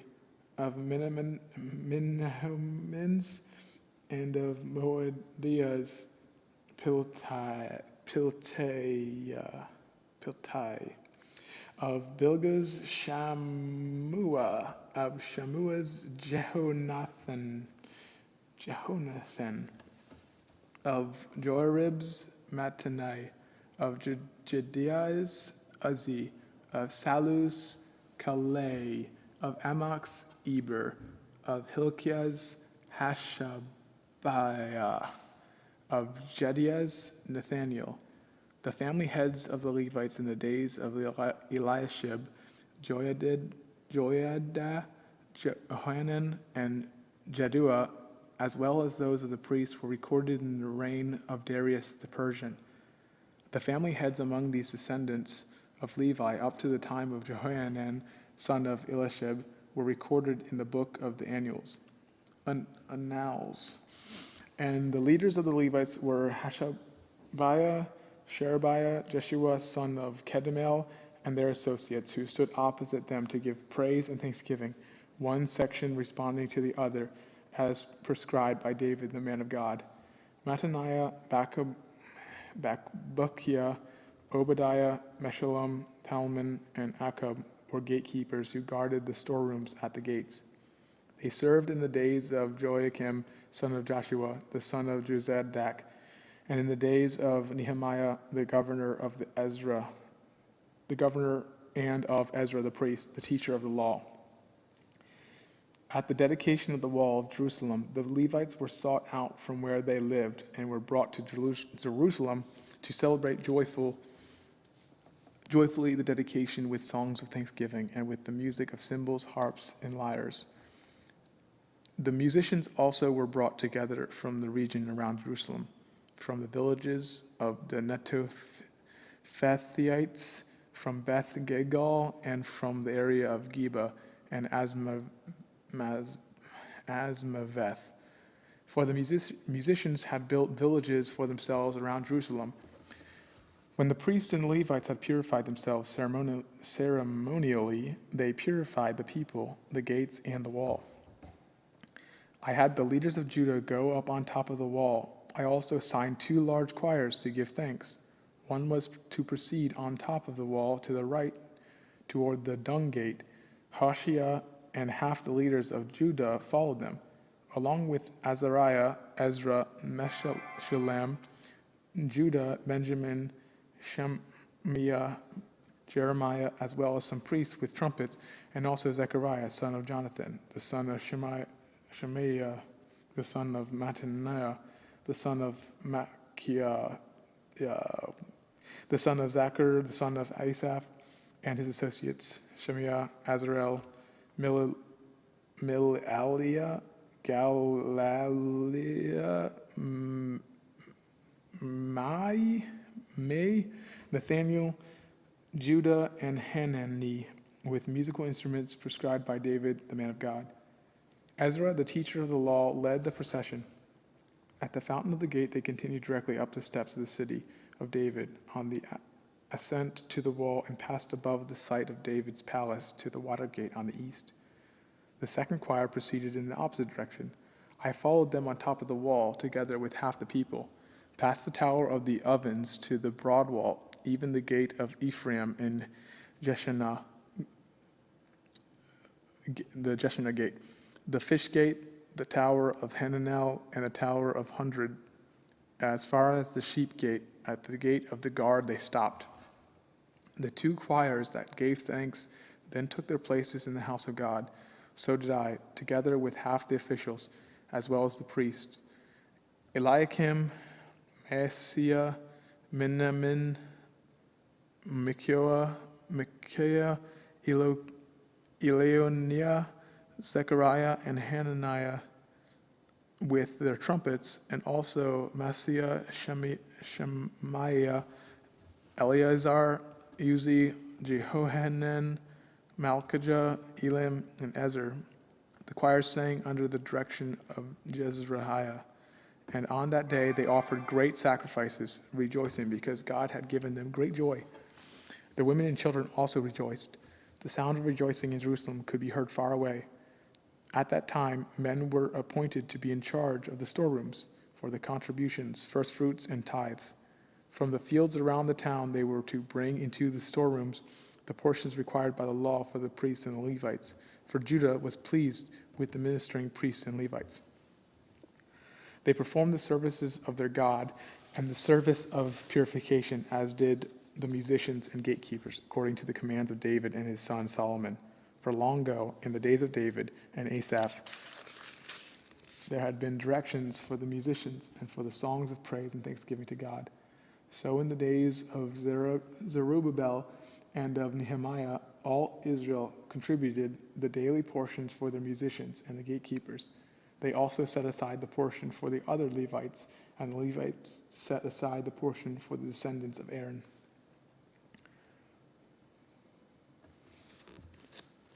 That's the end of chapter 12.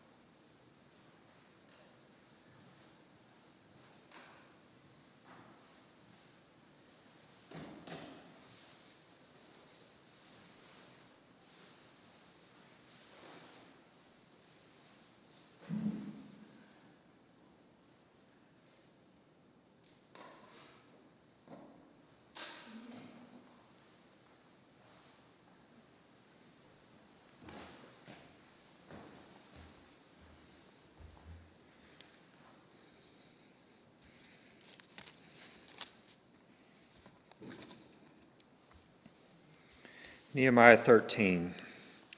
On the day the book of Moses was read aloud in the hearing of the people, and there it was found written that no Ammonite or Moabite should ever be admitted into the assembly of God, because they did not meet, or because they had not met the Israelites with food and water, but had hired Balaam to call down a curse on them. Our God, however, turned the curse into a blessing. And when the people heard this law, they excluded from Israel all who were of foreign descent. Before this, Eliashib, the priest, had been put in charge of the storerooms of the house of our God, and he was closely associated with Tobiah, and he had provided him with a large room formerly used for store grain, the grain offerings and incense and temple articles, and also the tithes of grain, the new wine, the olive oil prescribed for the Levites, musicians, and gatekeepers, as well as the contributions for the priests. But while all this was going on, I was not in Jerusalem. For in the 32nd year of Artaxerxes, king of Babylon, I had returned to the king. Sometime later, I was asked his permission and came back to Jerusalem. Here I learned about the evil thing that Eliashib had done in providing Tobiah a room in the courts of the house of God. I was greatly displeased and threw all of Tobiah's household goods out of the room. I gave orders to purify the rooms, and then I put back into them the equipment of the house of God and the grain offerings and the incense. I also learned that the portions assigned to the Levites had not been given to them, and that all the Levites and the musicians responsible for their service had gone back to their own fields. So I rebuked the officials, and I asked them, "Why is the house of God neglected?" And then I called them together and stationed them at their posts. All of Judah brought the tithes of grain, new wine, and olive oil into the storerooms. And I put Shelemiah, the priest of Zadok, the scribe, and a Levite named Pedaiah in charge of the storerooms, and made Hanan, son of Zechar, the son of Mattaniah, their assistant, because they were considered trustworthy. They were made responsible for distributing the supplies to their fellow Levites. Remember me for this, my God, and do not blot out what I have so faithfully done for the house of my God and its services. In those days I saw the people in Judah treading wine presses on the Sabbath, and bringing in grain and loading it on donkeys, together with wine, grapes, figs, and all other kinds of loads. And they were bringing all of this into Jerusalem on the Sabbath. Therefore I warned them against selling food on that day. People from Tyre who lived in Jerusalem were bringing in fish and all kinds of merchandise and selling them in Jerusalem on the Sabbath to the people of Judah. I rebuked the nobles of Judah and said to them, "What is this wicked thing you are doing, desecrating the Sabbath day? Didn't your ancestors do the same things, so that our God brought all this calamity on us and on our city? Now you are stirring up more wrath against Israel by desecrating the Sabbath." When evening shadows fell on the gates of Jerusalem before the Sabbath, I ordered the doors to be shut and not opened until the Sabbath was over. I stationed some of my own men at the gates so that no load could be brought in on the Sabbath. Once or twice, the merchants and the sellers of all kinds of goods spent the night outside Jerusalem. But I warned them and said, "Why do you spend the night by the wall? If you do this again, I will arrest you." From that time on, they no longer came on the Sabbath. And then I commanded the Levites to purify themselves, and to go and guard the gates in order to keep the Sabbath day holy. Remember me for this also, my God, and show mercy to me according to your great love. Moreover, in those days I saw men from Judah who had married women from Ashdod, Ammon, and Moab. Half of their children spoke the language of Ashdod, or the language of one of the other peoples, and did not know how to speak the language of Judah. I rebuked them and called curses down on them. I beat some of the men and pulled out their hair. I made them take an oath in God's name and say, "You are not to give your daughters in marriage to their sons, nor are you to take their daughters in marriage for your sons or for yourselves." Was it not because of marriages like these that Solomon, the king of Israel, sinned? Among the many nations, there was no king like him. He was loved by his God, and God made him king over all Israel, but even he was led to sin by foreign women.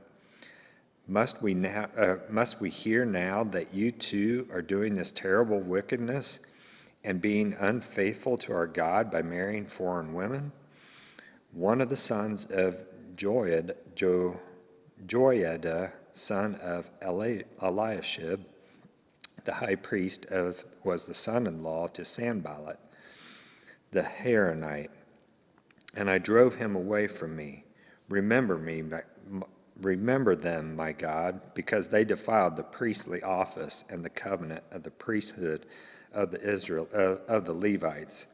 So I purified the priests and the Levites and everything foreign, and assigned them duties, each to his own task. I also made provisions for contributions of wood at the designated times and for the first fruits. Remember me with favor, my God.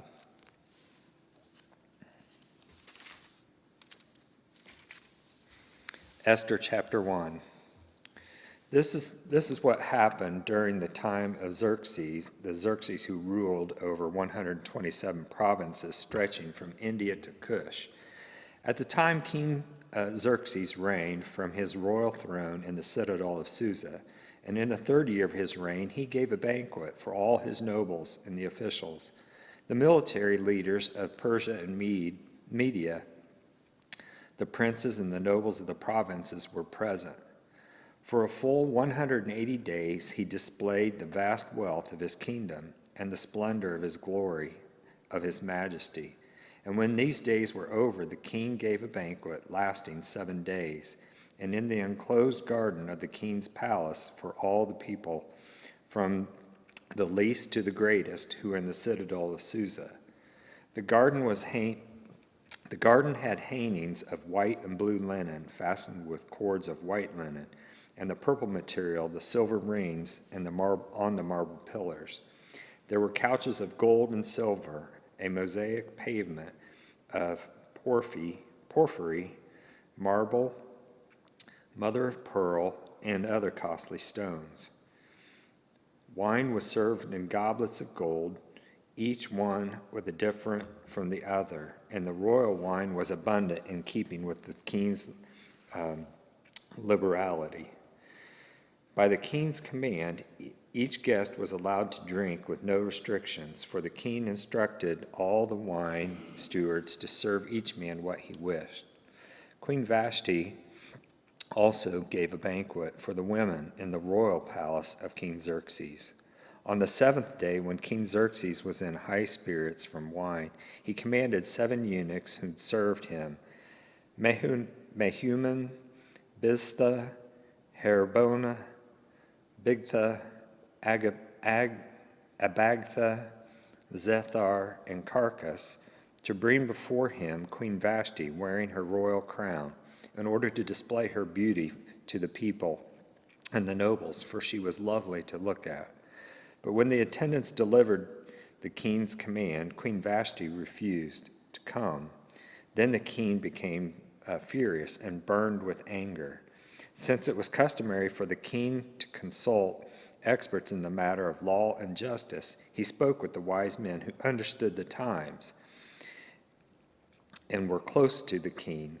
Kershina, Shethar, Admatha, Tashish, Maris, Mersina, Memucan, and the 7 nobles of Persia and Media, who had special access to the king and the highest in the kingdom.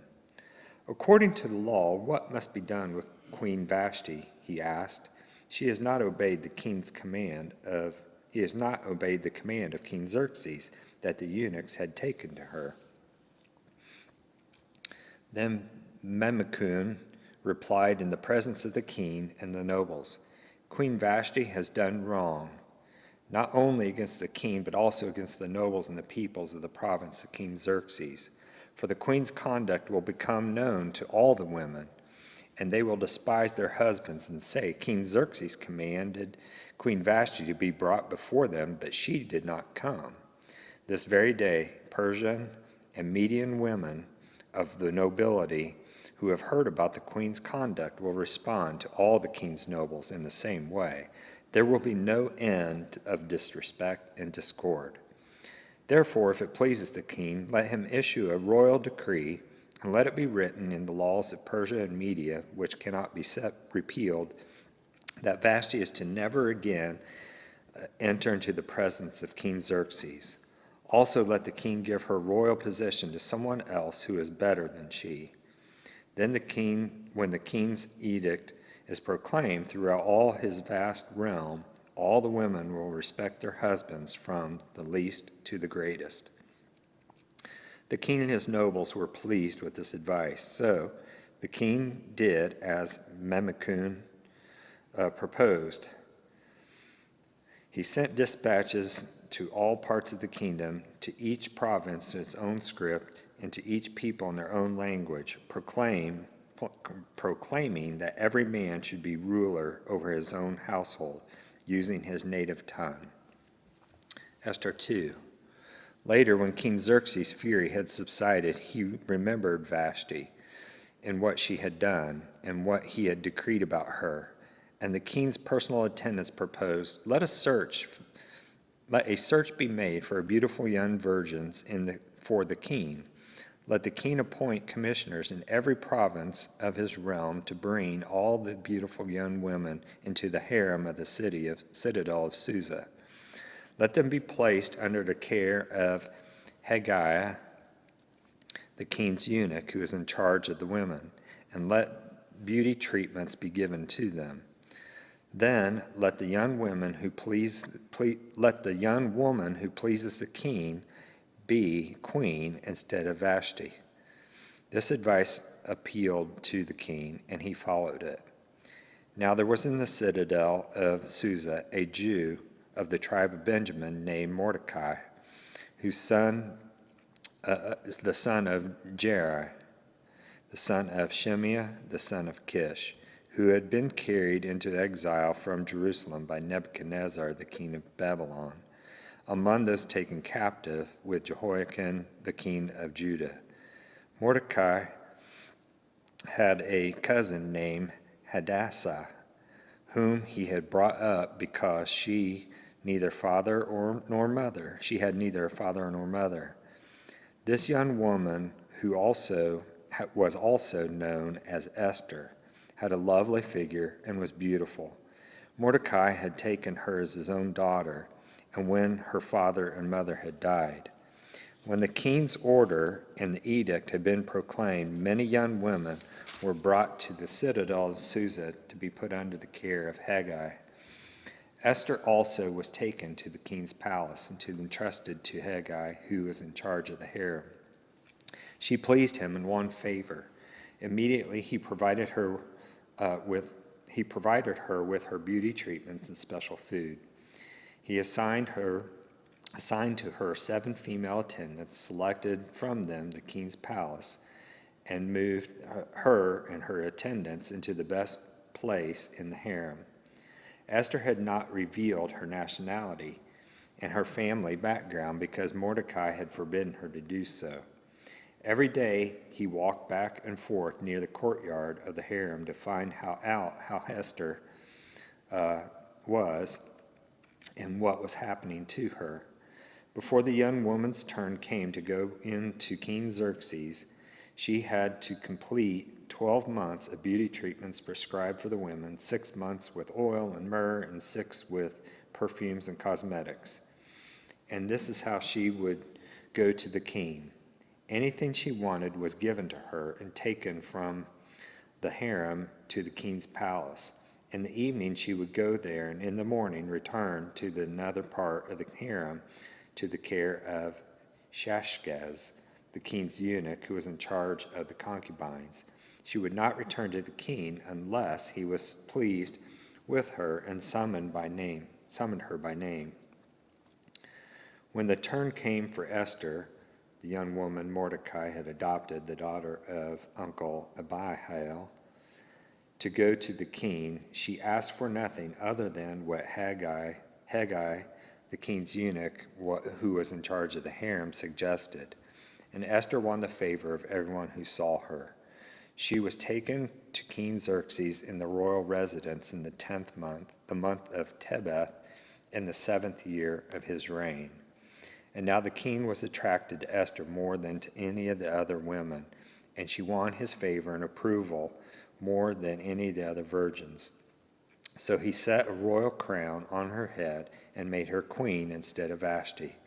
And the king gave a great banquet, Esther's banquet, for all his nobles and officials.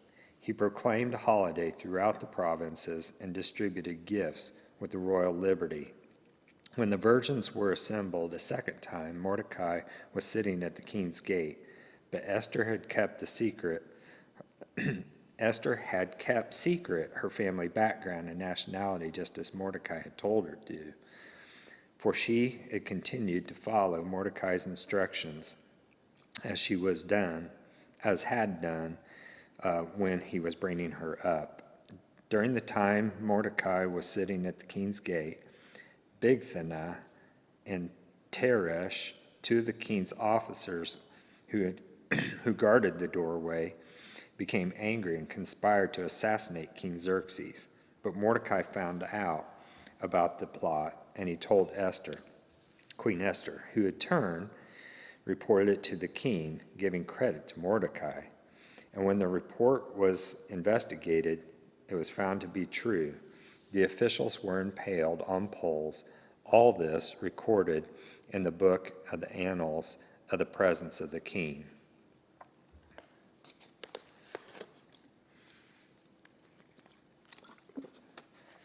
Esther chapter 3. After these events, King Xerxes honored Haman, son of Hammedatha the Agagite, elevating him to give him the seat and honor higher than that of all the other nobles. All the royal officials in the king's gate knelt down and paid honor to Haman, for the king had commanded concerning him. But Mordecai would not kneel down or pay him honor. Then the royal officials at the king's gate asked Mordecai, "Why do you disobey the king's command?" Day after day they spoke to him, but he refused to comply. Therefore they told Haman about it to see whether Mordecai's behavior would be tolerated, for he had told them he was a Jew. When Haman saw that Mordecai would not kneel down or pay him honor, he was enraged. Yet, having learned who Mordecai's people were, he scorned the idea of killing only Mordecai. Instead, Haman looked for a way to destroy all of Mordecai's people, the Jews, throughout the kingdom of Xerxes. In the 12th year of the king of Xerxes, in the month that, in the first month, the month of Nisan, the pur, that is the lot, was cast in the presence of Haman to select a day and a month. And the lot fell on the 12th month of the month of Adar. Then Haman said to the king Xerxes, "There's a certain people dispersed among the peoples in the provinces of your kingdom, who keep to themselves separate. Their customs are different from those of all the other people, and they do not obey the king's laws, and it is not in the king's best interest to tolerate them. If it pleases the king, let a decree be issued to destroy them, and I will give 10,000 talents in silver to the king's administrators for the royal treasury." And so the king took his signet ring from his finger, and he gave it to Haman, the son of Hammedatha, the Agagite, the enemy of the Jews. "Keep the money," the king said to Haman, "and do with the people as you please." Then on the 13th day of the first month, the royal secretaries were summoned. They wrote out in script of each of the province in the language of the peoples of Haman's orders to the king's satraps, the governors, and the other various provinces, and the nobles, and the various peoples. These were written in the name of King Xerxes himself, and sealed with his own ring. Dispatches were sent by couriers to all the king's provinces with the orders to destroy, kill, and annihilate all the Jews, young and old, women and children, on a single day, the 13th day of the 12th month, the month of Adar, and to plunder their goods. A copy of the text of the edict was to be issued as the law in every province and made known to the people of every nationality so that they would be ready that day. The couriers went out and spurred on by the king's command, and the edict was issued in the citadel of Susa. The king and Haman sat down to drink, but the city of Susa was bewildered. Esther chapter 4. When Mordecai learned of all that had been done, he tore his clothes, put on sackcloth and ashes, and went into the city, wailing loudly and bitterly. But he went on as far as the king's gate, because no one clothed in sackcloth was allowed to enter it. In every province to which the edict and order of the king came, there was great mourning among the Jews, with fasting and weeping and wailing. Many lay in sackcloth and ashes. When Esther's eunuchs and female attendants came and told her about Mordecai, she was in great distress. She sent clothes for him to put on instead of his sackcloth, and he would not accept them. Then Esther summoned Hathach, one of the king's eunuchs assigned to attend her, and ordered him to find out what was troubling Mordecai and why. So Hathach went out to Mordecai in the open square of the city in front of the king's gate. And Mordecai told him everything that had happened, including the exact amount of money that Haman had promised to pay into the royal treasury for the destruction of the Jews. He also gave him a copy of the text and the edict for their annihilation, which had been published in Susa, to show Esther, and explained to her, and told her to instruct her to go into the king's presence to beg for mercy and plead with him for the people. Hathach went back and reported to Esther what Mordecai had said, and then she instructed him to go and say to Mordecai, "All the king's officials and the people of the royal provinces know that for any man or woman who approaches the king in the inner court without being summoned, the king has but one law, that they be put to death, unless the king extends the golden scepter to them and spares their lives. But 30 days have passed since I was called to go to the king." When Esther's words were reported to Mordecai, he sent back this answer: "Do not think that because you are in the king's house, that you alone of all the Jews will escape. For if you remain silent at this time, relief and deliverance for the Jews will arise from another place, but you and your family will perish. And who knows but that you have come to your royal position for such a time as this?" Then Esther sent this reply to Mordecai: "Go gather together all the Jews who are in Susa and fast for me. Do not eat or drink for 3 days, night or day. I and my attendants will fast as you do. When this is done, I will go to the king, even though it is against the law, and if I perish, I perish." So Mordecai went away, and he carried out Esther's instructions.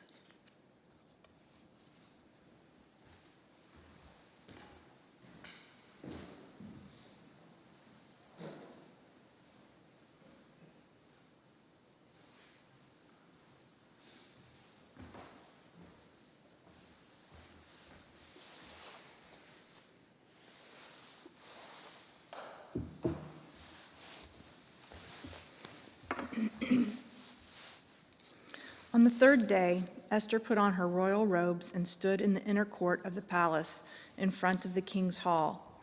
The king was sitting on his throne in the hall facing the entrance. When he saw Queen Esther standing in the court, he was pleased with her and held out to her the gold scepter that was in his hand. So Esther approached and touched the tip of the scepter.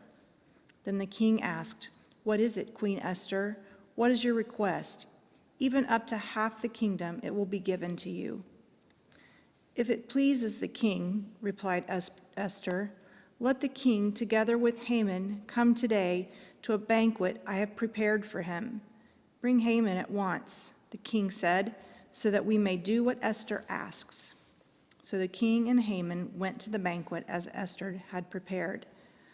As they were drinking wine, the king again asked Esther, "Now what is your petition? It will be given you. And what is your request? Even up to half the kingdom, it will be granted." Esther replied, "My petition and my request is this: if the king regards me with favor, and if it pleases the king to grant my petition and fulfill my request, let the king and Haman come tomorrow to the banquet I will prepare for them. Then I will answer the king's question." Haman went out that day, happy and in high spirits. But when he saw Mordecai at the king's gate and observed that he neither rose nor showed fear in his presence, he was filled with rage against Mordecai. Nevertheless, Haman restrained himself and went home. Calling together his friends and Zeresh, his wife, Haman boasted to them about his vast wealth, his many sons, and all the ways the king had honored him, and how he had elevated him above the other nobles and officials. "And that's not all," Haman added. "I'm the only person Queen Esther invited to accompany the king to the banquet she gave, and she has invited me along with the king tomorrow. But all this gives me no satisfaction as long as I see that Jew Mordecai sitting at the king's gate." His wife Zeresh and all his friends said to him, "Have a pole set up, reaching to a height of 50 cubits, and ask the king in the morning to have Mordecai impaled on it. Then go with the king to the banquet and enjoy yourself." This suggestion delighted Haman, and he had the pole set up. That night, the king could not sleep. Esther chapter 6. That night, the king could not sleep. So he ordered the book of the Chronicles, the record of his reign, to be brought in and read to him. It was found recorded there that Mordecai had exposed Bigthana and Teresh, two of the king's officers who guarded the doorway, who had conspired to assassinate King Xerxes. "What honor and recognition has Mordecai received for this?" the king asked. "Nothing has been done for him," his attendants answered. The king said, "Who is in the court?" Now Haman had just entered the outer court of the palace to speak to the king about impaling Mordecai on the pole he had set up for him. His attendants answered, "Haman is standing in the court." "Bring him in," the king ordered. When Haman entered, the king asked him, "What should be done for the man the king delights to honor?" Now Haman thought to himself, "Who is there that the king would rather honor than me?" So he answered the king, "For the man the king delights to honor, have them bring a royal robe the king has worn and a horse the king has ridden, one with a royal crest placed on its head. Then let the robe and the horse be entrusted to one of the king's most noble princes. Let them robe the man the king delights to honor and lead him on the horse through the city streets, proclaiming before him, 'This is what is done for the man the king delights to honor.'" "Go at once," the king commanded Haman. "Get the robe and the horse and do just as you have suggested for Mordecai the Jew, who sits at the king's gate. Do not neglect anything you have recommended." So Haman got the robe and the horse. He robed Mordecai and led him on horseback through the city streets, proclaiming before him, "This is what is done for the man the king delights to honor." Afterward, Mordecai returned to the king's gate, but Haman rushed home with his head covered in grief and told Zeresh, his wife, and all his friends everything that had happened to him. His advisors and his wife Zeresh said to him, "Since Mordecai, before whom your downfall has started, is of Jewish origin, you cannot stand against him. You will surely come to ruin." While they were still talking with him, and the king's eunuchs arrived and hurried Haman away to the banquet Esther had prepared. Esther chapter 7. So the king and Haman went to Queen Esther's banquet, and as they were drinking wine on the second day, the king again asked, "Queen Esther, what is your petition? It will be given you. What is your request? Even up to half the kingdom, it will be granted."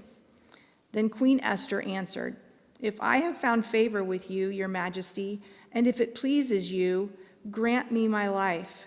This is my petition, and spare my people. This is my request.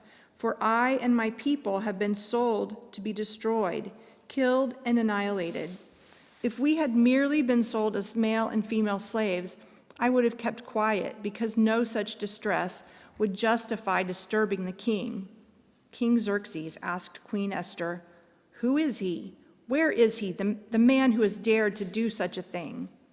Esther said, "An adversary and an enemy, this vile Haman." Then Haman was terrified before the king and queen. The king got up in a rage, left his wine, and went out into the palace garden. But Haman, realizing that the king had already decided his fate, stayed behind to beg Queen Esther for his life. Just as the king returned from the palace garden to the banquet hall, Haman was falling on the couch where Esther was reclining. The king exclaimed, Will he even molest the queen while he is with me in the house?" As soon as the word left the king's mouth, they covered Haman's face. Then Harbona, one of the eunuchs attending the king, said, "A pole reaching to a height of 50 cubits stands by Haman's house. He had it set up for Mordecai, who spoke up to help the king." The king said, "Impale him on it." So they impaled Haman on the pole, and he had set up for Mordecai. Then the king's fury subsided. Esther chapter 8. That same day, King Xerxes gave Queen Esther the estate of Haman, the enemy of the Jews, and Mordecai came into the presence of the king, for Esther had told how he was related to her. The king took off his signet ring, which he had reclaimed from Haman, and presented it to Mordecai, and Esther appointed him over Haman's estate. Esther again pleaded with the king, falling at his feet and weeping. She begged him to put an end to the evil plan of Haman the Agagite, which he had devised against the Jews. Then the king extended the gold scepter to Esther, and she arose and stood before him. "If it pleases the king," she said, "and if he regards me with favor and thinks it the right thing to do, and if he is pleased with me, let an order be written overruling the dispatches that Haman, son of Hammedatha, the Agagite, devised and wrote to destroy the Jews in all the king's provinces. For how can I bear to see a disaster fall on my people? How can I bear to see the destruction of my family?" King Xerxes replied to Queen Esther and to Mordecai the Jew, "Because Haman attacked the Jews, I have given his estate to Esther, and they have impaled him on the pole he set up. Now write another decree in the king's name in behalf of the Jews as seems best to you, and seal it with the king's signet ring, for no document written in the king's name and sealed with the ring can be revoked."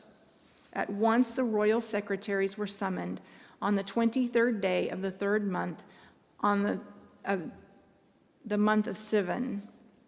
They wrote out all Mordecai's orders to the Jews and to the satraps, governors, and nobles of the 127 provinces stretching from India to Cush. These orders were written in the script of each province and the language of each people, and also to the Jews in their own script and language. Mordecai wrote in the name of King Xerxes, sealed the dispatches with the king's signet ring, and sent them by mounted couriers who rode fast horses, especially bred for the king. The king's edict granted the Jews in every city the right to assemble and protect themselves, to destroy, kill, and annihilate the armed men of any nationality or province who might attack them and their women and children, and to plunder the property of their enemies. The day appointed for the Jews to do this in all the provinces of King Xerxes was the 13th day of the 12th month, the month of Adar. A copy of the text of the edict was to be issued as law in every province and to be made known to the people of every nationality, so that the Jews would be ready on that day to avenge themselves on their enemies. The couriers, riding the royal horses, went out, spurred on by the king's command, and the edict was issued in the citadel of Susa. When Mordecai left the king's presence, he was wearing royal garments of blue and white, a large crown of gold, and a purple robe of fine linen. And the city of Susa held joyous celebration. For the Jews, it was a time of happiness and joy, gladness and honor. In every province and in every city to which the edict of the king came, there was joy and gladness among the Jews, with feasting and celebration, and many people of other nationalities became Jews because fear of the Jews had seized them. Esther chapter 9.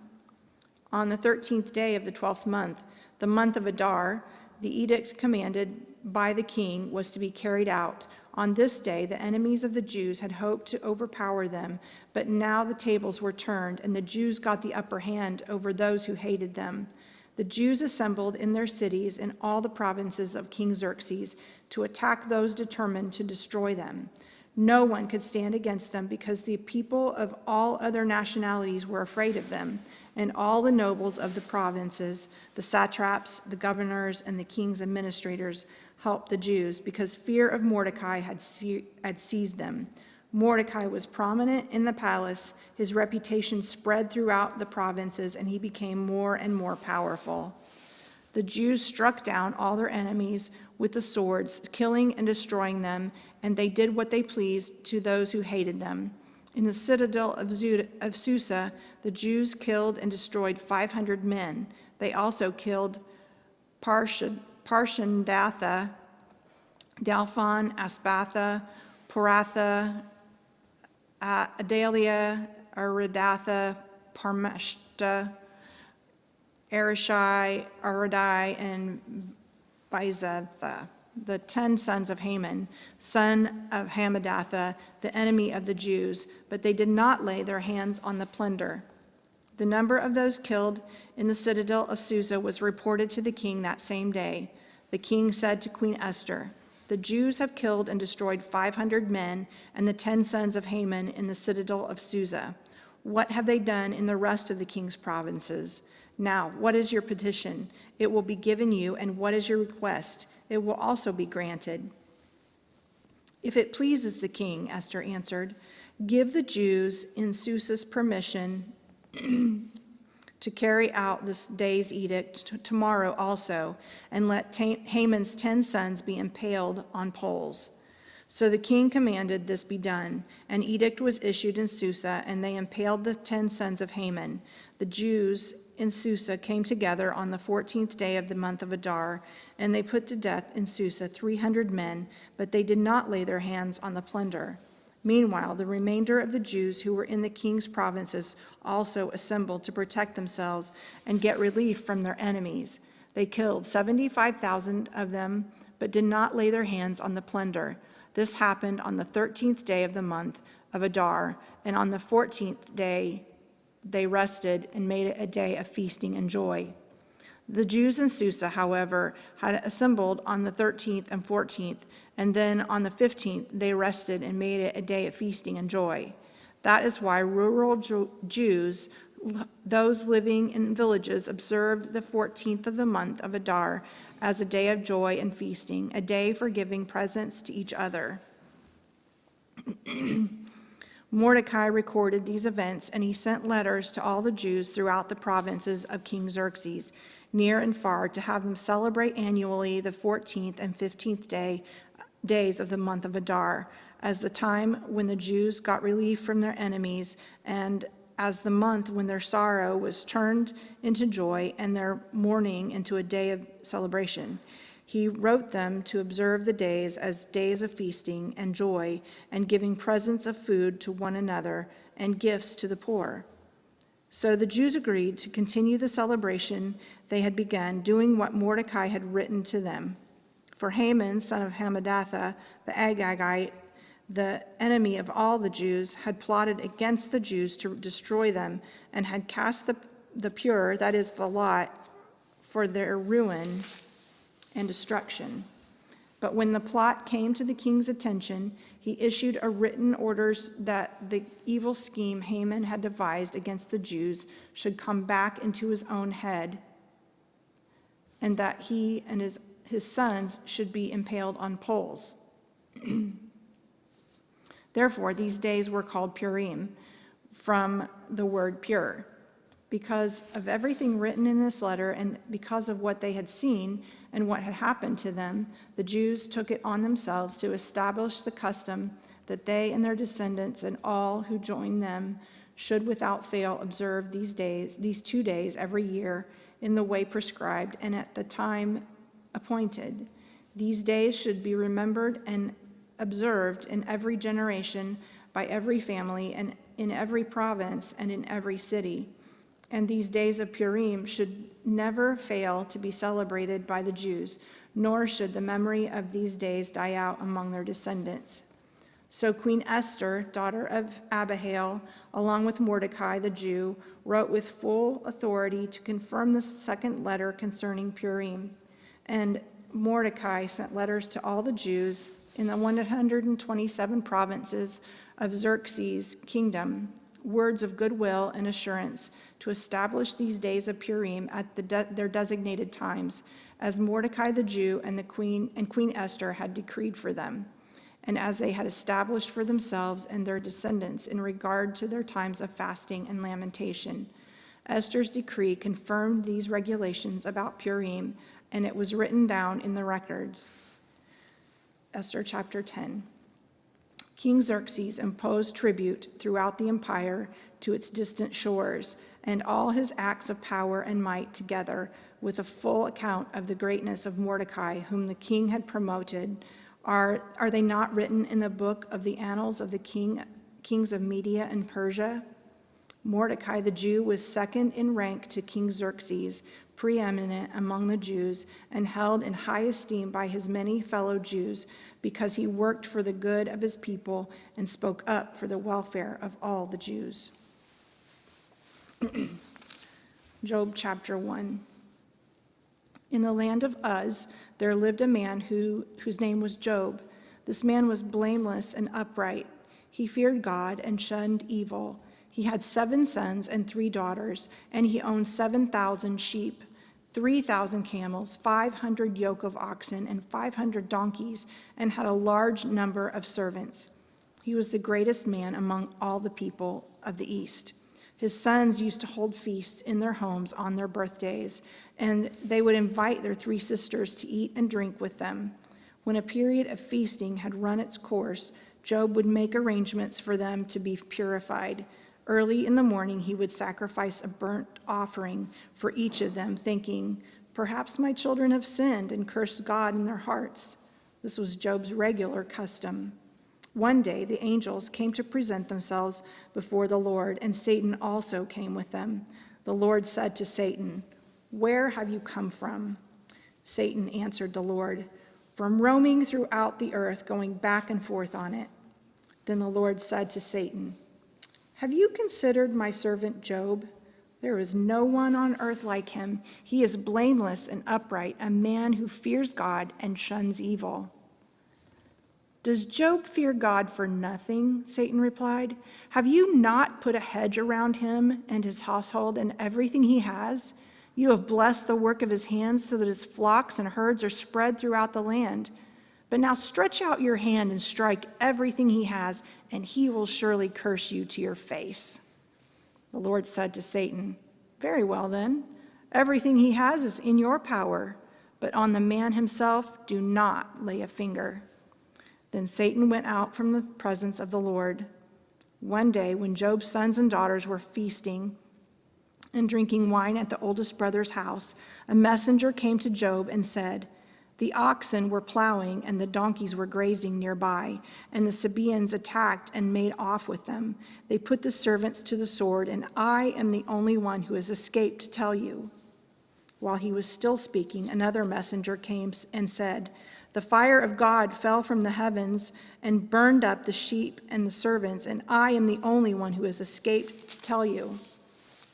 While he was still speaking, another messenger came and said, "The Chaldeans formed 3 raiding parties and swept down on your camels and made off with them. They put the servants to the sword, and I am the only one who has escaped to tell you." While he was still speaking, yet another messenger came and said, "Your sons and daughters were feasting and drinking wine at the oldest brother's house, when suddenly a mighty wind swept in from the desert and struck the 4 corners of the house. It collapsed on them, and they are dead, and I am the only one who has escaped to tell you." At this, Job got up and tore his robe and shaved his head. Then he fell to the ground in worship and said, "Naked I came from my mother's womb, and naked I will depart. The Lord gave, and the Lord has taken away. May the name of the Lord be praised." In all this, Job did not sin by charging God with wrongdoing.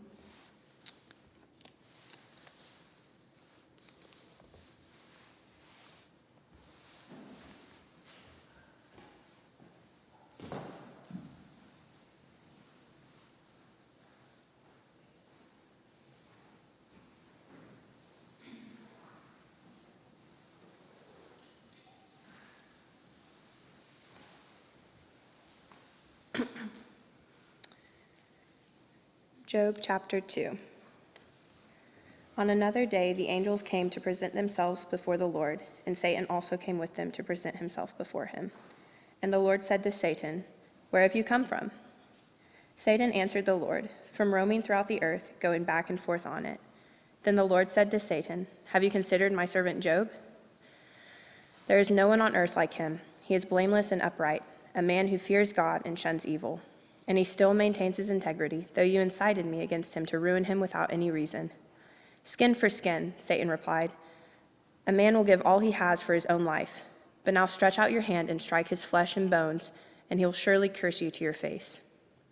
The Lord said to Satan, "Very well then, he is in your hands, but you must spare his life."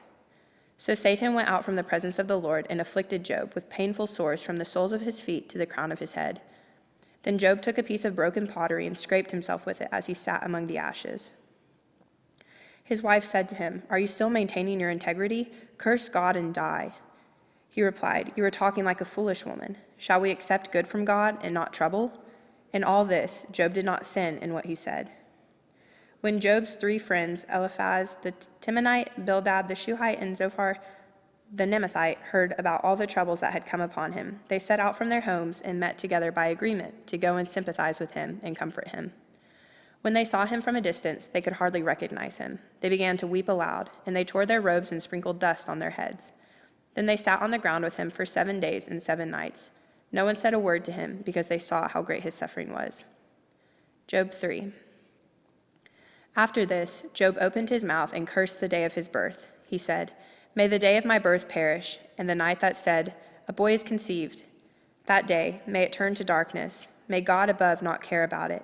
May no light shine on it. May gloom and utter darkness claim it once more. May a cloud settle over it. May blackness overwhelm it. That night, may thick darkness seize it. May it not be included among the days of the year, nor be entered in any of the months. May that night be barren. May no shout of joy be heard in it. May those who curse days curse that day, those who are ready to rouse Leviathan. May its morning stars become dark. May it wait for daylight in vain and not see the first rays of dawn. For it did not shut the doors of the womb on me to hide trouble from my eyes. Why did I not perish at birth and die as I came from the womb? Why were there knees to receive me and breasts that I might be nursed? For now I would be lying down in peace. I would be asleep and at rest, with kings and rulers of the earth who built for themselves places now lying in ruins, with princes who had gold, who filled their houses with silver. Or why was I not hidden away in the ground like a stillborn child, like an infant who never saw the light of day? There the wicked cease from turmoil, and there the weary are at rest. Captives also enjoy their ease. They no longer hear the slave drivers shout. The small and the great are there, and the slaves are freed from their owners. Why is light given to those in misery, and life to the bitter of soul? To those who long for death that does not come, who search for it more than for hidden treasure, who are filled with gladness and rejoice when they reach the grave. Why is life given to a man whose way is hidden, whose God has hedged in? For sighing has become my daily food. My groans pour out like water. What I feared has come upon me. What I dreaded has happened to me. I have no peace, no quietness. I have no rest, but only turmoil. Job chapter 4. Then Eliphaz the Temanite replied, If someone ventures a word with you, will you be impatient? But who can keep from speaking? Think how you have instructed many, how you have strengthened feeble hands. Your words have supported those who stumbled. You have strengthened faltering knees. But now trouble comes to you, and you are discouraged. It strikes you, and you are dismayed. Should not your piety be confidence, and your blameless ways your hope? Consider now, who being innocent has ever perished? Where were the upright ever destroyed? As I have observed, those who plow evil and those who sow trouble reap it. At the breath of God they perish. At the blast of his anger they are no more. The lions may roar and growl, yet the teeth of the great lions are broken. The lion perishes for lack of prey, and the cubs of the lioness are scattered. A word was secretly brought to me. My ears caught a whisper of it. Amid disquieting dreams in the night, when deep sleep falls on people, fear and trembling seized me and made all my bones shake. A spirit glided past my face, and the hair on my body stood on end. It stopped, but I could not tell what it was. A form stood before my eyes, and I heard a hushed voice. Can a mortal be more righteous than God? Can even a strong man be more pure than his Maker? If God places no trust in his servants, if he charges his angels with error, how much more those who live in houses of clay, whose foundations are in the dust, who are crushed more readily than a moth? Between dawn and dusk they are broken to pieces. Unnoticed they perish forever. Are not the cords of their tent pulled up so that they die without wisdom? Job chapter 5. Call if you will, but who will answer you? To which of the holy ones will you turn? Resentment kills a fool, and envy slays the simple. I myself have seen a fool taking root, but suddenly his house was cursed. His children are far from safety, crushed in court without a defender. The hungry consume his harvest, taking it even from among thorns, and the thirsty pant after his wealth. For hardship does not spring from the soil, nor does trouble sprout from the ground. Yet man is born to trouble, as surely as sparks fly upward. But if I were you, I would appeal to God. I would lay my cause before him. He performs wonders that cannot be fathomed, miracles that cannot be counted. He provides rain for the earth. He sends water on the countryside. The lowly he sets on high, and those who mourn are lifted to safety. He thwarts the plans of the crafty, so that their hands achieve no success. He catches the wise in their craftiness, and the schemes of the wily are swept away. Darkness comes upon them in the daytime. At noon they grope as in the night. He saves the needy from the sword in their mouth. He saves them from the clutches of the powerful. So the poor have hope, and injustice shuts its mouth. Blessed is the one whom God corrects, so do not despise the discipline of the Almighty.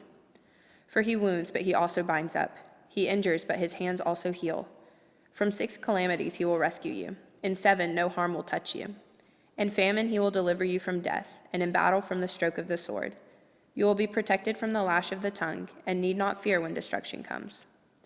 You will laugh at destruction and famine, and need not fear the wild animals. For you will have a covenant with the stones of the field, and the wild animals will be at peace with you. You will know that your tent is secure. You will take stock of your property and find nothing missing. You will know that your children will be many, and your descendants like the grass of the earth. You will come to the grave in full vigor, like sheaves gathered in season. We have examined this, and it is true.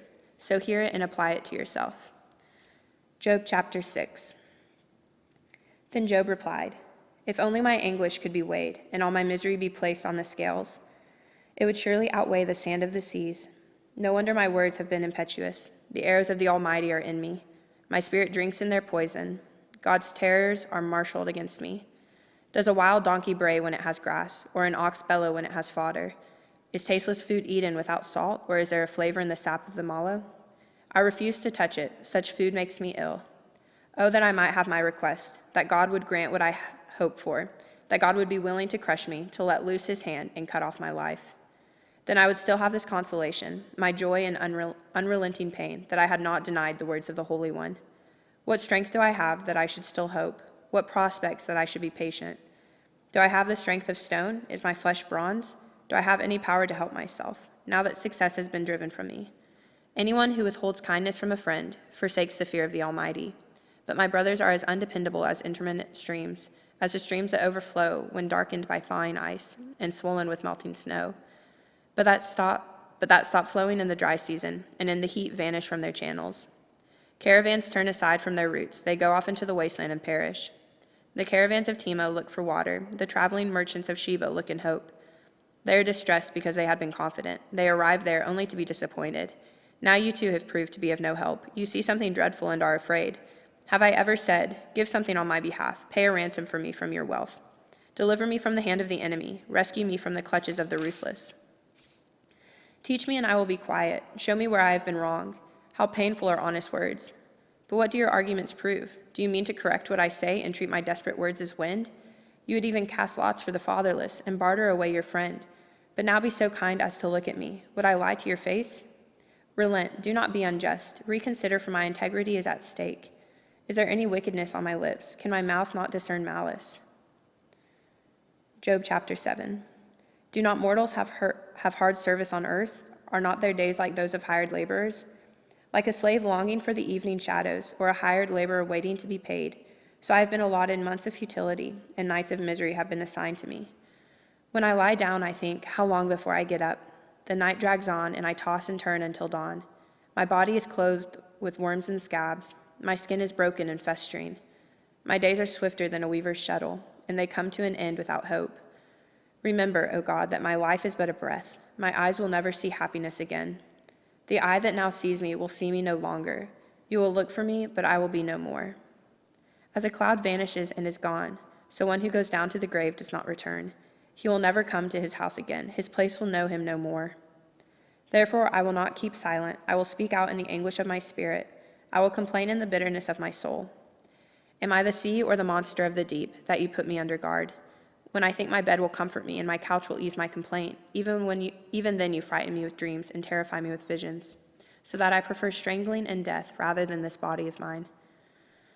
I despise my life. I would not live forever. Let me alone. My days have no meaning. What is mankind that you make so much of them, that you give them so much attention, that you examine them every morning and test them every moment? Will you never look away from me or let me alone even for an instant? If I have sinned, what have I done to you? You who see everything we do. Why have you made me your target? Have I become a burden to you? Why do you not pardon my offenses and forgive my sins? For I will soon lie down in the dust. You will search for me, but I will be no more. Job chapter 8. Then Bildad the Shuhite replied, How long will you say such things? Your words are a blustering wind. Does God pervert justice? Does the Almighty pervert what is right? When your children sinned against him, he gave them over to the penalty of their sin. But if you will seek God earnestly and plead with the Almighty, if you are pure and upright, even now he will rouse himself on your behalf and restore you to your prosperous state. Your beginnings will seem humble, so prosperous will your future be. Ask the former generation and find out what their ancestors learned. For we were born only yesterday and know nothing, and our days on earth are but a shadow. Will they not instruct you and tell you? Will they not bring forth words from their understanding? Can papyrus grow tall where there is no marsh? Can reeds thrive without water? While still growing and uncut, they wither more quickly than grass. Such is the destiny of all who forget God. So perishes the hope of the godless. What they trust in is fragile. What they rely on is a spider's web. They lean on the web, but it gives way. They cling to it, but it does not hold. They are like a well-watered plant in the sunshine, spreading its shoots over the garden. It entwines its roots around a pile of rocks and looks for a place among the stones. But when it is torn from its spot, that place disowns it and says, I never saw you. Surely its life withers away, and from the soil other plants grow. Surely God does not reject one who is blameless, or strengthens the hand of evildoers. He will yet fill your mouth with laughter and your lips with the shouts of joy. Your enemies will be clothed in shame, and the tents of the wicked will be no more. Job chapter 9. Then Job replied, "Indeed, I know that this is true, but how can mere mortals prove their innocence before God? Though they wished to dispute with him, they could not answer him 1 time out of 1,000. His wisdom is profound, his power is vast. Who has resisted him and come out unscathed? He moves mountains without their knowing it, and overturns them in his anger. He shakes the earth from its place and makes its pillars tremble. He speaks to the sun, and it does not shine. He seals off the light of the stars. He alone stretches out the heavens and treads on the waves of the sea. He is the maker of the Bear and Orion, and Pleiades and the constellations of the south. He performs wonders that cannot be fathomed, miracles that cannot be counted. When he passes me, I cannot see him. When he goes by, I cannot perceive him. If he snatches away, who can stop him? Who can say to him, 'What are you doing?' God does not restrain his anger. Even the cohorts of Rahab cowered at his feet. How then can I dispute with him? How can I find words to argue with him? Though I were innocent, I could not answer him. I could only plead with my judge for mercy. Even if I summoned him and he responded, I do not believe he would give me a hearing. He would crush me with a storm and multiply my wounds for no reason. He would not let me catch my breath, but would overwhelm me with misery. If it is a matter of strength, he is mighty. And if it is a matter of justice, who can challenge him? Even if I were innocent, my mouth would condemn me. If I were blameless, it would pronounce me guilty. Although I am blameless, I have no concern for myself. I despise my own life.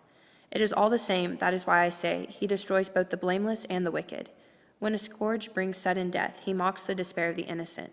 When a land falls into the hands of the wicked, he blindfolds its judges. If it is not he, then who is it? My days are swifter than a runner. They fly away without a glimpse of joy. They skim past like boats of papyrus, like eagles swooping down on their prey. If I say I will forget my complaint, I will change my expression and smile. I still dread all my sufferings, for I know you will not hold me innocent. Since I am already found guilty, why should I struggle in vain? Even if I washed myself with soap and my hands with cleansing powder, you would plunge me into a slime pit, so that even my clothes would detest me. He is not a mere mortal like me, that I might answer him, that we might confront each other in court, if only there were someone to mediate between us. Someone to bring us together, someone to remove God's rod from me, so that his terror would frighten me no more. Then I would speak up without fear of him. But as it now stands with me, I cannot. I loathe my very life. Job chapter 10. Therefore I will give free rein to my complaint and speak out in the bitterness of my soul. I say to God, do not declare me guilty, but tell me what charges you have against me. Does it please you to oppress me, to spurn the work of your hands, while you smile on the plans of the wicked? Do you have eyes of flesh? Do you see as a mortal sees? Are your days like those of a mortal, or your years like those of a strong man, that you must search out my faults and probe after my sin? Though you know that I am not guilty, and that no one can rescue me from your hand shaped me and made me. Will you now turn and destroy me? Remember that you molded me like clay. Will you now turn me to dust again? Did you not pour me out like milk and curdle me like cheese, clothe me with a skin and flesh and knit me together with bones and sinews? You gave me life and showed me kindness, and in your providence watched over my spirit. But this is what you concealed in your heart, and I know that this was in your mind. If I sinned, you would be watching me and would not let my offense go unpunished. If I am guilty, woe to me. Even if I am innocent, I cannot lift my head, for I am full of shame and drowned in my affliction. If I hold my head high, you stalk me like a lion, and again display your awesome power against me. You bring new witnesses against me and increase your anger toward me. Your forces come against me wave upon wave. Why then did you bring me out of the womb? I wish I had died before any eye saw me. If only I had never come into being, or had been carried straight from the womb to the grave. Are not my few days almost over? Turn away from me so I can have a moment's joy, before I go to the place of no return, to the land of gloom and utter darkness, to the land of deepest night, of utter darkness and disorder, where even the light is like darkness. Job chapter 11. Then Zophar the Naamathite replied, Are all these words to go unanswered? Is this talker to be vindicated? Will your idle talk reduce others to silence? Will no one rebuke you when you mock? You say to God, My beliefs are flawless, and I am pure in your sight. Oh, how I wish that God would speak, that he would open his lips against me, and disclose to you the secrets of wisdom, for true wisdom has two sides. Know this, God has even forgotten some of your sin. Can you fathom the mysteries of God? Can you probe the limits of the Almighty? They are higher than the heavens above. What can you do? They are deeper than the depths below. What can you know? Their measure is longer than the earth and wider than the sea. If he comes along and confines you in prison and convenes a court, who can oppose him? Surely he recognizes deceivers, and when he sees evil, does he not take note? But the witless can no more become wise than a wild donkey's colt can be born human. Yet if you devote your heart to him and stretch out your hands to him, if you put away the sin that is in your hand and allow no evil to dwell in your tent, then free of fault you will lift up your face, you will stand firm and without fear. You will surely forget your trouble, recalling it only as waters gone by. Life will be brighter than noonday, and darkness will become like morning. You will be secure because there is hope. You will look about you and take your rest in safety. You will lie down with no one to make you afraid, and many will court your favor. But the eyes of the wicked will fail, and escape will elude them. Their hope will become a dying gasp. Job chapter 12. Then Job replied, Doubtless you are the only people who matter, and wisdom will die with you. But I have a mind as well as you. I am not inferior to you. Who does not know all these things? I have become a laughingstock to my friends, though I called on God and he answered. A mere laughingstock, though righteous and blameless. Those who are at ease have contempt for misfortune, as the fate of those whose feet are slipping. The tents of marauders are undisturbed, and those who provoke God are secure, those God had in his hand. But ask the animals, and they will teach you, or the birds in the sky, and they will tell you. Or speak to the earth, and it will teach you, or let the fish in the sea inform you. Which of all these does not know that the hand of the Lord has done this? In his hand is the life of every creature, and the breath of all mankind. Does not the ear test words as the tongue tests food? Is not wisdom found among the aged? Does not long life bring understanding? To God belong wisdom and power, counsel and understanding are his. What he tears down cannot be rebuilt. Those he imprisons cannot be released. If he holds back the waters, there is drought. If he lets them loose, they devastate the land. To him belong strength and insight. Both deceived and deceiver are his. He leads rulers away stripped and makes fools of judges.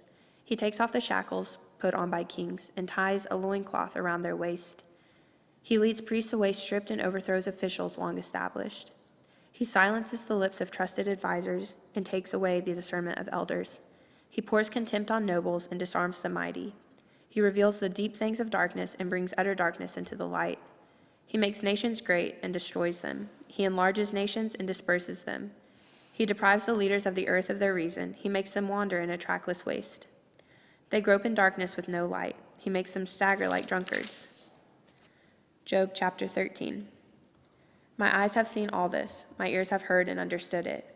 What you know, I also know. I am not inferior to you. But I desire to speak to the Almighty and to argue my case with God. You, however, smear me with lies. You are worthless physicians, all of you.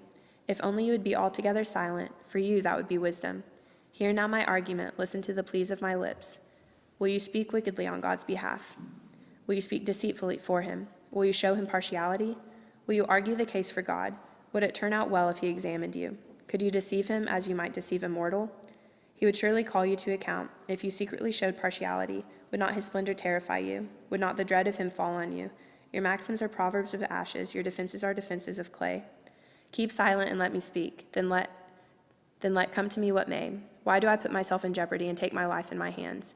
Though he slay me, yet will I hope in him. I will surely defend my ways to his face. Indeed, this will turn out for my deliverance, for no godless person would dare come before him. Listen carefully to what I say. Let my words ring in your ears. Now that I have prepared my case, I know I will be vindicated. Can anyone bring charges against me? If so, I will be silent and die. Only grant me these two things, God, and then I will not hide from you. Withdraw your hand far from me and stop frightening me with your terrors. Then summon me, and I will answer, or let me speak, and you reply to me.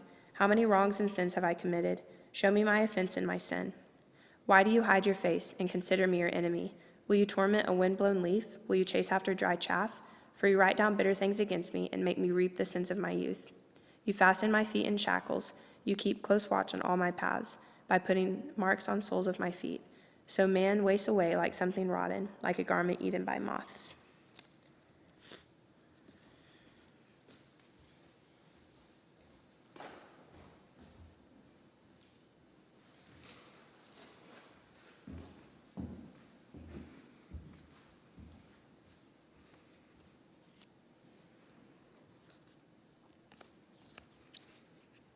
Job chapter 14. Mortals born of women are of few days and full of trouble. They spring up like flowers and wither away. Like fleeting shadows, they do not endure. Do you fix your eyes on them? Will you bring them before you for judgment? Who can bring what is pure from the impure? No one. A person's days are determined. You have decreed the number of his months and have set limits he cannot exceed. So look away from him and let him alone till he has put in his time like a hired laborer. At least there's hope for a tree. If it's cut down, it will sprout again, and its new shoots will not fail. Its roots may grow old in the ground, and its stump die in the soil.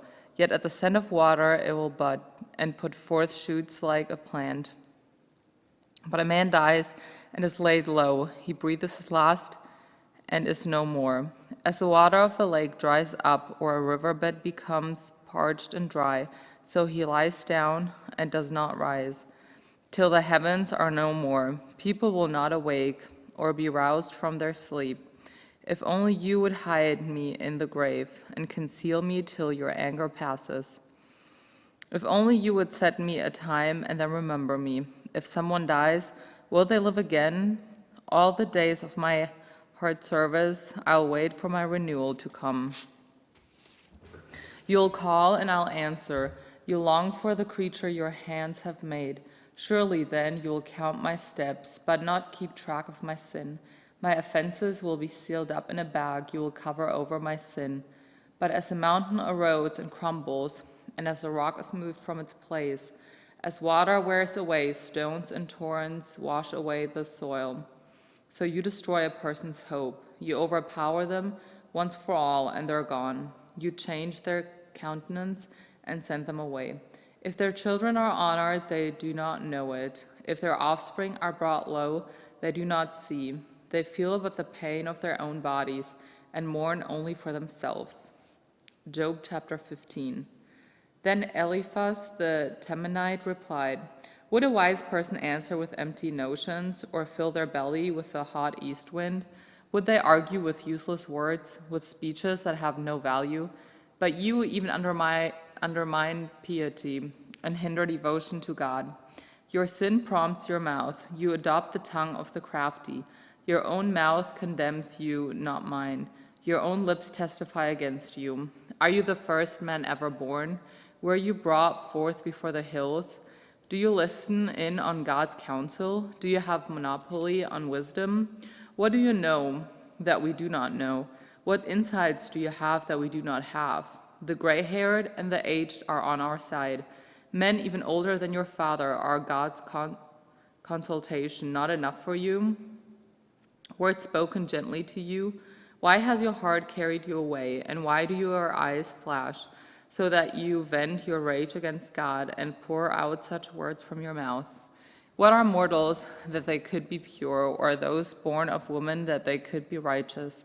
If God places no trust in his holy ones, if even the heavens are not pure in his eyes, how much less mortals who are vile and corrupt, who drink up evil like water. Listen to me and I'll explain to you. Let me tell you what I have seen, what the wise have declared, hiding nothing received from their ancestors, to whom alone the land was given when no foreigners moved among them. All his days the wicked man suffers torment, the ruthless man through all the years stored up for him. Terrifying sounds fill his ears when all seems well. Marauders attack him. He despairs of escaping the realm of darkness. He is marked for the sword. He wanders about for food like a vulture. He knows the day of darkness is at hand. Distress and anguish fill him with terror. Troubles overwhelm him like a king poised to attack. Because he shakes his fist at God and vaunts himself against the Almighty, defiantly charging against him with a thick, strong shield, though his face is covered with fat and his waist bulges with flesh. He'll inhabit ruined towns and houses where no one lives, houses crumbling to rubble. He will no longer be rich, and his wealth will not endure, nor will his possessions spread over the land. He'll not escape the darkness. A flame will wither his shots, and the breath of God's mouth will carry him away. Let him not deceive himself by trusting what is worthless, for he will get nothing in return. Before his time he'll wither, and his branches will not flourish. He'll be like a vine stripped of its unripe grapes, like an olive tree shedding its blossoms. For the company of the godless will be barren, and fire will consume the tents of those who love bribes. They conceived trouble and gave birth to evil. Their womb fashions deceit. Job chapter 16. Then Job replied, I have heard many things like these. You're miserable comforters, all of you. Will your long-winded speeches ever end? What ails you that you keep on arguing? I also could speak like you if you were in my place. I could make fine speeches against you and shake my head at you. But my mouth would encourage you. Comfort from my lips would bring you relief. Yet if I speak, my pain is not relieved. And if I refrain, it does not go away. Surely, God, you have worn me out. You have devastated my entire household. You have shriveled me up, and it has become a witness. My countenance rises up and testifies against me. God assails me and tears me in his anger, and gnashes his teeth at me. My opponent fastens on me his piercing eyes. People open their mouths to jeer at me. They strike my cheek in scorn and unite together against me. God has turned me over to the ungodly and thrown me into the clutches of the wicked. All was well with me, but he shattered me. He seized me by the neck and crushed me. He has made me his target. His archers surround me. Without pity, he pierces my kidneys and spills my gall on the ground. Again and again, he bursts upon me. He rushes at me like a warrior. I have sewed sackcloth over my skin and buried my brow in the dust. My face is red with weeping. Dark shadows ring my eyes. Yet my hands have been free of violence, and my prayer is pure. Earth, do not overcover my blood. May my cry never be laid to rest. Even now my witness is in heaven. My advocate is on high. My intercessor is my friend. As my eyes pour out tears to God, on behalf of a man, he pleads with God as one pleads for a friend. Only a few years will pass before I take the path of no return. Job chapter 17. My spirit is broken, my days are cut short, the grave awaits me. Surely mockers surround me, my eyes must dwell on their hostility. Give me, O God, the pledge you demand. Who else will put up security for me?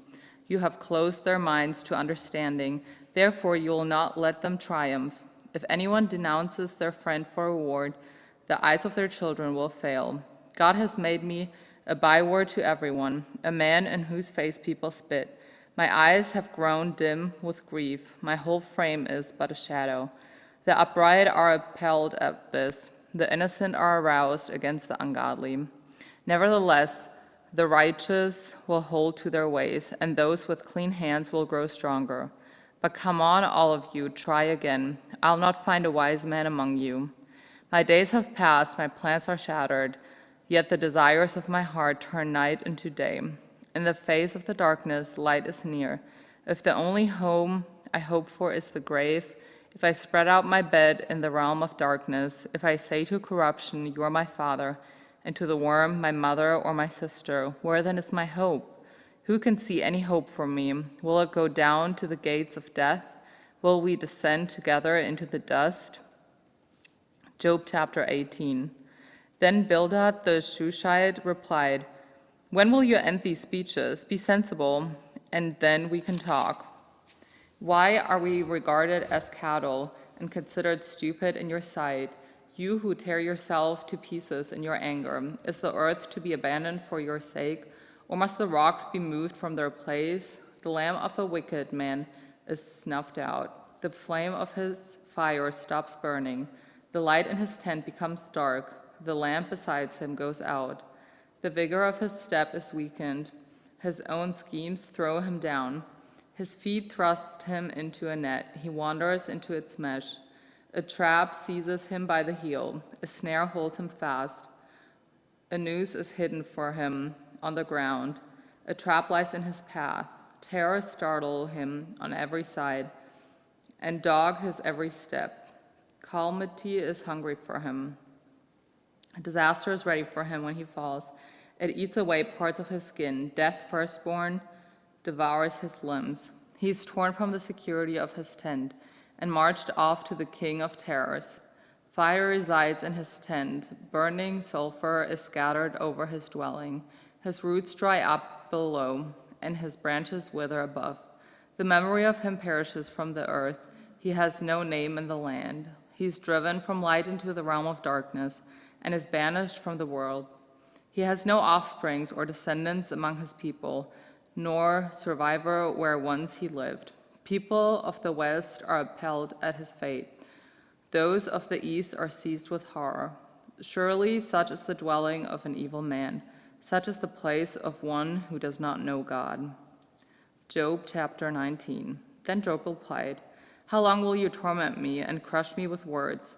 10 times now you have reproached me. Shamelessly you attack me.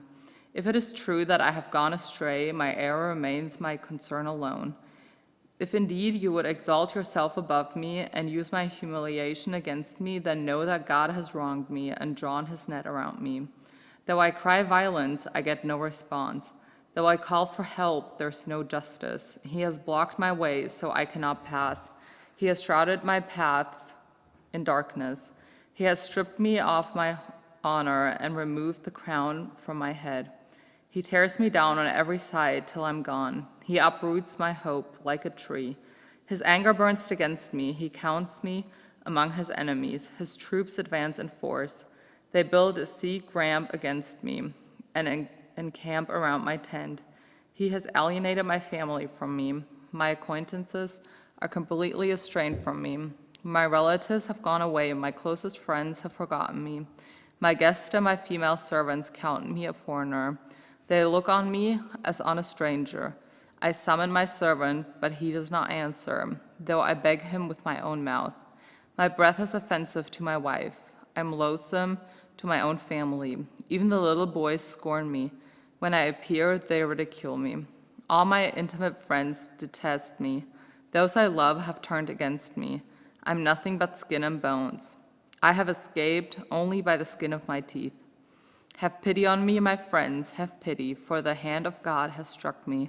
Why do you pursue me as God does? Will you never get enough of my flesh?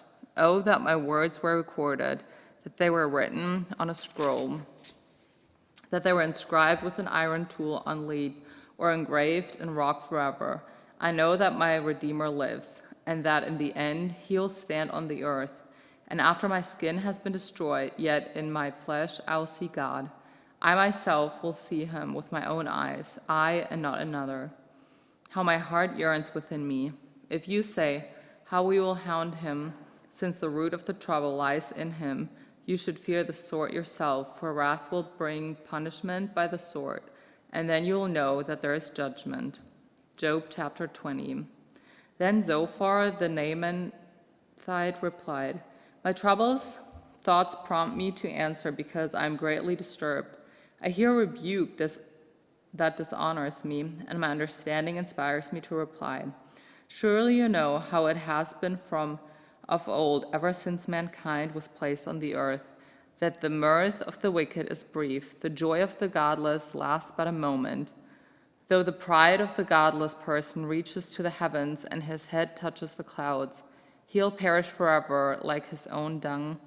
Those who have seen him will say, where is he? Like a dream he flies around, no more to be found, banished like a vision of the night. The eye that saw him will not see him again, his place will look on him no more. His children must make amends to the poor, his own hands must give back with his wealth. The youthful vigor that fills his bone will lie with him in the dust. Though evil is sweet in his mouth, and he hides it under his tongue, though he cannot bear to let it go, and lets it linger in his mouth, yet his food will turn sour in his stomach. It will become the venom of serpents within him. He'll spit out the riches he swallowed. God will make his stomach vomit them up. He will suck the poison of serpents. The fangs of an adder will kill him. He'll not enjoy the streams, the rivers flowing with honey and cream. What he toiled for, he must give back uneaten. He'll not enjoy the profit from his trading, for he has oppressed the poor and left them destitute.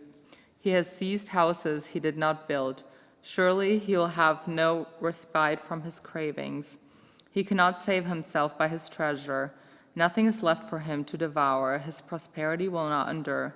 In the midst of his plenty, distress will overtake him. The full force of misery will come upon him when he has filled his belly.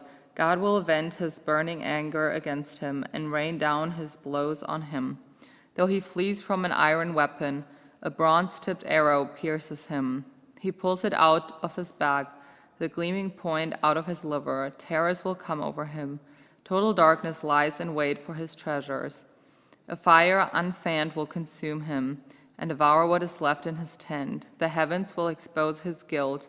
The earth will rise up against him. A flood will carry off his house, rushing waters on the day of God's wrath.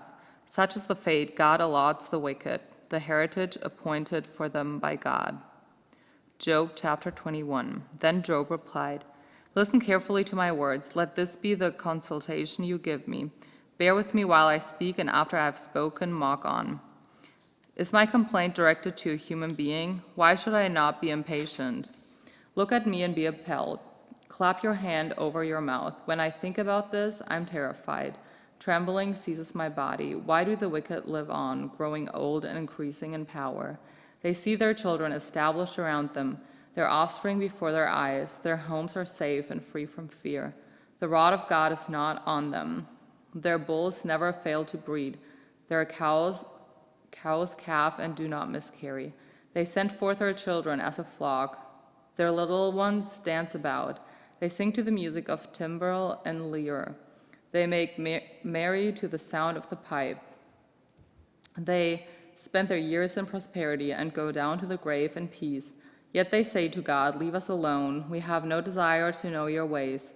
Who's almighty that we should serve him? What would we gain by praying to him? But their prosperity is not in their own hands. So I stand aloof from the plans of the wicked. Yet how often is the lamp of the wicked snuffed out? How often does calamity come upon them, the fate God allots in his anger? How often are they like straw before the wind, like chaff swept away by a gale?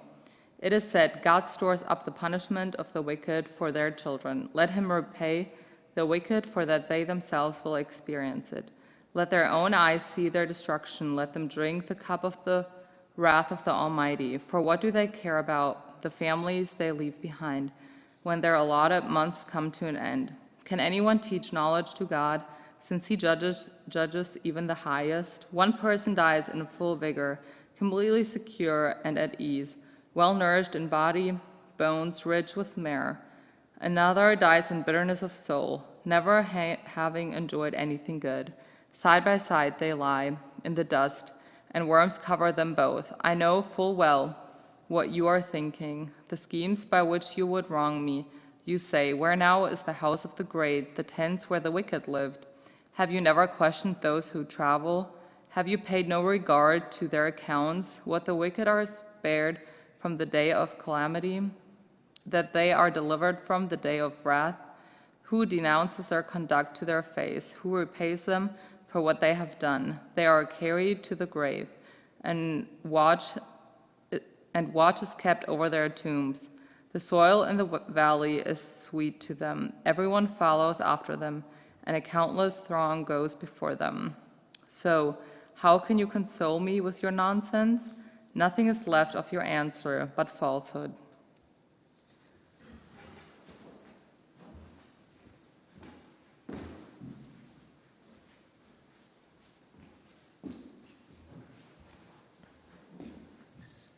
Job 22. Then Eliphaz the Temanite replied, "Can a man be of benefit to God? Can even a wise person benefit him? What pleasure would it give the Almighty if you were righteous? What would he gain if you always were blameless? Is it for your pity that he rebukes you and brings charges against you? Is not your wickedness great? Are not your sins endless? You demand security from your relatives, for no reason. You stripped people of their clothing, leaving them naked. You gave no water to the weary, and you withheld food from the hungry.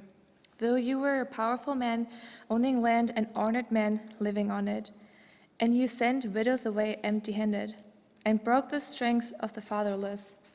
That is why snares are all around you, why sudden peril terrifies you, why it is so dark you cannot see, and why a flood of waters covers you.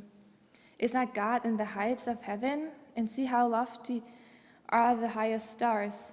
Yet you say, what does God know? Does he judge through such darkness? Thick clouds veil him, so he does not see us, and he goes about in the vaulted heavens. Will you keep to the old paths that the wicked have trod? They were carried off before their time, their foundations washed away by a flood. They said to God, leave us alone. What can the Almighty do to us? Yet it was he who filled the houses with good things. So I stand aloof from the plans of the wicked. The righteous see their ruin and rejoice. The innocent mock them, saying, surely our foes are destroyed, and fire devours their wealth. Submit to God and be at peace with him.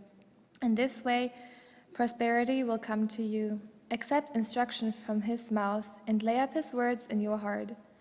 If you return to the Almighty, you will be restored. If you remove wickedness far from your tent, and assign your nuggets to the dust, your gold of Ophir to the rocks in the ravines, then the Almighty will be your God, your gold, the choicest silver for you. Surely then you will find the delight in the Almighty, and will lift up your face to God. You will pray to him, and he will hear you, and you will fulfill your woes. What you decide on will be done, and light will shine on your ways. When people are brought low, and you say, lift them up, then he will save the downcast. He will deliver even one who is not innocent, who will be delivered through the cleanness of your hands. Then Job replied, even today my complaint is bitter. His hand is heavy in spite of my groaning. If only I knew where to find him. If only I could go to his dwelling. I would state my case before him and fill my mouth with arguments. I would find out what he would answer me and consider what he would say to me. Would he vigorously oppose me? No, he would not press charges against me.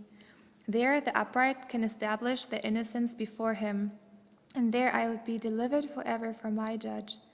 But if I go to the east, he is not there. If I go to the west, I do not find him.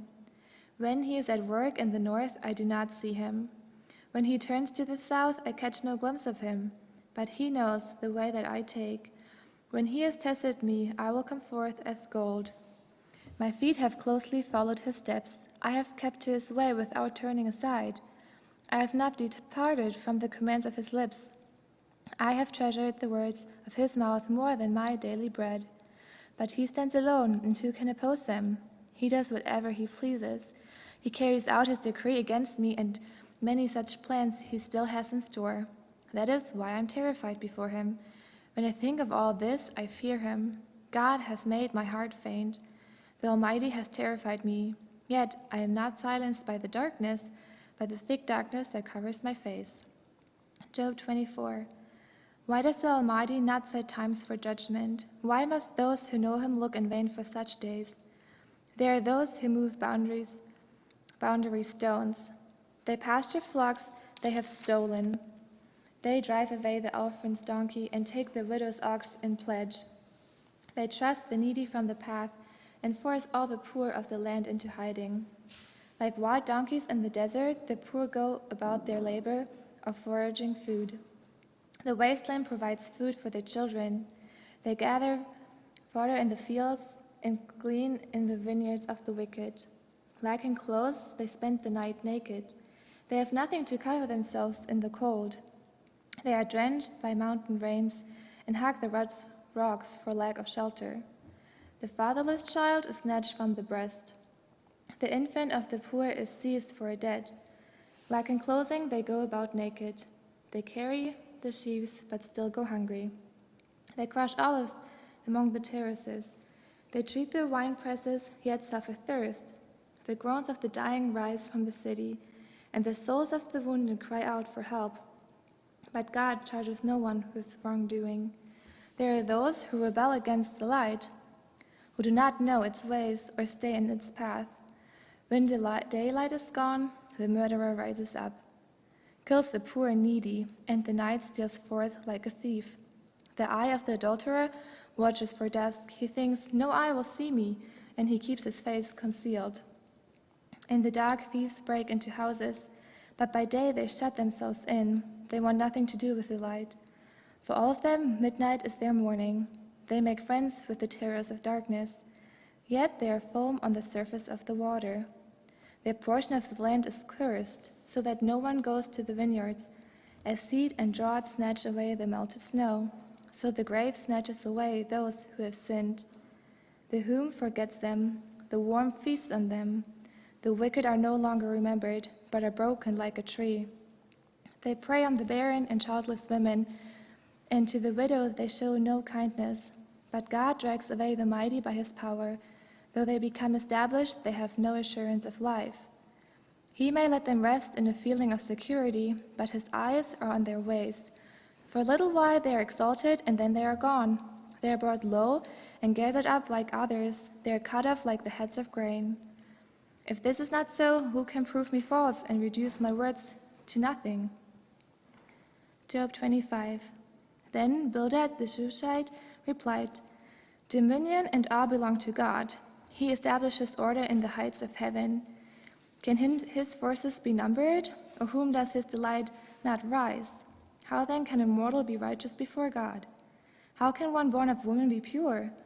If even the moon is not bright and the stars are not pure in his eyes, how much less a mortal who is but a maggot, a human being who is only a worm?" Job 26. Then Job replied, "How you have helped the powerless, how you have saved the arm that is feeble. What advice you have offered to one without wisdom, and what great insight you have displayed. Who has helped you utter these words, and whose spirit spoke from your mouth? The dead are in deep anguish, those beneath the waters and all that live in them. The realm of the dead is naked before God. Destruction lies uncovered. He spreads out the northern skies over empty space. He suspends the earth over nothing. He wraps up the waters in his clouds, yet the clouds do not burst under their weight. He covers the face of the full moon, spreading his clouds over it. He marks out the horizon on the face of the waters for a boundary between light and darkness. The pillars of the heavens quake, aghast at his rebuke. By his power he churned up the sea. By his wisdom he cut Rahab to pieces. By his breath the skies became fair. His hand pierced the gliding serpent. And these are but the outer fringe of his works. How faint the whisper we hear of him. Who then can understand the thunder of his power? Job 26. And Job continued his discourse. As surely as God lives, who has denied me justice? The Almighty, who has made my life bitter. As long as I have life within me, the breath of God in my nostrils, my lips will not say anything wicked, and my tongue will not utter lies. I will never admit you are in the right. Till I die, I will not deny my integrity. I will maintain my innocence and never let go of it. My conscience will not reproach me as long as I live. May my enemy be like the wicked, my adversary like the unjust. For what hope have the godless when they are cut off? When God takes away their life, does God listen to their cry when distress comes upon them? Will they find delight in the Almighty? Will they call on God at all times? I will teach you about the power of God. The ways of the Almighty I will not conceal. You have all seen this yourselves. Why then this meaningless talk? Here in the fate God allots to the wicked, the heritage or ruthless man receives from the Almighty. However many his children, their fate is the sword. His offspring will never have enough to eat. The plague will bury those who survive him, and their widows will not weep for them. Though he heaps up silver like dust and cloth like piles of clay, what he lays up the righteous will wear, and the innocent will divide his silver. The house he builds is like a moth cocoon, like a hut made by a watchman. He lies down wealthy, but will do so no more. When he opens his eyes, all is gone. Terrors overtake him like a flood. A tempest snatches him away in the night. The east wind carries him off, and he is gone. It sweeps him out of his place. It hurls itself against him without mercy, as he flees headlong from its power. It claps its hands in derision and hisses him out of his place. Job 28. There is a mine for silver in a place where gold is refined. Iron is taken from the earth, and copper is smelted from ore. Mortals put an end to the darkness. They search out the farthest recesses, the ore in the blackest darkness. For from human dwellings they cut a shaft. In places untouched by human feet, far from other people they dangle and sway. The earth from which food comes is transformed below as by fire. Lapis lazuli comes from its rocks, and its dust contains nuggets of gold. No bird of prey knows that hidden path. No falcon's eye has seen it. Proud beasts do not set foot on it, and no lion prowls there. People assault the flinty rock with their hands, and lay bare the roots of the mountains. They tunnel through the rock, their eyes see all its treasures. They search the sources of the rivers and bring hidden things to light. But where can wisdom be found? Where does understanding dwell? No mortal comprehend its worth. It cannot be found in the land of the living. The deep says, "It is not in me." The sea says, "It is not with me." It cannot be bought with the finest gold, nor can its price be weighed out in silver. It cannot be bought with the gold of Ophir, with precious onyx or lapis lazuli. Neither gold nor crystal can compare with it, nor can it be had for jewels of gold. Coral and jasper are not worthy of mention. The price of wisdom is beyond rubies. The topaz of Cush cannot compare with it. It cannot be bought with pure gold. Where then does wisdom come from? Where does understanding dwell? It is hidden from the eyes of every living thing, concealed even from the birds in the sky. Destruction and death stay. Only a rumor of it has reached our ears. God understands the way to it, and he alone knows where it dwells. For he views the ends of the earth and sees everything under the heavens. When he established the force of the wind and measured out the waters, when he made a decree for the rain and a path for the thunderstorm. Then he looked at wisdom and appraised it. He confirmed it and tested it, and he said to the human race, "The fear of the Lord, that is wisdom, and to shun evil is understanding." Job 29. Job continued his discourse. How I long for the months gone by, for the days when God watched over me, when his lamp shone on my head, and by his light I walked through darkness. Oh, for the days when I was in my prime, when God's intimate friendship blessed my house, when the Almighty was still with me and my children were around me, when my path was drenched with cream and the rock poured out for me streams of olive oil. When I went to the gate of the city and took my seat in the public square, the young men saw me and stepped aside, and the old men rose to their feet. The chief men refrained from speaking and covered their mouths with their hands. The voices of the nobles were hushed, and their tongues stuck to the roof of their mouth. Whoever heard me spoke well of me, and those who saw me commended me, because I rescued the poor who cried for help, and the fatherless who had none to assist them. The one who was dying blessed me. I made the widow's heart sing. I put on righteousness as my clothing. Justice was my robe and my turban. I was eyes to the blind and feet to the lame. I was a father to the needy. I took up the case of the stranger. I broke the fangs of the wicked and snatched the victims from their teeth. I thought, I will die in my own house. My days as numerous as the grains of sand. My roots will reach to the water, and the dew will lie all night on my branches. My glory will not fade. The bow will be ever new in my hand. People listen to me expectantly, waiting in silence for my counsel. After I had spoken, they spoke no more. My words fell gently on their ears. They waited for me as for showers, and drank in my words as the spring rain. When I smiled at them, they scarcely believed it. The light of my face was precious to them. I chose the way for them and sat as their chief. I dwelt as a king among his troops. I was like one who comforts mourners. Job 30.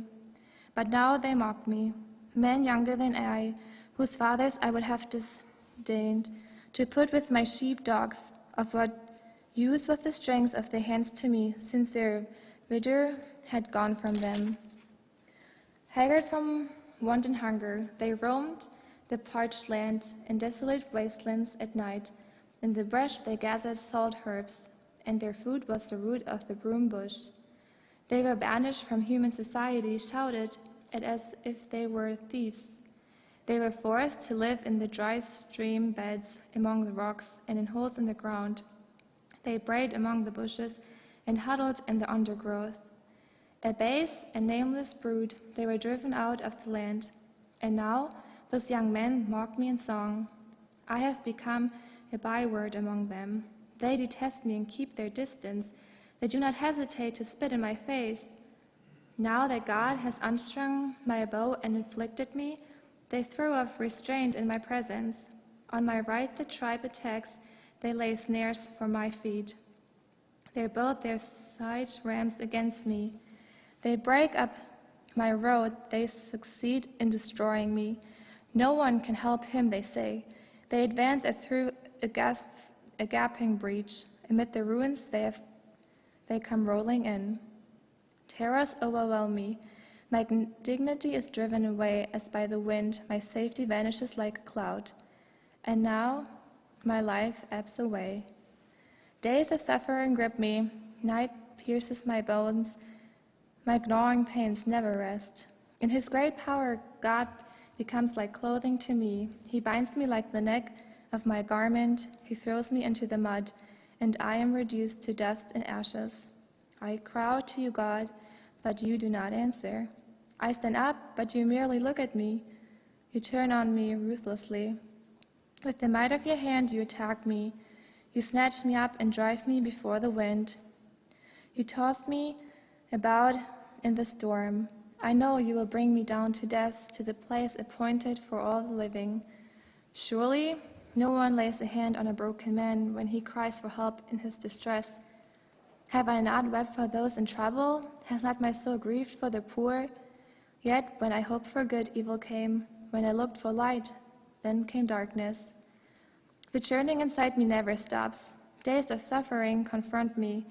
I go about blackened, but not by the sun. I stand up in the assembly and cry for help. I have become a brother of shackles, a companion of owls. My skin grows black and peels. My body burns with fever. My lyre is tuned to mourning, and my pipe to the sound of wailing.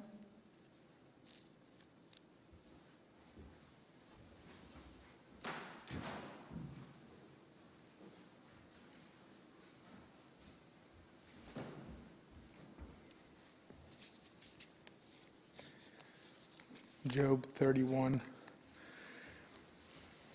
I made a covenant with my eyes not to look lustfully at a young woman. For what is our lot from God above, our heritage from the Almighty on high? It is not ruin for the wicked, disaster for those who do wrong. Does he not see my ways and count my every step? If I have walked with falsehood, or my foot has hurried after deceit, let God weigh me in honest scales, and he will know that I am blameless. If my steps have turned from the path, if my heart has been led by my eyes, or if my hands have been defiled, then may others eat what I have sown, and may my crops be uprooted. If my heart has been enticed by a woman, or if I have lurked at my neighbor's door, then may my wife grind another man's grain, and may other men sleep with her. For that would have been wicked, a sin to be judged. It is a fire that burns to destruction. It would have uprooted my harvest. If I have denied justice to any of my servants, whether male or female. When they have grieved against me, what will I do when God confronts me? What will I answer when called to account? Did not he who made me in the womb make them? Did not the same one from us both within our mothers? If I have denied the desires of the poor, or let the eyes of the widow grow weary, if I have kept my bread to myself, not sharing it with the fatherless, but from my youth I reared them as a father would, and from my birth I guided the widow. If I have seen anyone perishing for lack of clothing, or the needy without garments, and their hearts did not bless me, for warming them with the fleece from my sheep, if I have raised my hand against the fatherless, knowing that I had influence in court, then let my arm fall from the shoulder. Let it be broken off at the joint. For I dreaded destruction from God, and for fear of his splendor I could not do such things.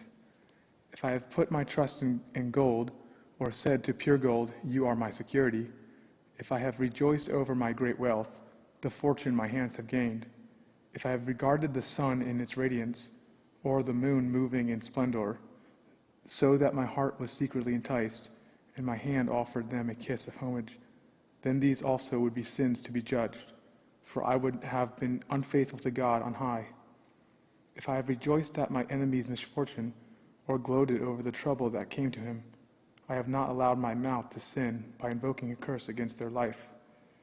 If those of my household have never said, who has not been filled with Job's meat? But no stranger had to spend the night in the street, for my door was always open to the traveler.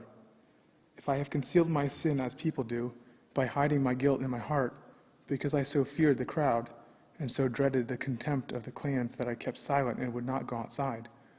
Oh, that I had someone to hear me. I sign now my defense. Let the Almighty answer me. Let my accuser put his indictment in writing. Surely I will wear it on my shoulder. I will put it on like a crown. I would give him an account of my every step. I would present to him as to a ruler.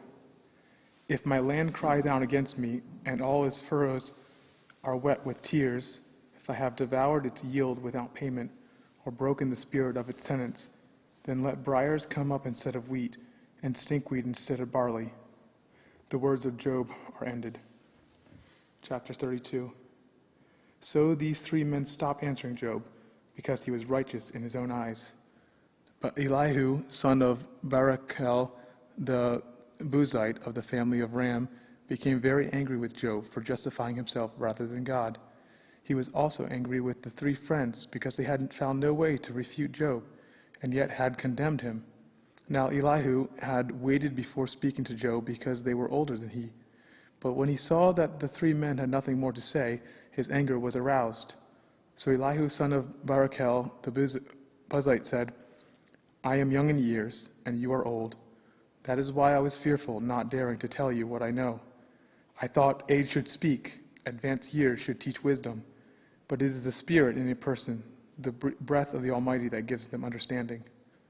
It is not only the old who are wise, not only the age who understand what is right. Therefore I say, listen to me.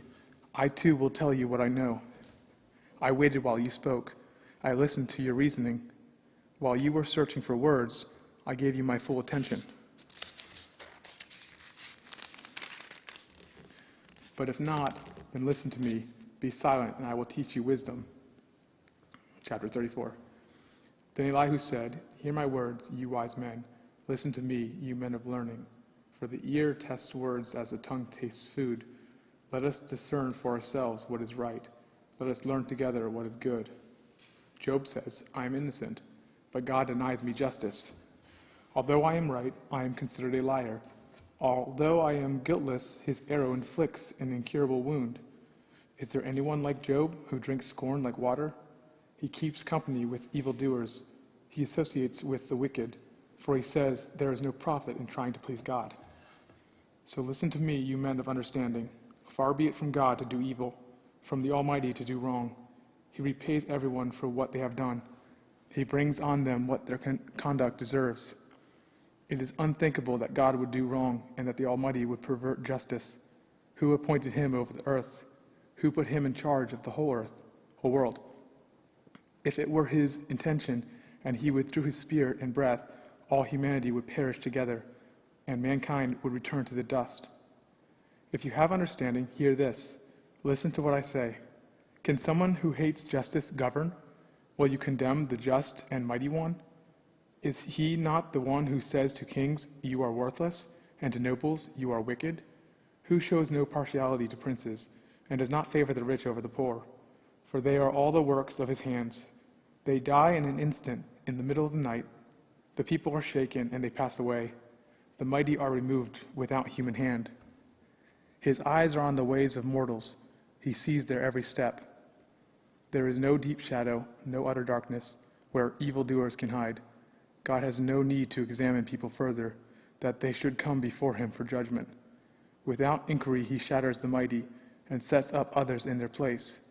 Because he takes note of their deeds, he overthrows them in the night, and they are crushed. He punishes them for their wickedness, where everyone can see them, because they turn from following him, and had no regard for any of his ways. They caused the cry of the poor to come before him, so that he heard the cry of the needy. But if he remains silent, who can condemn him? If he hides his face, who can see him? Yet he is over individual and nation alike, to keep the godless from ruling, from laying snares for the people. Suppose someone says to God, "I am guilty, but will offend no more. Teach me what I cannot see. If I have done wrong, I will not do so again." Should God then reward you on your terms when you refuse to repent? You must decide, not I, so tell me what you know. Men of understanding declare, wise men who hear me say to me, Job speaks without knowledge. His words lack insight. Oh, that Job might be tested to the utmost for answering like a wicked man. To his sin he adds rebellion. Scornfully he claps his hands among us and multiplies his words against God. Chapter 35. Then Elihu said, "Do you think this is just? You say, 'I am in the right, not God.' Yet you ask him, 'What profit is it to me? And what do I gain by not sinning?'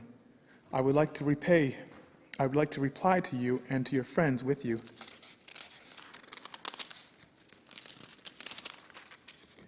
Look up at the heavens and see. Gaze at the clouds so high above you. If you sin, how does that affect him? If your sins are many, what does that do to him? If you are righteous, what do you give to him? Or what does he receive from your hand? Your wickedness only affects humans like yourself, and your righteousness only other people. People cry out under a load of oppression. They plead for relief from the arm of the powerful. But no one says, 'Where is God, my maker, who gives songs in the night, who teaches us more than he teaches the beasts of the earth, and makes us wiser than the birds in the sky?' He does not answer when people cry out because of the arrogance of the wicked. Indeed, God does not listen to their empty plea. The Almighty pays no attention to it. How much less then will he listen when you say that you do not see him, that your case is before him, and you must wait for him, and further than that his anger never punishes, and he does not take the least notice of wickedness. So Job opens his mouth with empty talk. With knowledge he multiplies words." Chapter 36. Elihu continued, "Bear with me a little longer, and I will show you that there is more to be said in God's behalf.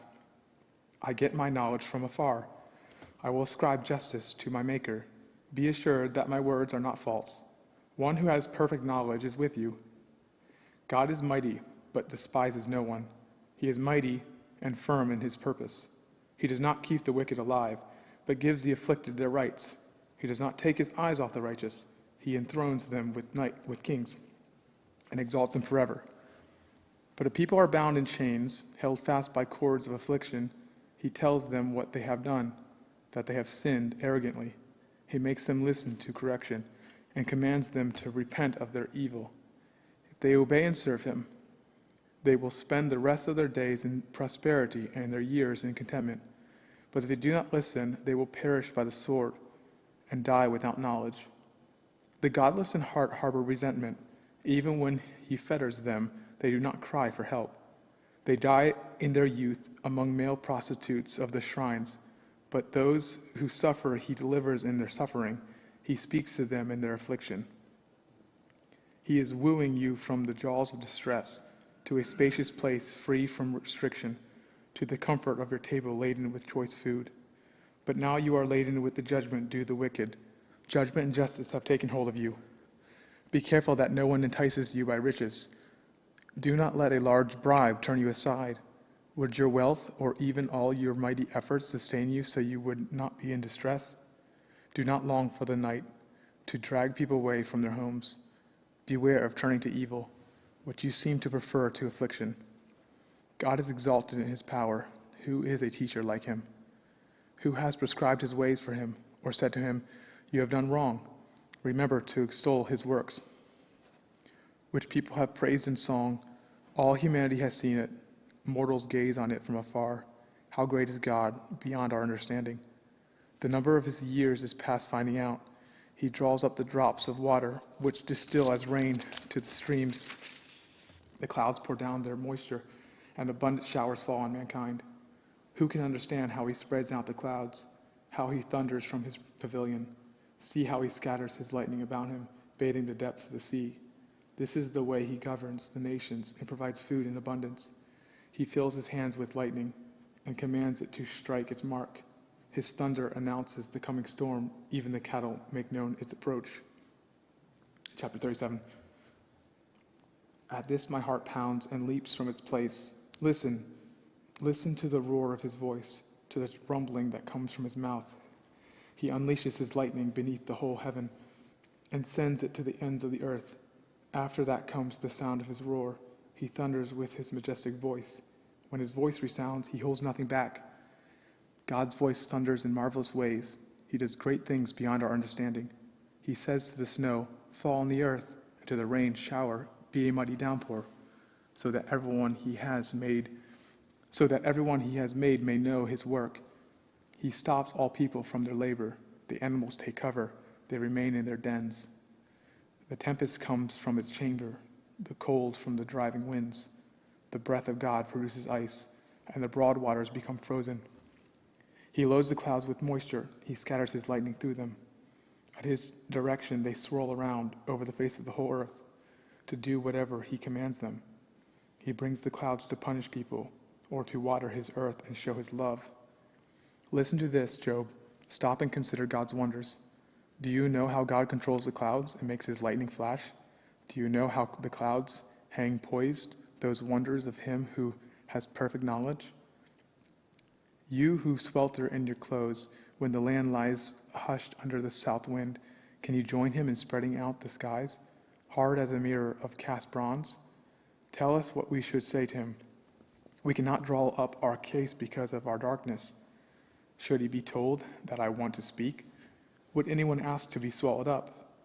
Now no one can look at the sun, bright as it is in the skies after the wind has swept them clean. Out of the north he comes in golden splendor. God comes in awesome majesty. The Almighty is beyond our reach and exalted in power. In his justice and great righteousness he does not oppress. Therefore people revere him. For does he not have regard for all the wise in heart? Chapter 38. Then the Lord spoke to Job out of the storm. He said, "Who is this that obscures my plans with words without knowledge? Brace yourself like a man. I will question you, and ye shall answer. Where were you when I laid the earth's foundation? Tell me, if you understand. Who marked off its dimensions? Surely you know. Who stretched a measuring line across it? On what were its footings set, or who laid its cornerstone? While the morning stars sang together and all the angels shouted for joy? Who shut up the sea behind doors when it burst forth from the womb? When I made the clouds its garment and wrapped it in thick darkness? Will it stay by your manger at night? Can you hold it to the furrow with a harness? Will it till the valleys behind you? Will you rely on it for its great strength?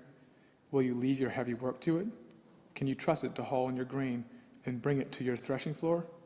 The wings of the ostrich flap joyfully, though they cannot compare with the wings and feathers of the stork.